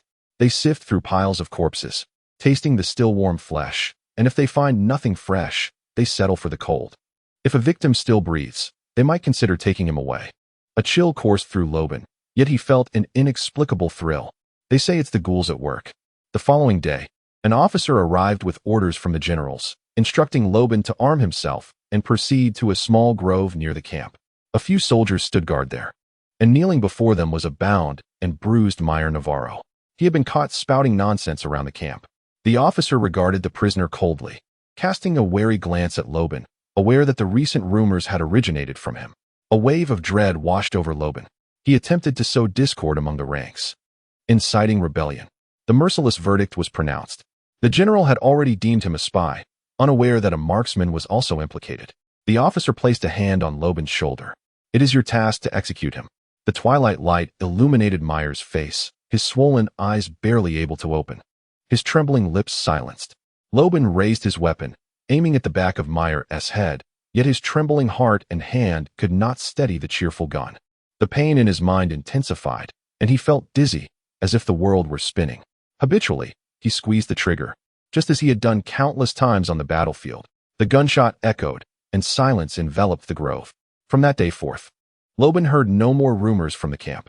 Loban Anderson once again awoke from a nebulous and shallow dream, a profound fatigue and numbness gnawing at his soul, making him feel as though his life were but a decaying piece of wood, despite the evident decrepitude of his body. Master, came the familiar voice of his steward, Rolando, who attended to him as always. Loban, coughing incessantly, stood before the mirror, still appearing lifeless. Rolando, silent and observant, noted a subtle change. Loban's previously hunched spine seemed a tad straighter. His formerly stooped shoulders had opened slightly. Tonight, the full moon graces us. Loban murmured with a light chuckle, a hint of eagerness in his tone. He noticed some disheveled areas on his person through the mirror and lifted his hand.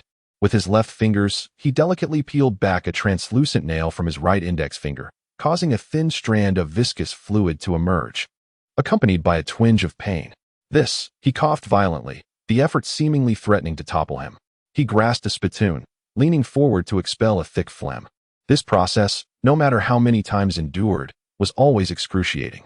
As he carelessly pressed his tongue against his teeth, a sudden sharp pain shot through his gums.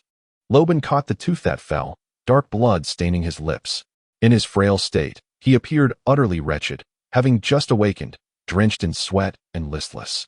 He brushed his hand through the sparse hair atop his head. Lifting the covers and grabbing his pillow, he discovered it strewn with golden, slightly curled strands of hair. Prepare my breakfast, and remember to keep an eye on Greta. A worried yet attentive Rolando quickly complied, soon bringing a glass of milk into the bedroom. Seated half-reclined in bed, Loban recoiled at the smell of the milk, its repugnant odor invading his senses and causing him great discomfort. He scooped up a spoonful and tasted it. The moment his tongue met the viscous liquid, it recoiled in revulsion, the texture unpalatable, the flavor sinister. Unable to endure it, he spat it out, sending the tray crashing to the ground, milk spilling everywhere. The nauseating stench suffusing the confined space. Rolando timidly offered a second bowl of milk, then a third. It was only after the fourth that Loban managed to swallow more. This time, despite his body's stubborn rejection of the foul taste, he compelled himself to drink every last drop. A wave of warmth spread from his stomach, coursing through his limbs, revitalizing his very being. His once stiff fingers seemed to regain some dexterity, his fevered forehead accompanied by a flush of color on his skin. Loban felt a resurgence of vitality. "I am hungry, Rolando." The vigor in his voice startled Rolando, who instinctively reached for his thigh. "Understood, master. I shall prepare a meat steak for you." Hastily acquiescing, Rolando turned to flee the bedroom, but paused at Loban's call. "Wait, Rolando. What is it, master?" Loban, trembling yet smiling, approached Rolando step by step. "Take the food to the basement." As their paths crossed, Rolando slumped to the floor, utterly drained. One hand instinctively reached to feel a peculiar indentation on the outer side of his thigh, a lingering ache that persisted even now. Chapter 65. 3 stories as the sun ascended to its zenith, the hungover Rumen Falong was just beginning to awaken. He forcefully kicked open Harry's door, only to discover that the spirited young man was already on his feet. "Commander," Harry greeted him, impeccably dressed and exuding a calm demeanor, appearing thoroughly prepared for the day ahead. His eyes met Rumen's with unwavering determination, and he did not utter a single word of doubt. Rumen displayed his familiar, audacious grin. "Let us depart," Harry responded with a smile, standing tall and affirmatively declaring, "Yes, Commander Falong," with Rumen leading the way, rifle in hand, and Harry following closely behind. The duo exited the village just as they had entered. Women and children peered at them from the confines of their homes, while young men lingered along the dirt path, stealthily trailing their footsteps. An inexplicable presence accompanied the two, mirroring their movements in silence. The village's hunter positioned himself behind Rumen, walking alongside Harry, his back burdened with a bow and arrows. A group of fearless youths soon caught up, armed with pitchforks and clubs, led by the somewhat inebriated Jimmy, who chuckled silently. A few older men, bearing bows or swords, seamlessly integrated into the formation, giving their party a semblance of order. The old knight Roberto awaited them at the entrance of the Black Forest village, dressed far too elegantly for a mere country knight, more akin to a town noble. He furrowed his brow, scrutinizing the gathering, his gaze ultimately resting upon Rumen. "Are you off to slay wolves?" he inquired. "To slay wolves," echoed the response. "You intend to kill wolves?" "Indeed, to slay wolves." He sighed. "Ah, still as reckless as ever. Do you require provisions and wine?" "Of course. Anything else? Perhaps a substantial sum of money?" "None of that, none of that. Just hurry and set off." The women pressed food and drink into their hands, accompanied by tears and heartfelt farewells. As the group gradually distanced themselves, a crowd lingered at the village entrance, watching their departure. Roberto took a deep breath and called out, "The wind blows cold tonight. Remember to drink well and keep warm. Drink to bolster your courage." Behind him, the crowd rallied, shouting in unison, "Tonight, we slay wolves." The hunter, named Benche Heyman, fell back after conferring with Rumen about suitable ambush locations. Harry joined him, sharing drink and vigilance. "You carry an unusual scent." Bench's gravelly voice broke the silence. "Your nose is quite keen," Harry replied with a smile, producing herbs from his large coat, aconite and mistletoe. "One must truly experience it to discern the truth of the rumors." Benche paused, echoing, "One must detect the stench of prey to be deemed a true hunter." They both indulged in another drink. "Why does that gentleman go to such lengths?" "Commander Falong?" "Yes, perhaps it is better left unsaid." "No. At this point, there should be nothing left to conceal." Harry glanced at the rugged man leading the group. He was once a soldier, suffering and disillusioned. Shortly thereafter, the land was ceded to broker peace, igniting a military mutiny, leading the prince to seize power. He took me to the capital, where I sought knowledge. And he sought wealth, at least until he joined the Musket Brigade, where his sole aim was wealth. The Musket Brigade, once distinguished at the war's outset, was secretly reformed, now larger than before, initially loyal to the prince. Alas, it was not long before the brigade was no longer itself. Eventually, it was compromised, and the prince was brutally slain, his body left in the streets. As an elder, he has endured much. Rumen Falong was once a prominent supporter of the prince within the brigade, and now he has borne the weight of countless grievances, merely fortunate to be alive. Commander, he fights for honor, or rather, to vindicate himself. Harry drank deeply, reflecting on the thick, cloying ale, when Benchay interjected. Do you know the earliest tale about that beast? I do not. Benchay gestured toward the items in Harry's arms. Tonight, we may all perish. Perhaps no one will ever know the truth of the rumors. I have forgotten who told me that story, but I still remember the name Little Jenny. She was no mere girl, but a forsaken peasant woman, earning her keep by washing clothes for villagers. One evening, she went to the river to wash a heap of laundry. No one knows why she chose that moment. It should have been an ordinary dusk, had that beast not emerged from the woods. Little Jenny claimed she had never seen anything like it, resembling a wolf yet far larger. More akin to a dragon, but grotesquely so, with a mouth full of fangs and long claws, yet no tail. It alternated between crawling and standing upright. According to her, had there not been a herd of cattle grazing nearby, startled by the creature and rushing between her and it, the tale may have unfolded differently. Harry struggled to grasp the implication, tentatively asking, So? You must have seen the corpses of the victims, lying there, shattered. Benchay gulped down a generous swig of wine. That monster can conceal itself, yet act with impunity. It can devour cattle, yet targets the living. It can drag away corpses for its pleasure, yet simply discards them after taking a life. I cannot fathom any rationale for that beast's actions. It is simply evil by nature. Nature, huh? Harry murmured. If I told you I believe someone embodies that beast, what would you do? Benchay rarely smiled. I would do what anyone else would do. Kill that person. Harry hesitated. Have you done such a thing before? Of course. Do you remember who it was? Not who it was, but rather whom. And then, one night, we bound her to a cross and set her ablaze. I see. The two attempted to drink from their vessel, only to find it empty. Who do you think is the werewolf? That was merely a jest. Is it? If you truly know, please, do not disclose it to me. Chapter 66. The Battle of Wolf Creek. The full moon gradually ascended into the night sky, casting a chilling glow upon the murmuring waters of the stream. Winter silently approached, as frigid currents swept down from the distant northern land of Itenwelnia, rendering each night increasingly long and arduous. A regiment of 47 musketeers was stationed beside a stream known as Wolf Creek. The sturdy steeds were tethered in the nearby woods, their restless whinnies and incessant stamping foreboding an imminent danger lurking nearby. Each of the 47 soldiers held a flintlock musket, meticulously cleaned and primed, awaiting the appearance of their target. Captain Bert Atkinson Felice tenderly kissed the cross pendant hanging from his neck, silently reciting the scriptures he had fervently studied at the religious academy. Most powerful Father, I beseech you to teach us to pray, just as the Holy Sun taught the birds and lambs. Spirit within my heart, tranquility within my soul, I humbly seek your divine attention. Dear Father, I stand here as a symbol of your might, vowing to triumph over evil. You have proclaimed, the Son of Man has come to seek and save that which was lost, bringing salvation into Zacchaeus' home, so that the arrogant of this world may know they are still your chosen. Even the idol-worshipping Manasseh could be redeemed by you. As the blood of the innocent flows from the holy city, from this side to that. Oh, ultimately, who is it that kneels within the cage, shackled in iron, pleading for your mercy? Your glory, even on such a moonlit night, shines upon me, making me invincible in battle.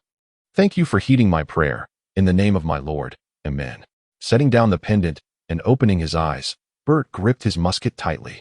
Rising to stride among his soldiers, his handsome face marked by resolute determination and fervent passion. His gaze met each of theirs, and his voice rose high. My musketeers!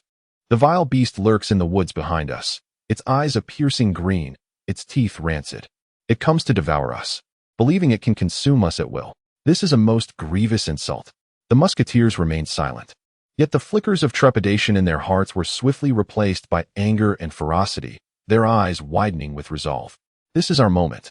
We shall proclaim to that monster, in the name of the King, who truly reigns over this land. I am Atkinson Felice, and by the honor of my family and the valor of chivalry, I vow to lead the charge. Fearlessly, we shall emerge victorious. On the morrow, we shall receive our accolades and rewards under the reign of King Garcia II. Inspired, the musketeers raised their weapons, shouting in unison, "Victory! Victory! Victory!" Their fiery gazes remained fixed upon Bert, as their belief in triumph completely overshadowed their fear of the beast. Bang! The gunshot echoed across the clearing and into the woods, traveling far beyond their sight. It was a declaration of war, a blatant challenge. "We shall prevail." Bert handed his musket to his lieutenant for reloading, swiftly grabbing another prepped weapon. No flesh can withstand the might of fire and iron. The dark muzzle pointed toward the mysterious shadow in the trees, the acrid scent still lingering on his hands. The silence in the woods persisted for an eternity, long enough for the anxious musketeers to feel their minds clouded and spirits dulled. After a brief fervor and sustained excitement, an inescapable fatigue set in. One soldier even glimpsed the distant sun slowly rising, only to realize in a blink that it was but a ridiculous illusion. A faint bluish glow flickered among the bushes not far from one soldier, who merely stared blankly. His weapon still lowered. A shadow sprang forth, pouncing upon him, its massive claws tearing through flesh, easily breaking ribs as it pulled them out. There. At that moment, Bert finally reacted, shouting as he raised his weapon toward the direction the beast had fled. Bang! The soldiers followed suit. Bang! Bang! Bang! Gunfire erupted, a cacophony of sound akin to a swarm of frenzied hornets. Soon, the noise subsided, and the once trembling brush returned to stillness.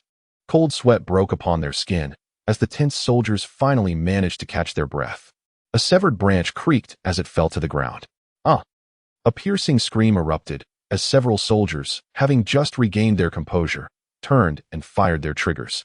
The unfortunate soul, lifted high by the beast's claws, served as a shield against several bullets, splattering brain matter into the wolfman's eyes, while one lucky shot grazed its flank. Seething pain and overwhelming terror sent the creature quaking, as it roared and violently tore the body in two with its hands. Roar! Blood and entrails pooled at its feet, shattered armor rolling onto the grass. Bathed in moonlight, the soldiers finally beheld the true form of the beast. Towering at 3 to 4 meters, its massive frame loomed, covered in thick black fur that swelled like a formidable iron tower, exuding an unmatched ferocity and aggression. Its form resembled that of a wolf, yet it bore neither tail nor protrusions. Its broad limbs, resembling fans, ended in sharp claws, fingers splayed and curling. A vicious maw filled with pointed teeth, short and thick. Revealed muscles knotted with rage. With a slight arch of its back, arms wide open, it howled skyward, plunging the world into deep terror and dread. Under the moonlight, its face, neck, armpits, abdomen, and thighs glimmered faintly. Covered in an array of black scales, varying in size, they resembled crude armor shielding vital areas, yet appeared grotesque and repulsive like a mongrel. Its eyes, perched high and elongated, gaped wide, glowing with an eerie blue light, a chilling mirth lurking within. Saliva dripped from its fangs, drawing forth a disturbingly human-like grin. The beast mocked its prey. "Load the powder," Bert shouted. But the beast was already on all fours, charging forward. "Aim." The command came so hurriedly that the soldiers struggled to keep pace, their voices trembling with fear and breathlessness. "Fire." Bang. Dazed and disoriented, Bert fell to the ground, blood streaming from his head as the poorly cleared musket exploded, ringing in his ears. And only then did he feel the searing pain. The colossal beast lunged toward him, as the soldiers finally fired, bullets soaring in chaos, one striking Bert's foot, eliciting a scream of agony. Yet the flames of gunpowder carried more iron balls, penetrating the creature's flesh, shattering bones, and tearing through sinew. One bullet even struck its jaw, leaving it hanging limply, blood mingled with saliva streaming down like a small creek, a few rotten teeth clattering to the ground before Bert's eyes. Good, Bert rejoiced, cheering as he envisioned the beast collapsing in defeat. But that was all he could see, as the bullets were squeezed out one by the writhing muscles. With one hand propping up its chin, the flesh clung to the bones like mud, flowing, accumulating, and solidifying into form. The werewolf opened and closed its newly formed jaw, an insatiable hunger echoing within, causing its belly to rumble. "Eat," it growled, forcing a vague word from its throat. As it pressed down on Bert, it simultaneously crushed his shoulder and ribcage, a dreadful, muffled sound emanating from its cavernous maw. The quivering body soon fell limp. Having consumed half, it found the flavor somewhat lacking, a sharp, gunpowder-like tang. With a low growl, the beast lifted its head. resuming the night's bloody feast. Chapter 67. Pursuing the werewolf, the stones emerging from the stream were stained crimson, fragmented corpses scattered at their feet. Navigating past the disemboweled horses, Rumen's countenance darkened as he surveyed the gruesome battlefield. He was too late. He could not even locate the detestable Captain Bird, let alone that beast. You all, search around and see if that fellow has left any traces. He gestured towards several relatively stable individuals, led by the hunter Banshee. Look for any suspicious footprints, and check if there are any survivors. Gather any intact weapons. Harry did not accompany them, but instead approached Rumen, his expression equally troubled. A blend of fear and anger etched upon his features. This is undoubtedly the work of a werewolf. The bodies are marked with enormous claw marks, as deep as daggers, yet the span of 5 claws is far beyond that of any ordinary beast. What should we do next? Rumen noticed a glimmer of silver amidst the bloodstains, crouching slightly to retrieve a slender chain. It was encrusted with thick blood, and a cross dangled from it. The moonlight filtering through the translucent liquid, illuminating its silver texture. Before that beast, the Lord could protect no one. Rumen's thoughts wandered, and he stood up with his weapon, indifferent to the blood that stained his rifle and smeared his hands. The firearms proved ineffective. The obliteration of the musketeer brigade and the bloody scene before him left Rumen hesitating. He feared not the struggle between life and death, but the certainty of defeat. He wiped the silver cross necklace with his sleeve when suddenly a shout pierced the air. There's someone alive. Someone's alive. Several rushed over, finding a survivor pinned beneath another corpse. Covered in blood, his expression was vacant, trembling violently, nearly succumbing to terror. Rumen merely pulled him free, and the man began to scream uncontrollably, his voice hoarse and frantic. Werewolf! The werewolf is here. The werewolf is coming. Before he could finish, Rumen delivered a sharp slap, knocking him back to the ground. Get a grip. Leaning down, Rumen grasped his collar coldly. Tell me everything you know. The man stared at Rumen in terror, unable to maintain eye contact, his gaze darting as if the others around him transformed into monstrous, fearsome figures. Where did that creature go? I don't know. Why are you still alive? I don't know. I don't know. I don't know. Please stop asking me. I know nothing. In mere moments, he was once again screaming, devoid of any semblance of pride or honor as a musketeer under the king's banner. Rumen roughly shoved him down, kicking his abdomen in frustration. Harry observed the man curled up, noticing something drop from his pocket. Picking it up, Harry examined the familiar sprig of mistletoe, musing to himself. Mistletoe, Harry murmured, deep in thought. Harry, just as he was about to share his suspicions with Captain Falong, Rumen called out to him first. Why do you think we are alive? Rumen scrutinized Harry's face, contemplating. Captain, what are you asking? Harry was bewildered that his illiterate superior posed such an ambiguous and profound question, until the realization struck him. If bullets cannot halt that beast's rampage, how did we survive on that first night? The creature had never encountered muskets before. It had merely fled at the sound of gunfire. Rumen deduced this, yet Harry recalled Sir Loban, his elongated index and middle fingers, and the fake gun hanging on the wall of the reception room. Captain, it's also possible that it's not the wolf that fears the gunfire. Harry softly articulated that hypothesis, yet he could not be certain. Rather, it was that individual. We have never heard of werewolves fearing noise. As a man, he had seen muskets before, understood their power, and was familiar with their sound. Suddenly hearing that signal of strength, his terrified humanity suppressed his primal ferocity. Rumen did not interrupt Harry as usual. He merely gazed deeply into those trembling eyes, faintly grasping the truth. Harry, are you implying? Hey, there are claw marks on the ground. At the forest's edge, claw marks were imprinted on the decaying leaves and mud, broad as a fan, each digit distinctly marked. Banshee urged his hound forward, pressing its head down. The hunting dog sniffed the scent on the claw marks, its limbs uneasily digging into the earth, barking incessantly, yearning to escape. This beast, if we don't force it, we wouldn't know where it intends to flee. What if we encounter that thing? Where would you run? Go, go, Banshee shouted again, urging the dog deeper into the woods. Reluctantly, it trotted ahead, while the group, securing their firearms and weapons, followed closely behind. Anxiety palpable in the air. The hound navigated the winding forest paths, crossing a frigid stream, the icy water numbing their ankles. At the foot of a small hill, overgrown with weeds, it appeared merely to be a large stone, indistinguishable from the surroundings. Yet the dog refused to proceed, barking incessantly at the stone. a foul odor. The robust hound lost its composure. Amidst the low whines of the canine, Rumen led the way, crouching low, weapon at the ready, vigilant, eyes never wavering. As they rounded the massive stone, a dark cavern entrance loomed before them. It's inside. Everyone held their breath, perspiration mingling with the heat of their breaths. Move, Rumen whispered, breaking the stillness as he ducked into the cave. The flame he raised illuminated the dim space. The cavern, initially narrow, gradually widened deeper within. The protruding stones appeared grotesque, resembling a horde of devils poised to pounce. As the light passed over a certain area, it was soon engulfed by darkness. And a pair of eerie blue, beastly eyes suddenly opened in the shadows. A low growl accompanied the exhalation of hot breath. Trembling limbs crawled close to the ground.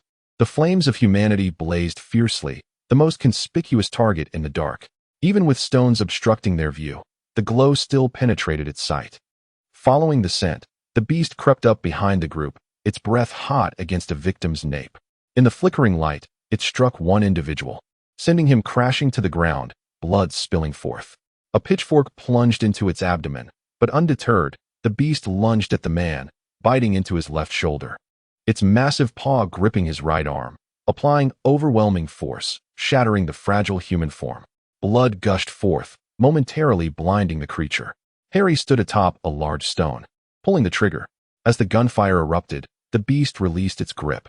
The startled and chaotic group could not regain their composure, and despite Rumen's shouts, he could not calm them sufficiently, resorting to firing a shot into the air. Only then did they stumble out of the cave, counting heads, and as expected, a few were missing. They must have gotten lost inside. Rumen remarked indifferently, reassuring himself that such casualties were to be expected. Yet Benche uttered the words Rumen most dreaded to hear. Harry is missing too. Chapter 68. The soul returns home. The intense gasping felt as if his lungs were about to be expelled, drenched in sweat, yet his limbs were cold and aching. Fear clouded his vision, leaving him engulfed in darkness. The man sprinted forward, only to halt abruptly, crouching low as he widened his eyes to discern any lurking specters in the shadows. The indistinct outlines eluded his gaze, causing his eyes to burn with discomfort, and he found himself lost without direction or escape. Above him, droplets of water cascaded down. Initially, he paid them no mind, but soon realized the drops came faster and in greater quantity, until a viscous liquid began to trickle down his cheek. It was then he abruptly recognized. This water is warm. Turning back, he saw nothing but trembled as he raised his gaze, his pupils constricting sharply. A beast's eyes hovered in the air, the glassy azure engulfing the whites, speckled with dark stains that marred its clarity, adding a layer of murkiness. The black pupils remained fixed at the center, seemingly swirling with a slow, consuming vortex. As those pupils descended, they locked onto his gaze, brimming with mockery and cruelty. Though Harry could not fully perceive the beast's form, he was entranced by those haunting cerulean eyes, hearing the heart-wrenching wails that echoed through the darkness. The shadows dulled his senses, leaving him uncertain of the distance between himself and the creature, though it surely was no more than 10 meters. A paralyzing fear overwhelmed his simmering anger, for death lay perilously close beside him. Harry dared not move, even as his heart slowed its frantic beating. He watched as the beast inched closer, claws scraping the ground with a faint, jarring sound, the unshakable stench washing over him, nearly causing him to collapse. As his heart raced, he began to glimpse the creature's steps. 1, 2, 3, each footfall pressed upon his heart, phantom pain radiating throughout his body, until the beast's eyes were mere moments away. Those eyes did not focus on Harry. They merely diverted slightly, the creature growling as it continued its advance. With the massive form approaching, Harry hastily sidestepped, his movements silent yet frantic. At least, he heard no sound of his own making. The beast halted, its luminous eyes scanning the surroundings. A chilling gaze fell upon Harry, plunging him into despair. He remained poised, ready to pull the trigger against the oncoming beast. Yet that gaze unhesitatingly shifted away, as if it cannot see me. Harry's breath remained shallow and steady as he recalled the object in his grasp. He retreated a few steps, feeling the stone wall behind him, one hand gripping his gun while the other involuntarily delved into his chest. The first thing he touched was something prickly, without a doubt, mistletoe. He remembered the survivor hidden beneath the corpses, bearing the same plant. He then procured another specimen, a cluster of purple flowers, aconitum. Harry was bewildered by his own reasoning. Survival should be his utmost priority, yet his hand reached further. His fingers gradually loosened, and the delicate flower tumbled to the ground. Almost simultaneously, the beast twisted its neck, nearly turning its head around entirely, its eyes scouring the area where Harry stood. Those beastly eyes narrowed slightly. Whether due to the darkness or not, Harry perceived an unsettling mix of obsession and delight upon the beast's face, even as its grotesque muscles relaxed slightly. Yet, it was evident that the creature remained oblivious to Harry's presence. Some force has severed its perception of me. As he took a step back, the beast lifted its head, fixating its gaze on Harry's retreating form. But it can hear the beast raised its claw, slowly reaching forward. Harry watched in horror as the claw approached his ankle, realizing he had lost all hope of a quiet escape. He drew forth the mistletoe, transferring it from his left hand to his right. As the protective plant soared through the air, the beast's gaze snapped upward, and for the first time, Harry locked eyes with it. In the beast's eyes, a sudden flare ignited, a new fire that flared brightly before dimming, the scent of humanity overwhelming its senses, only to be expelled moments later. It let out a low growl and stood tall, a towering wall blocking Harry's path. Without hesitation, Harry raised his weapon and fired. The bullet struck the beast's eye socket, sending splintered bone and ichor flying. The wounded creature snarled, lunging forward. Harry rolled aside, but pain shot through his arm as the monstrous claws tore through fabric, rending flesh and spilling blood, leaving a trail in its wake. The beast followed the crimson path, launching itself into the air as it pounced. In a desperate attempt to evade, Harry turned sharply to the right, only to be slammed by the beast's massive form against his waist. He was hurled through the air, crashing heavily to the ground. Pain radiated through his midsection as he struggled to rise. The beast's roar echoed behind him, and he staggered against the wall, only to find himself teetering into a deep pit, the sudden sensation of weightlessness sending chills down his spine. A sickening thud resounded as he fell, blood gushing from his mouth, the beast's eyes watching him with disinterest as it soon lost interest in its dying prey. The last glimmer of light faded from view, and darkness and cold enveloped the young man. I must survive, Harry struggled, yet even his fingers felt too heavy to lift. I must live. We may all perish tonight. Perhaps no one will ever know the truth behind the rumors. I need to take that out. Harry coughed violently, expelling the blood that choked him as his heart raced faster and faster. A tall silhouette bent low, leaping down the rocky wall of the pit, boots scraping against stone, sending debris scattering. Rumen Fallon knelt beside Harry, cradling his dying form. Commander, in my arms. In my arms. He retrieved the mistletoe for him. Harry exhaled in relief, his body slowly succumbing to fatigue. The frantic beating of his heart finally granted a moment's respite. The young soldier, using his last strength, imparted the knowledge that promised victory. Wear it. The beast cannot see, nor smell. As his eyes began to close, the words slipped from his lips. I can hear chapter 69. 2 hunters, where is the wolf? My son, my son. Murderer. You vile murderer. A few voices cried out in anger, while many others remained silent, their faces etched with despair. What happened in the end? The beast slipped into a burrow, eluding our grasp, likely having escaped through another opening. What of that young man who followed you? He fell into the pit, and when we discovered him, it was impossible to retrieve him. If we ventured back in, we would find no way out. Roberto patted Rumen's shoulder. The tall man, now wearing an expression devoid of emotion. Go wash up, there's hot water inside. As evening descended, a ragged band of soldiers rudely burst into the village, their blood-stained muskets in hand, clad in tattered armor, their noble steeds abandoned in the depths of the forest. The surviving musketeers wore expressions of unease, yet their demeanor was brazen. Money. Hand it over. Quickly, surrender your gold. The leader, nursing a wound on his left hand, gritted his teeth against the pain, brandishing his weapon, his voice rising in a frenzy, as he waved the gunmen around, poised to kill at the slightest provocation. 2 of the gunmen set their sights on a young maiden, their hands roving over her form, lifting her garments and brazenly reaching into her depths, tugging and pulling as they attempted to drag her into the woods. At that moment, a man stepped out of a house, his bare torso illuminated by the setting sun, crimson against the twilight, raising his musket and releasing a plume of smoke. The leader gazed down at the gaping wound in his chest, dipping his fingers into the blood before collapsing in despair. The other ruffians attempted to seize their weapons, but the encircling villagers instilled a sudden fear within them. A pitchfork was thrust before them, a knife pressed against their backs, while several youths stood nearby, familiar muskets cradled in their arms. Anger and repression were the only signals visible on their faces. The liberated maiden ran sobbing into her mother's embrace, while her father swung his fists at the heads of the two miscreants. Spit rained down upon them, yet the villains dared not move. No, we.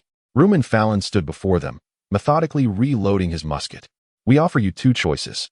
His weapon was trained on the second man. As the ruffians observed the villagers' every movement, the wet tongue that licked dry lips, the hands that gripped and then relaxed around their weapons, the eager, gleaming eyes, they truly might take action. 2. You remain here forever. The soldiers who had barely escaped the jaws of the wolf now found themselves fleeing from the villagers of Blackwood. Rumen casually acquiesced to the requests of a few youths, demonstrating the use of firearms with simplicity. He accepted the drink offered by Roberto, the two sharing a toast. Roberto inquired further, but Rumen merely shook his head. Just that sort of scum. They'll probably hunt down a wild wolf to claim false glory. Roberto nodded, asking again, what do you plan to do next? Stay here. I intend to hunt the wolf. You need not go to such lengths. We have managed well enough these past few years. I do not do it for you. I do it for myself. Roberto nodded again, silently departing. Rumen drained his cup, pondering when he might next indulge in a fine drink. As night deepened, the villagers dared not linger outdoors, and gradually, only Rumen remained on the road. Wrapping himself in several layers of clothing, he settled beneath an unknown eve, gazing at the rising moon, awaiting the beast that may or may not arrive. A sound broke the silence from outside, initially resembling the clatter of hooves, but soon transforming into footsteps. From the shadows, a figure emerged at the village entrance, stepping into the cold wind, into the moonlight, until he stood before Rumen. The weathered face bore a dark scar, disheveled shoulder-length hair tangled behind him, a filthy cloak exuding a foul odor. He appeared to be a worn and destitute vagabond, yet Rumen perceived something remarkable about him. The silver sword at his waist glistened like the moon, while the darkness in his eyes mirrored the long night. This man was no ordinary individual. Who are you? Rumen inquired with caution, deeply suspicious of the stranger's intentions. At this hour, his presence here could hardly be dismissed as a mere coincidence. Just a hunter. The man replied flatly, his expression unwavering. A hunter? Rumen chuckled. How fortuitous, for I am also a hunter, pursuing that beast of the forest. What do you hunt? The man regarded Rumen intently, his profound gaze seemingly peering into a destiny yet unseen. A pestilence whose whereabouts I do not know. And the other pest spawned from it. Rumen silently tightened his grip on the musket, his palm braced against the ground, ready to evade or retaliate. Though his face revealed no trace of apprehension, it appears your hunt has not been fruitful. Indeed, the man candidly acknowledged. I have employed many methods, but none have proven effective. The cold indifference in his gaze swept over Rumen, who could scarcely fathom that he too might experience such a chilling moment. Then why have you come here? Why not continue your pursuit of the pest? Before the conversation could fracture, Rumen's musket was already rising, until another hand silently pressed down upon it. I am here to assist you. Rumen could not perceive the man's movements or steps. He simply stood before him, those eyes calmly surveying, as if they had long since discerned the truth of all things. The beast possesses a fatal weakness. His tone was detached, yet the implication carried a terrifying potency akin to gunpowder. And I happen to know it. The man, before Rumen, readied his ammunition. If you are willing. The dark, unyielding muzzle pressed coldly against Rumen's forehead. I can tell you. Rumen Fallon suddenly realized that the man before him was a devil. His words bore a fearsome enchantment, capable of luring the lost into a joyous plunge into the abyss. He laughed once more, a coarse and hearty laughter. Very well, the man declared. Share all you know, and my life shall belong to you. Chapter 70. The silver bullet Roberto opened the door in response to Rumen's call, and among the two who entered was an unfamiliar vagabond. They settled into the chairs of the living room, Rumen leaning forward with his hands pressed against his thighs, and he initiated the conversation. Pray tell, what do you truly know about that beast? By the flickering light, Rumen noticed that the man's hands were tightly bound with strips of fine cloth, concealing whatever lay within. Yet, the slight skin visible at his wrists bore suspicious and ghastly scars. It appears to be burns, or perhaps knife wounds. The man paid no heed to Rumen's scrutiny or suspicion. Instead, he began to recount his research in a captivating manner. The so-called werewolf, as the name suggests, is a creature that transforms from man to wolf. Roberto brought forth 2 glasses of wine, yet the man merely held his without taking a sip. Long ago, when the land was ruled by the Hermans, certain uncivilized barbaric tribes revered the powerful predators of nature, believing that their ancestors had been transformed from these fierce yet majestic beasts. They offered the still warm, steaming entrails of animals to their spiritual forebears, seeking to gain similar strength, speed, and vitality, at the very least, hoping for the prosperity of their kin and an abundance of warriors to secure more food and women through plunder. In that era, the Hermans were the civilized ones, while we were the savages. Some youths within the tribes rebelled against all authority, including the formidable power of their leaders. They severed their ties to the clan, choosing instead a solitary existence. Those barbarous tribes would refer to these independent youths as wild wolves, harboring both disdain for the minority and admiration for their fearless bravery. This may well be the earliest legend surrounding werewolves. Rumen furrowed his brow, perplexed as to how these historical accounts related to the present. Listen, the man perceived his confusion and simply advised him. Those monsters are not boundless. If you wish to capture them, you must patiently delve into every aspect of their existence. The histories and legends passed down through generations may contain the key or the clue. This was a sincere sentiment, but also a convenient excuse, as he briefly touched upon it before continuing. In truth, for a long duration following the fall of the Herman Empire, tales of transformation into werewolves in many nations were not regarded as a curse, but rather as a form of power. In the lands of the Duchy of Dynasties, before it became a duchy, there was a legend of a certain baron who acquired a magical wolfskin belt. By donning this belt naked at night, he could transform into a swift wolf. This knight utilized the belt to fend off invading forces, protecting the wealth and inhabitants of his domain. Yet, during one of his transformations, he was betrayed by his unfaithful wife, who destroyed his human garments. From that moment forth, the knight could only run forever in the guise of a wolf. The complete reversal of the werewolf legend almost coincided with the advent of civilization and enlightenment. The man's tone shifted. In the ancient Assyrian legends, the goddess of gold and poison, out of sheer malice, transformed her suitor, a shepherd, into a wolf, allowing him to become an enemy to his own flock, ultimately leading to his demise at the jaws of his own hunting dogs. In Herman mythology, there is also a tale of a huntress goddess who, upon being inadvertently glimpsed in her nakedness by a mortal hunter while bathing in the woods, in a fit of shame turned him into a wolf, subsequently setting her hunting dogs upon him until he was utterly exhausted and perished. Moreover, in Herman myth, although it is indeed a folk tale, their supreme deity disguised himself as a mortal to test humanity. A king recognized his true identity and, in a misguided show of cleverness, cooked the flesh and blood of a prisoner to offer to the deity as an insult. The enraged god transformed the king into a wolf, who, after slaughtering lambs in the pasture, ultimately took the lives of his 3 sons. Even in the sacred texts, there are accounts of the saint of Birmingham visiting forsaken lands to preach, where the barbarous tribes worshipped a great wolf. Showing no reverence to the divine, they harassed and assaulted Birmingham, and their leader even shattered a statue of the Lord.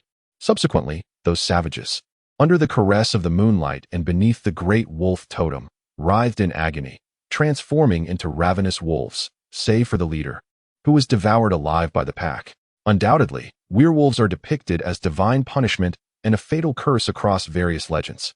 This profound reversal arose from changes in the way people lived and produced. They were no longer the marauding savages of yore, nor did they continue to revere the greedy wolf packs of the wilderness. Instead, they feared the beasts that drank blood and devoured flesh. Furthermore, with wolf worship lacking a structured and organized religious foundation, it was only natural that the faith would be suppressed, maligned, and persecuted by all means. The transformation into a wolf became synonymous with punishment, cursing, and divine disdain, even giving rise to the legend of the wolf transformation spell, a most heinous form of witchcraft. He turned his gaze to Rumen. You must have witnessed numerous instances of werewolf hunts or witch hunts as well. Rumen nodded. Yet most of those burned at the stake were mere impostors. It is utterly ludicrous that someone could be labeled a werewolf simply for being born on a day of divine descent. A century ago, in the Duchy of Dynasties, the scholar Hesheri Kalaman, in pursuit of understanding folk literature, embarked on an extensive collection of fairy tales from various nations, meticulously arranging and innovating them. He famously stated regarding werewolves that, even a pure-hearted individual, one who never forgets to pray at night, is not immune to transforming into a wolf on the night of the full moon when the aconite blooms. This marked the first instance where someone directly connected the beastly nature of werewolves to the round full moon. The rising orb bestowed upon them heightened power and surging desires. Rumen seized upon the other side of this assertion, furrowing his brow as he inquired, "So, are you suggesting that the strength of werewolves wanes with the departure of the full moon?"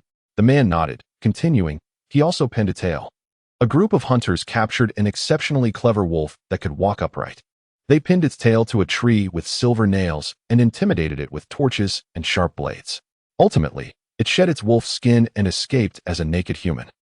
Rumen could no longer endure the seemingly interminable lecture. "What exactly are you trying to convey? Surely you do not mean to imply that a werewolf could simply remove its fur and neatly fold it away in a wardrobe?" The man regarded Rumen with an odd expression. "Not quite.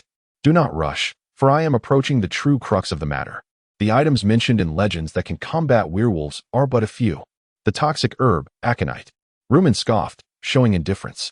"In the mythology of the North Sea, there are sacred relics bathed in divine tears, possessing the power to ward off evil, such as mistletoe." The visage of Harry flashed in Rumen's mind, prompting him to set aside his impatience and disdain and fix his gaze upon the perpetually serious man before him.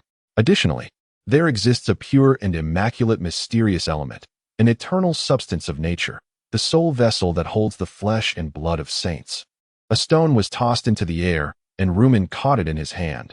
The silver stone shimmered under the light, radiating a brilliant glow. Silver? Rumen appeared utterly astonished, for this was a notion he had never encountered before. The bitterness, remorse, and anguish that caused their souls to shed their corporeal forms twisted the original will of humanity, transforming them into formless wolf demons or malevolent spirits inhabiting wild wolves. The doctrine asserts that the blood and flesh of the Lord forged silver artifacts, granting them the power to vanquish evil to the death. Only with silver bullets can one slay a werewolf.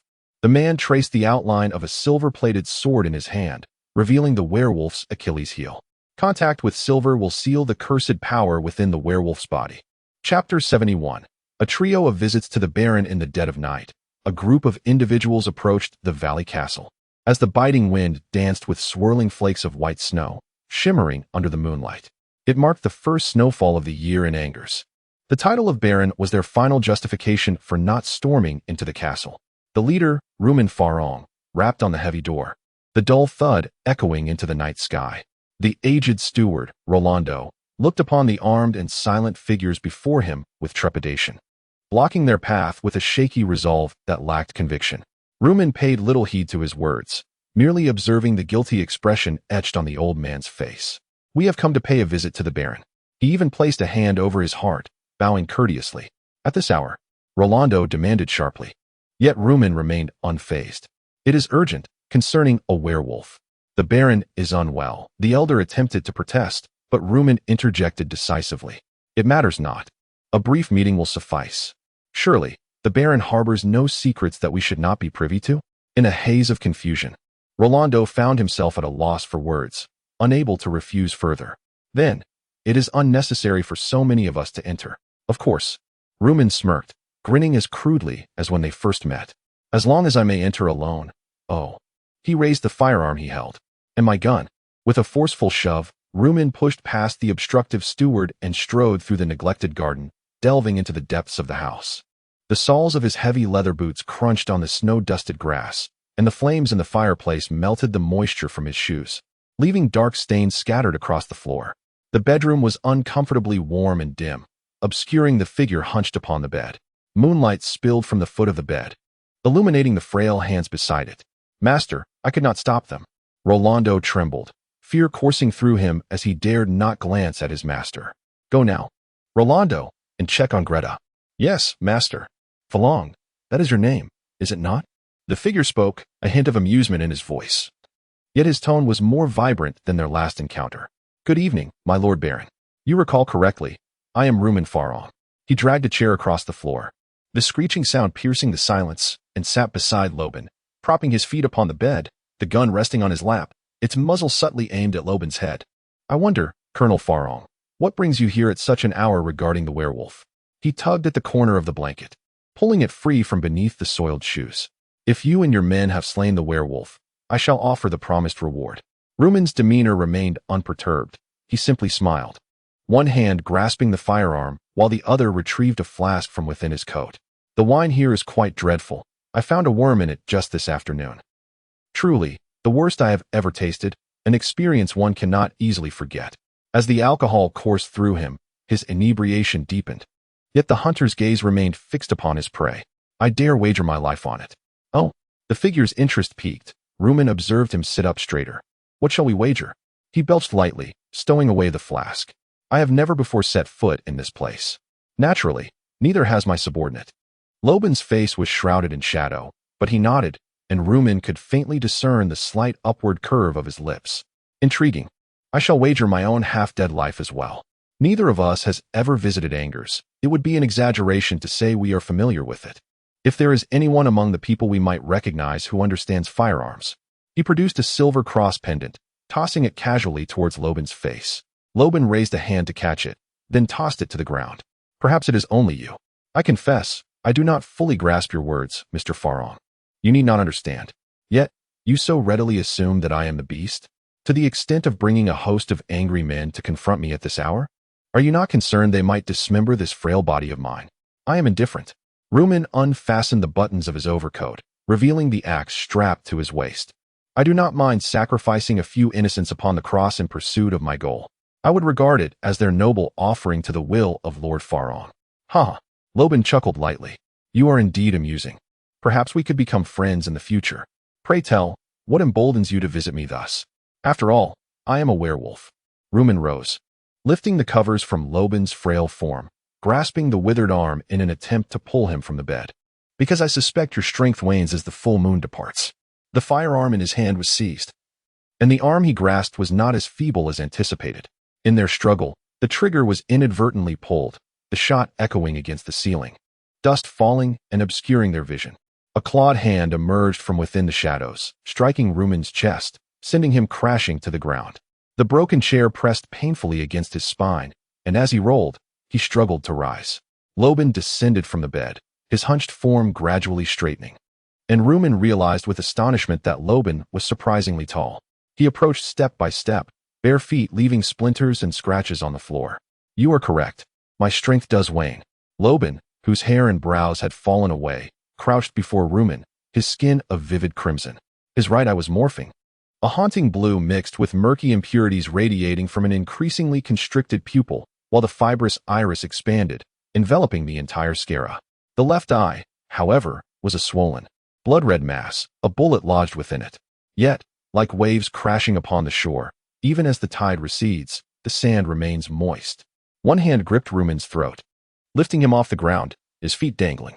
The sensation of suffocation clouded Rumen's mind. Saliva dripped from his half-open mouth as he instinctively clawed at Loban's hand. Unable to budge it, much of my strength still resides within me, enough to allow me to run once more beneath the moonlight, relishing the warmth surging through my being. Feeling the subtle pangs of pain, I once again savor the thrill of being alive as I observe your futile struggles. In the increasingly chaotic world before him, light began to fracture, as if the veil before his eyes had been lifted, rendering everything both real and surreal. Time itself slowed, affording him the leisure to count the pulses in his hand, recalling the pained wrinkles etched upon the face of his prey. The wind carried the sounds of the night to his ears, an exquisite sense akin to divinity spreading within him, granting him an unparalleled confidence in his dominion over all.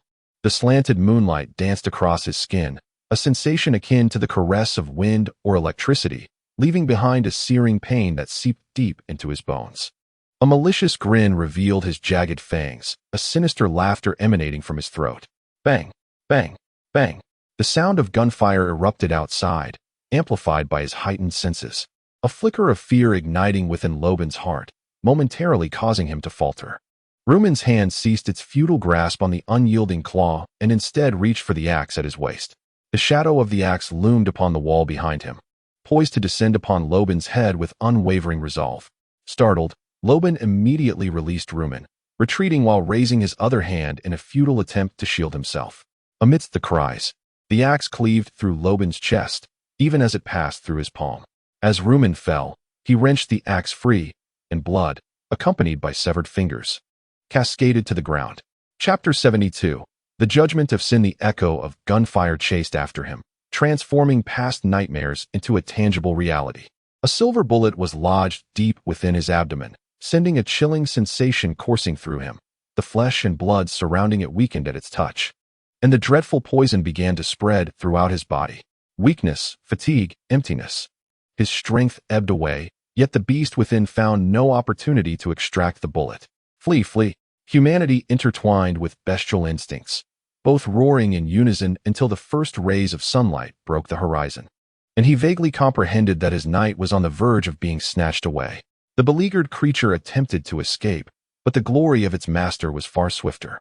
The golden dawn cast its light upon the black fur, a searing sensation even more potent than that of the moonlight pierced through his mind. The once formidable beast appeared to shrink, visibly wilting as if drained of life. The humanity within Loban overwhelmed his bestial nature, yet he could only manage to crawl into a nearby hollow of a tree. The wound on his abdomen ceased to bleed. It was the last remnant of the werewolf's power, but the crimson scar remained, the silver bullet still embedded within him. Wolf fur and scales began to shed. Transforming from man to wolf was a horrific and abominable sight, yet now it bore a hint of redemptive softness. Redemption? How could a creature like me ever hope for such a thing? Loban scoffed at his own strange thoughts, only to be ensnared by the furious mob. Dragged from the hollow, the fur that had not completely faded made him appear as the most primitive barbarian, while the partially retracted fangs and claws served as undeniable evidence of his guilt. Rumen Farong stood before him, extracting a flask from his cloak and humiliatingly pouring its contents over Loban's face. The murky liquid washed away the slime, causing the last remnants of wolf fur to fall away, revealing the bizarrely wrinkled skin of a human beneath. Loban Anderson, a bystander, muttered through clenched teeth, the flames of fury in their eyes burning fiercely, resolute in their desire for vengeance. Rumen thrust his face close to Loban's. The blood on the man's face had long been dried by the cold wind of the night, and the hair at his temples, soaked in blood, had matted into clumps. It seems our wager has concluded in my favor. His rough, calloused hand struck Loban's cheek, the newly formed skin too sensitive, causing it to redden and bleed. Loban Anderson, stripped bare, was dragged away by the mob as if he were a mere dog. The remnants of his humanity and the bullet lodged within him tortured him incessantly. As he stumbled and fell, cloaked in a layer of cold, muddy grime, at least providing some semblance of dignity to this dying man. Until young Jimmy and the crowd animatedly recounted the previous night's hunt, presenting the collected wolf fur and scales, convincing the townsfolk. They rushed to share the news, and soon the villagers poured out of their homes. The heroes were greeted with kisses and embraces, while the villain faced the most venomous scorn and disdain. A farmer, blessed by the nobility, landed a punch on Loban's head. A woman, who had secretly admired him in her youth, splattered him with last night's waste. Even children, oblivious to the reasons, mingled among the angry crowd, stealthily trampling on him.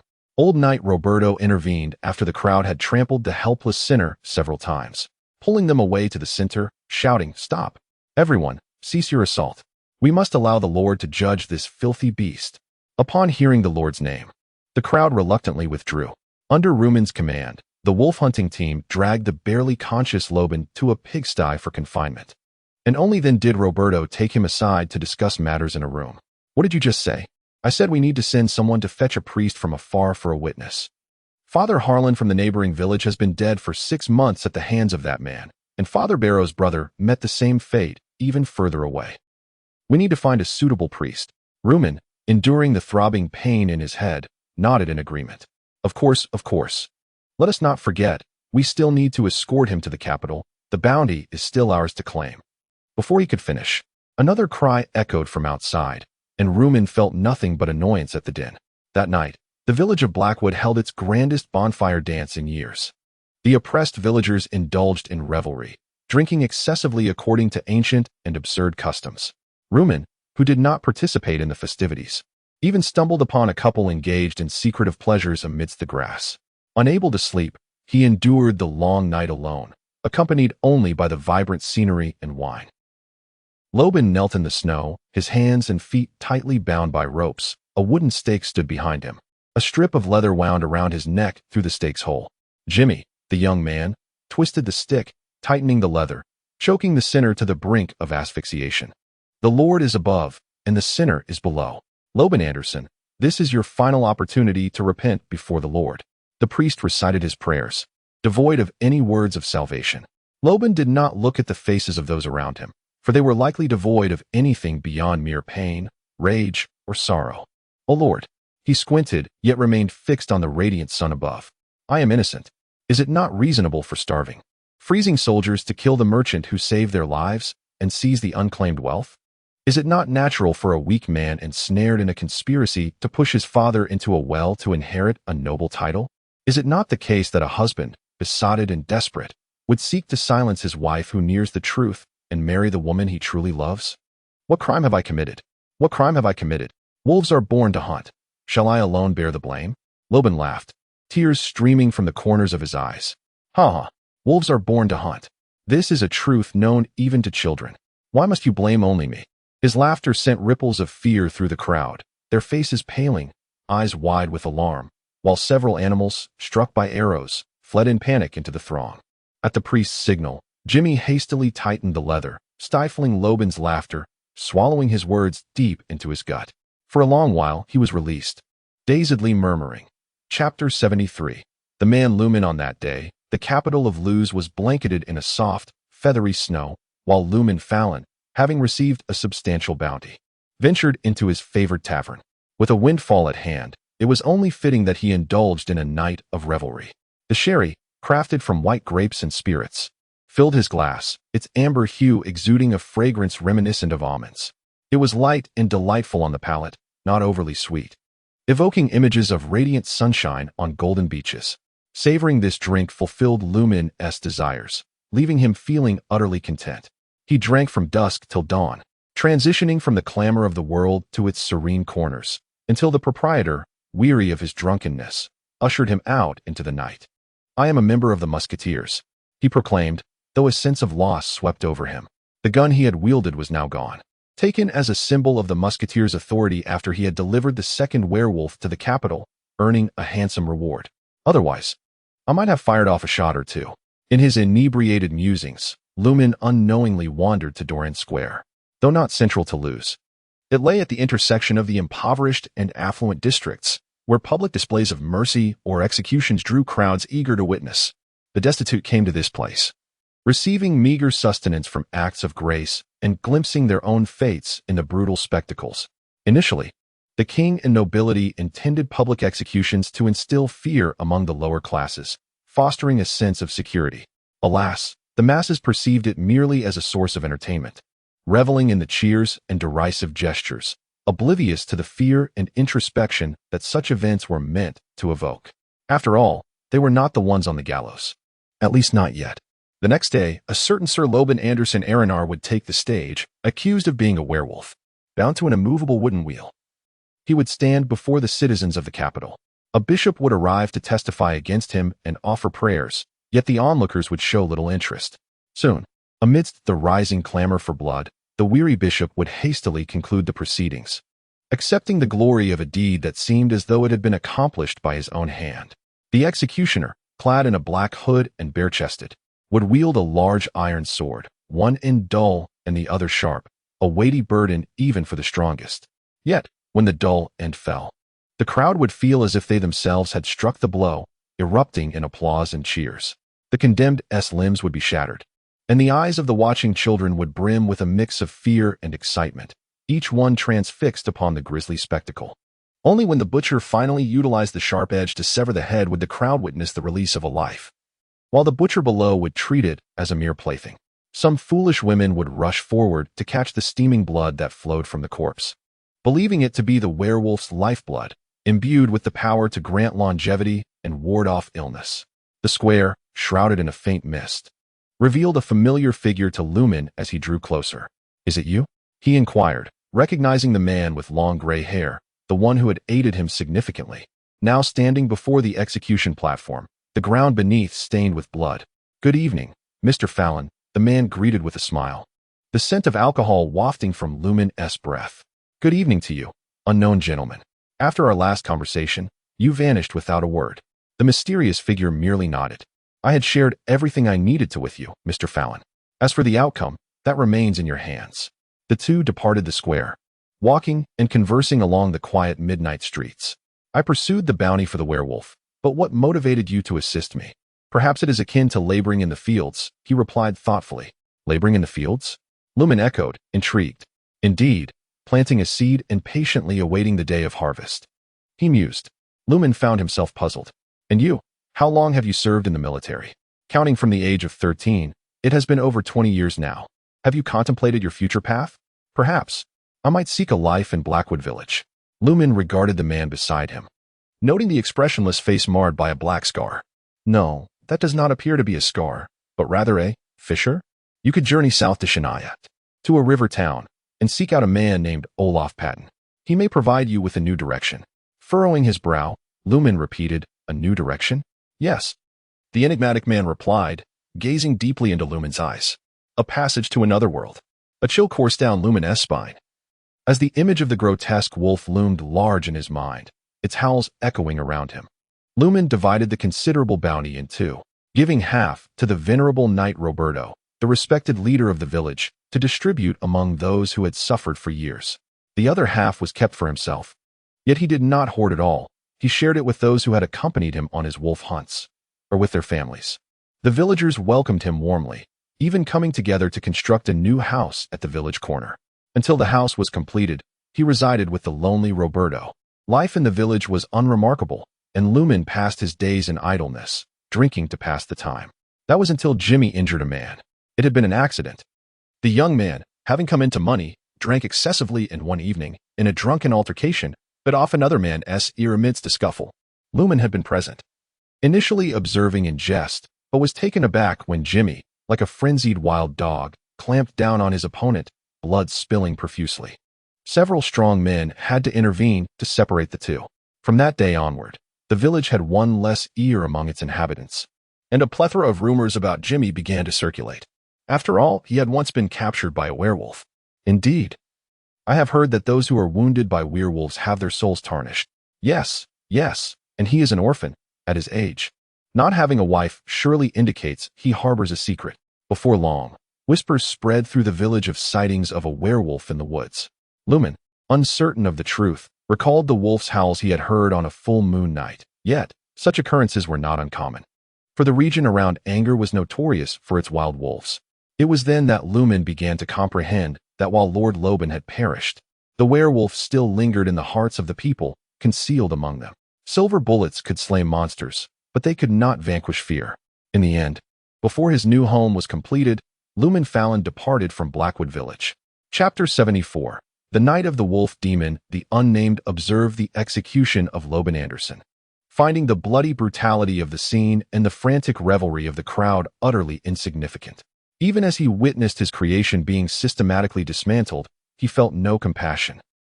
After all, he did not desire a wild wolf. He sought a hunting dog. As the night deepened and the world succumbed to slumber, he finally stepped onto the streets of Luss, making his way down Candela Street to Doran Square.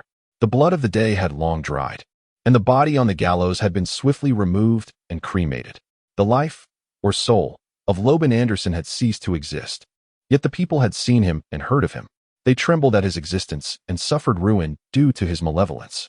Their minds still harbored memories of the beast, entwined with an ever-present fear.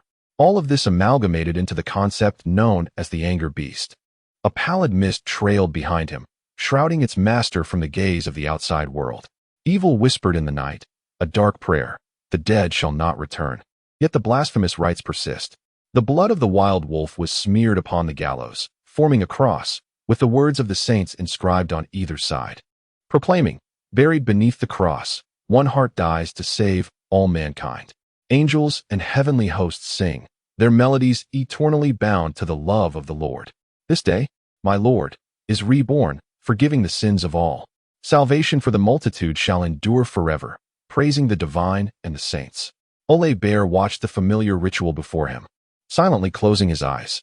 An unseen hand slowly descended into the chaotic, fetid darkness, as he chanted the incantation he had long since memorized. O great Lord, if you truly exist, please heed my prayer. I am Ole Bear, once audaciously believing myself my own master, daring to question your supremacy and existence. But in this moment, my heart surrenders to you, longing only for salvation to awaken the innocent lamb before me, just as the saint restored sight to the blind. O Lord, the one in the grave is my brother. His pain is my pain, his affliction my affliction. I beseech you to forgive the devout, while punishing the faithless me. Grant me, this humble ant, even a moment's authority to revive the soul of the sinner named Loban Anderson. That is all. For this, I would willingly repay with the remainder of my life for your boundless grace. A mechanical prayer, a facade of piety. Fate quietly resurrected the scenes of yore. When all the divine faded, the gallows stood empty, and a shadow leaped silently from the swirling wind. Those cerulean beastly eyes locked onto the weakened Olay, as icy light glinted off sharp fangs and claws, a low growl issuing forth, exhaling a chilling wind that frosted the ground. From the pallid mist emerged a spear, attempting to strike the giant wolf descending from above. Yet the half-furred, half-scaled creature transformed into an invisible storm, expanding with reckless abandon, ensnaring both the assailant and Olay within, erupting into a wave of frost. A mighty roar erupted, followed by battle cries, as surging heat receded, and the cold mist melted into a scalding rain, pattering down upon the earth.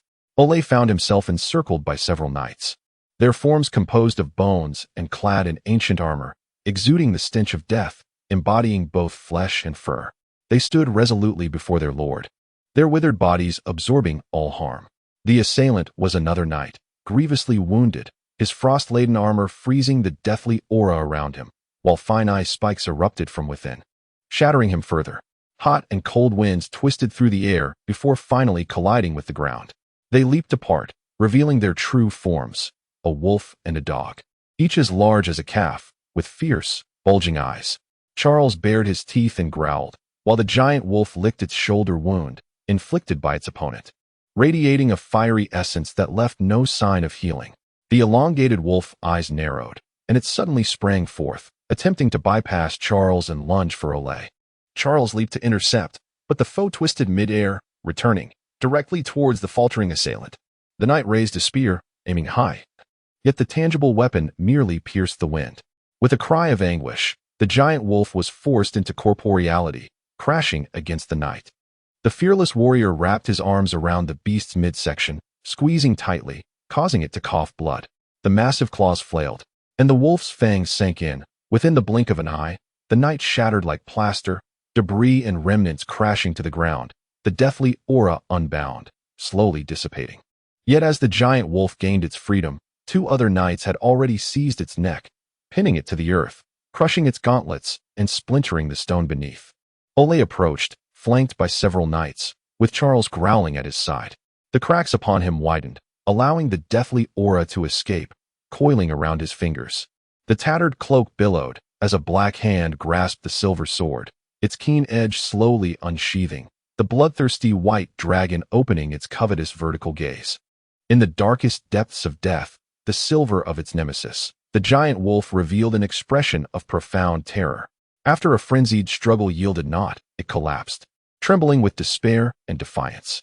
The blade of judgment was raised, swiftly descending, accompanied by a painful whimper. The heart was pierced by silver, and the blood gradually filled with deathly aura. The giant wolf lay powerless, its form beginning to fade, as if it would dissolve into nothingness at any moment. The cerulean wolf eyes slowly closed, yet Olay had no intention of granting it peace or release. The fissure widened further, and without a sword in hand, the palm appeared shattered like broken porcelain, revealing the underlying bones, the dense deathly aura stirring restlessly.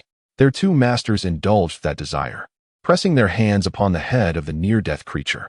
The silver sword was forced forth, and using both innate abilities and power, Olay staggered back, teetering on the brink, coughing blood. The fissure began to close, yet it could never fully restore to its former state, the shattered hand showing no signs of healing. But death was reversed. The sleeper awakened from slumber, joining the ranks of the king. The knights stepped aside as the resurrected giant wolf rose slowly, its spine extracting and enveloped in a membrane, pulsating with life. I bestow upon you a name through my authority. Olay Bear gasped, completing the final ritual. Killafridge. The cerulean wolf eyes reopened, gazing upon its supreme master. Chapter 75. The twilight of winter. The heavy snow had spread from Luz to Angers, and soon, that biting cold would reach Shaneria, enveloping the entire land in frost, including the homeland of Ol Beal. But this is not a bad thing, Ol reassured himself. When such dangers arise, this fear can prompt a quicker response, or so I hope. The eerie winter wind billowed his cloak, scattering the swirling snowflakes and disrupting the equilibrium around him. The warmth was swiftly drained away, leaving a touch of frost upon his brow. Guided by Kilafrek, he ventured toward an unknown destination, seeking the inexplicable. The Wild Hunt was a folk myth of the Herman continent, depicting a spectral or supernatural band of hunters pursuing their prey in the wilderness. It was said that this frenzied king could awaken slumbering soldiers, compelling them to don their ancient armor and wield black blades, rising to join the eternal hunt. Ol Beal possessed the ability to infuse vast amounts of death energy, transforming the dying or the willingly resigned into numb, tireless spirits obedient to commands, the spirits of the Wild Hunt. This power came at a cost, akin to creating a wound within himself, through which death energy flowed, binding him to the king and the spirits in a pact. The more beings he enslaved, the more powerful they became, yet his own body and spirit grew increasingly shattered. The wounds that could not heal were mere manifestations of this inner turmoil. Among the current Wild Hunt spirits, only Sharl and the newly birthed giant wolf Kilafrek, due to their conceptual natures, enjoyed a semblance of immunity, retaining their will and traits. Yet, they were ultimately but products of their respective concepts manifested in the intangible air. Sharl remained merely the Black Hound Sharl, and Kilafrek was simply the wolf demon Kilafrek. Neither was a reincarnation or revival of the noble Loban Anderson, for even the remnants of past memories were but figments of others' imaginations or witnesses. Thus, Ol Beal could not fathom what disturbances had altered Kilafrek so significantly. The giant wolf, once without a tail, had sprouted a lengthy appendage after being subdued, if that unformed entity enveloped in its membrane could indeed be considered a tail. Kilafrek leaped from the shadows into the sunlight, compelled to reveal its true form. Unlike Sharl, who could not maintain a gaseous shape under the moonlight, Kilafrek could not run as the wind under the sun. The giant wolf squinted disdainfully, its jet-black nose exhaling frosty breath, feeling utterly discomforted by the day's warmth. Its unattractive, serpent-like tail dragged languidly behind. Yet its sturdy limbs pressed on in pursuit of something, perhaps relating to that nurturing tail.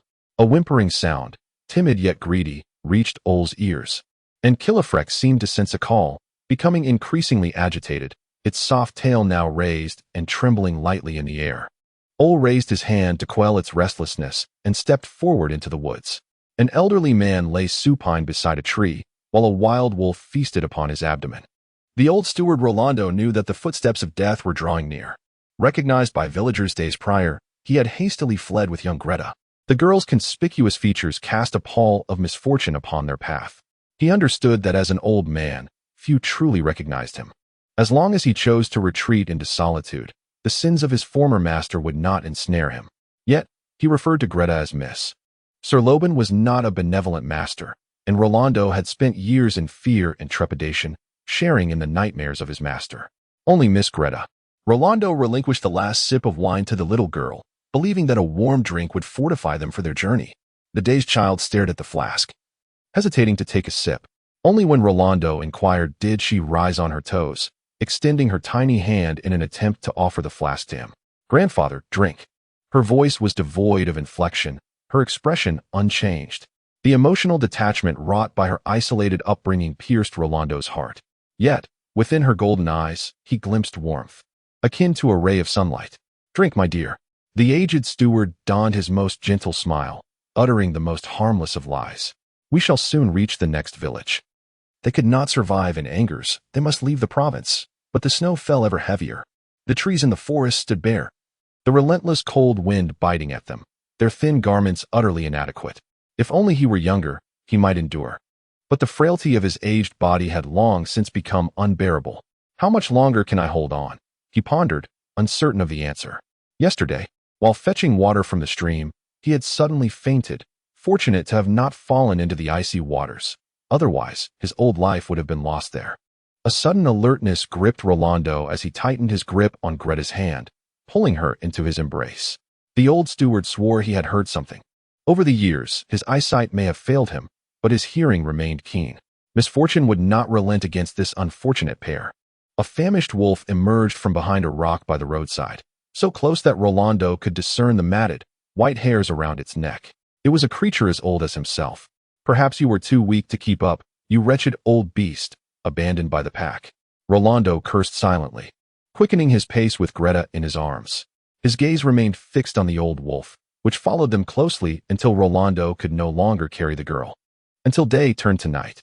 Greta's pale face flushed with heat, her steps faltering in confusion, and Rolando was forced to drag her along. His own feet, numb to the point of insensibility, as rigid as stones. The old wolf fixated on them, or rather, on Greta, knowing that the first to fall would surely be the tender child. The whimpering grew louder, and Rolando found himself unable to move. You old wretch. You've lived so long, yet you still attempt to devour a girl to survive. The master shall never forgive such a villain.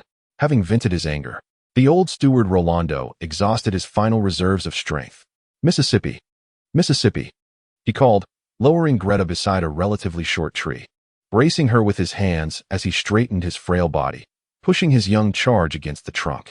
Gasping for breath, the old man collapsed into the snow, watching as the old wolf drew nearer, slowly closing his heavy eyes. Darkness enveloped him. The silver blade severed the wolf's head, which rolled lifelessly on the ground. Old Beale stood beneath the tree, while the young girl perched above, white snow clinging to the silver blade and cascading over her silvery hair. Her dark eyes meeting glistening golden ones. Within those eyes, sorrow resided, and tears adorned her cheeks. The nameless elder was laid to rest beneath the tree, and old Beale turned to depart. The diminutive girl, whether motivated by the instinct to survive or gratitude for Ol's aid, followed closely in his footsteps. The solitary king and the lone young girl tread upon the same path. Chapter 76. The young girl and the king's snow fell upon the wilderness, blanketing everything, including the girl. The accumulating snow reached her knees, rendering her unable to stride forward. The increasingly heavy snow weighed down on Greta, and her cold, hungry body could no longer endure. The girl collapsed into the snow, struggling to rise. A creature named Old Bayer surveyed the plight of the human child and, for once, paused in its tracks. Humanity was perpetually burdened by suffering, whether they acknowledged it or not. Old Bayer had gradually learned to ignore the pitiful lamentations of the ants beneath his feet, for they held no significance. Change in the world required an extensive passage of time. He could wait, but she could not afford to do so. Yet, he had a need for her, and that assistance was merely a matter of convenience. The girl grasped Ol's hand tightly, using his strength to extract her feet from the icy grasp of the snow, endeavoring to match the pace of her companion. After what seemed an eternity, a cave emerged before them. Ol guided Greta inside. The cave was relatively dry, its depth sufficient to shield its interior from the howling winds and snow outside. The girl shook off the melting snow from her body, the unclean water dampening her clothes and soiling her silvery hair. She exhaled warm breaths, her cold, numbed body and foggy mind gradually regaining clarity. Stay here, Ol remarked, turning to step back into the tempest. The girl watched him depart, observing the still, unfamiliar silhouette recede into the distance. Even within her innocent thoughts, a naive suspicion and unease arose. Will he abandon me here? She curled into herself, her small arms unable to fend off the chill, warmth dissipating from her body, prompting her to huddle even tighter. Time passed, and the flicker of firelight and warmth stirred Greta awake. She lifted her head, bleary-eyed, to behold the man before her. Ol held a wild rabbit in his hands, presumably extracted from its hibernation den. Greta felt a measure of relief, nearly succumbing to slumber once more. However, Ol roused her by patting her arm. Do not sleep, eat something first. The rabbit was gutted and simply roasted over the fire. Ol sliced off a piece and offered it to the girl. Greta accepted the meat with both hands, taking a small bite. The flavor stimulated her senses, compelling her to tear into it voraciously. In the sudden sharpness of her golden eyes, Ol discerned for the first time the raw ferocity and survival instinct that lay within the girl. After a simple meal, Greta felt somewhat revitalized. She noticed Ol seated by the cave entrance, fiddling with a crimson pendant chain. Blame, she murmured, her words dancing with the wind. The chain swayed gently in the cold breeze, its spinning hexagram reflecting the firelight and flickering softly. Yet, Greta sensed an anomaly. The wind from outside caressed her face, while the pendant ominously swayed toward the outside world, as though pointing to an unknown distant realm. Shaneria, Rivertown. Once a coalition of 10 households, Mr. Olaf Patton welcomed a distinguished guest returning from afar.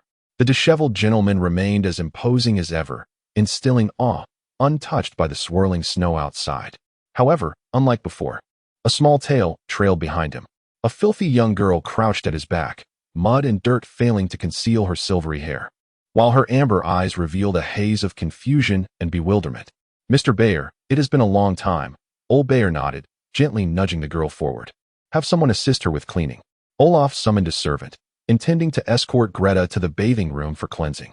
The timid girl, unfamiliar with the grandeur of the city, felt anxious upon entering Rivertown, now facing the prospect of departing her only source of comfort.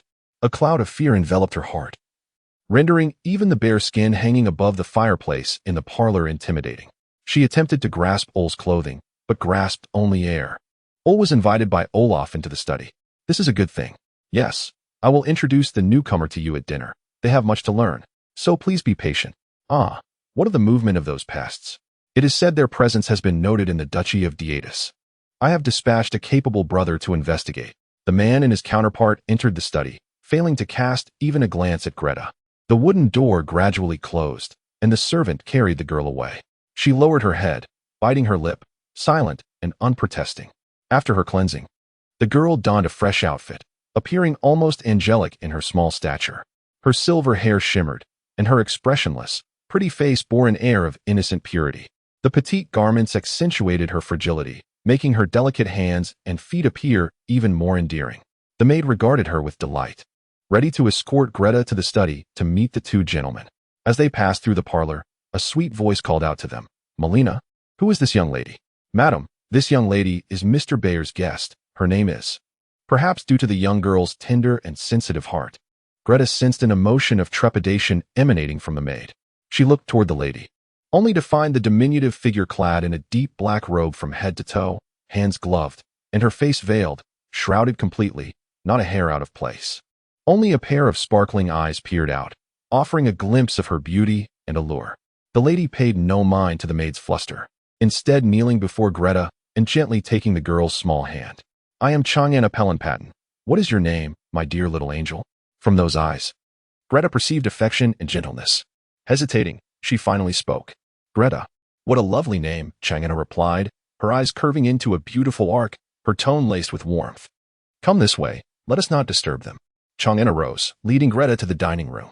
A long wooden table was laden with food, from bread to smoked meats, from wines to hearty soups, simple dishes exuding an alluring charm. Coupled with the roaring fire in the hearth, the atmosphere was suffused with the warmth of home. Though prepared for guests, Mrs. Patton scooped a bowl of hot soup, intending to feed the girl. Greta shook her head, unwilling to drink, her gaze drawn to the bustling servants flitting between the kitchen and the dining area. Among them, she caught sight of an anomaly. The anomaly noticed her and Chang'an, pausing in her tasks to approach. "Madam, who is this lovely young lady?" Chang'an embraced the girl, showering her with affection, unwilling to relinquish her. "Miss Midas, this little darling is Greta. I must emphasize that I shall not let her go." With a playful twist of his golden mustache, Midas Hogan fetched a thin ribbon, tying up Greta's flowing silver hair. "Fear not. I have no intention of competing with you, Mrs. Chang'an. I am merely here to lend a hand with the cooking." But where exactly did little Greta come from? She was brought by Mr. Bayer. "It has been a long time, Mr. Hogan." "It has indeed, Mr. Bayer." At this moment, numerous young and robust men entered the room. Upon catching sight of Ol, they were struck as if by an invisible colossal stone, their minds ablaze with astonishment at the arrival of the Great One. "Surely, that must be the Lord," they silently exclaimed, their hearts yearning to become the most valiant and loyal warriors under this king's command. The assembly gathered around the long table, taking their seats in turn. Yet to their surprise, the esteemed head of the table was occupied not by the host, Olaf, but by a guest, Ol. Jarn Olaf and another imposing figure with a stern demeanor accompanied Ol to the secondary seats.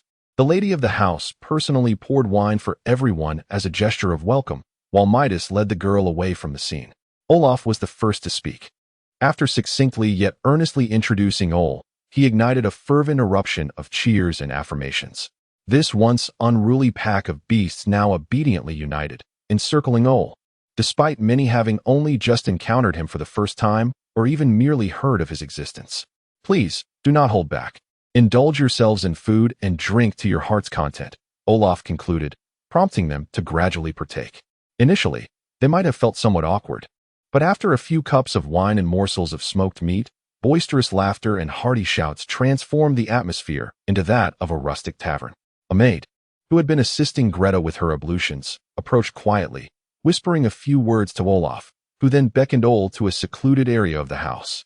Please reiterate what you just conveyed to Mr. Bjarn, Olaf instructed. While attending to the young lady, I noticed a scar upon her waist. A scar? Ole furrowed his brow, repeating the words.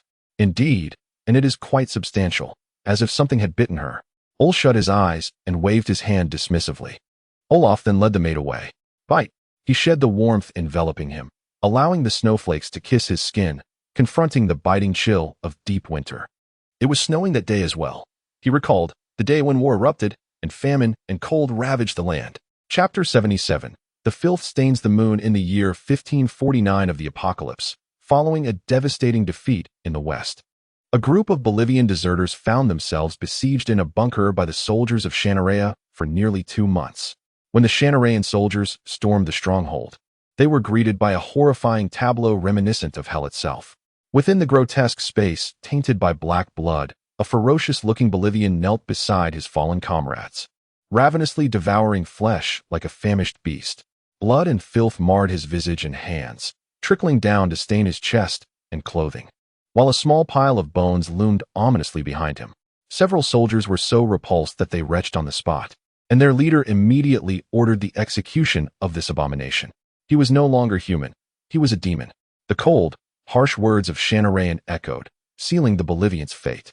A piercing scream shattered the night sky as a few soldiers stationed outside attempted to flee into the bunker, only to be ambushed and brought down by descending figures.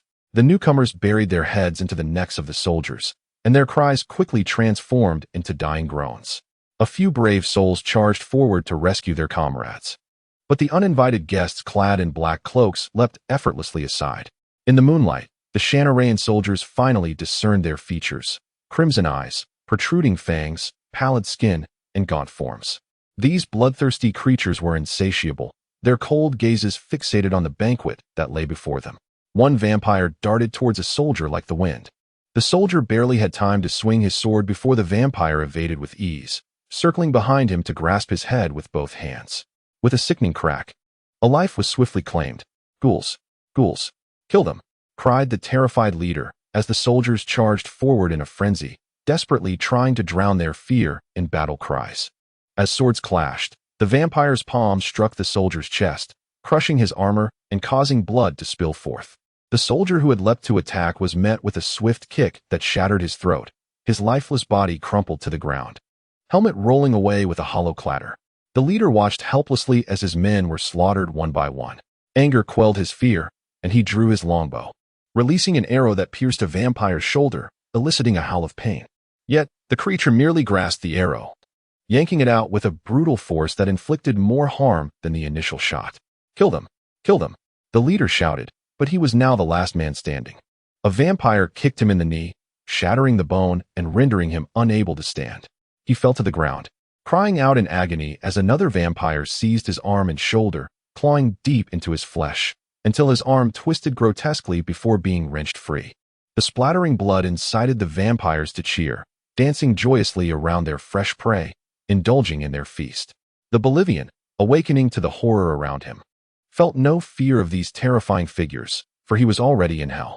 A vampire approached him, strikingly handsome and tall. "What have you eaten?" The words flowed fluently in Bolivian, the vampire eyeing the friend in the man's arms with interest.